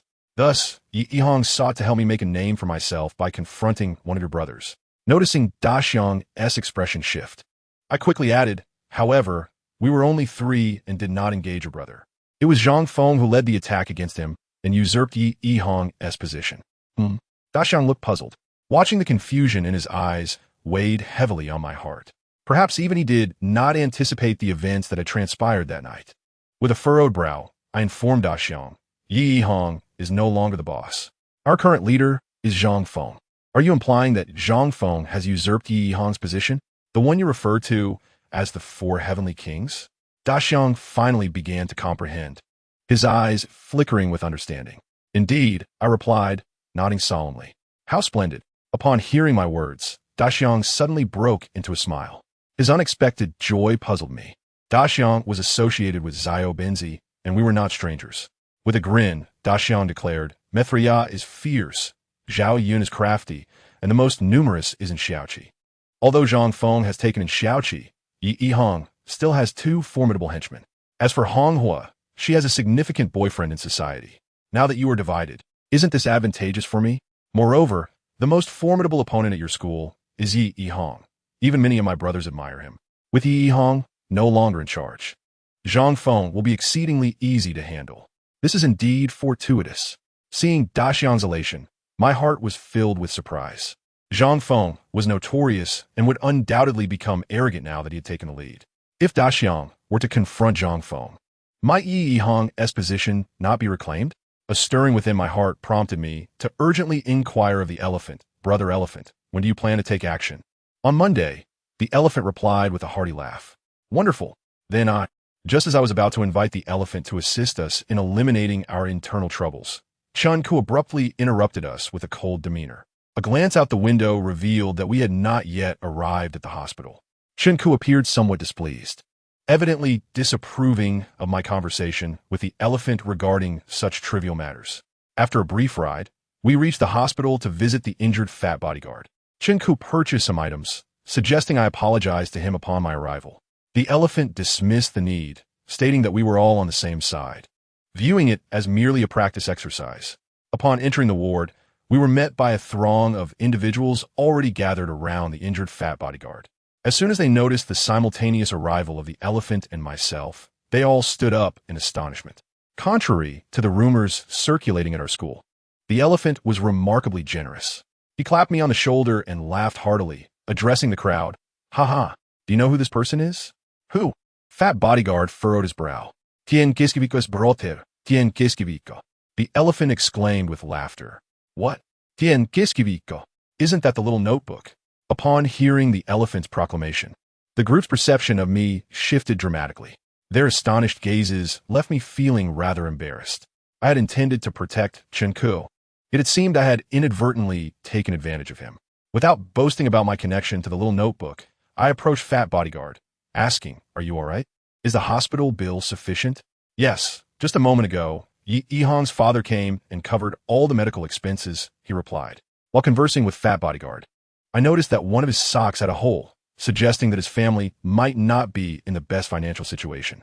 Chun-Ku offered Fat Bodyguard an apple, which left him somewhat flabbergasted. The matter of Fat Bodyguard's hospitalization had been resolved by Yi Hong's family, alleviating our concerns. On the ride back with Chun-Ku, he remained silent throughout. I had a plethora of thoughts I wished to share with him, but with the introduction of Xialisha into our lives, a noticeable distance seemed to have emerged between us. The acquaintance with the elephant filled me with excitement, and it was evident that the elephant held great respect for Chun-Ku, leading me to believe that he would assist me if I sought his help. In the past, I would never have exploited my relationship with Chun-Ku, yet now that Yi Hong had fallen from grace, I felt a pang of sympathy for him. After some contemplation, I resolved to seek the elephant's assistance. Yi Hong had sacrificed so much for me. What was the harm in bending a few principles for his sake? With this thought in mind, I dialed Yi Hong's number. "Brother Yi, I have a way to help you reclaim your position as the elder brother." "What method?" Yi Hong's voice was barely audible. "The elephant. I know the leader of the 13 bodyguards. Brother Yi, I will confront Zhang Feng on Monday." "No, you absolutely must not seek the elephant's help." Yi Hong's tone suddenly shifted. Sensing something amiss in Yi Hong's voice surprised me. Soon, I heard him whisper urgently, "The elephant is not a good person. You must not ask him for assistance. If he defeats Zhang Feng, our school could be ruined." The elephant, not a good person? Although I had only interacted with him for a day, I found his character to be quite commendable. "Haha, you are Chun-Ku's brother. I had already suspected you knew the elephant. However, regardless of the circumstances, we must never seek his assistance. He places far too much value on money. Far more than you can imagine. If he takes over our school, it may become his cash cow." "Yi Hong, seek it. Are you suggesting that the elephant would demand money from our classmates?" I couldn't help but furrow my brow. Indeed, while Zhang Feng is indeed wicked, his thinking is still immature. He merely craves fame without realizing how to monetize it. Money can truly corrupt a person, Yi Hong explained. His words quickly reminded me of Chun-Ku's attitude toward the elephant. It seemed that Chun-Ku also held reservations about him. They were merely acquaintances, otherwise. Why had I never known the elephant before? Let's discuss this on Monday. My family is aware that I've been fighting and has been keeping a close watch on me these past few days. It is quite suffocating. Yi Hong sighed before hanging up. As I set down the phone, I couldn't help but feel a mix of emotions. I had thought that knowing the elephant would aid Yi Hong in reclaiming his position, but it seemed the elephant was of no use after all. On Saturday, Xialisha called me. She had heard about Yi Hong's predicament and expressed her concern for me. I reassured her that everything was fine and that Yi Hong would eventually regain his position. After some contemplation, Xialisha said, "Regardless of whether you are a delinquent, I will never abandon you." Her words touched me deeply, and my admiration for her grew. I resolved to treat Xialisha with the kindness she deserved. By Monday, I noticed that Chang-Gu and his group had become increasingly active. They were all part of Zhang Feng's entourage, and now that Zhang Feng had risen to power, they were following suit. Feeling rather smug, Chang-Gu disregarded me entirely. However, he did not provoke me. He simply strutted about, promoting Zhang Feng's newfound status as our elder brother. From now on, if anyone has any issues, come to me. Although not many in our class engaged in such activities, everyone was intrigued by the developments. Someone asked Chang-Gu, "Isn't our elder brother Yi Hong?" "Yi Hong? What is he? Nothing. Fautad Kiang Yi Si Kopant." The derision in their taunts left me feeling quite distressed. I yearned to unleash a torrent of insults upon them, but I knew that would only lead to a confrontation. Their numbers were overwhelming, and engaging them was not prudent. Observing my silence, the sycophant laughed mockingly, picking his teeth with his fingers. He remarked, "Yi Hong is so honest. How could he possibly be Zhang Feng's rival? If Yi Hong were to confront Zhang Feng, he could be easily dispatched with a mere finger." With that, he disdainfully flicked the debris from his fingers. Just then, as the sycophant was disparaging Yi Hong, he unexpectedly entered the room accompanied by Mile and others. Yi Hong. The startled sycophant fell to his knees in terror. Yi Hong likely overheard the insults directed at him, yet he did not engage with the sycophant. His expression was not favorable as he smiled faintly at me, saying, "Wang Yang, come outside with me." "What is it?" I inquired hastily as we exited the classroom. "Cool me. We're going to find Zhang Feng. With a cadre of brothers in tow, we marched toward Zhang Feng's classroom in a grand procession. The atmosphere in Zhang Feng's classroom was tranquil, and it was tidier than ours. Upon entering, we found Zhang Feng reclining in a chair with his eyes closed, listening to an MP3 player. Upon seeing us, he smirked dismissively. "Former elder brother, what brings you here?" "Wang Yang, please recount your encounter with the elephant," Yi Hong instructed earnestly. I felt a surge of frustration as I recalled how Zhang Feng had usurped Yi Hong's position. Yet here was Yi Hong still considering him. Anger bubbled within me. Yet I refrained from contradicting Yi Hong's request. "The elephant has indicated that he intends to confront our school tonight." After relaying this information, I anticipated Zhang Feng would be taken aback. Instead, he merely chuckled. "Oh, I was already aware of that. A mere group of 13 bodyguards. How formidable can they be?" Zhang Feng's arrogance incited Miles' wrath. Clenching his teeth, he shouted at Zhang Feng, "You think you're so tough now?" Hearing Miles' words, Zhang Feng narrowed his eyes at him. Suddenly, he placed his feet on the desk and disdainfully retorted, "This is our classroom. Get out." A mere dual-flower red stick dares to speak to me in such a manner? Furious, Ma was nearly beside himself. "Let's go Yi Hong's side." As we exited, Yi Hong's entourage seethed with indignation, yelling, "Zhang Feng is so arrogant. Brother Yi, why do you even bother with him? Let him perish." "No. Zhang Feng's actions affect our school as well. If the school falls into the hands of the elephant, what should we do if he bullies our classmates?" Yi Hong sighed. "Isn't it enough that he doesn't bully us?" Mithriya said angrily. "Well, let's see what happens tonight." Yi Hong sighed again. Earlier, the elephant had already told me that he would definitely seize the opportunity to take down our school tonight. After hearing Zhang Feng's words just now, I felt that both sides must have made their plans. Now that Zhang Feng has become the boss, he needs to establish his reputation. This evening, Yi Hong specifically invited me and Little Trumpet to cheer Zhang Feng on. The conflict between Zhang Feng and the elephant is a significant event for both our schools. Not only did we attend, but also Chun Ku, Zhao Shirshi, a group of girls, and many other classmates from school came along. When we arrived at the battleground, it was already crowded with people. There were so many people in front that Yi Hong and I could hardly get through. Yi Hong, being shorter, had to tiptoe to get a glimpse of what was happening. While peering ahead, he helplessly remarked, "The elephant is not a fat bodyguard. Even I would be afraid if I encountered him." "Brother Yi, isn't Zhang Feng formidable too? With the 3 great kings and in Xiaoqi, could they possibly lose?" Mithriya asked, also on his tiptoes glancing around. "Cut him down." Suddenly, amidst our chatter, a loud roar erupted from the front. Instantly, the crowd became chaotic as a path opened, with a large group of people, red-faced, desperately fleeing towards us. It was Zhang Feng. Earlier in the morning, he had been arrogant and smug, but now, his face was flushed and his expression extremely serious. He was running swiftly, disappearing from our sight in an instant. Looking behind him, Wang Long was also sprinting over with a grim face. The elephant and his gang were pursuing them, brandishing knives. I had said it. Zhang Feng and the others were surely no match for the elephant. In a fair fight, how could they possibly contend with him? Upon witnessing Zhang Feng's defeat, Yi Hong's expression turned sorrowful. The following day, Yi Hong again took us to find Zhang Feng. He earnestly told him, "Zhang Feng, I believe you could defeat the elephant. However, since they are many and strong, it is not wise to fight them head-on.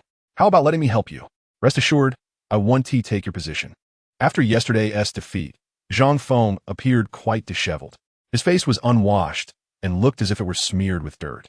Observing Yi Hong's sincere expression, Zhang Feng lit a cigarette and scoffed. "Yi Hong, stop pretending to be kind. Do you think I don't see through you? You must be trying to seize this chance to reclaim your title. Damn you, do you have no shame?" Mithriya shouted angrily. "Get out. This is our class." Zhang Feng spat furiously.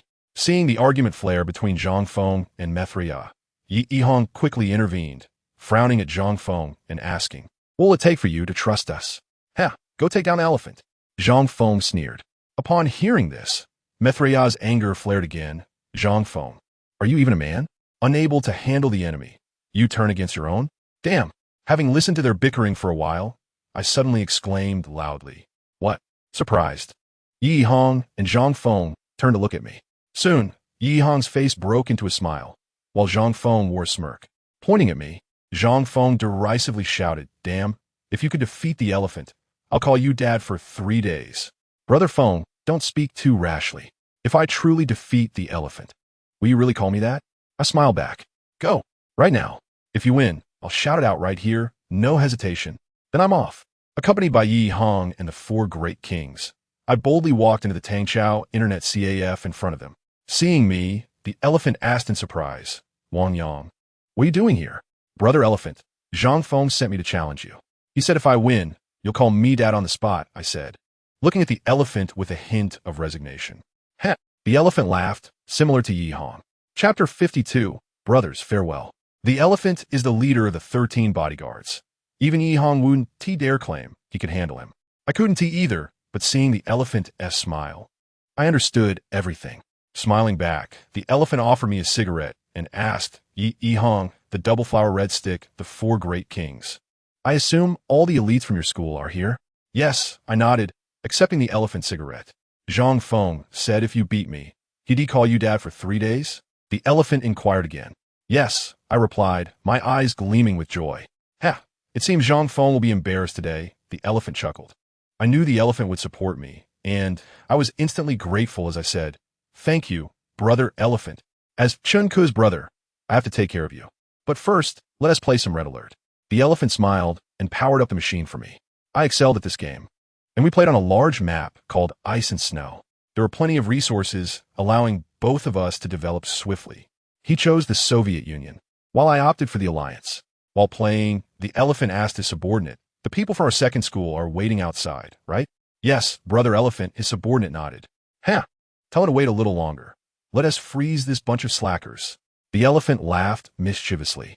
From his words, I realized he must have a strong disdain for our school.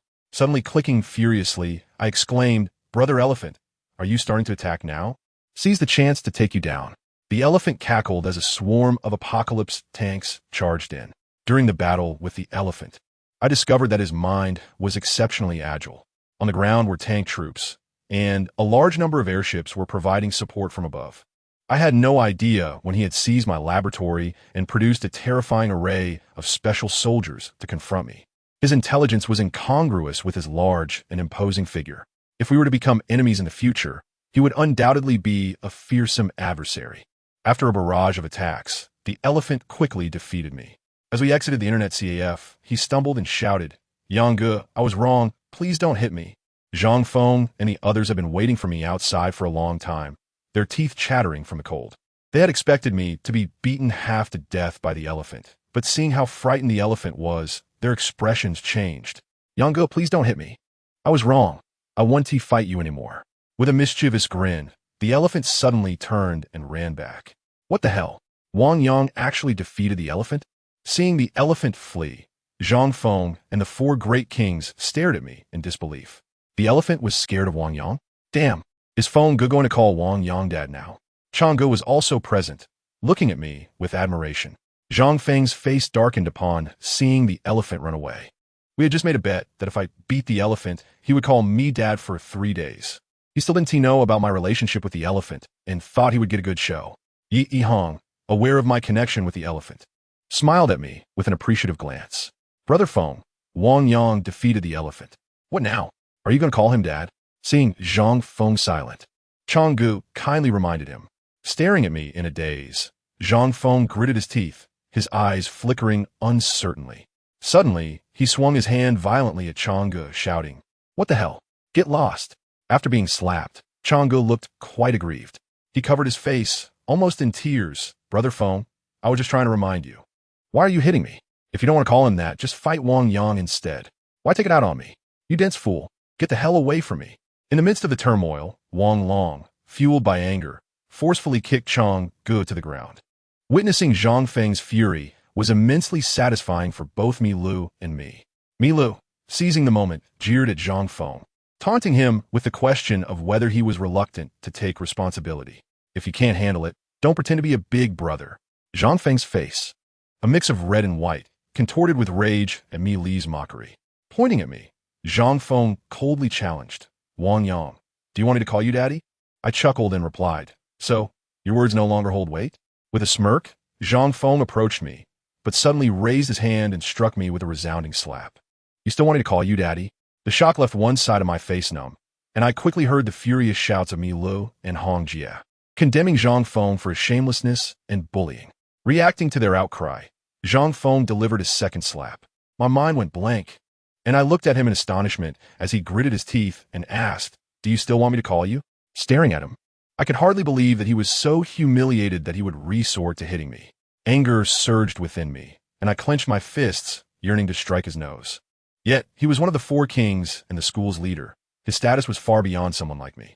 Even with Mi Lu and Hong Jie fuming, they dare not stand up for me. Clenching my fists tightly, I watched as Zhang Feng's expression grew increasingly sinister. Noticing my silence, he coldly inquired, "Do you still want me to call you?" "Yes," I yelled, overwhelmed with grievance. In that instant, I swung my fist toward Zhang Feng. As my fist flew, I distinctly saw a strange smile on his face. Clenching his fist, he retaliated, aiming for my face. With a resounding impact, my fist connected with a frail figure that had suddenly interposed itself between us. Yi Hang. My punch landed squarely on his face, as did Zhang Feng's retaliatory blow. Rubbing his sore cheek, Yi Hang smiled and said, "Wang Yang, why is your temper still so fiery?" He was a genuinely good person, always ready to defend anyone who stood by him. When I decided to become part of this world, I faced countless scornful glances, but he remained unfazed by my lowly status, assuring me that he would help me rise. Now, I had inadvertently struck the brother I had always admired, and the guilt I felt was more painful than 100 blows from Zhang Feng. Seeing Yi Hang being hit ignited a fierce reaction from Mi Lu and Zhao Yun, who rushed over in outrage. "Mi le pusht, me azide."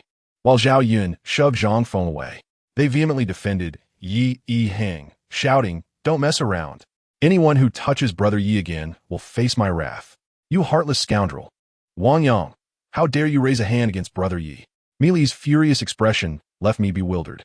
Zhang Feng hadn't intended to hit Yi Hang, and for a moment, his demeanor shifted to one of concern before he quickly regained his composure. As the leader, he was indifferent, believing Yi Hang had brought this upon himself. "Do you want to die?" Mi Li's eyes were reddened with anger. We remained gathered near the internet CAF, while the 13 protectors watched with amusement. Touching my swollen face, Yi Hang suddenly chuckled. "Mi Lu, Zhang Feng didn't mean it." "Let go, Brother Yi," Mi Li shouted. "It's fine, we're all on the same side. We shouldn't give the 13 protectors a spectacle to enjoy." With a smile, Yi Hang turned to Zhang Feng, saying, "We're all brothers. We must stand united. If we remain cohesive, no one can break us. But if we fracture, we will be easily overwhelmed." Upon hearing Yi Hang's words, Zhang Feng furrowed his brow, scrutinizing him, then glanced at his own fist and coldly remarked, "You're putting on quite the act." With that, feeling a pang of guilt, he departed with his entourage. As Zhang Feng left, Yi Hang sighed, furrowing his brow. Suddenly, Mila seized my collar, his lips quivering with fury.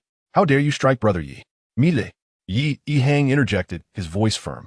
"Brother Yi, I am powerless against Zhang Feng's arrogance. But Wang Yang dared to hit you. I will not let this go."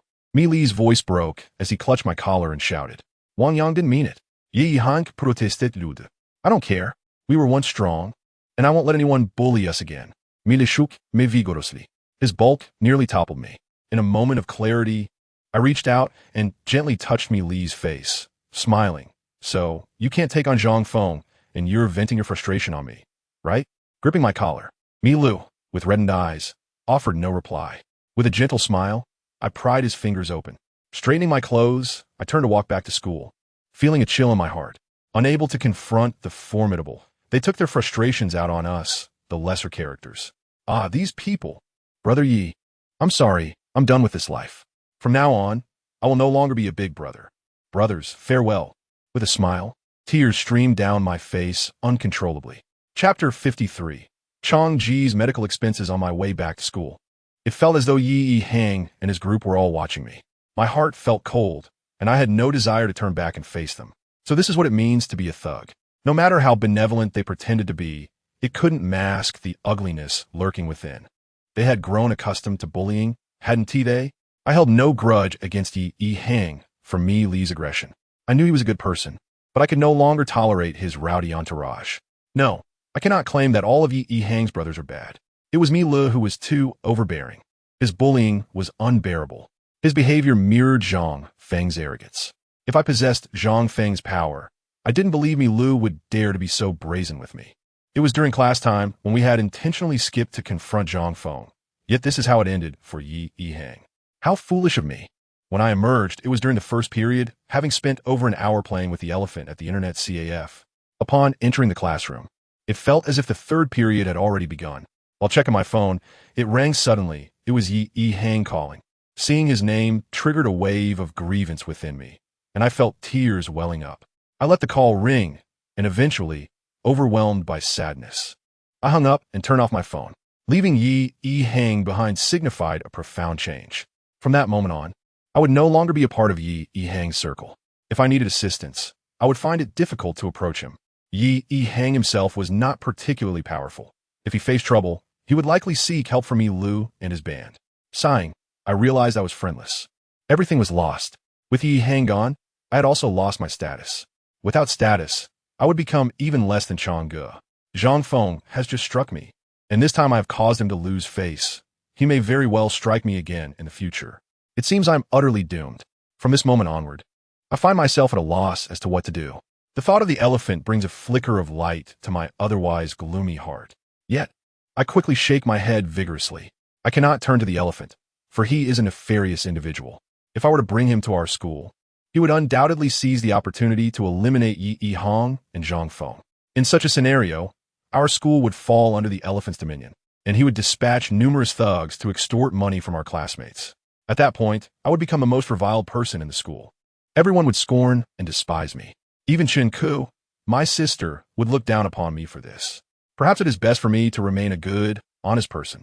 After washing my face in the water room, I waited until my eyes were no longer red before entering the classroom. Chang'e and the others had not yet returned. Leaving my seat vacant, I sat idly in class, and soon I felt Xialisha turn her head to look at me. Feeling despondent, I ignored her. It was disheartening to see Yi Yihang stripped of his status. It made me feel somewhat inferior. While I was lost in thought, my deskmate passed me a crumpled piece of paper. Unfolding it, I discovered a smiling face drawn upon it. What was the matter? Who had upset our Yang Yang? Seeing Xialisha refer to me as Yang Yang warmed my heart.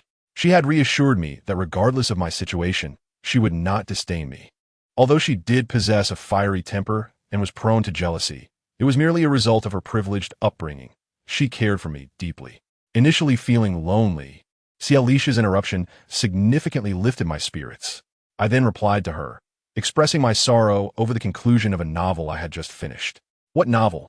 Xialisha inquired. Zhengqi Lin Ran, I responded. It was a captivating read, and I encouraged her to explore it as well. During the time I reconciled with Xialisha, I became utterly enamored with online novels.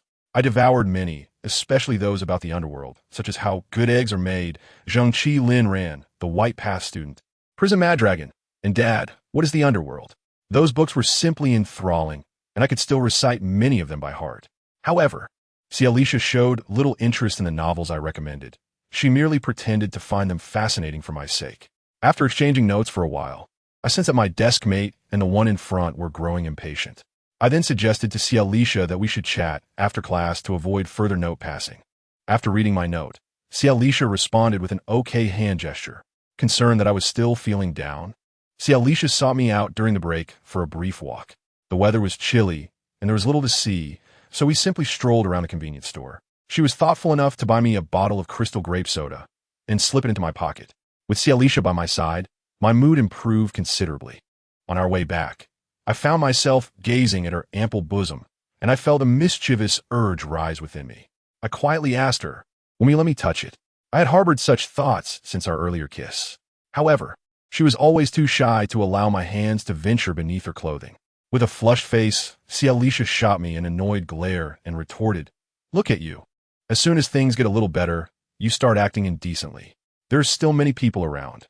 Don't say such strange things." Knowing that Xialisha cared for me, I smiled and asked, "What about after school?" Xialisha's face turned crimson, yet she did not refuse.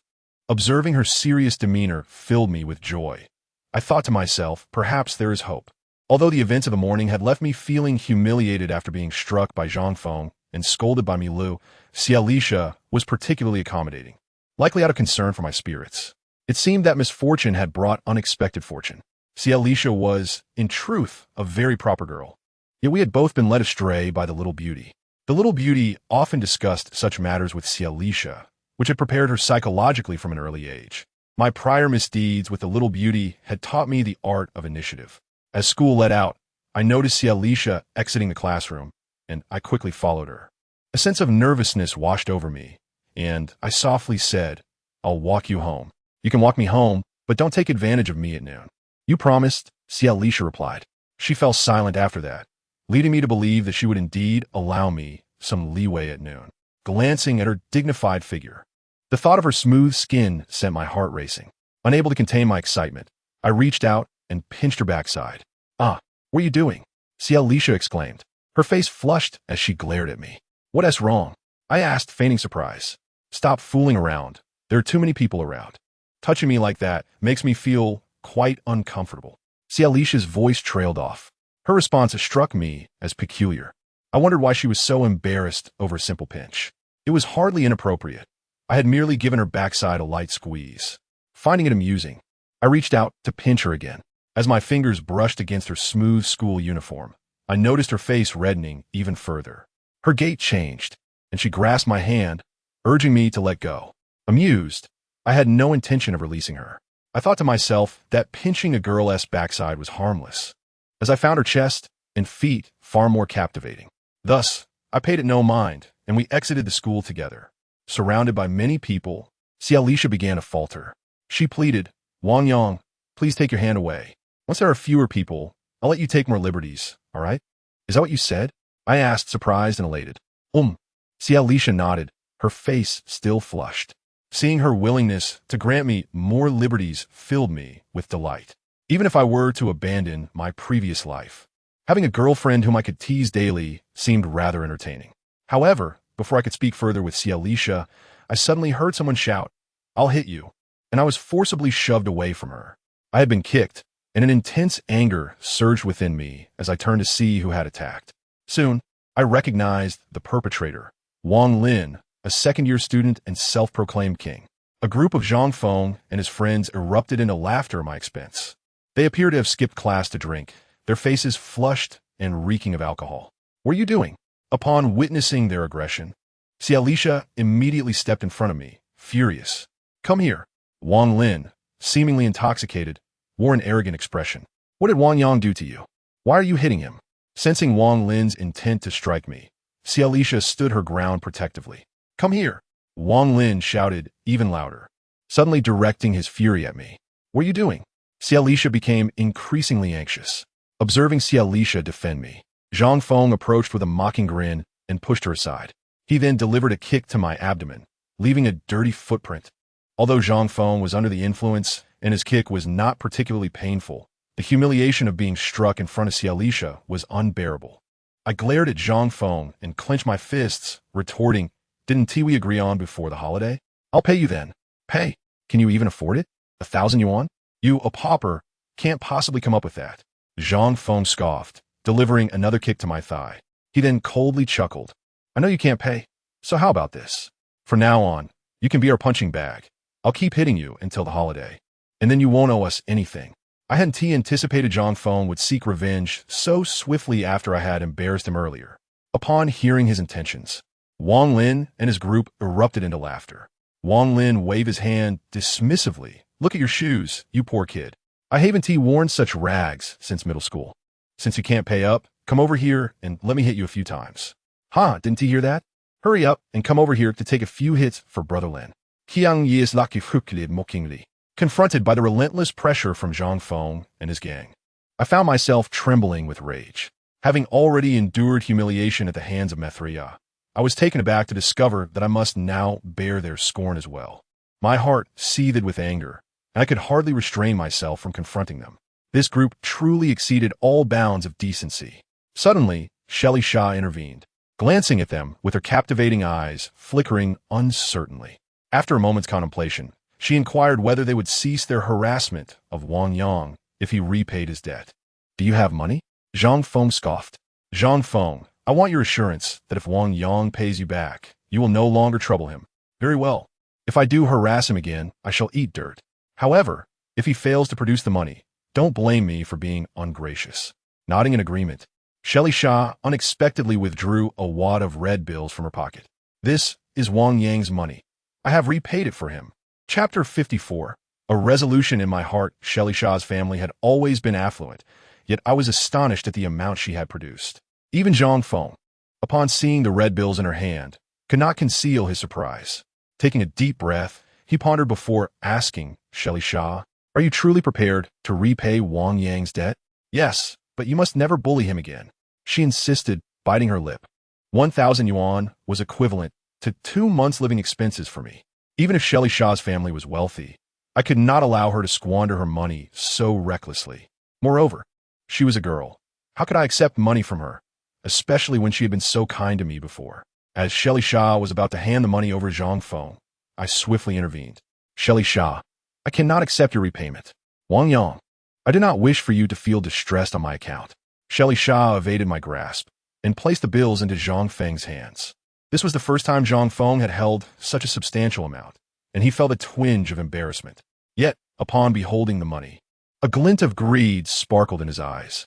Brother Feng, isn't it inappropriate to take money from a woman?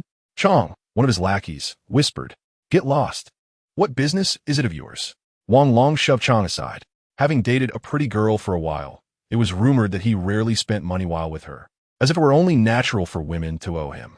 Zhang Feng, his face flushed with a mix of emotions, ultimately accepted Shelly Shah's money. He then cast a cold glance at us and said, I will hold on to this money for now, but Wang Yang had better not act too proud. Otherwise, I shall beat him just the same. With a wave of his hand, Zhang Feng led his cohorts away. As they departed, Wang Long glanced back at us, and the loss of that money left a sour feeling in my heart. Watching their retreating figures, I turned to Shelly Shah and said, Shelly, I promise I will repay you. Don't worry about it. I am your girlfriend. Isn't it normal for couples to share expenses? Besides, my family is well off. You need not return it. She smiled at me. Originally intending to take advantage of Shelly Shah during lunch, neither of us was in the mood for such frivolities anymore. As I escorted her home, we held hands in silence. Later, I learned that the 1,000 yuan was a birthday gift from her parents. Shelly Shah was not truly wealthy. She simply practiced frugality.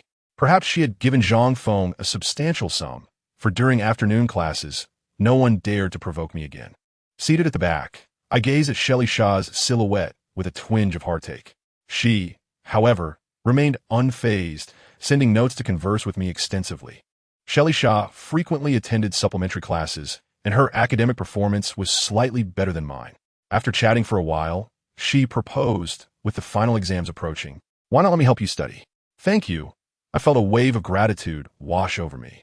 In the final 2 weeks, Yi Hong sought me out twice. However, due to my sorrow over Methriya, I responded coldly to him. Yi Hong remained unperturbed, merely expressing his regret and assuring me that once he reclaimed his position as the eldest brother, he would treat me as his most cherished companion. I had ceased to engage in the fray, leading a mundane existence. I confined myself to the classroom, oblivious to the unfolding events between Yi Hong and Zhang Feng. I did, however, spot Zhang Feng once, striding through the school with an entourage, exuding an air of authority. Fearing he might cause me trouble, I kept my distance. Previously, I had worn expensive football shoes, those from the Bowen. Upon noticing my shabby footwear, Shelly Shah took it upon herself to remedy the situation. As the final week before exams approached, she invited me out for a shopping excursion. While we were out, I treated her to a meal at a restaurant on the upper floor of a building. When we descended, she surprised me by purchasing a pair of Adidas basketball shoes, which cost nearly 1,000 yuan. I was unaware of her intentions until it was too late. Initially, she had said her parents sent her money to buy herself clothes, yet I had not expected her to use that money to buy shoes for me. Observing Shelly Shah's calm demeanor, I felt an overwhelming sense of indebtedness towards her. Our school enforced strict regulations. Students were required to wear uniforms, and only during colder weather were we permitted to wear jackets, which had to be worn underneath our uniforms. Consequently, affluent students could not flaunt their wealth, often resorting to expensive shoes as a means of showcasing their status. A pair of Adidas sneakers was deemed exceptionally prestigious at the time. On Monday, when my classmates saw me wearing brand-name shoes, they expressed their envy. Chang and several others, aware of my family's financial situation, inquired, Wang Yang, were these shoes bought by your girlfriend? Yes, I nodded. How fortunate you are to have a wealthy girlfriend, Chang remarked with envy. Witnessing Shelly Shah's kindness towards me, the pretty girl and Shun Xiaoxua appraised her generosity. While chatting with them, I noticed Wang Long standing nearby, his expression dark and uncertain. Having developed a penchant for reading due to my habit of perusing online novels, I found myself engrossed in literature, gradually shifting my focus from fiction to my studies. No longer did I suffer from headaches whenever I attempted to read. On Tuesday afternoon, while engrossed in a book, I felt a couple of taps on my shoulder. Turning to see Chang, I was momentarily startled. Although we had ceased fighting, our relationship remained somewhat distant, as neither had made an effort to converse. Wang Yang, Brother Long is looking for you, Chang remarked with a smile. I was uncertain why Wang Long sought me out. Given our strained relationship, as Chang and I made our way to the restroom, I soon spotted Wang Long squatting inside, smoking a cigarette. Upon seeing me, he coldly asked, Wang Yang, when will you repay the interest owed to Chang? What interest? I questioned, puzzled. The 1,000 yuan medical fee has been outstanding for quite some time. Surely you owe some interest? Wang Long chuckled. His words illuminated the situation for me. It was clear that Wang Long, having seen Shelly Shah's funds, was attempting to concoct another excuse to extort money from me. Shelly Shah herself had little money, as most of it came from her parents' savings. Anger surged within me, and I stiffened my expression, declaring, I have no money. Curse it. Wang Long inhaled deeply as he began to rise, wiping himself clean. Suddenly, with a swift kick, he aimed at me. The restroom was filthy, and his kick left my uniform soiled. Gazing at my dirty clothes, I erupted with fury, shouting, How dare you? Raising my fist, I charged at Wang Long, but before I could reach him, Chang and his two lackeys rushed forward to restrain me. Immediately, Wang Long unleashed a flurry of brutal kicks upon me with his long legs. Only after rendering me utterly defenseless did he reach for my hair. My hair, quite ordinary and cropped short, eluded his grasp, but he inadvertently inflicted a long scratch on my ear. With a resounding slap, he struck me hard and sneered. Were you, a mere nobody, trying to pursue a relationship? He continued, How about this? You let go of Xialisha and give her to me. Stinging from the slap, my face felt numb, and my stomach churned with pain.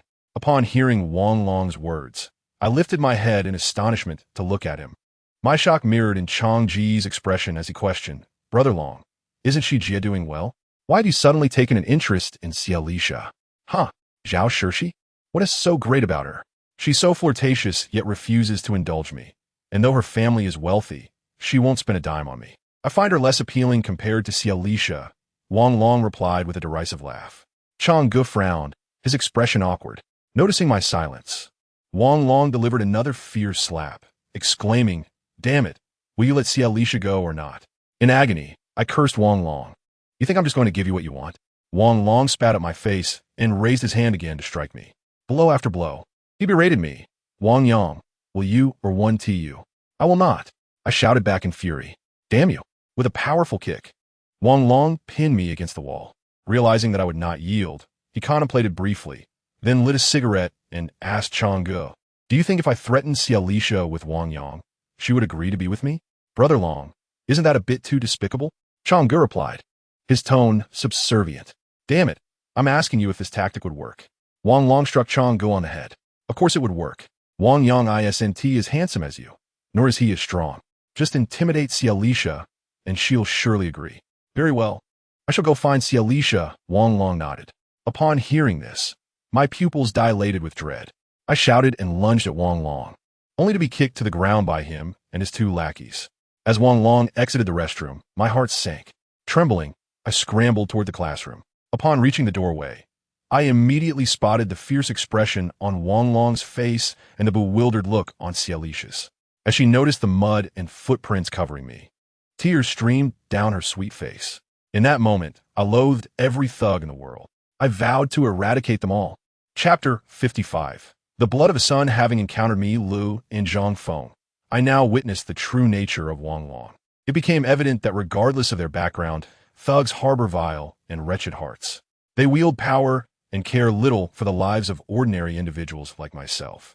Life harbors two profound grievances, the revenge for a slain father and the betrayal of a beloved wife. Wang Long had never once considered my feelings. He held my dignity in utter contempt. His shamelessness and selfishness were glaring. He believed that since Xiaolisha was wealthy, he had the right to take her from me. I realized that as long as Wang Long and his ilk remained, I would never find peace in this school. The time had come. Everything would escalate. I would not only seek to incapacitate Wang Long, but also bring down their leader, Zhang Feng. Tears streamed down Xiaolisha's face as she wept sorrowfully.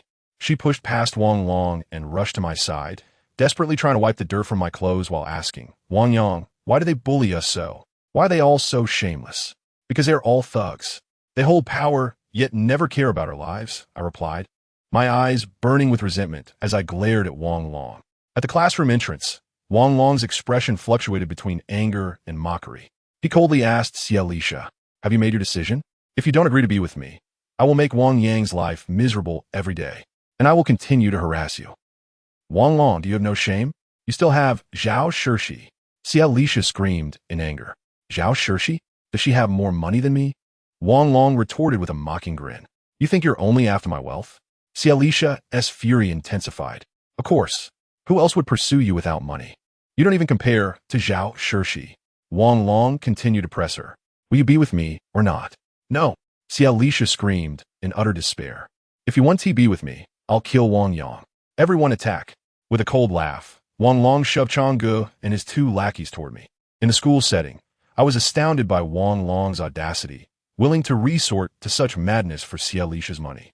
As they approached, Changgu appeared lackluster, avoiding my gaze, while the other two lackeys, emboldened by Wang Long's influence, pushed me with their flabby arms. "How dare you compete with Brother Long for a woman? You're asking for death. Get away from Wang Yang," Xiaolisha cried, knowing I was being targeted because of her. She pushed them fiercely, trying to shield me with her slender frame while weeping. "Wang Yang, don't confront Wang Long. You can't defeat him. Do you still think Wang Long is stronger than me?" My eyes reddened, but gradually I found a sense of calm. Xiaolisha, with tears in her eyes, shook her head vehemently. Just then, a girl from the neighboring class rushed out. With a fierce glare at Wang Long, she slapped him hard across the face. The sound echoed down the corridor. After being struck, Wang Long licked his cheek and bellowed, "Get lost, you harlot!" With a shout, he forcefully shoved the girl back, causing her to stumble and fall. Pointing an accusatory finger at her, he sneered, "You think you can hit me? Look at your pathetic attempts to flaunt your wealth. How much money does your family have? If you're broke, just get lost." Upon hearing Wang Long's words, tears cascaded from the girl's clear eyes. With a fierce glare, she retorted, "Wang Long, say that again." Aware of his wrongdoing, Wang Long dared not engage her further. He merely cast her a disdainful glance before striding towards me and Xiaolisha, seizing her arm. "Sasha, I've broken up with Zhao Shirshi. I like you. Be with me. Don't touch me." Xiaolisha forcefully shook off his grasp. Wang Long, undeterred, held her arm tightly, chuckling coldly. "Sasha, don't be ungrateful. I'm only after your money. Do you think I genuinely like you? Stop pretending to be virtuous, or I'll make your life miserable at school." "Wang Long, how dare you?" Xiaolisha glared at him in fury. "Do you think I dare?" Wang Long's smile deepened, his face twisted with menace. "I will fight you." Suddenly, the girl from earlier charged in again, scratching Wang Long's face and drawing blood. Feeling the pain, Wang Long's expression turned icy. He released Xiaolisha with a sudden jerk, glaring fiercely at the young beauty before raising his hand and bellowing, "Damn you, it seems you seek death." As Wang Long's hand swung towards the young beauty, she bravely met his gaze. Just as his enormous hand was about to strike her delicate face, she finally closed her eyes in sorrow. In that moment, tears streamed down her cheeks, cascading to her pointed chin, and then softly falling to the ground. Time seemed to freeze. The long corridor suddenly fell silent. Despite the throngs of students at the classroom door, not a single sound emerged. Everyone looked on in astonishment, their expressions shifting constantly. The young beauty kept her eyes gently closed, yet she never felt the cruel slap from Wang Long. 1 second, 2 seconds passed, and finally she opened her eyes, her clear gaze sparkling with light. Wang Long did not strike her, for I had seized his wrist before he could do so. I must admit, Wang Long possessed considerable strength, and with all my might, I clutched his wrist, asking, "Brother, is it truly right to hit a woman?" Upon hearing my words, Wang Long's expression soured immediately. He shook off my grip and retaliated with a fierce slap aimed at my face. "Damn you, playing the hero." I ignored Wang Long, feeling only a numbness in my cheek while my heart turned cold and still. Suddenly, I licked my lips and let out a cold smile. It felt as if Wang Long had never struck me. The person he had just hit was not me at all. "Brother, do you like Shalisha?" Seeing my smile, Wang Long's eyes widened in surprise. After glancing at Shalisha beside him, he pondered before replying, "What if I do, and what if I don't?" "Huh. If you truly like her, wait for me in the little park after school. We've been together long enough. Surely you must give me some time to consider?" "What do you mean?" Wang Long was taken aback, flummoxed by my sudden change in demeanor. "Wait for me after school. I will bring Shalisha to meet you," I said with a smile. This time, Wang Long finally understood my intent. Our commotion in the corridor had already drawn the attention of a teacher, who approached with purpose. Casting a glance at the incoming teacher, Wang Long shot me a fierce look and said, "Fine, I will wait for you in the little park after school. If you dare play tricks, I will ensure you never see the sun rise again." "Okay," I replied, still smiling. In an instant, the teacher drew closer. Upon seeing the teacher, Wang Long quickly fled with Chong and 2 of his lackeys. The teacher finally reached me, seizing my arm and commanding, "Come, we need to go to the office." "To the office?" I exclaimed, surprised. "Aren't we going to the office for fighting? Hurry up and follow me." The teacher's gaze was filled with fury. The one who struck was not apprehended, yet I, the one who had been struck, found myself in his grasp. Smiling, I found the situation quite ridiculous. Suddenly, I wrenched my arm free and shouted, "Who do you think you are?" Surprised at my audacity to insult him, the teacher looked at me with fear in his eyes. In that moment, I felt a surge of hot blood coursing through me. It was the wild blood of a beast, the valor that a young man should possess. I had decided, tonight, I would take down Wang Long in the little park. Smiling, I told the teacher before the holiday, "I will stand on the podium of the school, looking down at the students. I shall be one among many, yet above all. Remember me, my name is Wang Yang." Chapter 56. One man in trouble. Perhaps my words were too arrogant or my tone excessively haughty. Regardless, I had forgotten everything but my singular goal, to eliminate Wang Long at any cost. Wang Long was merely the beginning. From this day forth, I belonged to no faction. I was simply myself, the ordinary Wang Yang. With my resentment, I would trample upon all those who had insulted and oppressed me, using my intellect and capabilities. The naive Wang Yang had perished in that moment. Another smile, a smile filled with coldness. I cast a meaningful glance at the male teacher, then turned and walked towards the end of the corridor. As I departed, I did not forget the proud, yet caring Shalisha. "Sasha, quietly await my good news. I promised you, through thick and thin, for life." With a smile, I left the teaching building, my heart brimming with hatred. The sky was ominously overcast, hinting at the ferocious storm that had raged the previous year. Dark clouds loomed over the city, threatening to crush it.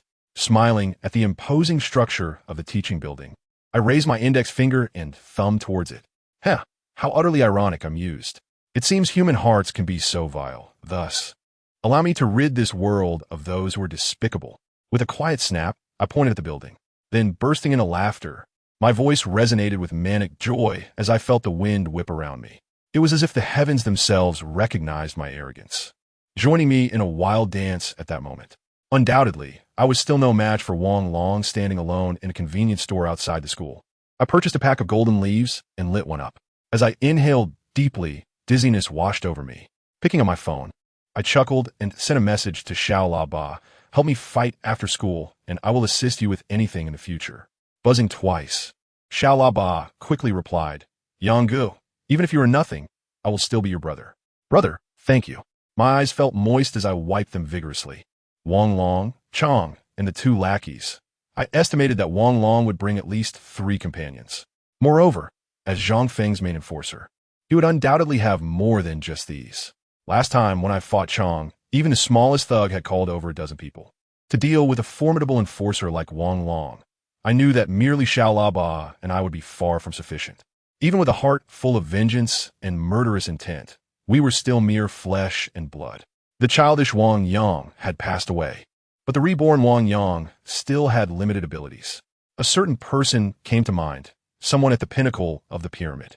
If he were to intervene, I believe no one would dare to challenge me again. However, relying on others always meant being dependent on their strength. Standing under someone else's protection, I, Wang Yang, would forever remain a useless being. Additionally, I did not wish to burden Chen Ku. Thinking of my cold sister, A glimmer of hope ignited in my dim heart. Recalling our past, a smile gradually spread across my face. No, I cannot rely on her any longer. I must protect her, using my own strength to shield her. I remember the words she had spoken to me. She meant well, but the truth was clear. Without relying on anyone, I would make everyone see me in a new light.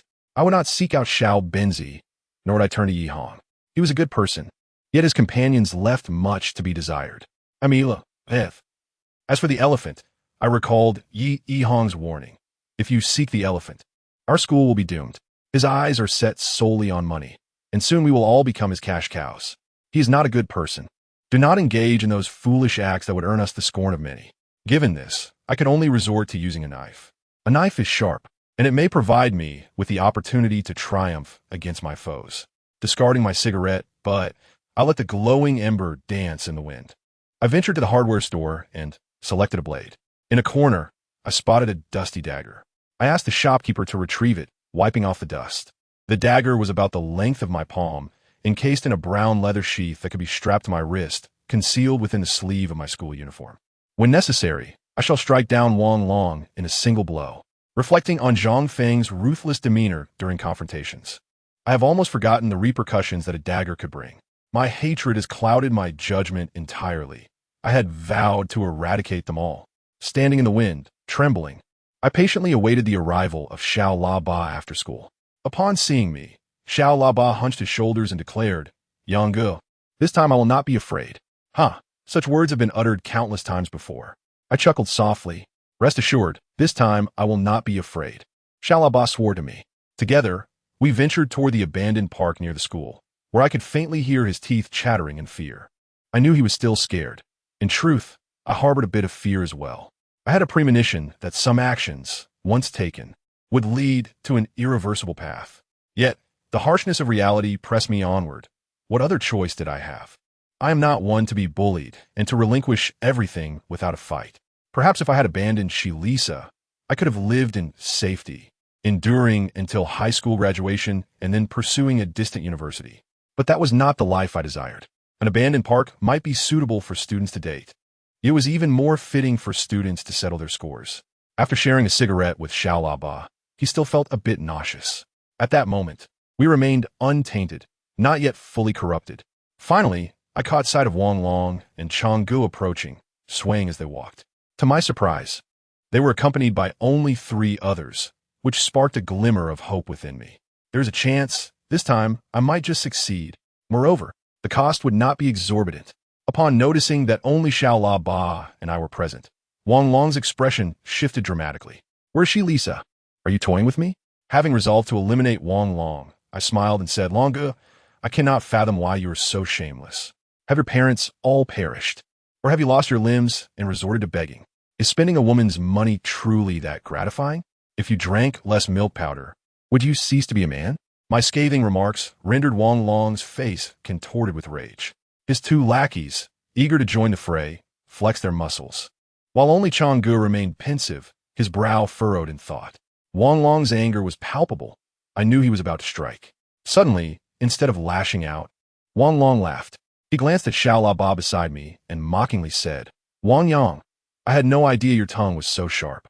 Are you aware you're on the brink of death, yet still wish to indulge in your verbal sparring? After that, he disdainfully turned to Xiao La Ba and added, You found a pathetic weakling to back you up? You think you can challenge me? What a joke. If you're seeking a fight, I shall grant you that. Once I dispose of you, I can pursue Shilisa without hindrance. Wang Long signaled to his lackeys, who immediately advanced toward us. As they approached, they shouted to Chang Ge, Wang Yang is posturing again. Let us take him down. Wait. Chang Ge furrowed his brow.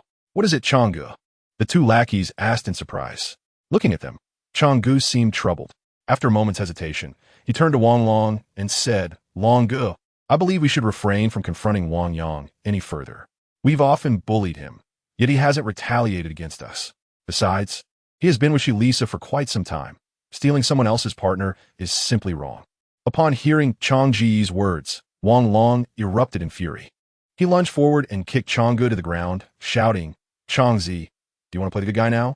What gives you the right to act virtuous here? Long Ge, it shouldn't be taken too far. Chang Gu protested, his voice rising with indignation. "Shut up." Wang Long kicked at Changgu again.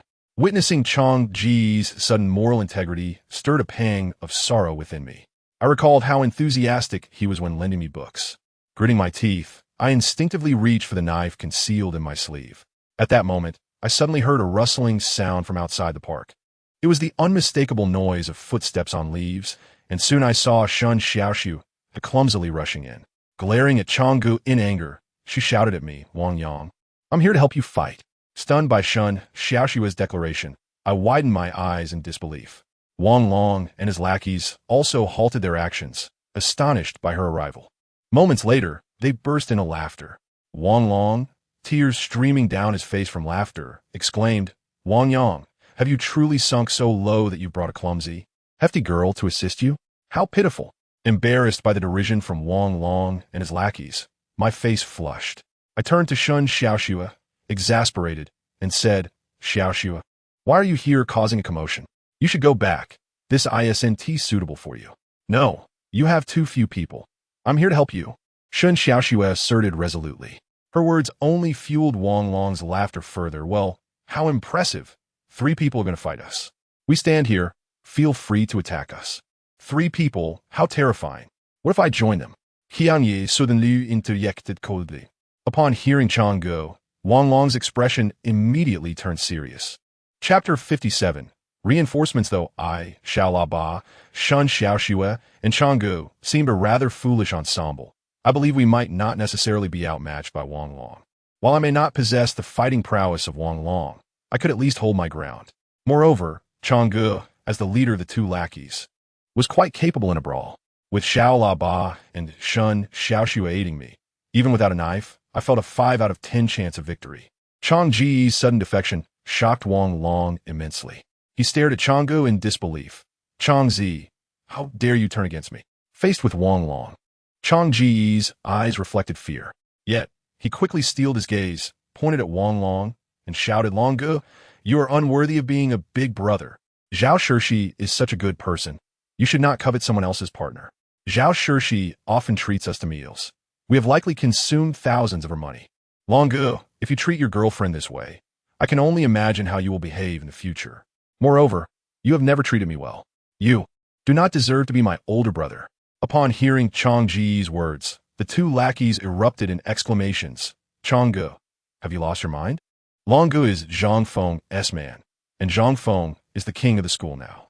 If you betray Longgu, Zhang Feng will surely eliminate us." "Huh, and what of it? After all, you are merely my subordinates." Changgu scoffed. "Get him. Kill Chang Zi." As Chang Ji's rebellion incited a sudden revolt among the 2 lackeys, Wang Long was overtaken by fear, letting out a terrified scream. However, the 2 lackeys did not attack. They exchanged glances with Wang Long, then with Changgu. After a moment, they suddenly rushed forward and embraced Wang Long, who had dared to strike Changgu. The county official cannot outmatch the local constable. Despite Wang Long's status, the 2 lackeys ultimately belonged to Changgu. In an instant, our numbers surged from 4 to 6. They have turned against him. They have all turned against him. Truly, one should not be overly arrogant. The heavens are watching. After committing numerous misdeeds, Wang Long has met his retribution without me needing to lift a finger.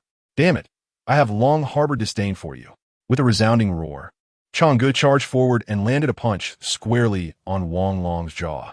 The impact sent Wang Long's towering frame reeling. The 2 lackeys, not particularly skilled in combat, were easily flung aside by Wang Long's powerful struggle. Wang Long then delivered a swift kick to Chang Ji's abdomen. "Ah!" Changgu cried out as he doubled over. Realizing that Changgu was no match for him, Wang Long unleashed a flying kick aimed at Changgu once more.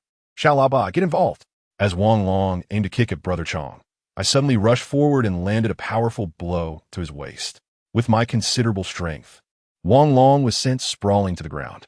Witnessing his fall from grace, the once timid Xiaolaba found newfound courage. Seizing the moment, he delivered an additional kick to Wang Long's backside. Accompanied by 2 resounding shouts, the 2 little lackeys joined me in the assault. Together, we launched an attack on Wang Long, who quickly found himself in a state of utter confusion.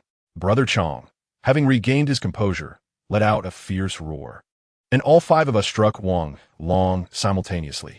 With our combined efforts, he stood no chance against us. After a moment's thought, Shen Xiaoxue suddenly removed her shoe and swung it towards Wang Long's face. With a loud slap, Wang Long looked at her in disbelief, exclaiming, "You fatso! You dare to hit me too? Shut up, there's still time to talk." One of the lackeys shouted before delivering a harsh kick to Wang Long's calf. "Take him down." Another lackey bellowed, pushing against Wang Long's thigh with all his might. Wang Long fell, and the five of us surrounded him, unleashing a flurry of kicks. To my amazement, I had not anticipated such an easy victory. The exhilaration of ganging up on someone was beyond satisfying. Wang Long had been arrogant for far too long, and our pent-up frustrations were finally being released. We continued to pummel him, while Shen Xiaoxue relentlessly slapped him with the sole of her shoe. Eventually, Wang Long could no longer resist. Holding a stone, I gazed down at the panting Wang Long sprawled on the ground. "Brother Chong, you dare to defy me? Fengge will not let you off the hook. Just wait. By tomorrow, you'll be dead at his hands, and you will never see the sun rise again. And you, Wang Yang, I will not spare you either. If you dare to strike me, I will." Suddenly, Wang Long let out a blood-curdling scream as a hard stone ricocheted off his calf, rolling away. Observing the blood seeping through Wang Long's pant leg, I frowned and said to Xiao Laba and the others, "If we don't take care of Wang Long now, he will surely seek revenge tomorrow. Let's allow him some peace before the holidays." Seeing Brother Chong close his eyes and shed tears, I understood the burden of his forced betrayal. On the way back, I sighed as I gazed at the murky clouds above. A storm was brewing, and so was the impending retribution from Zhang Feng. Having dealt with Wang Long, we were about to face an even more formidable enemy.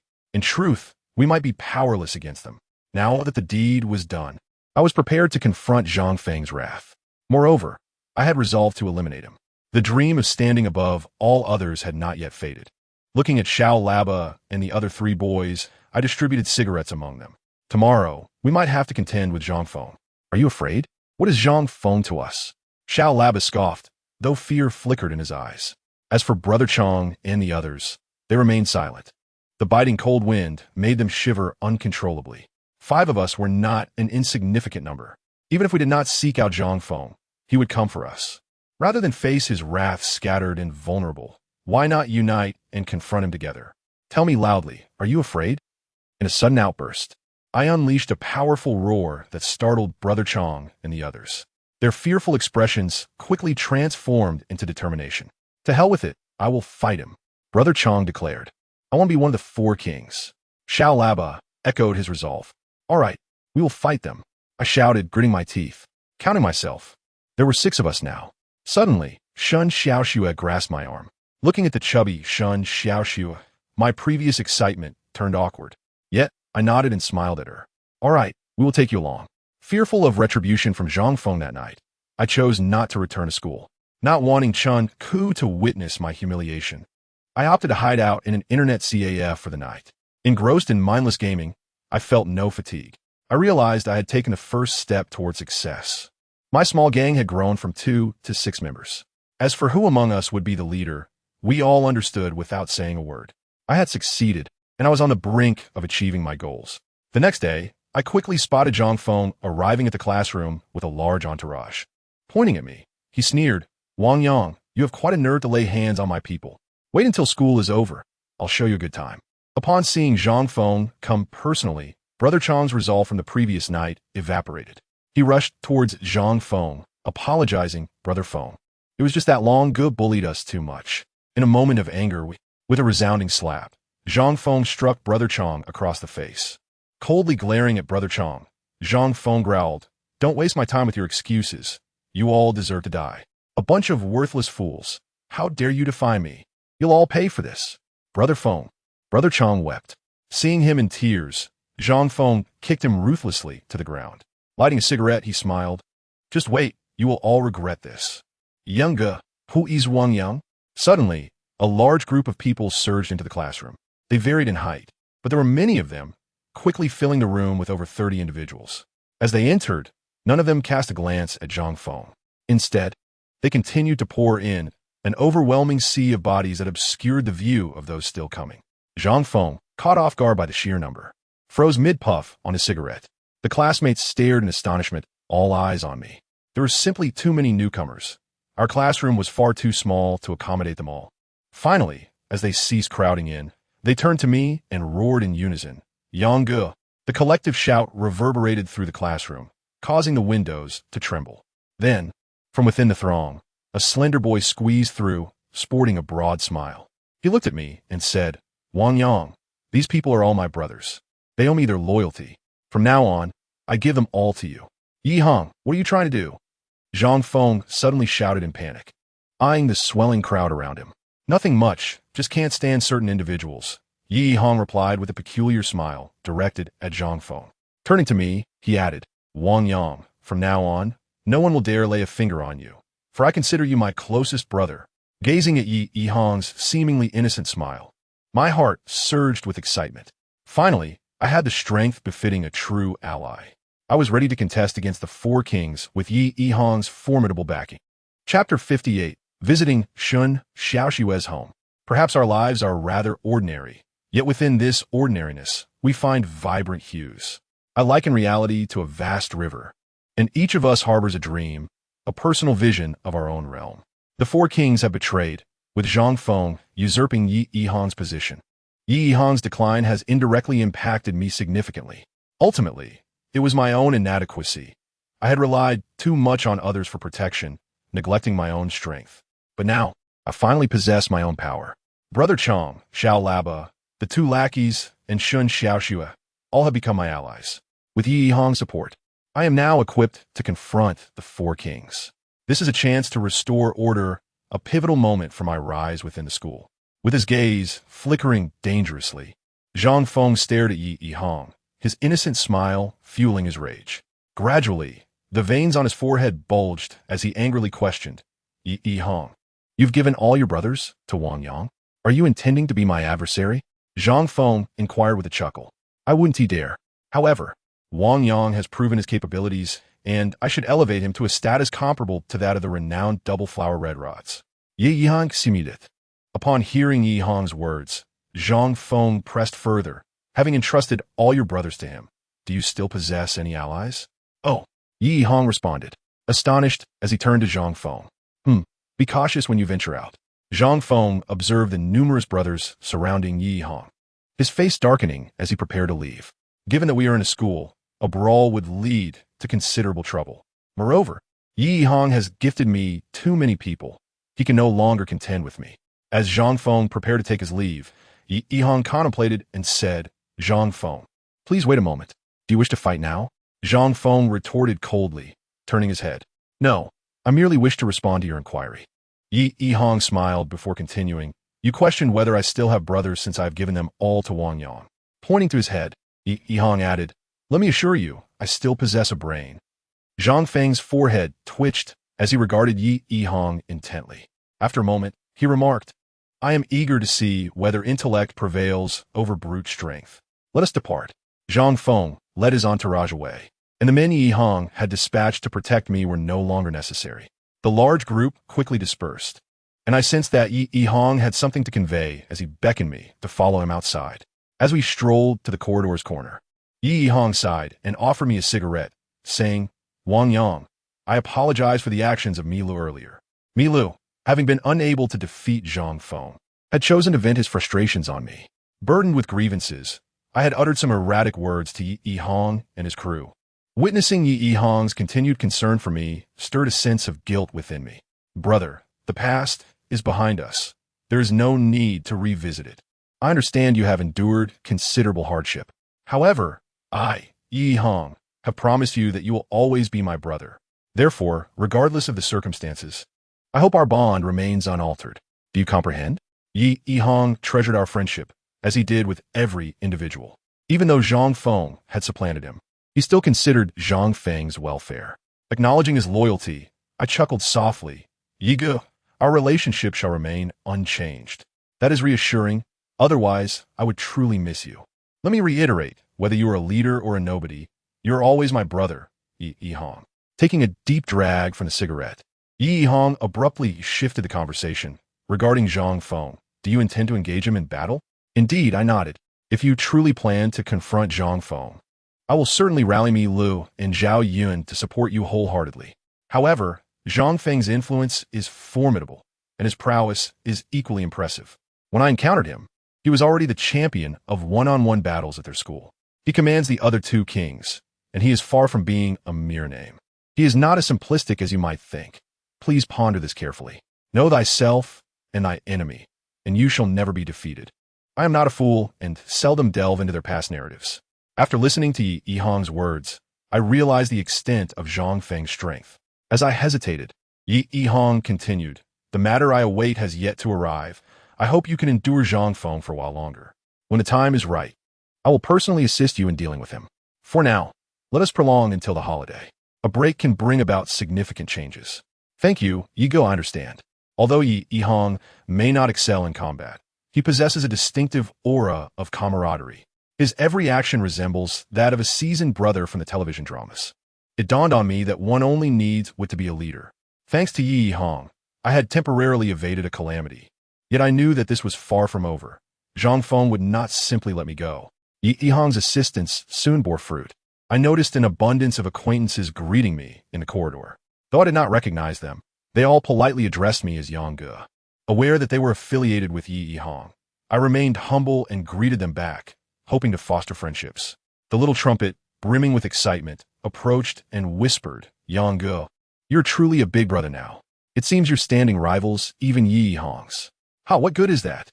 Others' power remains theirs. We must rely on ourselves." Contemplating this, I suddenly turned to the little trumpet and proposed, "What if I elevate you to the position of your class's leader?" "What?" The little trumpet was momentarily taken aback. I began to articulate my thoughts. "Look, in our first year, there are a total of 18 classes, and our school comprises dozens. Currently, Zhang Feng controls half the influence, while Yi Hong holds the other half. Although Yi Hong has entrusted his men to me, I am still unfamiliar with them. With strong Ge now on our side, my class is secured. If you become the leader of your class, we will possess the strength of 2 classes, which is quite remarkable. As we expand our network, we will gain influence over even more classes. They will be our loyal supporters. I refuse to believe we will still fear anyone." As I spoke, a hint of selfishness lingered in my heart. Having had conflicts with Mi Lu, I suspected our relationship would never be entirely harmonious. This was not a betrayal of Yi Hong. It was merely a means of self-preservation. "Indeed, your plan is brilliant. If I become the leader of our class, we will indeed wield the power of 2 classes. Yang Ge, I shall wholeheartedly support you." The little trumpet was ecstatic, unaware of the deeper implications. Wang Long is Zhang Feng's confidant, commanding influence over roughly 4 classes. With my 2-class strength, I would finally be on par with half of Wang Long's power. If my influence were to grow, witnessing Wang Long's expression upon returning to school would undoubtedly be entertaining. This thought brought me great joy.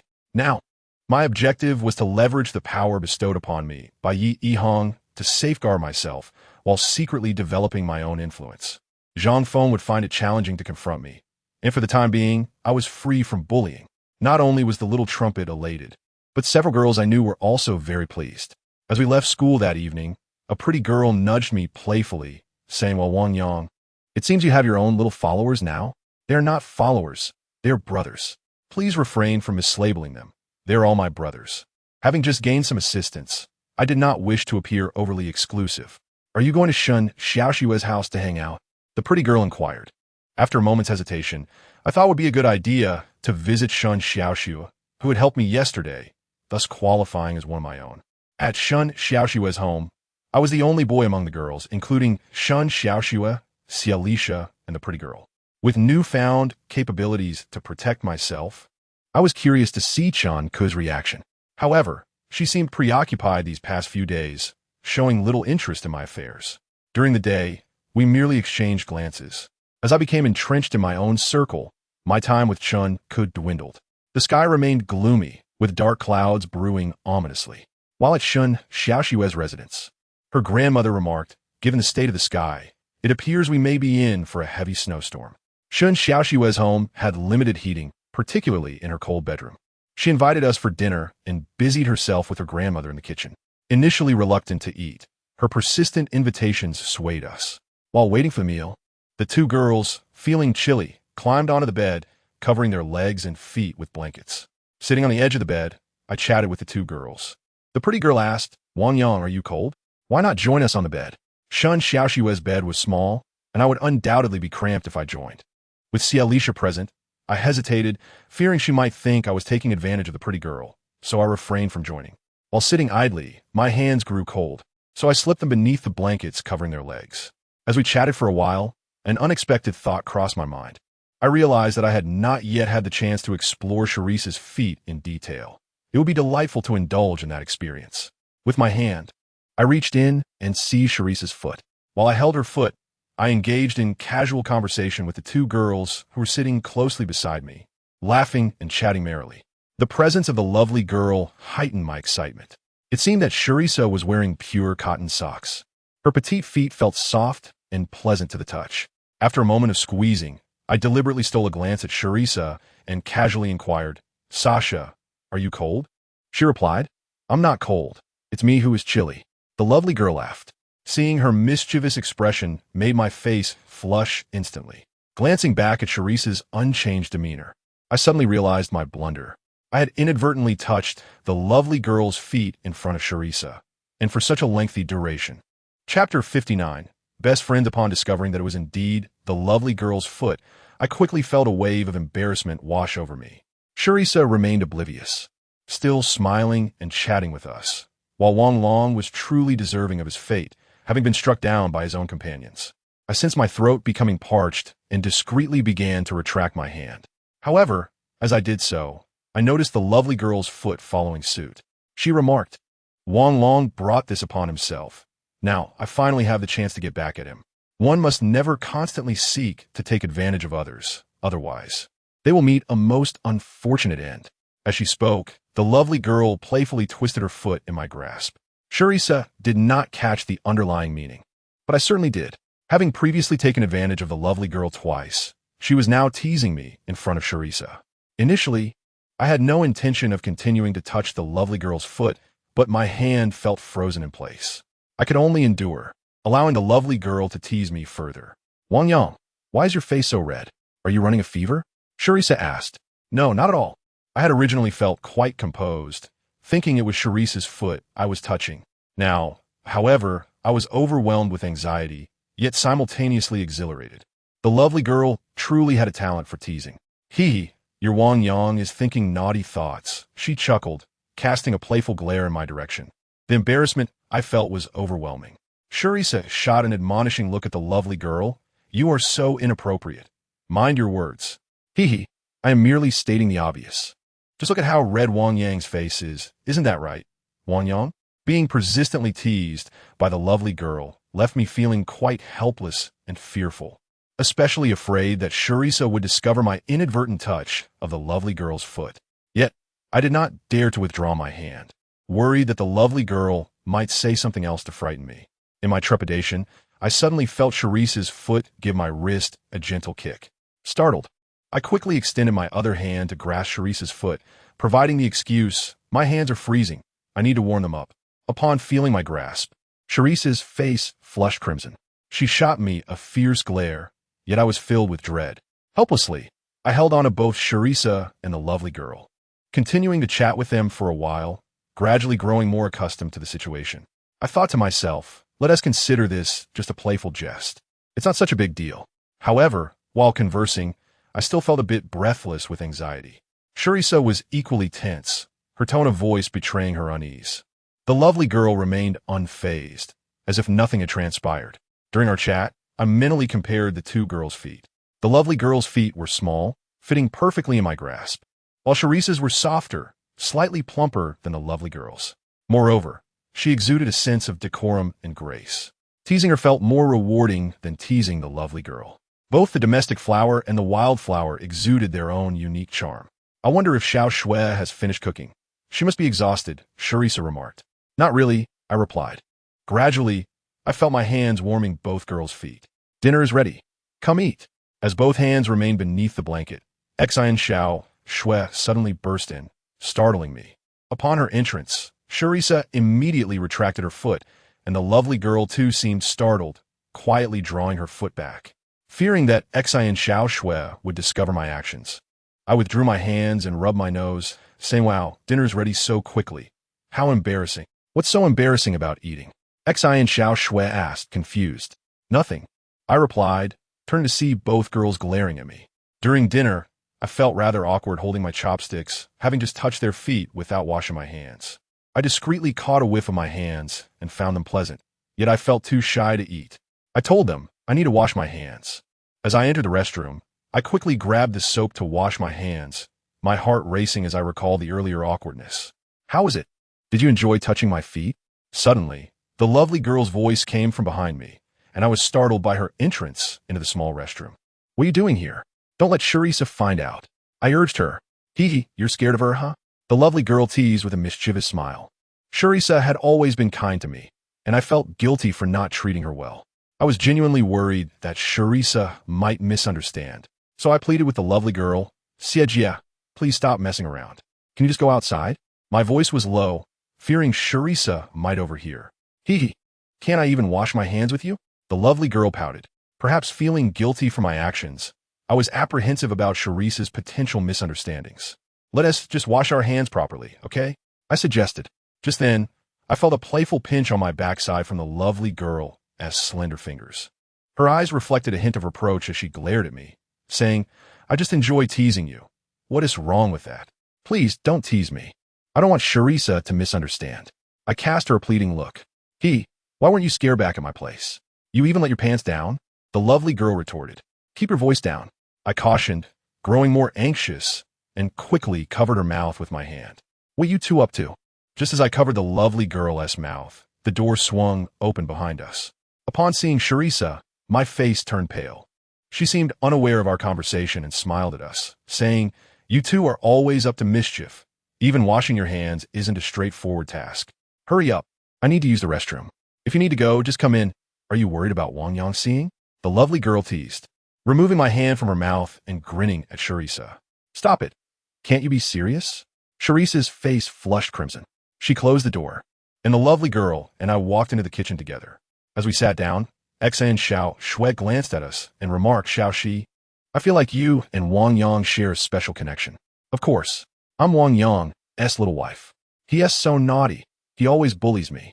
The lovely girl replied with a grin. You've forgotten Wang Long so quickly. How fickle. Xian Xiao Shui laughed, seemingly unbothered. Don't mention Wang Long. He's disgusting. The lovely girl grimaced, a hint of distaste in her eyes.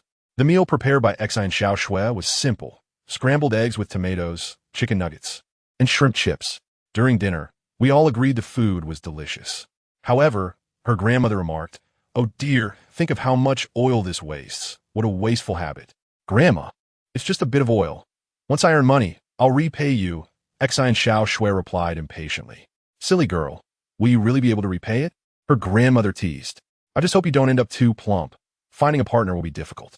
Xian Xiao Shui's background was quite unfortunate. Her parents had divorced and abandoned her. It was her grandmother who raised her, and I heard that paying for her tuition each year was particularly challenging. Her grandmother added, Hurry up and grow up. Once you do, life will be easier for me. Regrettably, the girl does not lend her strength. I wonder where you are destined to go. Perhaps your grandmother has passed away and will not witness your journey. Grandma, please stop. Shun Xiaoshui's complexion darkened. Upon hearing her grandmother's words, I too felt a pang of discomfort in my heart. Suddenly, I felt a chill in my hand as the enchanting girl beside me grasped it. Noticing her grip, I glanced apprehensively at Xialisha on my right, and fear washed over me. I shot a fierce glare at the girl, yet she disdainfully lifted her chin in defiance. As we continued our meal, I found myself secretly holding her hand. I longed to withdraw my hand, but her grip was firm. Despite the fear of being under Xialisha's watchful gaze, the warmth of her hand was undeniably comforting. Throughout the meal, I felt beads of sweat forming on my back. When it was time to see Xialisha off, she mentioned that she would be staying at Shun Xiaoshui's that night. As we left, the girl once again held my hand. Her soft touch ignited an unusual sensation within me. I felt certain that if I were to take advantage of her, as I had before, she would not object. However, I quickly shook off her hand, saying, Xiaoxi, please stop this. I cannot betray Lisha. Upon hearing my words, the girl's mood seemed to sour. She pushed me forcefully and declared, I simply enjoy teasing you, so what? Do you think Xialisha is so wonderful? I see nothing special about her. Do not speak ill of Lisha. I retorted, my own anger flaring. Huh? You think she's a good person? When I was with Wang Long, she certainly enjoyed teasing him, the girl scoffed. Feeling that she was crossing a line, I frowned and asked, Xiaoxi, how can you say such things about Lisha? She is still your good friend. Isn't she? Good friend? In time, you will come to know her true nature, the girl chuckled. Her smile felt almost mocking, and I could not shake the unsettling feeling that her words held a kernel of truth. I inquired, what do you mean by that? Could you please clarify? Clarify? You will understand in due time, she replied, casting a scrutinizing glance at me. Then, stepping closer, she whispered in my ear, Wang Yang. Had it not been for Xiaolisha, we would have been together last time, wouldn't we? The scent of her perfume was intoxicating, and I felt a rush of heat to my cheeks. Sensing my blush, the girl giggled softly and said, what are you afraid of? I'm merely playing with you. Don't worry, I won't tell Lisha. With that, she gently embraced me, leaning in closer. The proximity left my mind in a haze. Her fervent demeanor was as addictive as opium. I longed to hold her tightly, to indulge in her completely. Yet, I was resolute in not betraying Xiaolisha. Moreover, what was the true nature of Lisha's relationship with Wang Long? As our lips drew nearer, my heart raced uncontrollably. My thoughts were in turmoil, torn between anger and temptation. Suddenly, a cold laugh pierced the air behind me. Who is it? Chapter 60. Deeply entrapped when I heard the mocking laughter. A wave of cold sweat enveloped me. The awkward situation intensified my embarrassment, causing my ears to flush crimson. I felt anxious and fearful, terrified that Xiaolisha might witness my ambiguous interaction with the girl. More than anything, I dreaded the thought of her tears, which would surely break my heart. Yet, the voice belonged to no female. Emerging from the shadows were 5 or 6 young men, roughly my age. Zhang Feng. Upon seeing him, a chill ran down my spine, and an ominous premonition settled in my heart. Not far from Shan Xiaoshua's home, Zhang Feng sneered, not bad. Now you're a big shot with women too. And 2 at once. How delightful.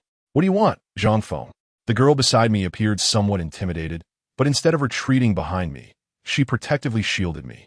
With a sharp sound, Zhang Feng pulled out a cigarette, lit it, and signaled to his companions, who immediately surrounded me. Caught in the act.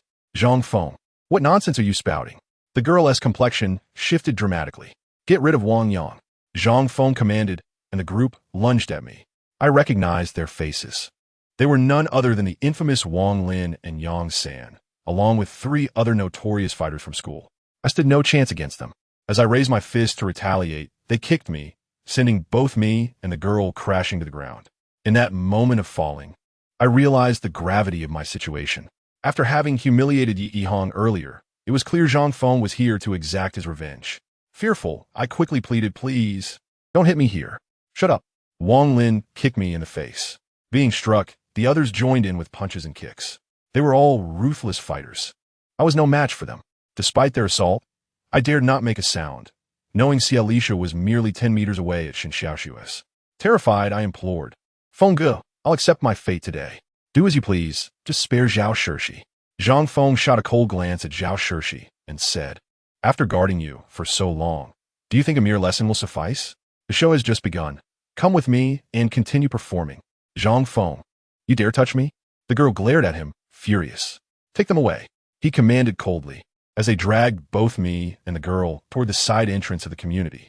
As I was being pulled away, I could not help but glance back at Shen Xiaoshua's home. Thankfully, Xiaolisha had not witnessed my compromising situation with the girl. Shen Xiaoshua lived in a factory area of the oil field, and all of us, me, the girl, and Xiaolisha, resided in the same neighborhood. Nearby was a worker's gymnasium, and they shoved us toward it. Upon entering, a slightly older security guard opened the door. His hair was long, and his cap pressed it flat. Upon seeing the girl beside me, he leered, Zhang Feng, you've even brought a girl? Caught you 2 kissing. Zhang Feng laughed and pushed us into the gym. The gym was spacious, with a large hall outside and a basketball court inside, flanked by badminton and ping-pong courts. This security guard was likely a friend of Zhang Feng's, taking advantage of his position to lend the place for Zhang Feng to assault me. As we stepped onto the basketball court, Zhang Feng kicked me down to the floor. Yang Wang, you're quite the pretender, aren't you? Keep pretending. I wanted to pretend. I realized I was outmatched and quickly lower my head in submission. Too late for apologies now, Zhang Feng shouted, rushing over to kick me in the head. After kicking me, Zhang Feng immediately grabbed his phone. Seemingly furious, his body trembled slightly. Yi Hong, Yi Hong. Now even this little trash dares to act tough with me. If I don't teach you a lesson, you'll never know my surname. With that, Zhang Feng coldly listened to the call. After a moment, he handed the phone to me, saying, Wang Yang, tell Yi Hong to come save you. If he dares bring anyone, we'll ruin you. Having witnessed Zhang Feng's ruthlessness before, I believed he would not let me off easily. Yet, as I stared at Zhang Feng's phone, I remained silent. Call him. I said call him. Wang Lin charged at me, delivering another brutal kick. With a resounding thud, my head collided violently with the floor. The pain was excruciating, yet I remained silent, my gaze vacant. I had fallen into Zhang Feng's hands, and I had no desire to implicate anyone else. Damn it, Wang Lin suddenly shouted, delivering a harsh kick to my calf. A surge of agony shot through me, and I felt my pupils dilate. I howled in pain, my voice echoing through the vast gymnasium. I will avenge Wang Long first. A thug cast a cold glance my way before he sought out a baseball bat nearby. With a swift motion, he swung it at my calf. This time, the pain was even more profound. Clenching my fists, I broke into a sweat, feeling as if I were on the brink of death. The agony was so intense that tears threatened to spill. I wished I could sever the injured leg from my body. It hurt, truly hurt. Without needing to look, I knew my leg must be broken. I never imagined that Zhang Feng and his gang would resort to such brutal measures against me. Seeing me writhing in pain, Zhang Feng's eyes glinted with coldness. Wang Yang, I will give you one last chance. Bring me Yi Hong. Otherwise, I will cripple your other leg. Zhang Feng, let Wang Yang go. Just as it seemed Zhang Feng would carry out his threat, a lovely girl suddenly leaped toward me, pinning me down. Her eyes glistened with tears as she fixed her gaze on them. Get away from him. Zhang Feng shot her a disdainful glance and kicked her aside, ignoring her suffering. He coolly said into his phone, call Yi Hong. If you don't, I will ruin you. No, I shouted at Zhang Feng. You bastard. Enraged, Zhang Feng struck me hard on the head with his phone. Just after he hit me, the girl threw herself back into my arms. Seeing me drenched in sweat from the pain, she bit her lip and said to Zhang Feng, if you touch Wang Yang again, I, Zhao Shirshi, will make you pay. Get lost. Zhang Feng raised his hand, ready to slap Zhao Shirshi. Wait. A young security guard suddenly intervened, rushing over to block Zhang Feng. After glancing at me and Zhao Shirshi, he turned to Zhang Feng and said, why are you hitting this beautiful girl? She's stunning. How can you bring yourself to do that? This woman is a tease. She just broke up with my buddy and is now with Wang Yang. I caught them about to kiss, Zhang Feng replied. Oh, is she that forward? The security guard looked at Zhao Shirshi with a lewd grin. Squatting down, he said to her, don't worry, big brother will protect you. Let's go over there and not disturb my brother while he is having fun. With that, he reached out to touch Zhao Shirshi's face. Get away, you filthy guard. Offended by his advances, Zhao Shirshi pushed him away. As he stumbled back, his cap fell off, revealing his greasy, flattened hair mixed with strands of yellow. Laughing, he suddenly yanked Zhao Shirshi into his embrace. You act so innocent while being so provocative, huh? You smell quite nice. As the security guard harassed Zhao Shirshi, Zhang Feng and his companions laughed heartily. Brother, you're doing us a solid by letting us use the gym for our little fun. This girl is quite the catch. You can take her to the side. Zhang Feng said. Really? The security guard stared at Zhao Shirshi in disbelief. Don't worry, she's been asking for it. If anything happens, I'll take the blame, Zhang Feng assured him. Hearing this, the guard hesitated. Infuriated by their humiliation, Zhao Shirshi struggled and shouted, get away. I'm cleaner than your mother's. If you dare touch me, I will have my father deal with you. How dare you insult my mother? Yang San, a senior, was furious and rushed over, delivering several hard slaps to Zhao Shirshi. He looked older than his years, and his large hands struck her with such force that she could no longer curse. Security brother, just have your fun with her. No need to show me any courtesy. Zhao Shirshi was extraordinarily beautiful. I had admired her from the moment I first saw her. Her petite frame and delicate features, along with her privileged background, gave her an air of nobility. Witnessing Zhang Feng and Yang Lin's disdain toward Zhao Shirshi, the security guard began to look down on her as well. He hoisted her up and nodded. All right, I'll take her. If anything goes wrong, you got my back. Fine, if anything happens, just say I was the one. Zhang Feng's muscles twitched as he spoke, watching as they beat and humiliated Zhao Shirshi. My heart ached. My own leg was broken, and I couldn't even muster the strength to speak. As a security guard prepared to take Zhao Shirshi away, I suddenly lunged forward, gripping his leg with all my might. My action caused both him and Zhao Shirshi to tumble to the ground. The pain in my body was unbearable, yet my heart ached even more. Struggling on the ground, I embraced Zhao Shirshi tightly, feeling another wave of agony in my leg. Gritting my teeth, I vowed today if anyone dares to touch her, I will destroy your entire family. Chapter 61. Today, I am armed with a mighty roar. I exerted every ounce of strength I had left. Simultaneously, a boy's voice echoed in despair throughout the empty gymnasium, reverberating with palpable resentment. Zhang Feng and his cohorts looked at me in astonishment before breaking into laughter. Approaching me, Zhang Feng pressed his shoe against my face, grinding it down with force. "You talk a big game, don't you?" "Huh?" Zhang Feng chuckled, and the security guard along with the others joined in his laughter. As Zhang Feng held my face down, I stared at his menacing visage in silence, beads of sweat rolling down my forehead. I clung tightly to Zhao Shirshi, determined to protect her. Regardless of her character, I did not care. All I knew was that she was a girl, a delicate girl. Protecting a girl is a man's duty. Seeing my silence, Zhang Feng suddenly shifted his foot onto Zhao Shirshi's body. Gazing at her petite form, he grinned. "You were just kissing before, weren't you? How romantic. Now go ahead and kiss her." With that, he began to push Zhao Shirshi against me with his foot. Just when she narrowly escaped the security guard's advances, she was subjected to Zhang Feng's humiliation. In an instant, tears streamed down her clear eyes, a cascade of hurt. Biting her lip, Zhao Shirshi shouted, "Zhang Feng, if you dare to touch us again, Zhao Shirshi, will make sure you regret it." "Oh, I'm so scared." Zhang Feng and his companions erupted into laughter once more. Amid their mirth, Zhang Feng dialed Yi Yihang's number. Having been captured and with my leg already broken, I looked at Zhang Feng's distorted face and realized this night would be unforgettable. If Yi Yihang arrived, perhaps there would be hope. But if he didn't, I could only dread the further cruelty they might inflict upon us. Yet even if Yi Yihang came, would he truly stand a chance against them? Gazing at Zhao Shirshi, who was on the verge of humiliation, my heart sank. I felt a deep sense of regret for dragging her into this. With tear-stained cheeks, Zhao Shirshi's eyes shone a vivid pink. Observing my mobilized leg, she suddenly broke down in my arms, weeping. "Wang Yang, once you recover, will you help me take revenge? I despise them for hurting you. I absolutely loathe them." "Revenge?" I chuckled bitterly. "Will I even have the chance?" As Zhang Feng switched from calling to texting, I turned to Zhao Shirshi and asked, "Do you really believe that?" "Yes, I believe in you." She nodded resolutely. Looking into her determined eyes, an unfamiliar sensation stirred within me. Though she often teases me and takes it too far, I still perceive her as pure. Just as Zhang Feng was about to strike me again, I suddenly inquired of Zhao Shirshi, "Why are you so kind to me?" Upon hearing my words, Zhao Shirshi's eyes brightened instantly. Does one need a reason to be kind to someone? I grasped the sentiment, yet felt a lingering confusion. As I pondered further, Zhang Feng had already signaled to the security guard.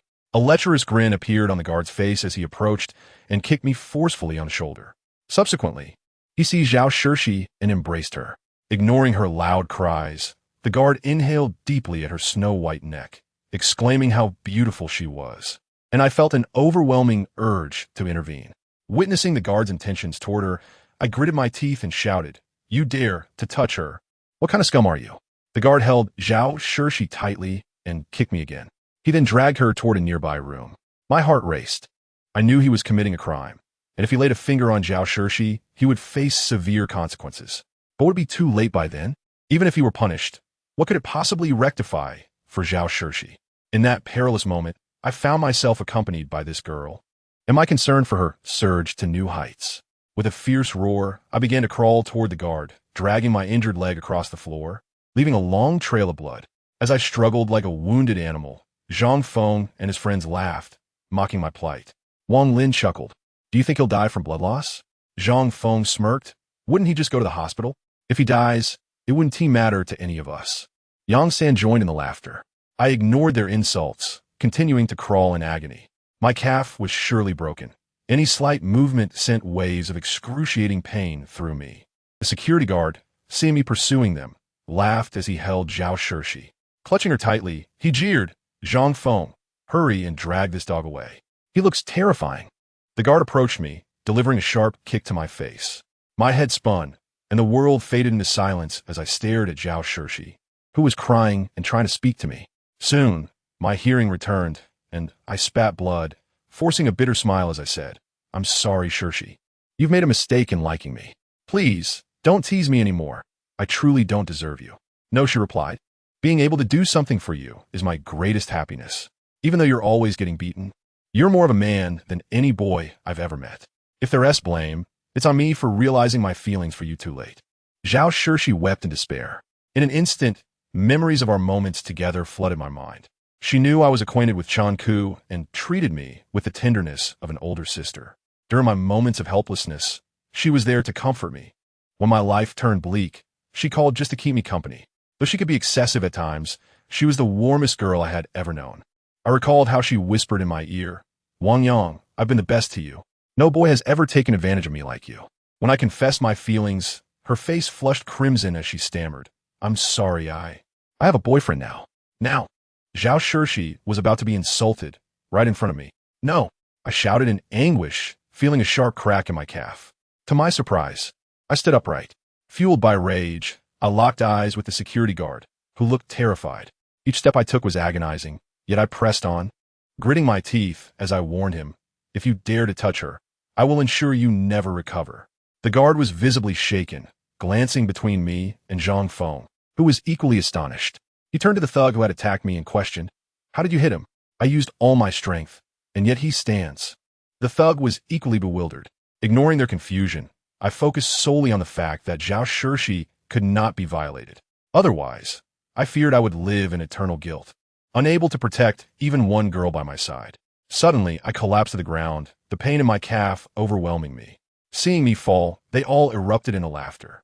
The security guard breathed a sigh of relief and said to Zhang Feng, "I should be fine after having my fun with this little beauty, right? Didn't Tiyu say she was quite the tease?" Zhang Feng grinned, licking his lips, of course, unable to resist the temptation. The guard forcibly dragged Zhao Shirshi into a side room. As the door closed behind them, despair enveloped me. My body seethed with rage, yet I felt utterly powerless, howling like a wounded beast. "Give me one last chance. Bring Yi Hong here. Tell him not to bring anyone." With a sudden thud, Zhang Feng's shoe pressed harshly against my back, and he offered me his cold phone. I glanced at the closed door of the room, panic rising in my chest.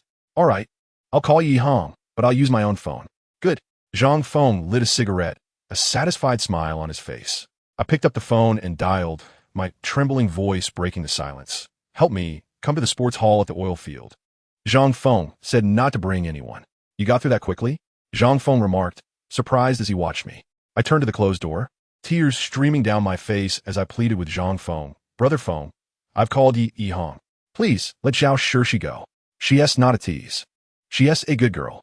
I've wronged you. Do whatever you wish to me. I only ask that you spare her." "Oh," Zhang Feng nodded, yet remained unmoved, continuing to press his weight down on me. Sensing his obstinacy, I desperately implored, "Brother Feng, I beg you to let Zhao Shirshi go. It'll be too late otherwise." Suddenly, a realization struck me. I yelled at him, "Zhang Feng, how dare you play me for a fool? Haha, is this your first day knowing me?" Zhang Feng, never keep my word," he sneered. Hearing his words, my mind went blank. Looking one last time at the small room, despair washed over me. It was all over. I gazed at Zhang Feng, envisioning the guard's hands gripping Zhao Shirshi's legs, while she could only weep in hopelessness, leaving behind a trace of crimson. "I'm sorry for being late." A voice suddenly emerged from behind us, belonging to a boy with an innocent smile, leaning casually against the doorframe. Upon seeing him, Zhang Feng's expression shifted. "Yi Hong, you actually came?" Today I brought a knife." The boy's eyes sparkled with intensity. Chapter 62. The despicable Zhang Feng upon Yi Hong's arrival. I felt a surge of joy, my eyes widening in surprise. He never failed to impress, always entering with an undeniable aura of strength. Some individuals seem born to be leaders, destined to command respect and authority.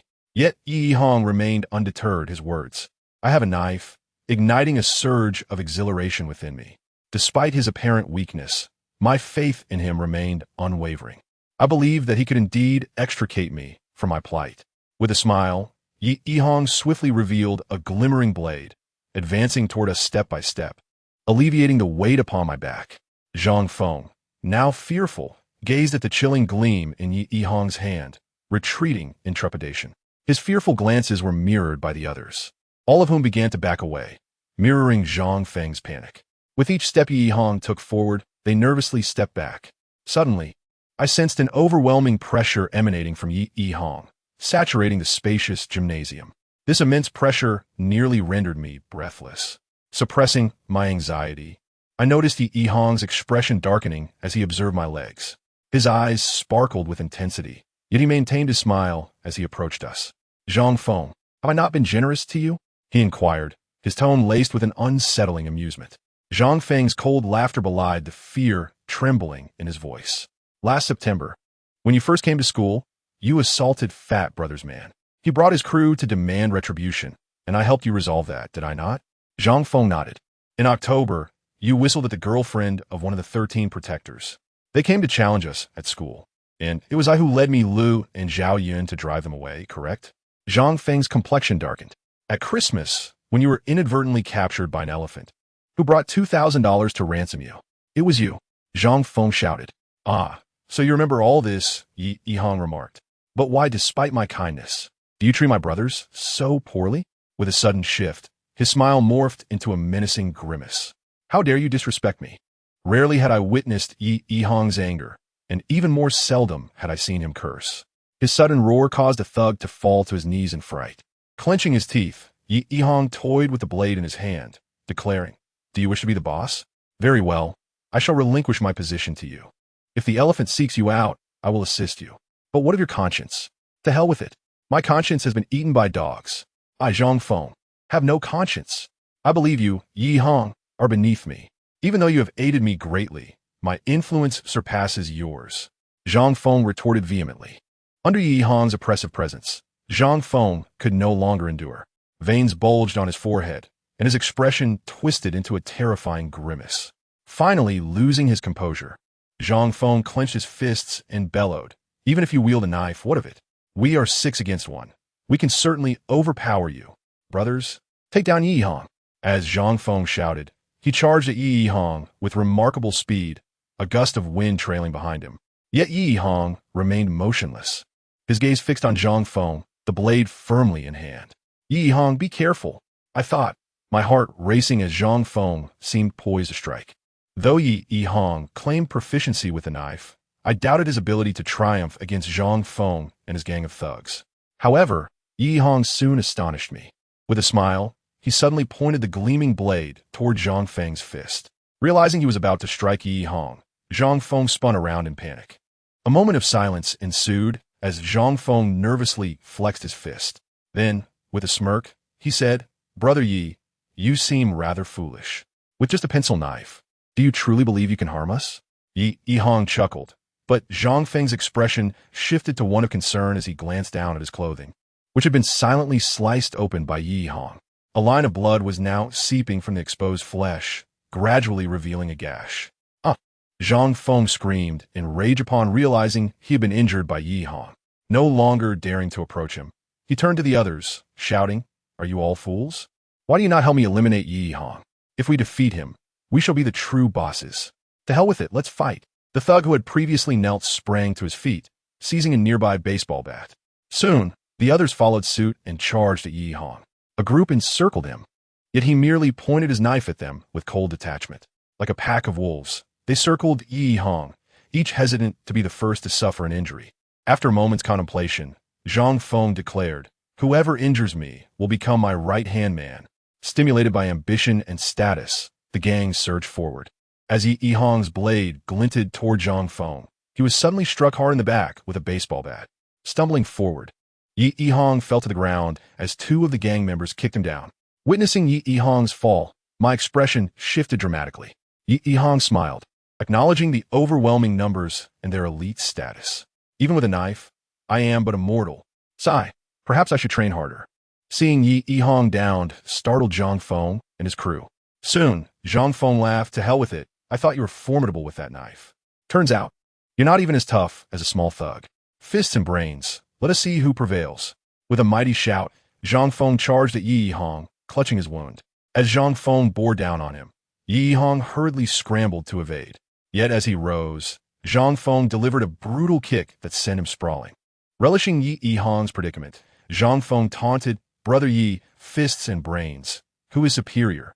"Brains," Yi Hong replied with a smile. "Hey, D."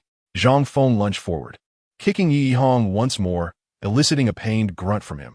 As it became evident that Yi Hong was no match for Zhang Feng, my anxiety surged. Gritting my teeth, I began to crawl towards them with all my might. My brother was fighting desperately for me. I could not stand idly by. As I struggled forward, Yi Hong suddenly lunged toward me, pressing close. Clenching his teeth, he whispered, "Brother, do not move. As long as I am here, no one shall lay a finger on you. Fear not, I will protect you." "Really?" I gazed at him in astonishment. "Actually, I am most skilled with throwing knives, but I have never used them, for I cannot bear to see my brothers bleed." "To hell with your pretentiousness, D." Zhang Feng roared, kicking toward Yi Hong once more.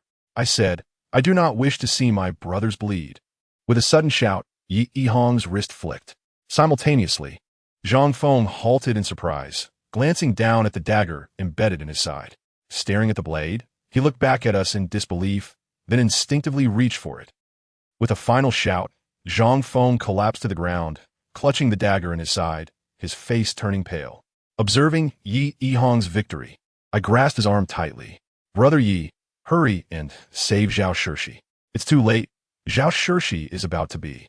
"Where is Zhao Shirshi?" Yi Hong asked, astonished. With a soft click, the door to the small room creaked open. In a daze, Zhao Shirshi emerged, her slender, pale legs exposed. She was so small and frail. Barefoot, Zhao Shirshi took a few steps before collapsing onto the floor. In that instant, I felt as if the entire world had turned a deep crimson. Chapter 63. The show finally begins observing the bewildered expression on Zhao Shirshi's face.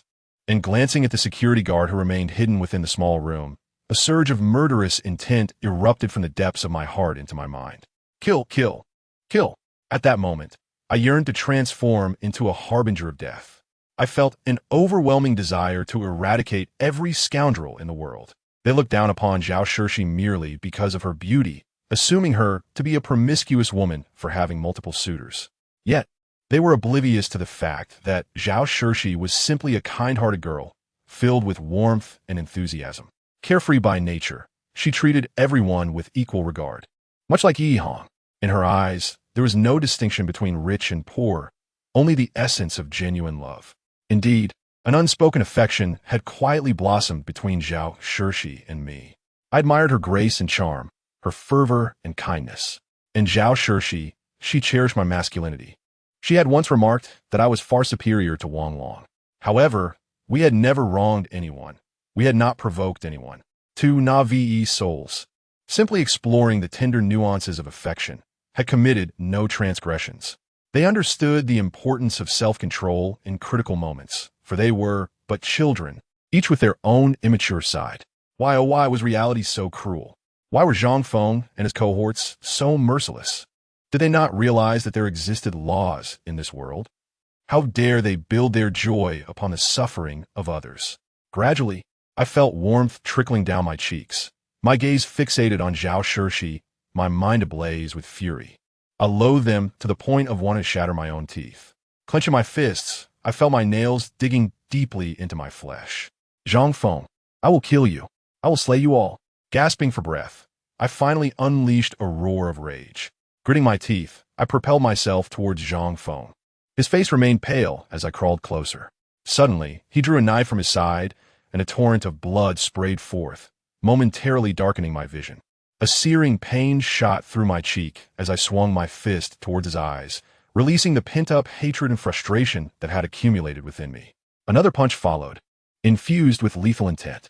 In the midst of this confrontation, he suddenly plunged the knife into my shoulder. Seizing his weapon, I flung it away with a fierce motion. The blade grazed my palm, sending a cascade of crimson droplets cascading down. However, consumed by the desire for vengeance, I became heedless of the agony coursing through my hand and shoulder, relentlessly striking Zhang Feng with all my might. My hatred for him had reached a boiling point. I wished for nothing more than to see him dead. Zhang Feng, weakened and disoriented, could barely defend himself against my onslaught. He flailed his arms in a frantic attempt to shield himself, crying out in fear, "Wang Yang has gone mad. He is going to kill me. Someone help." Upon hearing Zhang Feng's plea, the other two ruffians charged at me simultaneously. "Get away." I did not retreat. Instead, I bit down fiercely on Wang Lin's calf. Gripping the muscle of his leg, I allowed his cries of agony to echo around me. As I bit down, Yang San relentlessly kicked at my head. Yet, I remained like a rabid dog, clinging to Wang Lin. I harbored such intense hatred for them, and all I desired was to exact vengeance for Zhao Shirshi. "Help me. I'm going to die." Wang Lin screamed in terror. "Get away." As Yang San continued to assault me, I suddenly aimed for his shoe, but miscalculated, feeling a sharp pain as I bit down. I fell backward with a thud, my head hitting the ground. My mind went blank, and I stared blankly at the ceiling of the gymnasium. The sound of thuds echoed as the other three thugs descended upon me, kicking and striking me mercilessly.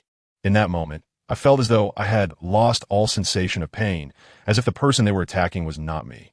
The gymnasium's ceiling, crafted from fiberglass, allowed me a glimpse of the sky above. Through the transparent material, a longing to spread my arms and embrace the heavens washed over me. For I had become utterly despondent with the world. Why did the wicked flourish while the good suffered? I yearned to question the heavens about the grotesque nature of humanity. Were there truly no virtuous souls left in this world? Just as I was being battered, Yi Hong suddenly charged at us like a madman. He pushed him away, wiping his tears. "I'm sorry, brother. I brought this upon you." Iveharam Zhou Shixi. Upon hearing Yi Hong's words, I turned to Zhao Shirshi, whose forlorn silhouette made me smile. I wiped away my tears and said, "Yi Hong, I hold no grudge against you. If there is blame, it lies solely with my own inadequacy." In pain, I crawled toward Zhao Shirshi, smiling as I approached her. "Actually, when you first arrived, I had hoped you would help save Shirshi. But I'm still weak. I still fear you. You are the elder brother, while I am but a worthless individual. It is already a blessing that you came to rescue me. How could I dare ask you to help me save someone? If I were also an elder brother, perhaps this would never have happened. Perhaps tonight would not have unfolded in such a manner." As I spoke, I embraced Zhao Shirshi tightly. Observing her dazed expression, I felt a deep sorrow within, realizing that I was still so powerless, incapable of protecting the woman I cherished. What meaning did my existence hold? With a thud, Yi Hong finally succumbed to their numbers, collapsing to the ground. He looked at me with anguish and said, "I'm sorry, Wang Yang. I have wronged you. If only I had acted faster, perhaps Zhao Shirshi would not have been harmed. I too am powerless. I am sorry." Listening to Yi Hong's words, I glanced at Zhang Feng, who had been helped up. I turned my gaze away from them and smiled at Zhao Shirshi, saying, "Shirshi, I have brought you trouble. From now on, whether you wish for my death or my life, I owe you a debt that I can never repay. From this moment forth, my life belongs to you." Zhang Feng. Just as I held Zhao Shirshi tightly, a small security guard crawled out from the little room, clutching his groin with pain. He glared at us and said, "Zhang Feng, go close the gymnasium doors. Don't let any of them escape." That wretched girl broke my. Upon hearing the guard's words, Zhao Shirshi blinked her large eyes, suddenly brimming with vitality. She disdainfully scoffed, "You filthy guard, still thinking you can force yourself on me? After one compliment, you've become like a dog, obedient and subservient. Take a look at your own wretched state. Perhaps you should use your brain next time you step out." Zhao Shirshi's words left me astounded, my eyes widening in disbelief. Looking at her, I saw her adorable face flush. Then, she unexpectedly planted a kiss on my cheek, a mischievous smile gracing her lips. "From now on, I will protect you." "How did you break him?" Her kiss warmed my heart inexplicably, yet a pang of jealousy stirred within me. What did it matter? As long as nothing was lost. Zhao Shirshi blushed and shot me a glance, hiding her lovely hair in my embrace. Holding her petite frame, I felt a tempest of emotions swirling within me. "Wang Lin, go close the doors. None of them are to escape today." Just as Zhao Shirshi and I reveled in our sweet moment, Zhang Feng spoke up, his face still bearing the marks of defeat. Clutching his wound as he gasped for breath. With a cold glance at Yi Hong, he returned our gaze with equal chill. "You haven't lost your nerve, have you? Then let us begin anew. This time, I assure you, we shall indulge ourselves thoroughly." Zhang Feng's relentless aggression prompted Yi Hong to clench his fists in fury. "Ha! A bunch of sitting ducks. How could I let you off so easily? Wang Lin, go close the gym doors. Zhang Feng bellowed, suddenly coughing loudly.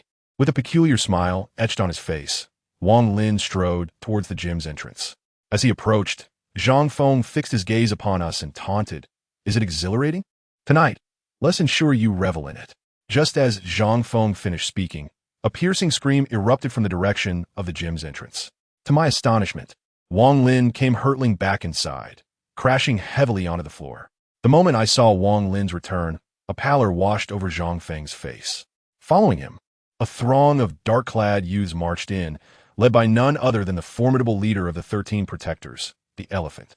Examining the injured Zhang Feng and the terrified expressions of the others, the Elephant smiled and nodded, saying, "Fortunately, I have not arrived too late." The Elephant? Yihang looked at me in disbelief. As the reality of the Elephant's presence dawned on me, a cold smile crept across my face. I then turned to Zhang Feng, stating, "In truth, the call I made to Yihang earlier was intended for the Elephant." Noting the fear in Zhang Feng's eyes, I addressed Yihang, "Brother Yi, I understand the implications of bringing the Elephant here. He is calamity incarnate. From this day forth, we shall know no peace. However, I can no longer concern myself with that. I am willing to sacrifice everything to protect the girl I cherish." The performance was finally set to commence.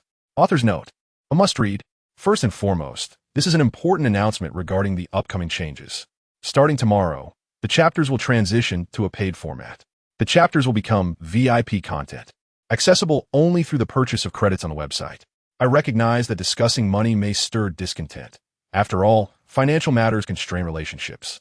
Yet, I must candidly express that my primary motivation for writing is to earn a living. If I were to earn nothing, why would I sacrifice my leisure time and the joy of gaming? Consider this. If you had to devote countless hours to crafting a narrative, laboriously editing and refining it, would you continue doing so for free? I assure you, I have never taken my readers for granted. Each chapter is crafted with care, featuring unexpected twists and turns. I commit to updating daily, regardless of holidays or workdays, without fail. After providing a month of free content, I feel I have upheld my end of the bargain with my loyal readers. Regarding the pricing of the novel, I believe it to be quite reasonable. Each VIP chapter comprises 500 to 3,000 words, costing merely a few cents, a small price for hours of dedicated effort. Is that truly exorbitant? In today's society, everything comes at a cost: food, shelter, even basic necessities.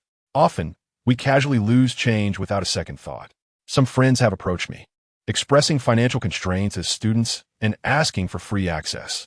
I replied that while I could overlook such requests from younger students, it was disheartening to hear those who should understand the value of hard work dismiss the cost altogether. If I were wealthy, I would gladly share my work freely. But I am not. I fully acknowledge that we live in a materialistic society where everything requires expenditure. Writing is a profession, and reading is a form of entertainment. I firmly believe that my efforts justify every cent you invest. Why should we argue over such a trivial amount? Those who claim they cannot afford it, yet manage to spend on entertainment and leisure perplex me. As the new year approaches, many share digital red envelopes. And I wonder why the effort I pour into my writing is deemed unworthy of a nominal fee. I earn my living through my labor, and I see nothing wrong with that. Literature, after all, should not be considered worthless. If you have followed my journey thus far, it indicates that my work has captured your interest. I sincerely hope you will support me by purchasing credits. Rankings and popularity are fleeting. Only subscriptions reflect genuine support. As for myself, I have been writing for 2 years. From my first book to this one, I have experienced both great success and profound lows, witnessing the ebb and flow of support. I am grateful to those who have stood by me and to those who will support me in the future.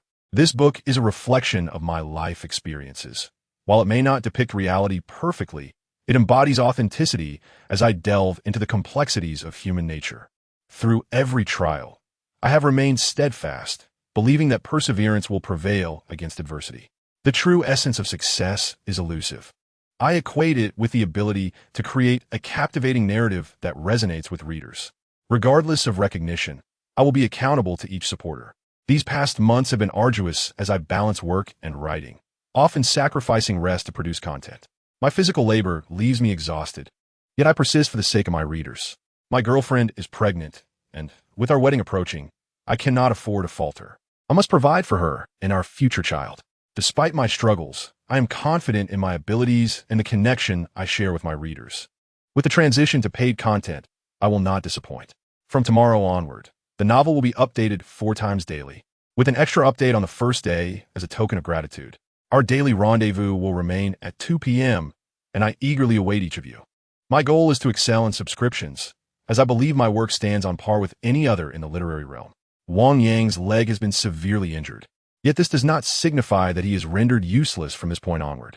He has brought upon himself calamity, but he still has Chun Ku by his side. He is merely an ordinary individual, possessing a certain naivety, yet he is also extraordinary.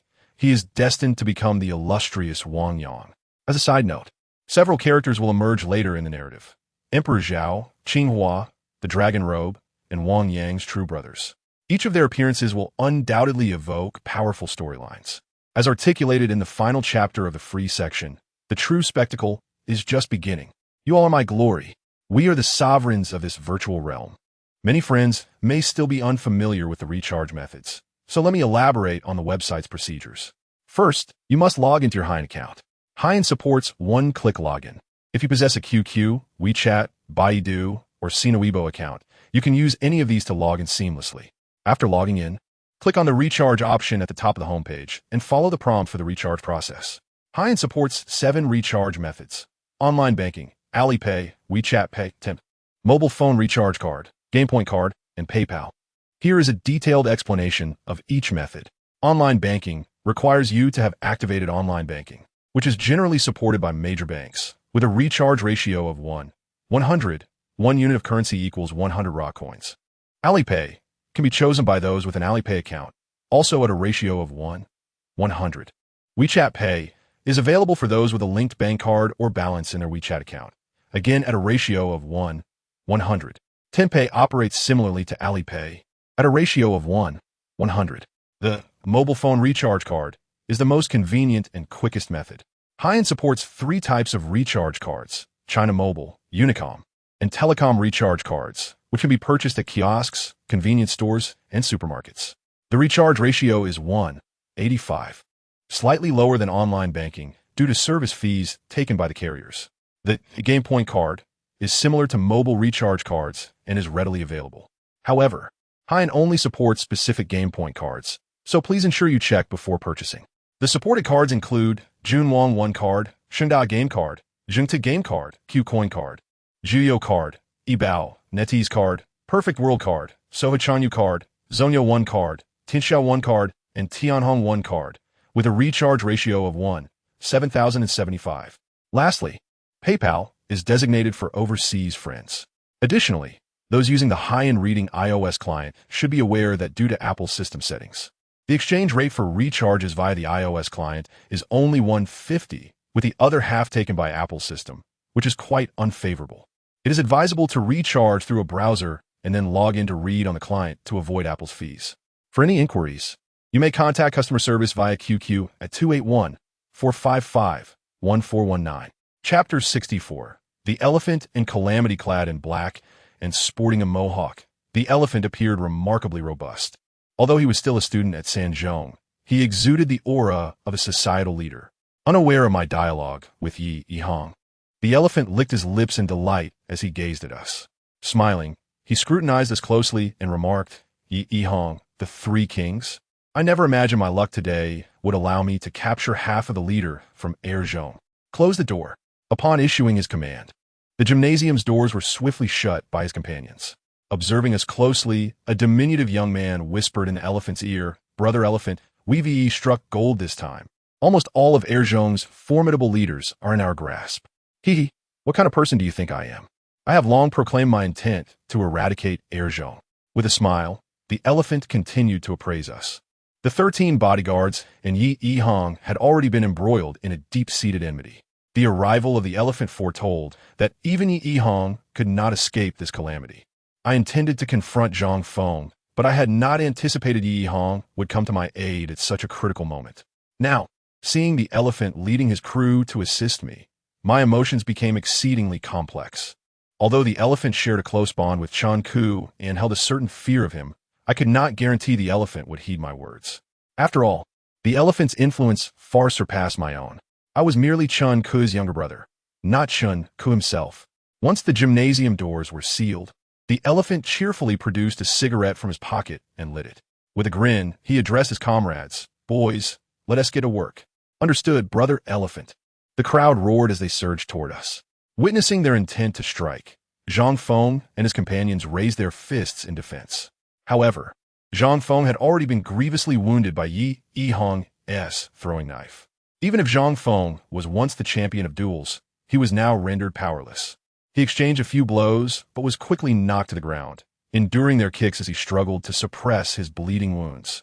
The other two kings were no match for them, and several delinquents were also mercilessly beaten. Clutching his injury, Zhang Feng cast a cold glance in my direction.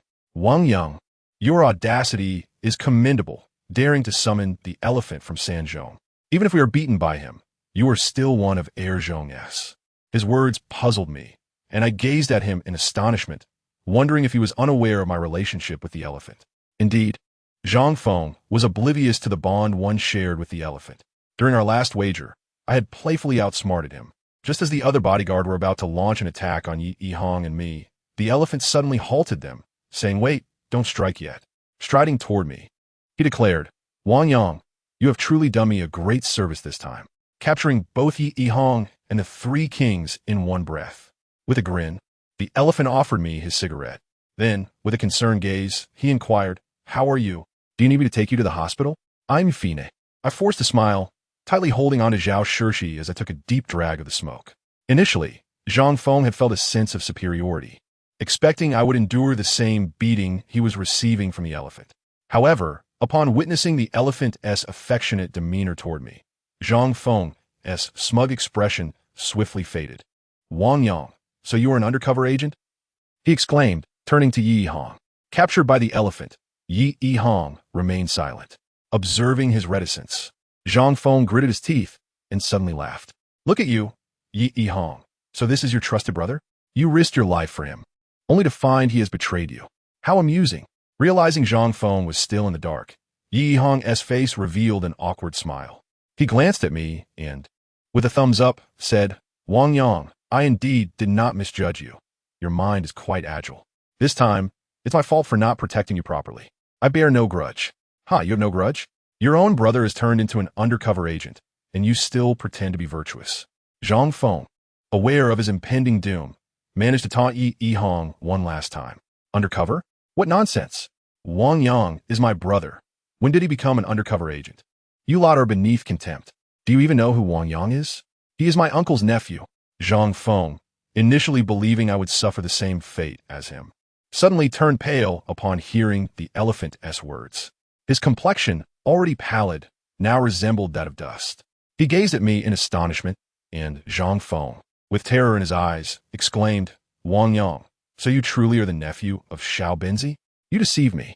You have been pretending all along." Witnessing Zhang Feng's palpable fear, I realized that clinging to my principles was futile. I chuckled softly, inhaling the last of my cigarette deeply. Then, I flicked the remaining ash towards Zhang Feng's direction, proudly asserting, "Indeed, I am Xiao Benzi's nephew." Regardless of how arrogant Zhang Feng and his cohorts may seem in school, in the real world, it is Xiao Benzi's word that holds sway. His name is enough to instill fear in us, the still immature students. Upon hearing my revelation, the expressions of everyone present shifted dramatically. Conversations erupted. "So, he is indeed Xiao Benzi's nephew? He has been doing remarkably well. Who could have anticipated this?" Thoughts raced. If only I could ingratiate myself with him, perhaps I could leverage my connection to Xiao Benzi. Alas, Zhang Feng was doomed. Listening to their fervent chatter, both Zhang Feng and his two companions quickly succumbed to fear. Wang Lin, unable to contain himself, trembled and fell to his knees. This time, we have truly crossed a line. Seeing their trepidation, the elephant, crouching beside me, wrapped his arm around my shoulder and said, "Wang Yang, they just hurt you. Now, you may exact your revenge as you wish. Do not hold back on my account. Feel free to deal with them. Should any trouble arise, I, the elephant, will shoulder it all for you." Touched by the elephant's loyalty, I felt a surge of gratitude, but my right leg had grown numb, and attempting to move it sent waves of pain coursing through me. Shaking my head, I replied, "Brother Elephant, let it be. They have broken my leg. Just give them a good beating on my behalf." "Broken your leg?" The elephant's expression darkened as he glanced at my limp limb. Turning to the quaking trio, he suddenly charged at Zhang Feng and delivered a fierce kick. The impact sent Zhang Feng sprawling. "You dare to break Wang Yang's leg. Today, each of you shall compensate him with a leg." At the sound of the elephant's roar, the beauty in my arms trembled. Seeing her fear mirrored my own anxiety. I knew the elephant was a man of his word, but the potential consequences of his actions loomed ominously, possibly involving police inquiries. Fearful, I sought to restrain him. Suddenly, a nearby security guard, clutching himself in pain, cried out, "Enough! Please do not strike. My brother is injured. Please take me to the hospital." The elephant disdainfully scoffed. "What does your brother's injury have to do with me? If he is suffering, let it be." Then, he turned to Yi Hong and said, "How about I start with you?" Seeing Yi Hong suddenly become the elephant's primary target, I felt a pang of dread. I quickly coughed to regain attention and pleaded, "Brother Elephant, please do not harm Yi Hong. We have a good relationship." "Yi Hong is your brother? Did you not have a dispute recently?" "Brother, I am in immense pain. Please, I beg you, take me to the hospital." The security guard interjected again. "There was no conflict. It was between Methriya and me. Yi Hong is a good person. He came to my aid." Thinking of Chun Ku, I gritted my teeth and implored the elephant, "Brother Elephant, for Chun Ku's sake, spare him." Upon hearing my plea, the elephant hesitated momentarily, but soon he shook his head resolutely. "No. Yi Hong and his friends are now trapped with no escape. I cannot let him off so easily. He has harmed many of my brothers. I must break his leg. Otherwise, I cannot answer to my brothers." Realizing the elephant's refusal, my vision blurred with despair. I knew I was a powerless nobody, and the elephant would never grant my request. I glanced at Yi Hong, who merely smiled and reassured me. "Wang Yang, do not blame yourself for this.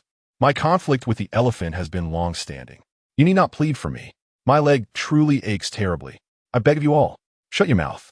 Hearing the security guard's incessant whining only added to my agitation. In a moment of frustration, I pulled out my phone and smashed it against his head. With a resounding crack, the security guard fell silent, fear evident in his eyes. He dared not speak again. Clutching himself, he could only endure in silence. The guard had nearly assaulted Zhao Shirshi, which fueled my resentment towards him. I longed to teach him a lesson, to bring him down a peg. Yet, since the arrival of the elephant, I found an unsettling calm within me. Perhaps it was the assurance of safety that quelled my fears. I glanced at my phone, which had sustained damage, its battery ejected upon impact. Regret washed over me. I should have waited until I had rescued Yi Hong to deal with the guard. Suddenly, a sharp pain shot through my calf, causing me to clench my fists in agony. I turned to the elephant, my gaze pleading, "Brother Elephant, Yi Hong is my good friend. I implore you, spare him. If you truly cannot appease your brothers." Stealing a glance at Yi Hong and then back at the elephant, I gritted my teeth and declared, "Then I am willing to bear all consequences in Yi Hong's stead." The moment my words left my lips, Yi Hong's eyes sparkled, and Zhang Feng's expression became increasingly complex, filled with resentment as he cast his gaze downward. "You are willing to bear all for Yi Hong?" The elephant looked at me, astonished. Indeed, having tasted profound pain, I nodded, though trepidation coursed through me. I was prepared for whatever suffering lay ahead. Lighting a cigarette, the elephant began to contemplate. The diminutive security guard crept closer, whispering something in the elephant's ear. Seeing them confer, the elephant smiled and nodded. Indeed, there is a method more entertaining than merely beating them. After conferring with the guard, the elephant turned back to me. "Wang Yang, you are Xiao Benzi's nephew. Out of respect for Xiao Benzi and Chun Ku, I shall grant you this favor. You are a decent person. Come work with me." Faced with the elephant's offer to recruit me as his subordinate, I felt a whirlwind of emotions, unsure of how to respond. Yet, considering he was sparing Yi Hong, I nodded in agreement. The elephant, seemingly not as villainous as Yi Hong had portrayed, suddenly pointed at Zhang Feng and his companions. "So, do you wish to live or die?" Cornered, Zhang Feng appeared unwilling to accept his fate. Before he could respond, Wang Lin and the other thugs hastily nodded, "Brother Elephant, we wish to live." "Oh, and what about the rest of you?" The elephant turned his gaze to Yi Hong and Zhang Feng. "I want to live," Zhang Feng affirmed. "I too wish to live," Yi Hong echoed. Taking a deep drag from his cigarette, the elephant grinned, "Very well. Then you shall all come forth and kneel before Wang Yang to apologize. Afterwards, you will crawl like dogs in the gymnasium. Today, I shall spare you. At the elephant's decree, my heart twisted painfully. Among them was Yi Hong.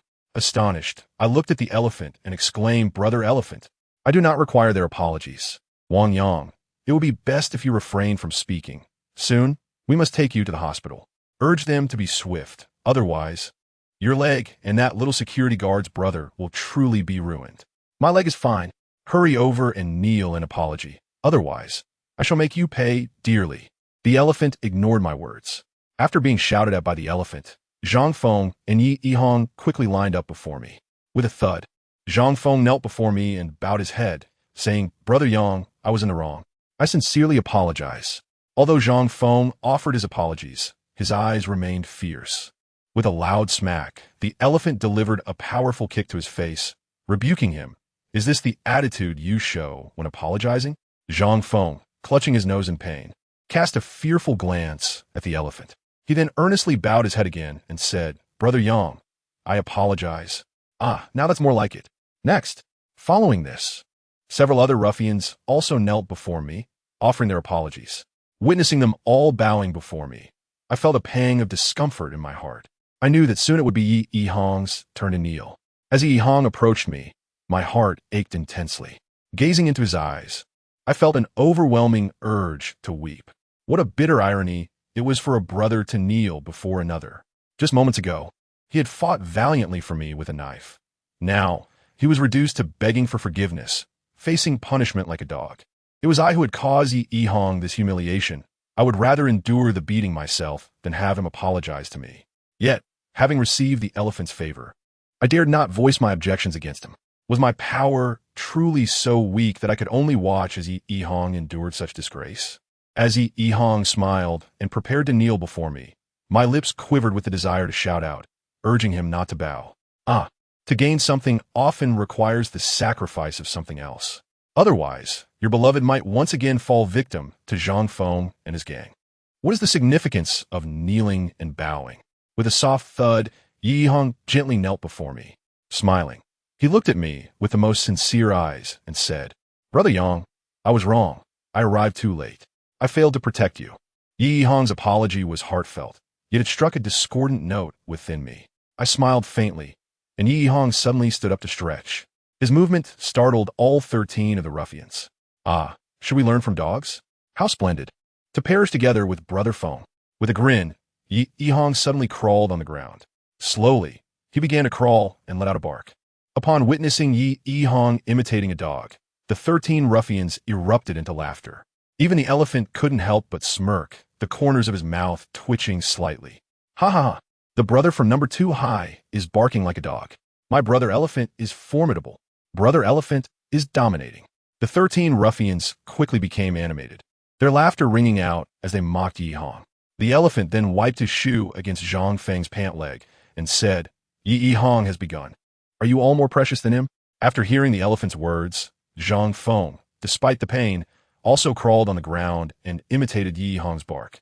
Seeing this, the 13 ruffians laughed even harder, their spirits lifted. In an instant, the sound of lighters flickering filled the air as they all squatted down to smoke, taking delight in teasing them. Watching as these young men lost their dignity in an instant, the little beauty in my arms held me tightly, exclaiming, "Wang Yang, the elephant is so wicked." Had the elephant not humiliated Yi Hong, I would have undoubtedly respected him like an elder brother. Clenching my fists in frustration, I became all the more resolute in my desire to establish my own influence. From this day forth, I would not only protect myself, but also safeguard every individual around me.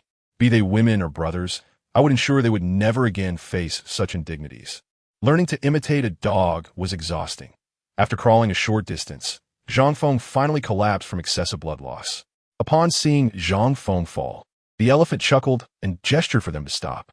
He then gently kicked them and asked, "From this day forth, I shall be the leader of your number 2 high. Do you accept?" "Yes." Zhang Feng nodded, panting heavily. "Yi Hong, do you accept?" The elephant inquired again. "I accept," Yi Hong replied with a smile. "Ha ha ha. No, 2 high has finally fallen into my grasp." The elephant could hardly contain his joy, bursting into laughter. Meanwhile, Yi Hong smiled, yet his fists were clenched tightly. The 13 ruffians all congratulated the elephant loudly. With a smile, the elephant squatted beside Zhang Feng, expressing concern. "Brother, are you in much pain?" "Not so bad." Zhang Feng was indeed a man. Despite having endured a stab to his side, he had persevered for so long. "Fear not. I shall take you to the hospital. You shall be my people from now on, and I, the elephant, will treat you as my brothers." "Brother Elephant, now that we have taken control of number 2 high, should we not appoint a leader among them? Otherwise, it may become difficult to manage. Indeed, we are all for number 3 high. Not being in number 2 high, we must appoint a leader among them. Who do you think is suitable?" As the shorter one spoke, the elephant turned his gaze toward Zhang Feng. Upon meeting the elephant's gaze, Zhang Feng's face instantly lit up with surprise. Seeing the elephant's intention to elevate Zhang Feng, my eyes widened in disbelief. From this day forth, the leader of number 2 high shall be Wang Yang. Chapter 66. Cared for by the little beauty upon hearing the elephant's announcement. Zhang Feng's expression shifted to one of despair. He looked at me with resentment, his disappointment palpable. Trembling, he could hardly fathom how he had lost his newly acquired position so swiftly. Observing Zhang Feng's defiance, the elephant gently placed his arm around his shoulder and said, "Brother, if you must blame someone, blame yourself for not having a more powerful uncle. Accept your fate." "No, how could Wang Yang? He has a relationship with the little notebook. I clearly heard that he and the little notebook are on poor terms." Zhang Feng continued to tremble. Let us not discuss the matter of the fight anymore.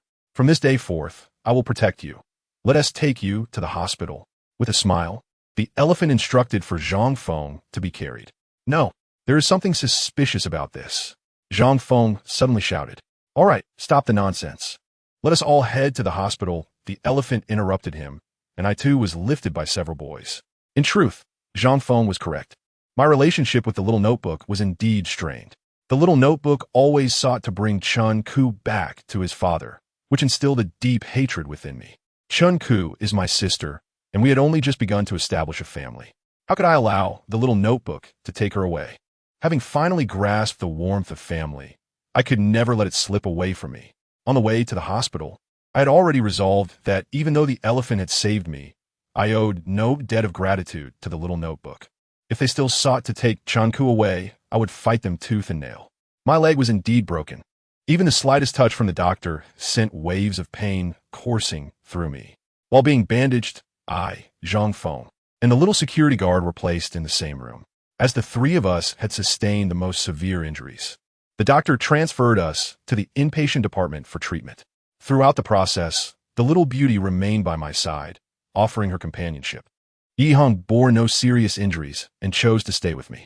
Feeling guilty that Yi Hong had suffered humiliation on my behalf, I said, "Brother Yi, I'm sorry." "It's all right. You are the School S leader now. It's a good thing. As your brother, I should be congratulating you." Yi Hong replied with a nonchalant smile. Observing Yi Hong's ability to smile despite the circumstances, I thought to myself how remarkable his character was. Yet, I could still perceive a flicker of anger within him. Noticing our conversation, Zhang Feng tilted his head, looking at me with a sarcastic tone. "Brother Yang, congratulations on becoming the School S leader. Starting tomorrow, the 4 heavenly kings and Yi Hong will all have to heed your commands. Why don't you go out and run a lap for me?" I still harbored disdain for him, and I couldn't help but retort, "Damn you." Zhang Feng has an even fiercer temper than I do. As soon as Zhang Feng's words fell, the elephant strode in from outside. Glancing at Zhang Feng, the elephant asked with a smile, "What's wrong? Are you still unconvinced?" "Brother Xiang, I concede." Zhang Feng lowered his head. Having been beaten and then subjected to a harsh humiliation by the elephant and his crew, Zhang Feng chose to submit entirely. The elephant paid him no mind. Instead, he patted my shoulder with a smile and said, "Remember this for future fights. If you win, show them some concern. That way, they won't report it or tell their parents. I've already covered your medical expenses. Just make sure to take care of yourselves here." He cast another glance at Zhao Shirshi, chuckling as he remarked, "Your partner is truly beautiful. I'll take my leave now." "Thank you, Brother Xiang. Although the elephant had humiliated Yi Hong, he saved me. It's all right. From now on, I will be your protector, helping Brother Xiang conquer the world. From this day forward, I will shield you." The elephant departed, and Zhang Feng, overhearing our conversation, felt a twinge of frustration. However, the reality had set in. He had no choice but to accept his fate. Yi Hong sighed, "It's over. Our school is finally finished. The elephant will surely reclaim that medical expense tenfold from our classmates." "Brother Hang, are you saying the elephant will ask our classmates for money?" I stared at Yi Hong in disbelief, feeling a bit uneasy. "Haha, the elephant has never been a good person." Yi Hong smiled, stood up, and glanced at my leg, saying, "I should be going now. Take care of your injuries." "Brother Yi, are you leaving so soon?" I looked at him with reluctance. "Haha, we are brothers. We have a long time ahead of us. Take care of yourself, and don't let it affect your finals," Yi Hong advised. Hearing his reminder, I suddenly remembered the upcoming finals. However, with my leg broken, I certainly wouldn't be able to walk normally for the next 3 months. Sigh, I still have to go to school. What am I going to do in the days ahead? Zhao Shirshi, as if reading my mind, gently tugged at my hand and said, "Wang Yang, I will take care of you from now on." "You?" I looked at Zhao Shirshi in astonishment. Stealing a glance at Zhang Feng and the others, Zhao Shirshi leaned in close to my ear and said, "Wang Yang, you must keep your promise from the gym earlier. You said you would treat me well from now on. I'll take care of you, feed you, and even assist you when you need to use the restroom." Her voice was soft, laced with an alluring tone. With her little lips whispering so close to my ear, I felt my ears flush and my heart race. Glancing at her again, I noticed her adorable face, which was incredibly delicate. My heart began to flutter. Zhao Shirshi was tempting me. The hospital room had 4 beds, one for me, one for Zhang Feng, and one for the security guard, with the remaining bed empty. The doctor said the security guard was fine. He just needed some anti-inflammatory medication. Only Zhang Feng and I were severely injured, one with a broken leg and the other with a stab wound. It was already past 10, and both Zhang Feng and the security guard had fallen asleep, hooked up to 4 drips. Yet, Zhao Shirshi and I were still wide awake, and she happily held my hand, keeping me company. Feeling tired, Zhao Shirshi gently leaned against me, resting her head on my chest. Grasping my hand, she softly said, "Actually, I noticed you in our class before. I always wanted to talk to you, but there was never an opportunity. Now, we will have plenty of chances to converse." Embracing the lovely girl, I felt incredibly comfortable as she played with my hand. Watching her peaceful demeanor stirred something within me. "Did you like me all along? How self-important. Who liked you?" I was just a bit curious. After seeing you constantly getting into fights, I developed a fondness for you. You were so bold, challenging teachers and even splashing alcohol in Changgu's face. I found you quite charming. Her words made me feel a mix of emotions. I was somewhat dashing back then, but I paid a hefty price for it. With a wry smile, I replied, "So you like me because I seem to be doing well?" "No, what I admire is a true man." She suddenly looked up at me, her large eyes captivating. "I'm still immature. I easily develop crushes on the opposite sex. And as a man, how could I not be drawn to beautiful girls?" We exchanged gazes, and gradually, I found it hard to maintain my composure. My heart raced, and my throat felt dry, as if I constantly needed to swallow. Suddenly, I heard her gently swallow as well. A wave of panic washed over me. I sensed that the moment for a kiss was approaching. With a disdainful glance, she leaned in and pressed her lips against mine. Her soft, ample chest pressed against me, stirring my feelings. I longed to flip her over and kiss her back, but my leg was injured, so I hesitated to move. We continued kissing as her small hands began to roam over my body. Having experienced so much together, I realized I had developed quite the affection for her. Overwhelmed, I held her tightly, yearning to do something. She sensed my change, her slender waist wriggling against me. Seeing her like this made my face flush even more, and I felt a surge of desire threatening to burst forth. A wave of comfort washed over me, and I felt I was on the verge of losing control. "Shall I help you?" she whispered softly in my ear. I nodded, my face burning, ready to be attended to by the lovely girl. Seeing my obedience made her quite pleased. She gazed at me suggestively as her hands began to move. Suddenly, her eyes widened in surprise. Noticing her astonished expression, I too couldn't help but look surprised. Her hands moved a couple more times, and she asked, "Did you finish so quickly?" "It was probably only 2 seconds, I replied, my face nearly as red as my neck. It was quite embarrassing. I told her, "You were just too tempting." I couldn't resist. Sighing, she pulled her hand away and quickly went to wash her hands. Watching her retreating figure filled me with a sense of loss. I had been prepared to enjoy the moment, but it was over before it even began. It seems that one should refrain from mischief in everyday life. When opportunities arise, one must be able to savor them. embarrassed in front of the lovely girl, left me feeling humiliated. When she returned, I attempted to explain, Xiao Shi, I didn't mean to. You're just too beautiful. And the moment I heard your voice, I couldn't hold back. Upon hearing my words, she chuckled, forget it. You're just a 2-second man. It was quite awkward, and I wanted to explain further, but she blinked her large eyes and asked, Wang Yang, do you have a problem? When the break comes, I'll take you to the hospital for a checkup. No need. I couldn't help but raise my voice. As soon as the words left my lips, I heard Zhang Feng cough loudly twice. He turned over with evident displeasure and exclaimed, what's all this commotion? Can't anyone get some sleep? After Zhang Feng spoke, the young security guard also shifted slightly. Were they both unable to sleep? The moment I noticed both Zhang Feng and the security guard stirring, my face, alongside that of the beautiful girl beside me, flushed crimson. I felt an overwhelming sense of embarrassment, as if I could no longer bear to face them. Quietly, the beautiful girl leaned against me, wrapping her arms around me. I reciprocated the embrace, and, in that moment, it felt as if we were truly together. It was a sensation both warm and nostalgic. Throughout the night, I dreamt vividly, one dream involving a fierce altercation with Zhang Feng and the others. In the dream, Zhang Feng severed my hand with a single blow. Then, I saw Yi Hong, who coldly remarked, you truly deserve it. Yi Hong, we are brothers, aren't we? Brothers? If you are indeed my brother, then why are you seeking out an elephant? How embarrassing. Though slumber had enveloped me, I was acutely aware that this was a nightmare. I repeatedly reassured myself, it is merely a nightmare. Soon, the scene shifted, and I found myself once again in the beautiful girl's home. It was just the two of us embracing, kissing, and caressing one another. Suddenly, Xialisha burst in from outside, delivering a resounding slap across my face as she exclaimed, Wang Yang, you truly have no shame. Xialisha, I still have Xialisha to contend with. Now that I'm sleeping alongside the beautiful girl, what will happen if she comes to the hospital and sees us together? Realizing the gravity of the situation, I jolted awake. Opening my eyes, I found Xialisha sitting on another bed, chatting with Shun Xiaoxue. Upon noticing that I was awake, Xialisha shot me a suggestive glance. Daylight had arrived and outside. An unexpected heavy snowfall blanketed the world in white. The snowflakes descended quietly, creating a serene atmosphere within the brightly lit room. Xialisha's gaze unsettled me slightly. I was unsure of the beautiful girl's whereabouts and whether she had seen us together when she arrived. Glancing back at Zhang Feng and the security guard, I noticed they too had awakened and were engaged in hushed conversation.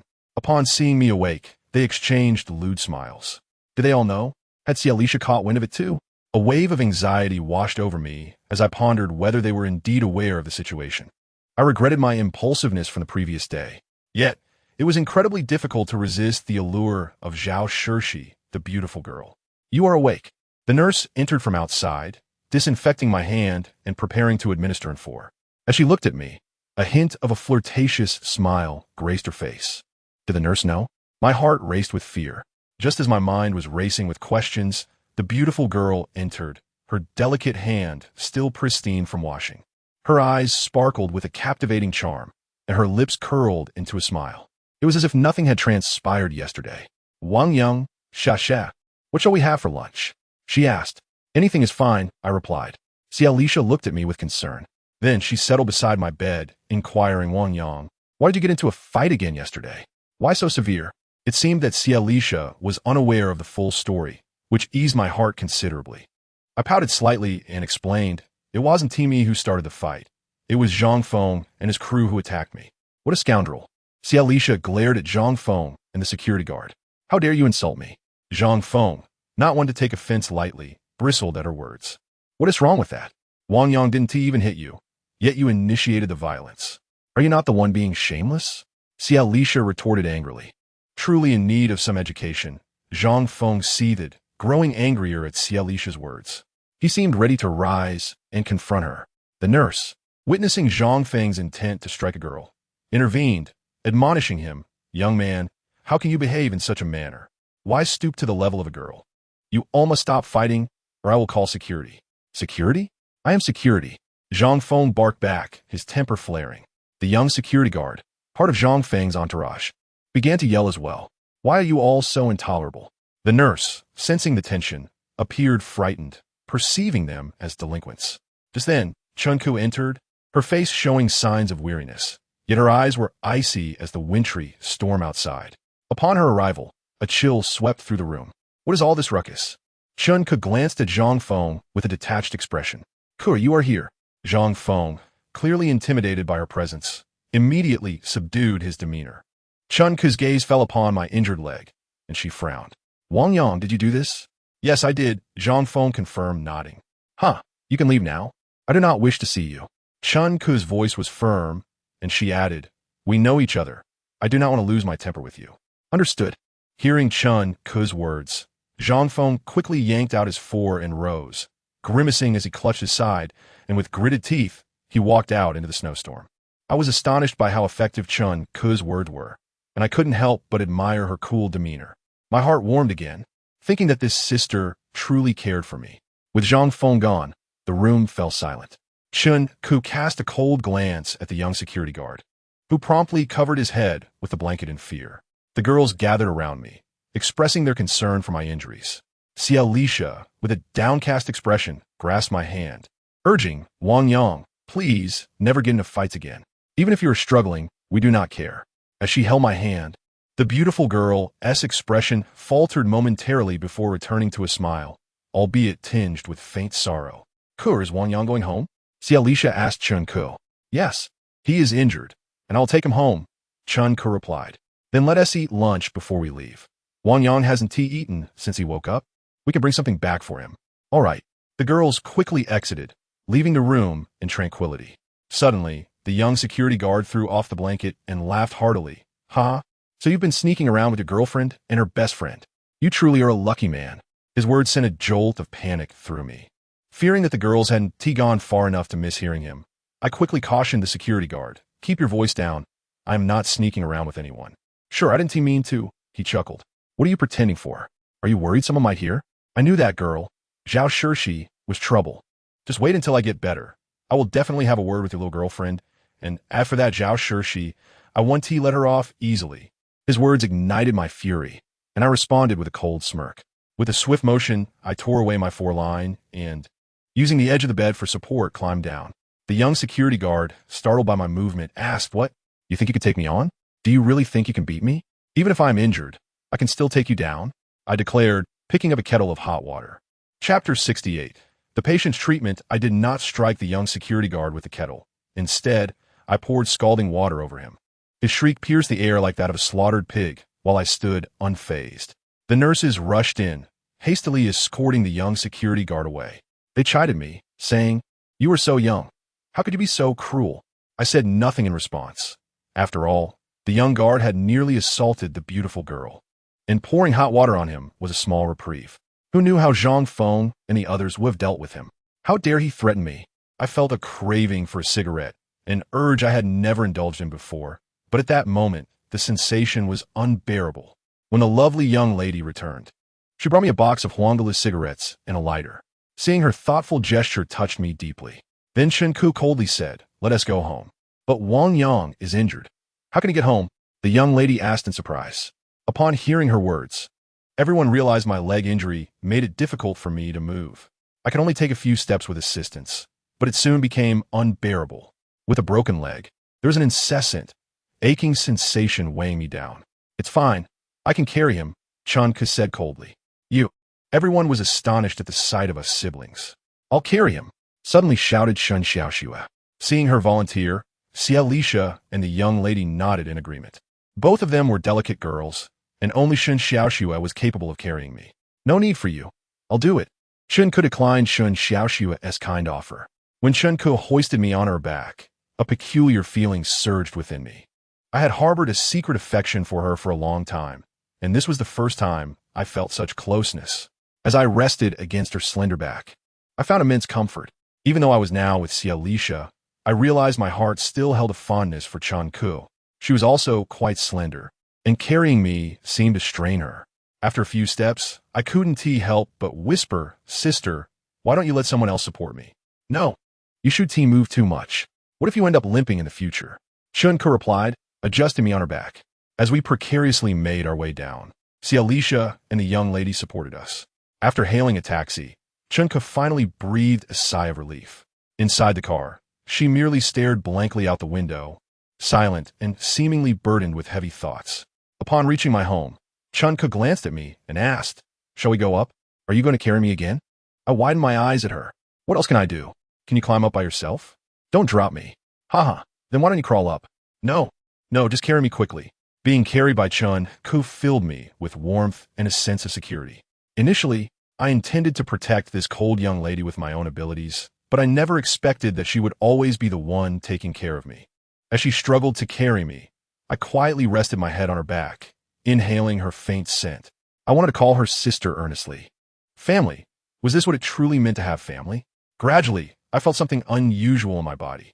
As she carried me, my lower back was pressed against her, creating an unexpectedly pleasant sensation. Unable to resist, I tightened my grip around her neck. "What are you doing?" Chun Ku exclaimed, sensing something was amiss. With that movement, we nearly tumbled down the stairs. "Sister, this isn't my fault. You're too tempting." "It's a normal reaction," I explained helplessly, wearing a mournful expression. "Huh, then I'll carry you normally." With a thud, my injured leg collided with the railing, sending a jolt of pain coursing through me. "Don't treat me like this. My leg is hurt." "Ha, I'm just trying to keep your spirits up." Once inside, Chunka set me down on the sofa, and we both gasped for breath. Looking at her flushed face, we exchanged glances and couldn't help but laugh. This feeling was incredibly intimate and made me yearn for more. I wish my leg would remain injured so that she would always take care of me. Regarding Chunku, Cialisha, and the young lady, I felt a sense of responsibility towards Cialisha. I pursued her, and she accepted me, so we must uphold our promise. As for the young lady, she captivated me more. I relished the thrill of being with her, but we couldn't abandon Cialisha, which left us with a hint of regret. This regret intensified our desire, as the things we could not attain often became the most coveted. As for Chunku, my feelings for her were purely innocent. Even without taking advantage of her, I would feel content just being in her presence. Noticing the change in my gaze, Chunku quickly cleared her throat twice, interrupting my thoughts. Furrowing her brow, she looked at my leg and said, "Mom and Dad are busy. I'll have to take care of you from now on. If you need anything, just ask me. You'd better manage to catch up with the final exams." "Sister, I need to use the restroom." My face flushed as I realized I could no longer hold it. I hadn't used the restroom since the morning, and being carried by her had only exacerbated the situation. Upon hearing my words, Chun-Ku's face, which had just regained its color, turned red again. She glared at me and asked, "Can't you go by yourself? Look at my leg." I shook my leg encased in plaster for her to see. The restroom was just a few steps away. Chunka helped me to it and pushed me inside. "Don't try any tricks. I don't want to accompany you to the restroom. Just hold on for a moment. I can agree to anything else." With a bang, the restroom door closed. I attempted to stand on my injured leg, but pain instantly forced cold sweat from me. I realized I truly couldn't go. Standing on one leg was too strenuous. Frustrated, I heard the door creak open again. It was a visibly upset Chun-Ku, who stared at me and asked, "You really can't go?" I nodded. Seeing me like this, her expression grew grim, a mix of shyness and anger. She reluctantly closed her eyes and held my arm, saying, "Just go. I'll stay here with you." Watching her eyes tightly shut, with long eyelashes fluttering, was quite amusing, especially as her face turned scarlet. I felt shy, having stood there for so long without emerging. Not hearing any noise, she urged me, "Hurry up. You need to be quicker. Don't rush me. That only makes it harder to go." "What do you want me to do?" Chunka asked. "Just wait. I need to gather my strength." I tried again, but still couldn't manage. Chun-Ku, losing her patience, began to pat me insistently. "Wang Yang, hurry up." With her eyes closed, she couldn't see me at all. After a couple of pats on my pants, her hand suddenly landed in an unexpected place. Feeling the chill, we both gasped in shock. Then she shoved me and ran away. As I fell to the ground, I banged my head against the wash basin, resulting in a mix of pain and anger. "Can't you take care of anyone properly?" I muttered under my breath in frustration. Just then, Chun-Ku rushed back in, her face flushed with anxiety as she said, "I'm sorry, I didn't mean to." She suddenly stared wide-eyed at me, fixated on my lower half, as if she had never seen anything like it before. Her gaze remained locked on me. My face turned crimson under her scrutiny. I longed to ask why she couldn't be my sister. Chapter 69. Those who follow will prosper. With a blank expression, Chun-Ku assisted me to the restroom once more. Then, With the same expression, she helped me back to the living room and retrieved a bottle of eye drops, applying them in front of me. Seeing Chun-Koo in this state, I couldn't help but feel a mix of tears and laughter. I pushed her gently and, with a sense of helplessness, remarked, "It's all your fault for bumping into me. Otherwise, how could you have seen me? Don't touch me. I need some peace," I added. Chun-Koo, however, kept her eyes tightly shut, her face devoid of any expression. By evening, upon learning of my injury, my parents returned home.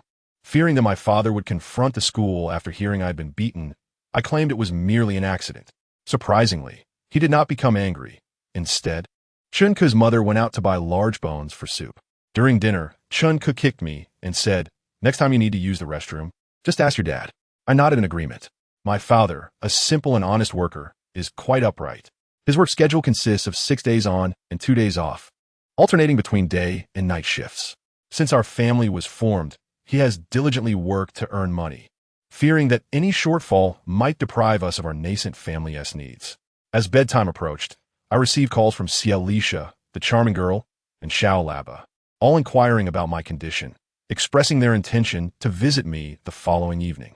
Glancing at the closed door of Chun-Koo's room, I noticed that she had become unusually busy lately, not with studies, but seemingly with other matters. Her sudden flurry of activity stirred a sense of unease within me. Chun-Koo had arranged for me to take leave from school. Thus, I remained at home the next day. I felt reluctant to partake in the final exams. Yet Chun-Koo insisted that I should go. With only 2 days remaining, she would once again have to carry me. That night, everyone came to see me. Xiaolisha, the charming girl, Shun Xiaoxue, Yi Hong, Xiao Laba, and Changgu, along with Chun-Koo, who returned home normally. I was moved to see so many friends, having previously felt isolated. Xiaolisha, my official girlfriend, held my hand and chatted with everyone. They brought me numerous gifts, and Yi Hong even presented me with a cane. He seemed to have forgotten the humiliation from the elephant incident and smiled, saying, "Yanggu, you are now the boss of the school. With this cane, you have your own weapon. How much attack power does it have?" I inquired. "This cane resembles a magic wand, with an attack power of at least 1012. Changgu replied, prompting laughter from the boys. The girls looked puzzled, with the charming girl asking, "What game are you playing?" Our home, though small, was lively with this group of friends, creating a sense of delightful chaos. I shared the snacks they had brought, and with Yi Hong's cane, I attempted to walk into the living room. It was my first time using a cane, and I found it quite painful under my armpit. Nonetheless, I could manage to move somewhat. Feeling the urge to use the restroom, I entered and removed my pants. Just then, a delightful fragrance wafted in, and the charming girl slipped in behind me. Noticing her presence, I hurriedly asked, "Xiao Shi, there are so many people at home today. Please don't cause trouble." "What? Are you afraid your Xiaolisha will get jealous?" She retorted dismissively.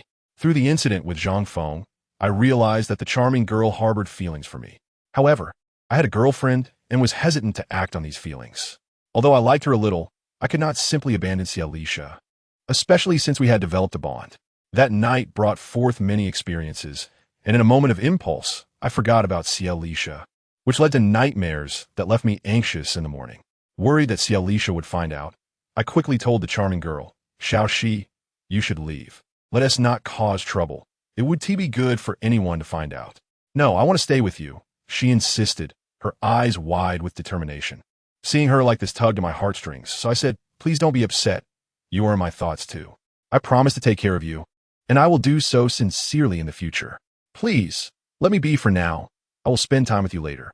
Upon hearing my plea, the charming girl's expression softened.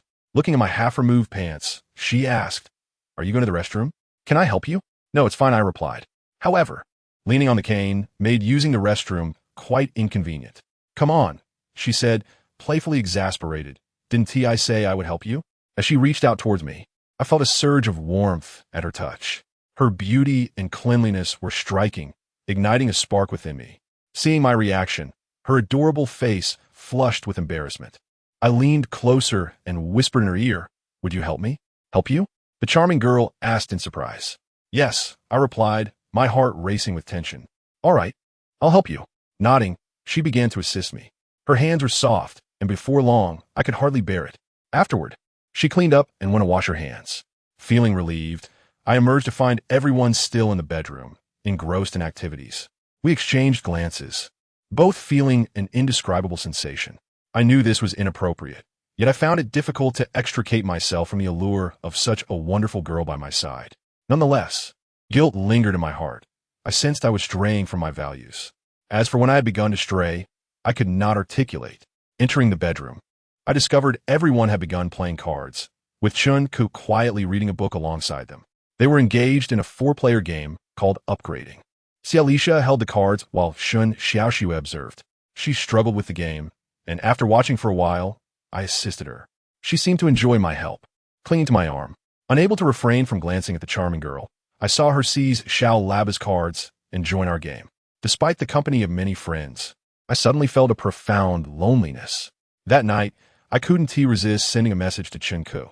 Sister, I feel as if I have done something wrong. If you've erred, then amend it, Chun-Ku replied. Reading her response deepened my unease, and I texted the charming girl, Xiao Shi, what is it that you like about me? I like your manliness, she answered. Yi Hong is also manly. Perhaps I should introduce you to him? I typed, feeling a twinge of pain. No, he isn't as handsome as you, she jested. Setting down my phone, I pondered what I should do. I was reluctant to part with Xialisha, yet I harbored feelings for the charming girl as well. With so much transpiring, it seemed inevitable that our bond would deepen. I sighed, taking it one step at a time. Ever since I attracted the elephant's attention, I knew many troubles lay ahead. Two girls expressing affection for me could be seen as a blessing, yet I had not acclimated to such fortune. In time, I would learn to adapt. I had long anticipated the final exams, yearning for the freedom they would bring. This past year had been tumultuous, and at last, the long-awaited exams were upon me. Returning to school, I noticed everything felt different. The school remained the same, yet somehow appeared estranged. Supported by Chun-Ku, I entered the building and was greeted by unfamiliar faces calling me Yang-Ge. As I reached the end of the corridor, I finally spotted the most formidable figures in the school, Yi Hong, Zhang Feng, and their entourage, who had been waiting.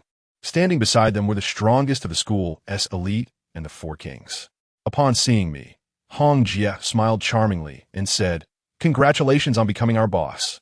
I smiled wryly, aware of my role as a pawn of the elephant. Yang-Ge, with Yi Hong leading, his followers echoed the call in unison. However, I sensed their voices were not entirely sincere. Mile, Wang Lin, Yang San, and many others seemed to harbor doubts about my leadership. After calling me Yang-Ge, Zhang Feng chuckled, his expression serious as he remarked, "I never anticipated that you would ultimately become the school's boss. However, even you must be a subordinate to the elephant, right?" Zhang Feng, are you still unconvinced? Yi Hong chuckled. Unconvinced? Naturally, I am convinced. Brother Yang, the designated elder brother of the elephant. What reason do I have to be unconvinced? Yet, I suspect you might not be entirely convinced either, right? Zhang Feng laughed exaggeratedly. Ah, ye mainda convinsa. Yi Hong similet. Damn trash. Zhang Feng's remarks seemed to be directed at Yi Hong, yet it also felt like a jab at me. Leaning against me, I noticed Chun-Ku frowned slightly. Seeing Chun-Ku's displeasure, I smiled and waved at Zhang Feng, saying, "Zhang Feng, come here for a moment." "What is it?" Zhang Feng approached me with a cold expression. The moment he drew near, I slapped him across the face with a resounding crack. Gritting my teeth, I coldly gazed into his astonished eyes and declared, "From this day forth, I am the emperor of this school. Those who follow me shall prosper, while those who oppose me shall perish." Chapter 70. The difficult decision to surrender resentment. After I uttered this statement, I could sense a wave of hostility, especially from Zhang Feng, who clenched his fists so tightly that the veins on his forehead seemed ready to burst. As one of the Four Kings, an overwhelming aura emanated from his piercing gaze. That pressure bore down on me, threatening to consume me, as if demanding to know, who do you think you are? How dare you strike me in public? Yet, I had endured their bullying for far too long. Now, I refused to remain silent, to be humiliated in front of Chun-Ku. Gritting my teeth, I stared coldly at Zhang Feng. Like him, I too focused my gaze with intensity. To be honest, I still felt a twinge of fear towards Zhang Feng. After all, he was a king, wielding power over half the school. If I angered him, he might very well attack me like a rabid dog. In this corridor, undoubtedly more than half of the delinquents would side with him. The danger was palpable. I could sense a thick aura of peril emanating from him. Still, I gritted my teeth and held my ground. Thus, Zhang Feng and I locked eyes, 1 second, 2 seconds, and the expressions of the delinquents around us gradually shifted, sensing the tension in the air. Suddenly, Zhang Feng blinked and said, "Wang Yang, just wait." With a swish, Zhang Feng and his entourage squeezed past me. As his shoulder brushed against mine, I felt a hint of intent to collide.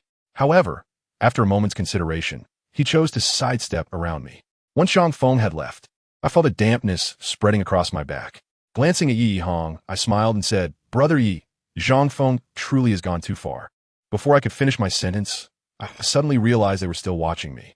Their expressions were solemn, fixated on me. This strange attention made me feel somewhat uneasy. Unable to resist, I glanced at Chun Ke beside me, and my heart jolted. It turned out that Zhang Feng was not afraid of me. At this moment, Chun Ke's eyes were icy, exuding an intimidating pressure. Although she did not acknowledge Chun Wang as her father, she remained his daughter. She was still the niece of the Chun family. I was a sudden upstart, whereas she was true nobility. No matter the circumstances, she would always carry an air of privilege. "Kariya, I'm leaving." Methria did not look at me, but greeted Chun Ke. "All right." Chun Ke finally relaxed her expression and nodded. "Kur, Wang Yang, we are leaving." Yi Hong smiled, bidding us farewell. "Not bad. You knew you would become the elder brother. With such a good sister like Chun Ke, I genuinely envy you." Zhao Yun stammered, nodding at me before following Yi Hong out. After Yi Hong departed, Chun Ke pondered for a moment and looked at me, saying, "Since you are now the elder brother, you should temper your approach. It is best not to provoke Zhang Feng. Otherwise, if he goes mad, you will stand no chance against him." "All right." I nodded. In truth, I had no delusions of invincibility just because I had become the elder brother. I understood that I was still a lone commander. Furthermore, my leg was broken. I could hardly contend with an average student. I merely wished to intimidate Zhang Feng enough that he would think twice before causing me trouble in the future. Thankfully, I had finally triumphed in this confrontation. During the exam, I felt a whirlwind of anxiety. My mind was in turmoil, and the paper before me appeared blurry. Moreover, my academic performance had never been stellar. Even if I wished to do well, I struggled with the material. After the exam concluded, everyone in the classroom discussed their scores. Noticing me lost in thought, Alicia sat beside me and asked, "What is the matter? I've noticed you seem troubled lately." "Sasha, I'm sorry." Alicia looked at me in surprise. Realizing I had inadvertently spoken my thoughts aloud, I quickly shook my head and grasped her delicate hand. Holding her hand, I felt an overwhelming sense of guilt. I couldn't bear to let go. "What is wrong with you?" Alicia asked, smiling. I said nothing and simply pulled Alicia into my embrace. Holding her tightly, I looked earnestly into her eyes and said, "Sasha, I can finally protect you now. Rest assured, I will never let anyone bully you again." "Who else is bullying me besides Wang Long?" Alicia chuckled. Shaking her head, I felt a wave of confusion wash over me. It was as if I had mixed up Alicia with the other girl. Who was it that I truly liked, Alicia or the other girl? I could hardly distinguish between the two anymore. One had cared for me from the very beginning, while the other had shown me unwavering affection after we became close. How was I to choose between these two remarkable girls? While I was conversing with Alicia, Xiaolaba timidly entered the room. Sitting beside me, he stammered, "Yang, brother Yang, now that we're the elder brothers, I think we should do something about it." "Why are you stuttering?" I looked at him curiously. "I learn it from Zhao Yun. Don't you think he looks cool when he stutters?" Xiaolaba asked, stuttering. Listening to his words, I took a deep breath and replied, "Yuan Ge, can you please speak properly?" "All right." Xiaolaba promptly agreed and then said, "Brother Yang, I have a great idea." "What idea?" I inquired. "Brother Yang, now that you are the elder brother of the school, I believe you can promote me to one of the 4 kings. Make me the elder brother of the first-year students, and Zhang Feng will lose his standing. That way, he won't dare to provoke you in the future. So, you want to become one of the 4 kings yourself?" Alicia shot him a disapproving look. Even Alicia caught on to Xiao Laba's intentions, leaving me feeling somewhat helpless. However, a spark of inspiration ignited in my mind. Smiling, I said to Xiao Laba, "Although we currently hold a significant position, we possess no real power. If I were to strip Zhang Feng of his status, he would likely retaliate fiercely against us. Instead, why not do this? You confront Wang Lin and Yang San. If they dare to fight you, we will team up with Changge to teach them a lesson. If we win, I can then find a reason to strip their titles and bestow them upon you." What a brilliant idea. Upon hearing my suggestion, Xiaolaba instantly beamed with excitement. Yes, go ahead. I nodded. After Xiaolaba departed, Xialisha appeared somewhat concerned. She asked Wang Yang. Wang Lin and Yang San are both formidable. Aren't you sending Xiaolaba to his doom by having him confront them? Don't worry. Xiaolaba wouldn't dare to fight them. This way, he won't aspire to be one of the four kings. However, perhaps this tactic might indeed prove useful. Ultimately, considering the unreliability of this plan, I quickly forgot about the matter. After lunch, Xialisha went home, and I shared a meal with the other girl at school. During our meal, the other girl gently took hold of my hand. Being held in the cafeteria felt somewhat disconcerting. However, her hand felt so comfortable in mine that I did not reject her as I had in the past. She queued to buy me a meal and then placed all the meat from the set in my bowl. It felt as if we were truly together, and she radiated sweetness and happiness. Glancing at the basketball shoes that Lisa had purchased for me, the lovely girl smiled and asked, Wang Yang, what size are your feet? Size 41, I replied. When the holidays come, I will buy you a pair of leather shoes. That way, you'll look even more handsome.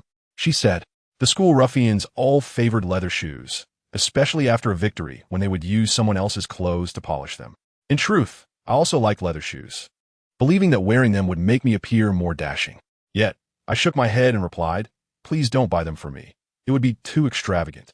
Extravagant? You are my. Just as she was about to utter the words boyfriend, her expression suddenly turned awkward. It was not only she who felt uncomfortable. I sensed the same. With a forced smile, I asked her, Xiao Shi, what do you consider me to be? Let us not discuss this matter, she chuckled, using her chopsticks to serve me some vegetables. Watching her serene demeanor, my heart ached involuntarily. I smiled and told her, honestly, my greatest affection lies with Chun Ku, but she is my sister. Apart from her, my second fondness is for you. It's just that at that time, you had a boyfriend, and you felt too embarrassed to break up with him to be with me. Hee hee, why are we even talking about this? We're good friends, she replied with a smile, though her eyes revealed a hint of sorrow. Initially, I sought out Lisa merely to provoke Chun Ku.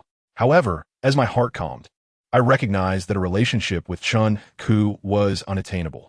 Nonetheless, Lisa treated me with remarkable care, as if she were a girlfriend. She truly was kind to me. Yes, I know, she said, her movements becoming flustered, the chopsticks clattering to the floor. If it hadn't been for that incident one night, perhaps I wouldn't have taken advantage of you. We wouldn't have had this opportunity.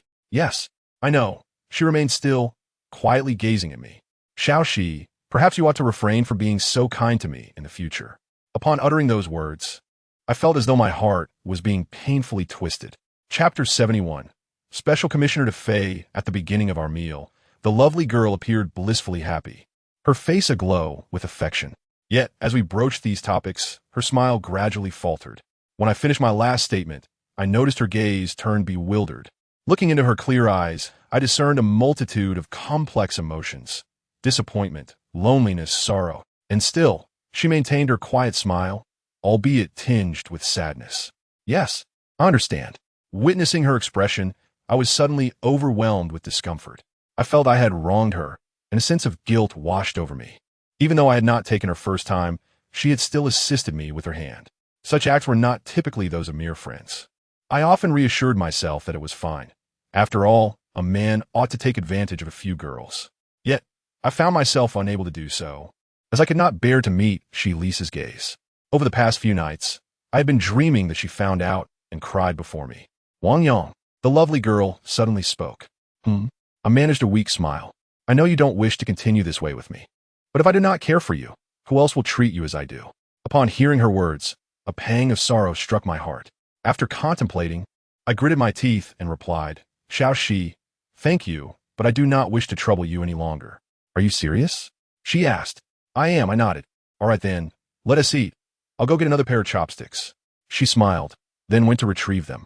When she returned, she acted as if nothing had happened, still joking with me, teasing me, and continuously placing meat onto my plate. However, she no longer held my hand. Gazing into her clear eyes, I recognized that such clarity is a quality only a young girl possesses. She remained untainted. No boy had ever touched her. Perhaps she had taken the initiative a bit, but it seemed she reserved such behavior solely for me. I recalled the joyful night spent in her bedroom, playing cards. Now I realized that choosing wrongly had not only harmed one person, but three. During the afternoon exam, my heart finally eased a bit. I glanced at Lisa in front of me, thinking I could finally focus on her. After all, she had always treated me well. Though she had a slight temper and was prone to jealousy, she was just an ordinary girl. After the exam, Chun-Ku offered to take me home. The lovely girl approached our class and said, "Ku, my dad is going to pick me up. Let him drive Wang-Yang home." "All right, I have something to attend to." Chun-Ku nodded. Watching Chun-Ku walk away like that puzzled me even more. I truly could not fathom why she had been so busy lately. Could it be? An ominous premonition stirred within me, causing me to frown involuntarily. The lovely girl tugged at my shirt and said, "Let us go. I'll see you home." That evening, Lisa's family also came to pick her up. However, since we were in a relationship, she felt too shy to let her father drive me home. On the way back, the lovely girl remained silent, sitting in front with a forlorn expression. Her father chatted with me for a while, commenting that I should be more cautious and attentive to safety in the future.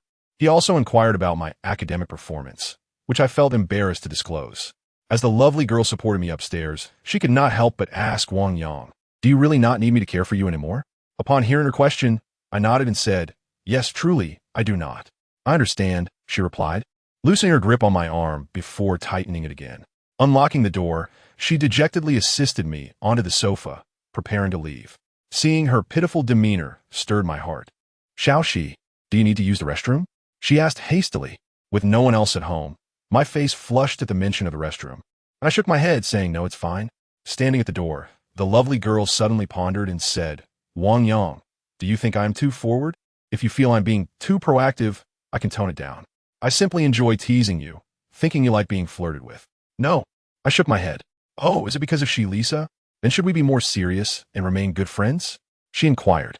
Observing her, I felt she resembled a wrong child. I knew she was not at all forward. She had always been indifferent toward Wang Long. However, we had made many mistakes, and continuing down this path would make it impossible to face Lisa again.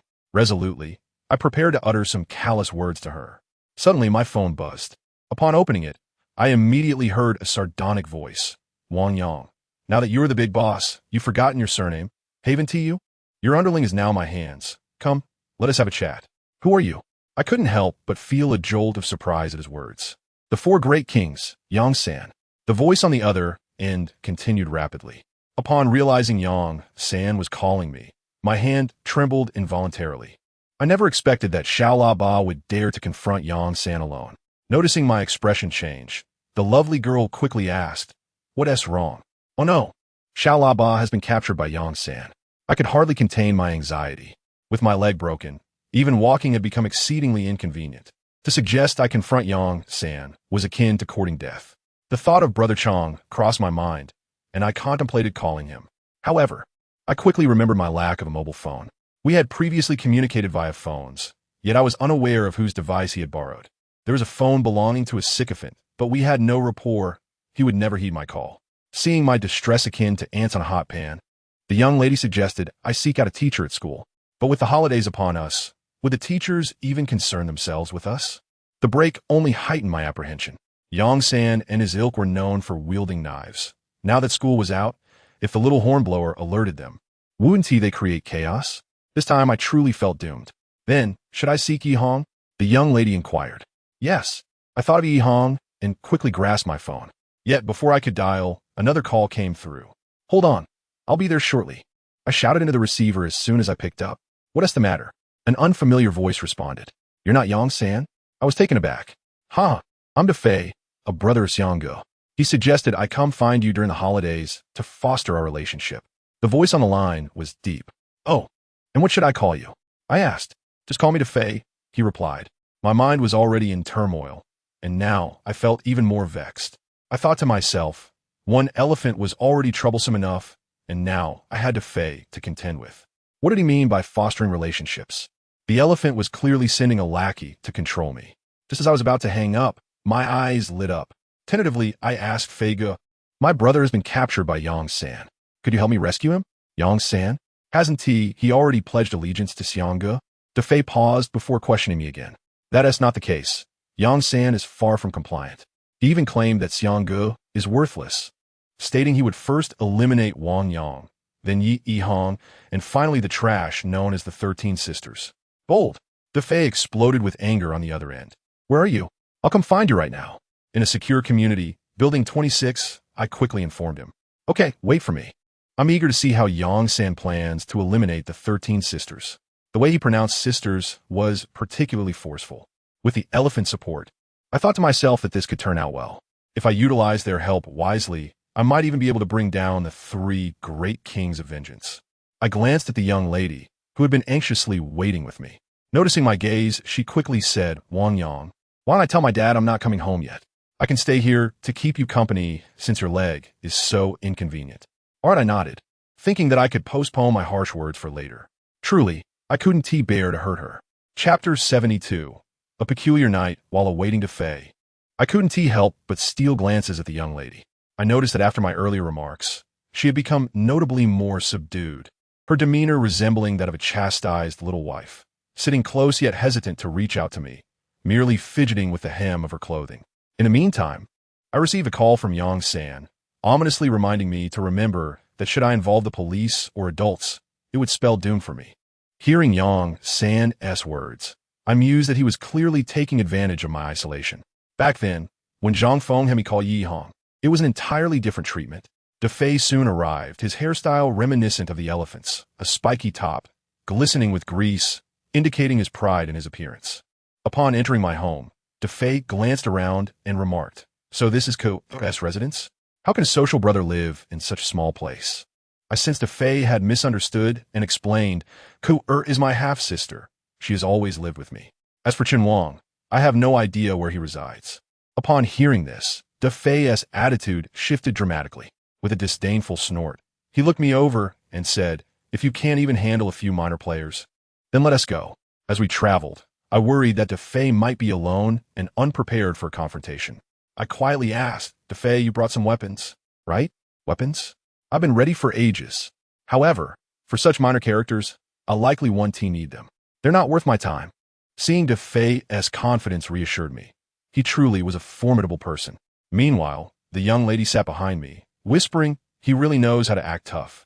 Don't speak, I gently chided her.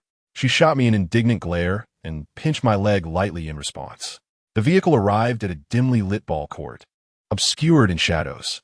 We 3 disembarked, and the young lady steadied me as we prepared to enter. Be wary of ambushes. DeFei abruptly halted me, then drew a gleaming soft sword from his waist. I was taken aback upon seeing his weapon. It was indeed the kind I had only seen on television, and he had it strapped to his waist. This weapon seemed utterly outdated, and I was astonished that DeFei possessed such a thing. Unfazed, DeFei coldly stated, Friends, if you've come, please step forward. Hiding in the shadows is not the way of a true hero. No sooner had DeFei finished speaking than a small spark flickered from the darkness. Gradually, the spark dimmed, revealing a thug emerging from the shadows. So you brought help. It seems saying, good, take this. DeFei charged at him with the soft sword, striking him across the face with a resounding crack, leaving a gash on the thug's cheek. Before he could react, DeFei delivered 2 more swift blows. Finally, with a powerful kick, he sent the thug tumbling. DeFei, stout and resembling a loaf of bread, exhibited surprising agility, leaving me utterly dumbfounded. He then stomped down hard on the thug's chest, shaking the sword. He warned, Reveal where he is, or I shall show no mercy. Brother, I merely wanted to speak with you. Why must you resort to violence? The thug, clutching his face, began to weep. Enough with the nonsense. Tell me where he is. DeFei's expression darkened, embodying the demeanor of a true warrior. Inside the court. Just please don't hit me again, the thug sobbed, pointing toward the interior. DeFei allowed him to rise, pressing the sword against his back, compelling him to lead the way. As we walked, DeFei murmured to me, Wang Yang, now that you're an underling of the elephant, learn from me. Many skills in our world are beyond what a newcomer like you can grasp. Yes, DeFei. Witnessing his prowess, I felt a growing respect for him. Perhaps sensing my admiration, DeFei brandished his sword with even greater pride, asking, Have you ever seen such a fine weapon? I haven't. Where did you acquire it? I inquired earnestly. Haha, once you rise in rank, you'll naturally find out, DeFei chuckled, continuing onward. The young lady leaned in closer to me, whispering, Wang Yang, I think this guy's a bit off. Don't speak. Panic gripped me at her disparagement of DeFei. Haha, even you recognize my might, don't you? Young lady, when time permits, DeFei will teach you a few self-defense moves. Misunderstanding her words, DeFei assumed she was praising him, beaming as he displayed his sword to her. TCH, this sword is meant for inflicting harm, not for cutting anything else. Upon witnessing DeFei's serious demeanor, the young lady fell silent. As we proceeded, DeFei's captive suddenly let out a series of frantic squawks. From the shadows, 5 or 6 thugs emerged. As soon as they appeared, they shouted, "Damn it, we're freezing to death. Wang Yang, where the hell have you been?" I glanced up to find that the leader of the group was none other than the notorious Yang San. He clutched a small trumpet, its face smeared with blood from his nose. Seeing the little trumpet so badly beaten stirred a profound ache in my heart. Anger surged within me, and I immediately pointed at them and said to Fei, "Brother Fei, they are the ones who insulted you as the 13 guardians." Heh, they didn't laugh. I had long wished to confront the formidable Yang San. With a swift flick of his soft sword, DeFei sent the thug he had captured tumbling. In a single leap, he swung his soft sword directly at them. Upon seeing DeFei wielding such a lengthy weapon, Yang San and his gang lost their nerve and turned to flee. DeFei pursued them relentlessly, shouting the kind of peculiar phrases one might hear in martial arts tales, exclaiming, "Where do you think you're going?" They ran about 20 steps before Yang San suddenly halted, glaring fiercely at DeFei. He then pulled out a handgun from his waist. A gun. DeFei fell to the ground, flipping over in shock. But it was too late. Yang San's gun let out a sharp crack. Clutching his face, DeFei howled in pain. "Damn you! How dare you shoot me with a toy gun?" Yang San, furious, retorted, "How about you say you're going to chop us with your sword?" Suddenly incensed, Yang San shouted, "How dare you insult my mother? I'll kill you." He vigorously pulled the trigger of the toy gun, relentlessly firing at DeFei. After rolling on the ground twice, DeFei charged at them, swinging his soft sword. The court was too dim for me to see the details of their struggle, but I heard the resounding whoosh of DeFei's sword, followed by the cries of Yang San and his gang. From the sounds, it was clear that DeFei was winning. He was single-handedly taking on 6 of them. Eventually, Yang San and his crew could no longer withstand DeFei's assault and began to flee. As they ran, Yang San shouted, "Wang Yang, just wait. I'll make sure to kill you when I turn back." Not satisfied, DeFei, seemingly exhausted, asked loudly, "Are you going to submit?" "Submit my ass. Just wait." Yang San and his gang vanished from sight. Initially, I thought rescuing the little trumpet would require a fierce battle, but I was surprised to see that even a mere minion sent by the elephant proved so formidable. I admired him for it, and the little beauty's attitude towards him changed. When DeFei returned, the little trumpet looked at him gratefully and said, "Brother, thank you. You were truly amazing just now." "Heh, they were just a bunch of small fries," DeFei replied with a cold laugh, touching his face. Upon closer inspection, I noticed he had sustained injuries as well, several cuts inflicted by Yang San's toy gun. We exchanged glances and suddenly found ourselves a loss for words, still unfamiliar with one another's preferences. The little trumpet then said to DeFei, "Brother, let me treat you to a meal. All right? You've worked so hard to save me. I should repay you." "No need. Just give me $50, DeFei replied. "What?" The little trumpet was taken aback. "Forget about the meal. Just give me $50. I spent 5 on the taxi to get here. That lovely beauty paid for me. I'll need another 5 for the ride back, so at the very least, you should reimburse me for that. Meals are quite expensive these days. For 4 people. It would cost at least 100. I'm saving you 60, so just give me 40. $50 to chase off a kingpin seems quite reasonable, doesn't it?" Watching DeFei meticulously calculate the costs, the little trumpet, the beauty, and I were all bewildered. We stared at him in confusion as he continued earnestly. "I come from a rural background, living in a rented room with my second brother. I feel bad always relying on him, so I occasionally help others in fights to earn some pocket money. Don't think too much of it. We're still not very familiar. If we grow closer, I might not even ask for your money, all right? All right, I'll give you the money now. Please stop talking." The little beauty finally interjected, unable to stand DeFei's rambling any longer. However, she had no small change on her, so she handed him 100. "DeFei, take this." Upon seeing the little beauty's money, DeFei immediately shook his head, saying, "No way. I can't take advantage of you when I said 50. Otherwise, how will I maintain my reputation in the martial arts world? How about this? I'll give you this soft sword as a gift, and later I'll buy myself another one. As for the remaining money, I can help you deal with Yang San." DeFei continued to ramble on, but we could no longer absorb his words. I only remembered him chasing after Yang San's fleeing figure, while I held onto Da Fei's soft sword. Looking at Da Fei's silhouette, the little beauty pondered and said, "Don't you think $50 to take down a person is quite cheap?" Indeed. I wondered how much it would cost to take down Zhang Feng. I nodded, feeling that this night had been rather strange. Chapter 73. Innocent love. We were so astonished by the newly acquainted Fei that it took us a long time to think of returning home. On our way back, we took a taxi, first dropping off the little trumpet and then me. As the little beauty helped me up the stairs, she suddenly said, "Wang Yang, why do you think we didn't team meet Da Fei earlier? If we had known him sooner, we could have avoided so much trouble by just giving him some money." After hearing her words, I too felt it was unfortunate we hadn't teamed him earlier. But then I realized that I had been surrounded by delinquents lately. Had things remained as they once were, I would have never had the chance to meet Da Fei. Perhaps my circumstances had improved slightly compared to before.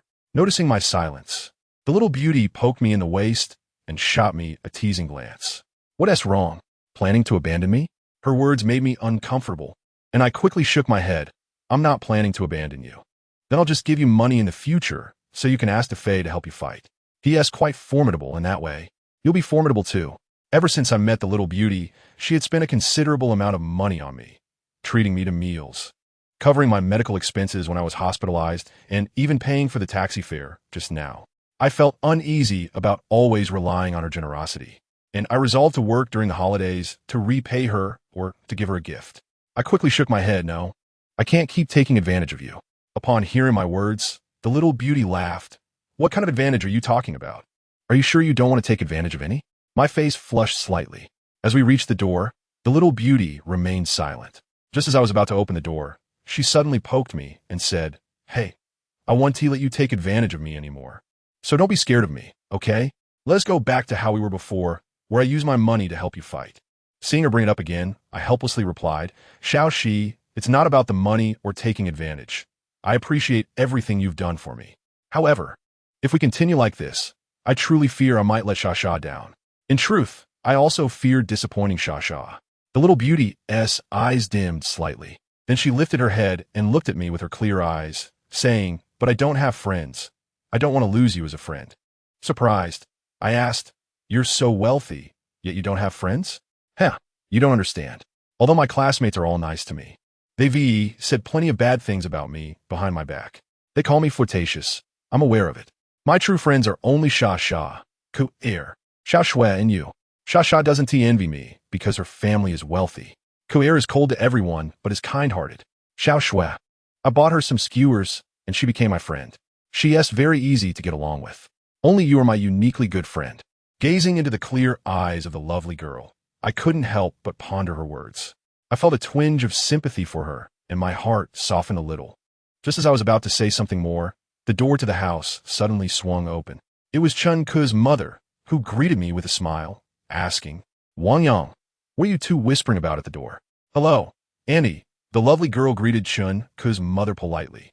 Knowing her, Chun Ku's mother was delighted to invite her into our home, expressing her gratitude. "Thank you for bringing Wang Yang home so late. It's no trouble. His leg injury makes it inconvenient for him," the lovely girl replied with a sweet smile.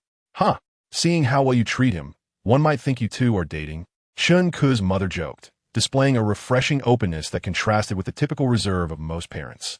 I appreciated her demeanor, feeling that she treated me with more kindness than my own mother. "Andy," the lovely girl blushed. With the new year approaching, Chun Ku's mother suggested, "It's quite chaotic outside. Why don't you stay the night in Chun Ku's room? She won't be home tonight." She mentioned she would be staying at a classmate's house. Upon hearing this, my expression darkened, for I was aware that Chun Ku had only one close friend, the lovely girl. Although many people sought her favor, she seldom engaged in conversation with others. "Where does she live?" I inquired, noticing a hint of confusion in the lovely girl's eyes, yet she refrained from voicing it. Worried about her safety, I insisted that she stay the night. To ease any concerns her father might have, Chun Ku's mother even placed a call to her home. The prospect of having a guest for the night was novel for me, as we rarely entertained visitors, and, at last, I had someone to keep me company. However, I resolved to refrain from harboring any impure thoughts. After changing into Chun Ku's pajamas, the lovely girl appeared slightly oversized in them.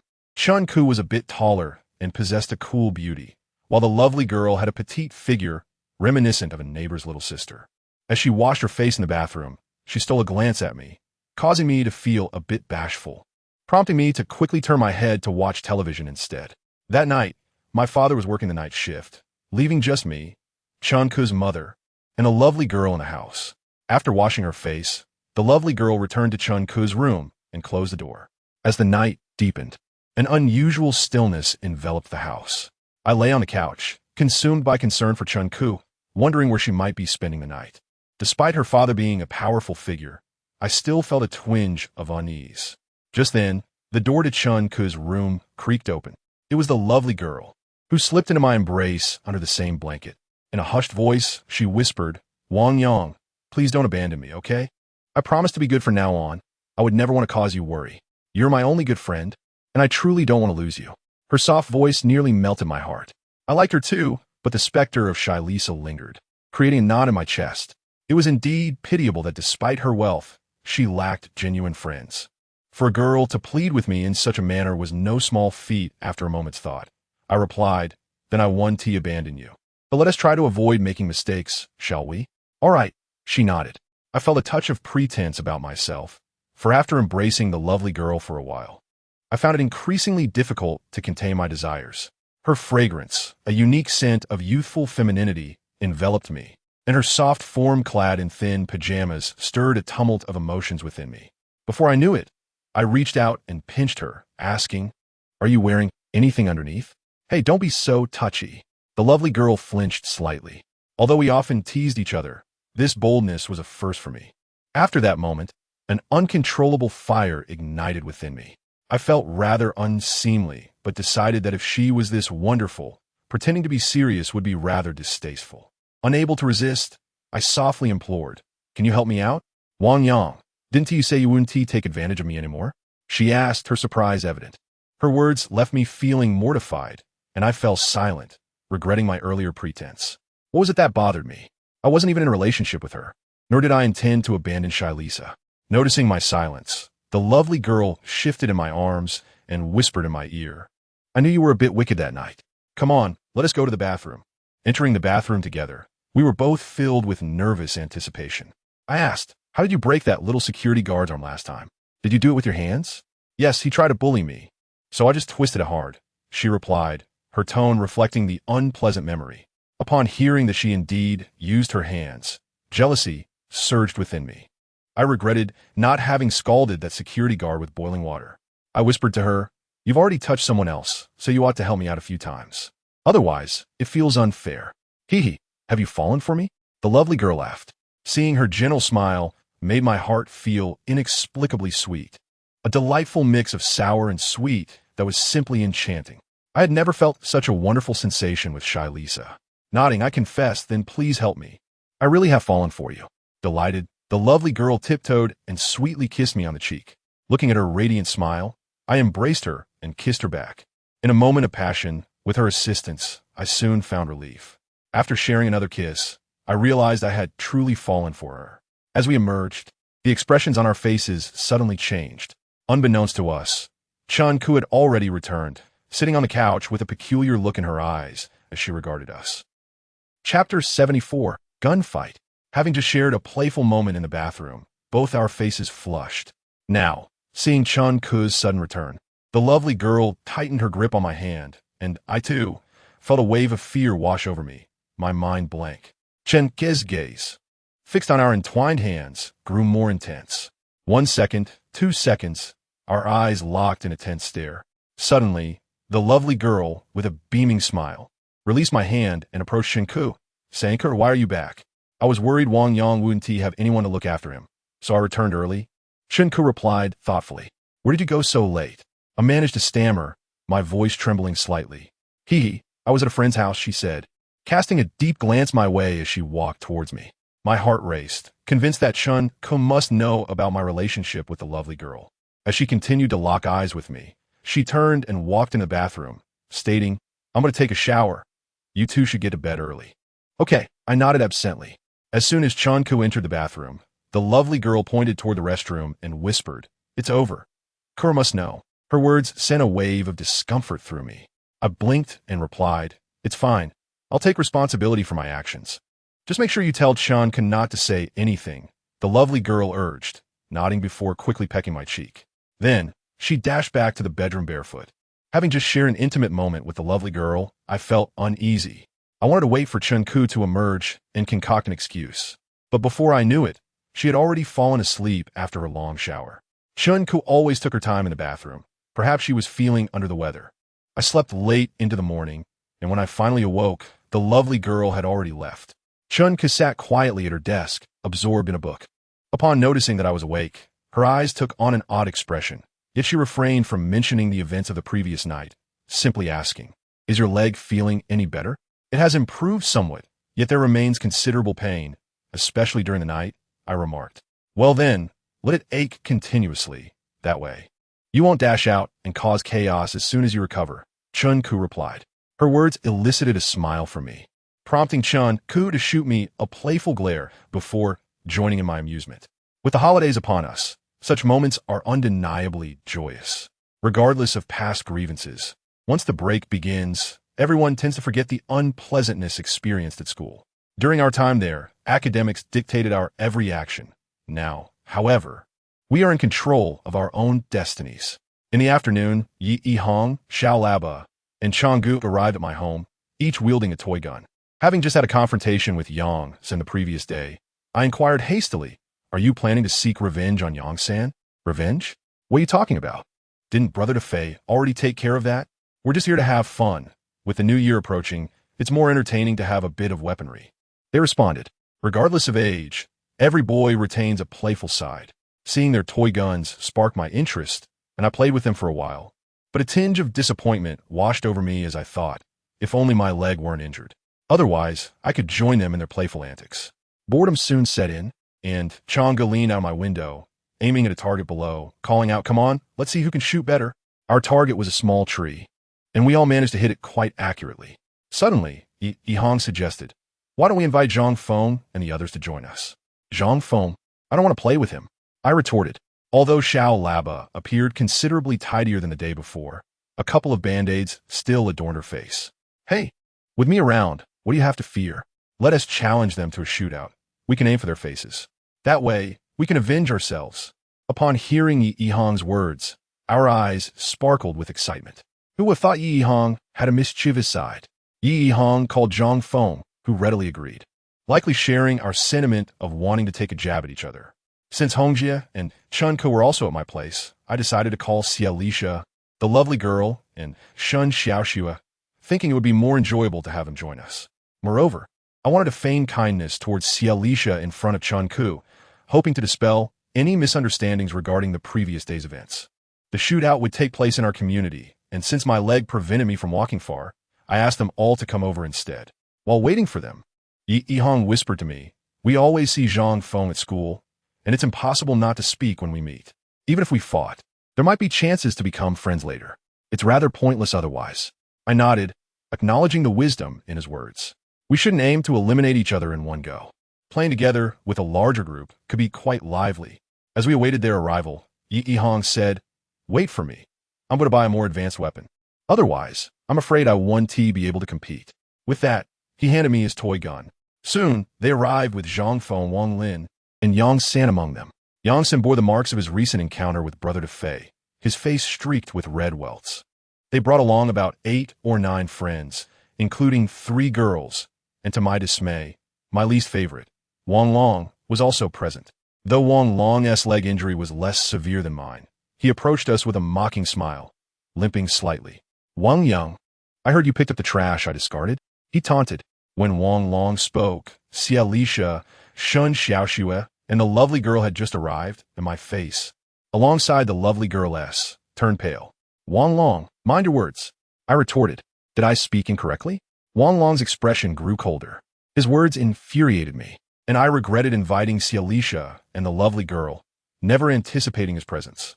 I instinctively touched the soft sword at my waist, tempted to confront him. DeFei had already gifted it to me, and I had kept it close, fearing an ambush. "Enough, Wang Long. Refrain from speaking out of turn here. Otherwise, Wang Yang might send a hitman after you," Zhang Feng interjected, casting a glance at Yang San's injuries and then at me with a smirk. "Am I speaking nonsense? Wang Yang and Zhao Shirshi. Zhang Feng shot him a fierce glare, interrupting him just as Wang Long was about to reveal more about me and the lovely girl. Our expressions shifted to concern, but Zhang Feng's intervention eased my tension. Xialisha and Shun Xiaoxua watched us, and the lovely girl chuckled. He is just jealous. Indeed, I find him rather despicable, Xialisha agreed. At that moment, Hongjie, Zhao Yun, and Methria arrived, all equipped with toy guns, those rather expensive ones costing dozens of yuan. Hongjie sighed. Ko, do you think they're childish? They're already in high school. It's still playing with toy guns. Boys, what can one do? Chun Ko glanced at me with an exasperated look, her expression softening. From her gaze, I sensed a hint of affection. With most of our group gathered, Zhang Feng began explaining the rules. We could aim for the face or vital areas, but must not engage in true fighting. Any acts of violence would not be tolerated. What if someone gets shot in the eye? Xialisha inquired. Huh, do you think anyone could aim that accurately? Zhang Feng replied with a sinister grin. Observing his expression, I wondered how ruthless he could be. During the upcoming shootout, I would have to safeguard my eyes. Zhao Yun, Methria, and Hongjie donned sunglasses, with Zhang Feng following suit. Wang Lin extended his hand, demanding, hand me my glasses. A thug quickly complied. The weather was still quite chilly, having recently experienced heavy snowfall. Hongjie remarked, hurry up. Friesen. Wait, our weapons haven't arrived yet. Wang Lin chuckled. What weapons? Hongjie asked in surprise. Guns that could take you down. Just as he finished speaking, a taxi pulled up beside us, and two thugs emerged, carrying several large boxes and presenting them to the three leaders. Brother Feng, we just got these. As they began to unpack, our hearts raced. Inside were two long sniper rifles and a double-barreled shotgun. Though they were toys, being hit would certainly sting. Yang Sen even demonstrated the shotgun, producing a deafening bang that sent leaves tumbling from a nearby dead tree. Zhang Feng, why do you have such lethal weapons? Are you trying to kill us? Methria fumed. With a smirk, Zhang Feng gently caressed the rifle in his hands. Of course, I intend to take you down. What do you think? The rifle was so large that it nearly matched his height. Our group seethed with frustration at the sight of such formidable weaponry. Just then, Yi Hong clumsily approached from a distance, declaring, don't worry, my weapons have arrived too. Upon seeing Yi Hong's weapon, our expressions shifted dramatically. He held a massive water gun, so large and cumbersome that he struggled to walk while carrying it. What the hell? A water gun? Chapter 75. I'm sorry. I need to go home. In our northern region, as we approached the new year, the weather was biting cold. Yi Hong brandishing a water gun, if sprayed, would be even more uncomfortable than being shot. Wang Lin's face reddened with anger as he exclaimed, Yi Hong, what are you trying to do? We're all using toy guns, and you bring a water gun to freeze us out? Indeed, I plan to freeze you to death. How about that? Yi Hong responded with a cheeky grin. Hearing his words, Zhang Feng's face darkened with fury. After a moment of contemplation, Zhang Feng said, a water gun is just a water gun. Who is afraid of you? However, we should have something to win, right? What do you want to win? Yi Hong inuited. Holding the large firearm in his hand, Zhang Feng glanced at the several girls beside me. He looked at Sheila and then at Chen Ko. Zhang Feng declared, if we win, these girls will spend the day with us. If we lose, we shall lend our women to you for a day. Zhang Feng, this is rather disrespectful, isn't it? Chen Ko's expression darkened. Koad, iminu offensa. I simply find these girls quite lovely and wish to befriend them. Please do not misinterpret my intentions. Very well. Yi Hong, let's win their girls. Hong Jie laughed. Her interest piqued as she gazed at the girls across from us. Soon, we divided the building into two halves, one for them and one for us. Both sides agreed on the terms of victory and defeat. We could fire at each other until one side surrendered. However, physical fights were prohibited. Anyone who lost their temper would be reprimanded by their own leader. Due to my limited mobility, Yi Hong suggested I hide in a corridor and take shots from there. Chen Ku, Sheila, and the little beauty showed little interest, so Hong Jie and I took a handgun to protect them. As we concealed ourselves in the corridor, the little beauty pinched me and asked, Wang Yang, if you and the beautiful girls, will you fancy them? There was indeed one particularly adorable girl among them. Zhang Feng's crew was rather fierce, and the girls they brought were undeniably attractive. Especially a girl with long hair, not very tall but charming, exuding a cute vibe. It seemed that beautiful girls prefer to associate with those who were well-connected. I mused, if we win, I shall request them to massage my back for a day. Ha! Is that all you aspire to? Hong Jie shot me a disapproving glance. The astute among us recognized that Zhang Feng was likely interested in the little beauty and Sheila due to their affluent backgrounds. He probably sought to engage with them for future benefits. While we conversed, the two groups had already begun to clash. The sounds of gunfire and boisterous shouts were quite entertaining, even from the corridor. After a while, I could no longer remain seated. I turned to the little beauty and said, "Xiao Shi, could you help me out to see what's happening?" The sounds were too intriguing, and I was eager to witness our potential victory. Of course, the little beauty came over and took my hand. As she did, I noticed Chun could cast a deliberate glance in my direction, making me feel I had somewhat neglected Sheila. I quickly addressed Sheila. "Sha, please assist me in stepping out for a moment." "All right." Sheila, unfazed, joined the little beauty in helping me outside. As we stepped out of the corridor, I spotted Yi Hong chasing two ruffians with a water gun. One of them fled swiftly, while the other was soaked by Yi Hong's spray. In the chilly weather, the water froze upon contact with the ruffian's body. Yi Hong approached him, spraying water at his neck, taunting, "How's that? Are you ready to concede? Stop spraying, I'm freezing." The ruffian pleaded. Noticing us watching, Yi Hong flashed us an OK sign before searching for other adversaries. Soon, we observed the ruffian shedding his clothes and fleeing, his face pale from cold. The water gun proved effective, capable of incapacitating an opponent in an instant. After a while, we witnessed Changgu and Wang Lin engaging in combat on the opposite side of the building. Wang Lin's family was rumored to be wealthy, owning a bathhouse. Brandishing a large gun, he struck Changgu squarely on the face, then pointed at his head, demanding, "Do you concede?" "I concede," Changgu hurriedly begged, blood oozing from two wounds on his face. Witnessing the bloodshed made it clear that both sides harbored animosity towards each other. This game was, in essence, a means to vent frustrations.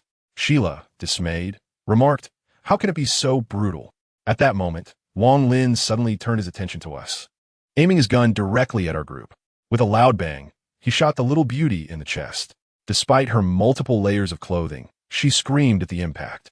Seeing Wang Lin target her ignited my fury. I shouted, "Damn you, Wang Lin! Are you even a man? What's the matter? Getting angry?" Wang Lin chuckled menacingly, advancing towards us with his long gun. Sensing the conflict escalating, Changgu quickly urged him, "Lingu, Wang Yang can't even stand. Don't bother with him." "Shut up. You're already dead to me. Stay out of this." Wang Lin shoved him aside, continuing his advance towards me, taunting, "What's wrong, getting angry?" I felt a surge of frustration, hating my inability to retaliate due to my injury. Yet, I too possessed a gun and raised it, declaring, "I'm not angry." We had agreed not to escalate to violence, and if tempers flared, the game would be over. Seeing my restrained anger, Wang Lin grinned maliciously, aiming his gun at us. Suddenly, he shifted his aim towards Sheila, first targeting her chest and then slowly moving downwards. "With your pathetic gun, do you think you can compete with my $200 firearm?" I was incensed. With a swift motion, I pulled the trigger, watching as the BB bullet arced and struck his face. "Damn, that hurts," Wang Lin yelled, retaliating angrily by firing at us. His gun seemed cumbersome, causing his shots to go awry, hitting us but not with great precision. One bullet struck my lower back, where I was already injured, causing me considerable pain. Realizing we couldn't match his firepower, the little beauty and Sheila hurriedly helped me back into the corridor. As we entered, Hong Jie immediately inquired, "What happened? Did you provoke Wang Lin?" "No, his gun is too powerful. I can't compete," I shouted in desperation. "Watch this." Hong Jie quickly ducked behind the door, retreating with Chun Ku and the others up the stairs. With a loud crash, the corridor door swung open. I hopped up 2 steps when I saw Wang Lin shrieking and brandishing his gun, threatening, "I will make sure to finish you all today. Don't move." Suddenly, Hong Jie emerged from behind, aiming her gun at Wang Lin's head. The weapon was formidable. At such close range, it could easily inflict a serious wound. Wang Lin, visibly startled, quickly surrendered his gun to us. With Wang Lin eliminated, we seized his powerful firearm, instantly boosting our morale. The entire neighborhood was in an uproar, with Yi Hong and the others dispatching several of Zhang Feng's crew. The 3 girls were soaked from Yi Hong's water gun. Ultimately, only Zhang Feng and Yang San remained. Both were formidable opponents, having eliminated Zhao Yun and Mi Lu. It was a standoff, us against Zhang Feng and Yang San. Zhang Feng aimed his gun at us, asserting, "Yi Hong, don't let our numbers deceive you. Do you believe I can make you concede at any moment?" Concede? Is that even possible? Yi Hong chuckled. Zhang Feng then pointed his gun at Sheila's face. Although the girls had not participated in the game, a shot to Sheila's face would certainly draw blood. The boys were unbothered by pain, but what of the girls? The little beauty shouted in protest, Zhang Feng, you're despicable. We didn't aim at your girls. How can you target ours? Did we not agree beforehand that we could aim for the face? Zhang Feng sneered dismissively. Just as Zhang Feng laughed, a black SUV appeared in the distance. As the window rolled down, several figures leaped out, launching a physical assault on Zhang Feng. Among them was our local leader, Xiao Benzi. He unleashed a flurry of kicks on Zhang Feng before picking up his gun and testing it by firing a shot into the air. With a smile, he turned to us and said, Chen Ku, your father sent me to take you home. Upon hearing Xiao Benzi's words, my heart raced with alarm. Then, astonished, I turned to Chen Ku, who gazed at me with an expression of tranquility and said, Wang Yang, there is something I have not disclosed to you. The court has awarded me to Chen Wang. I am truly sorry, but I must return home now.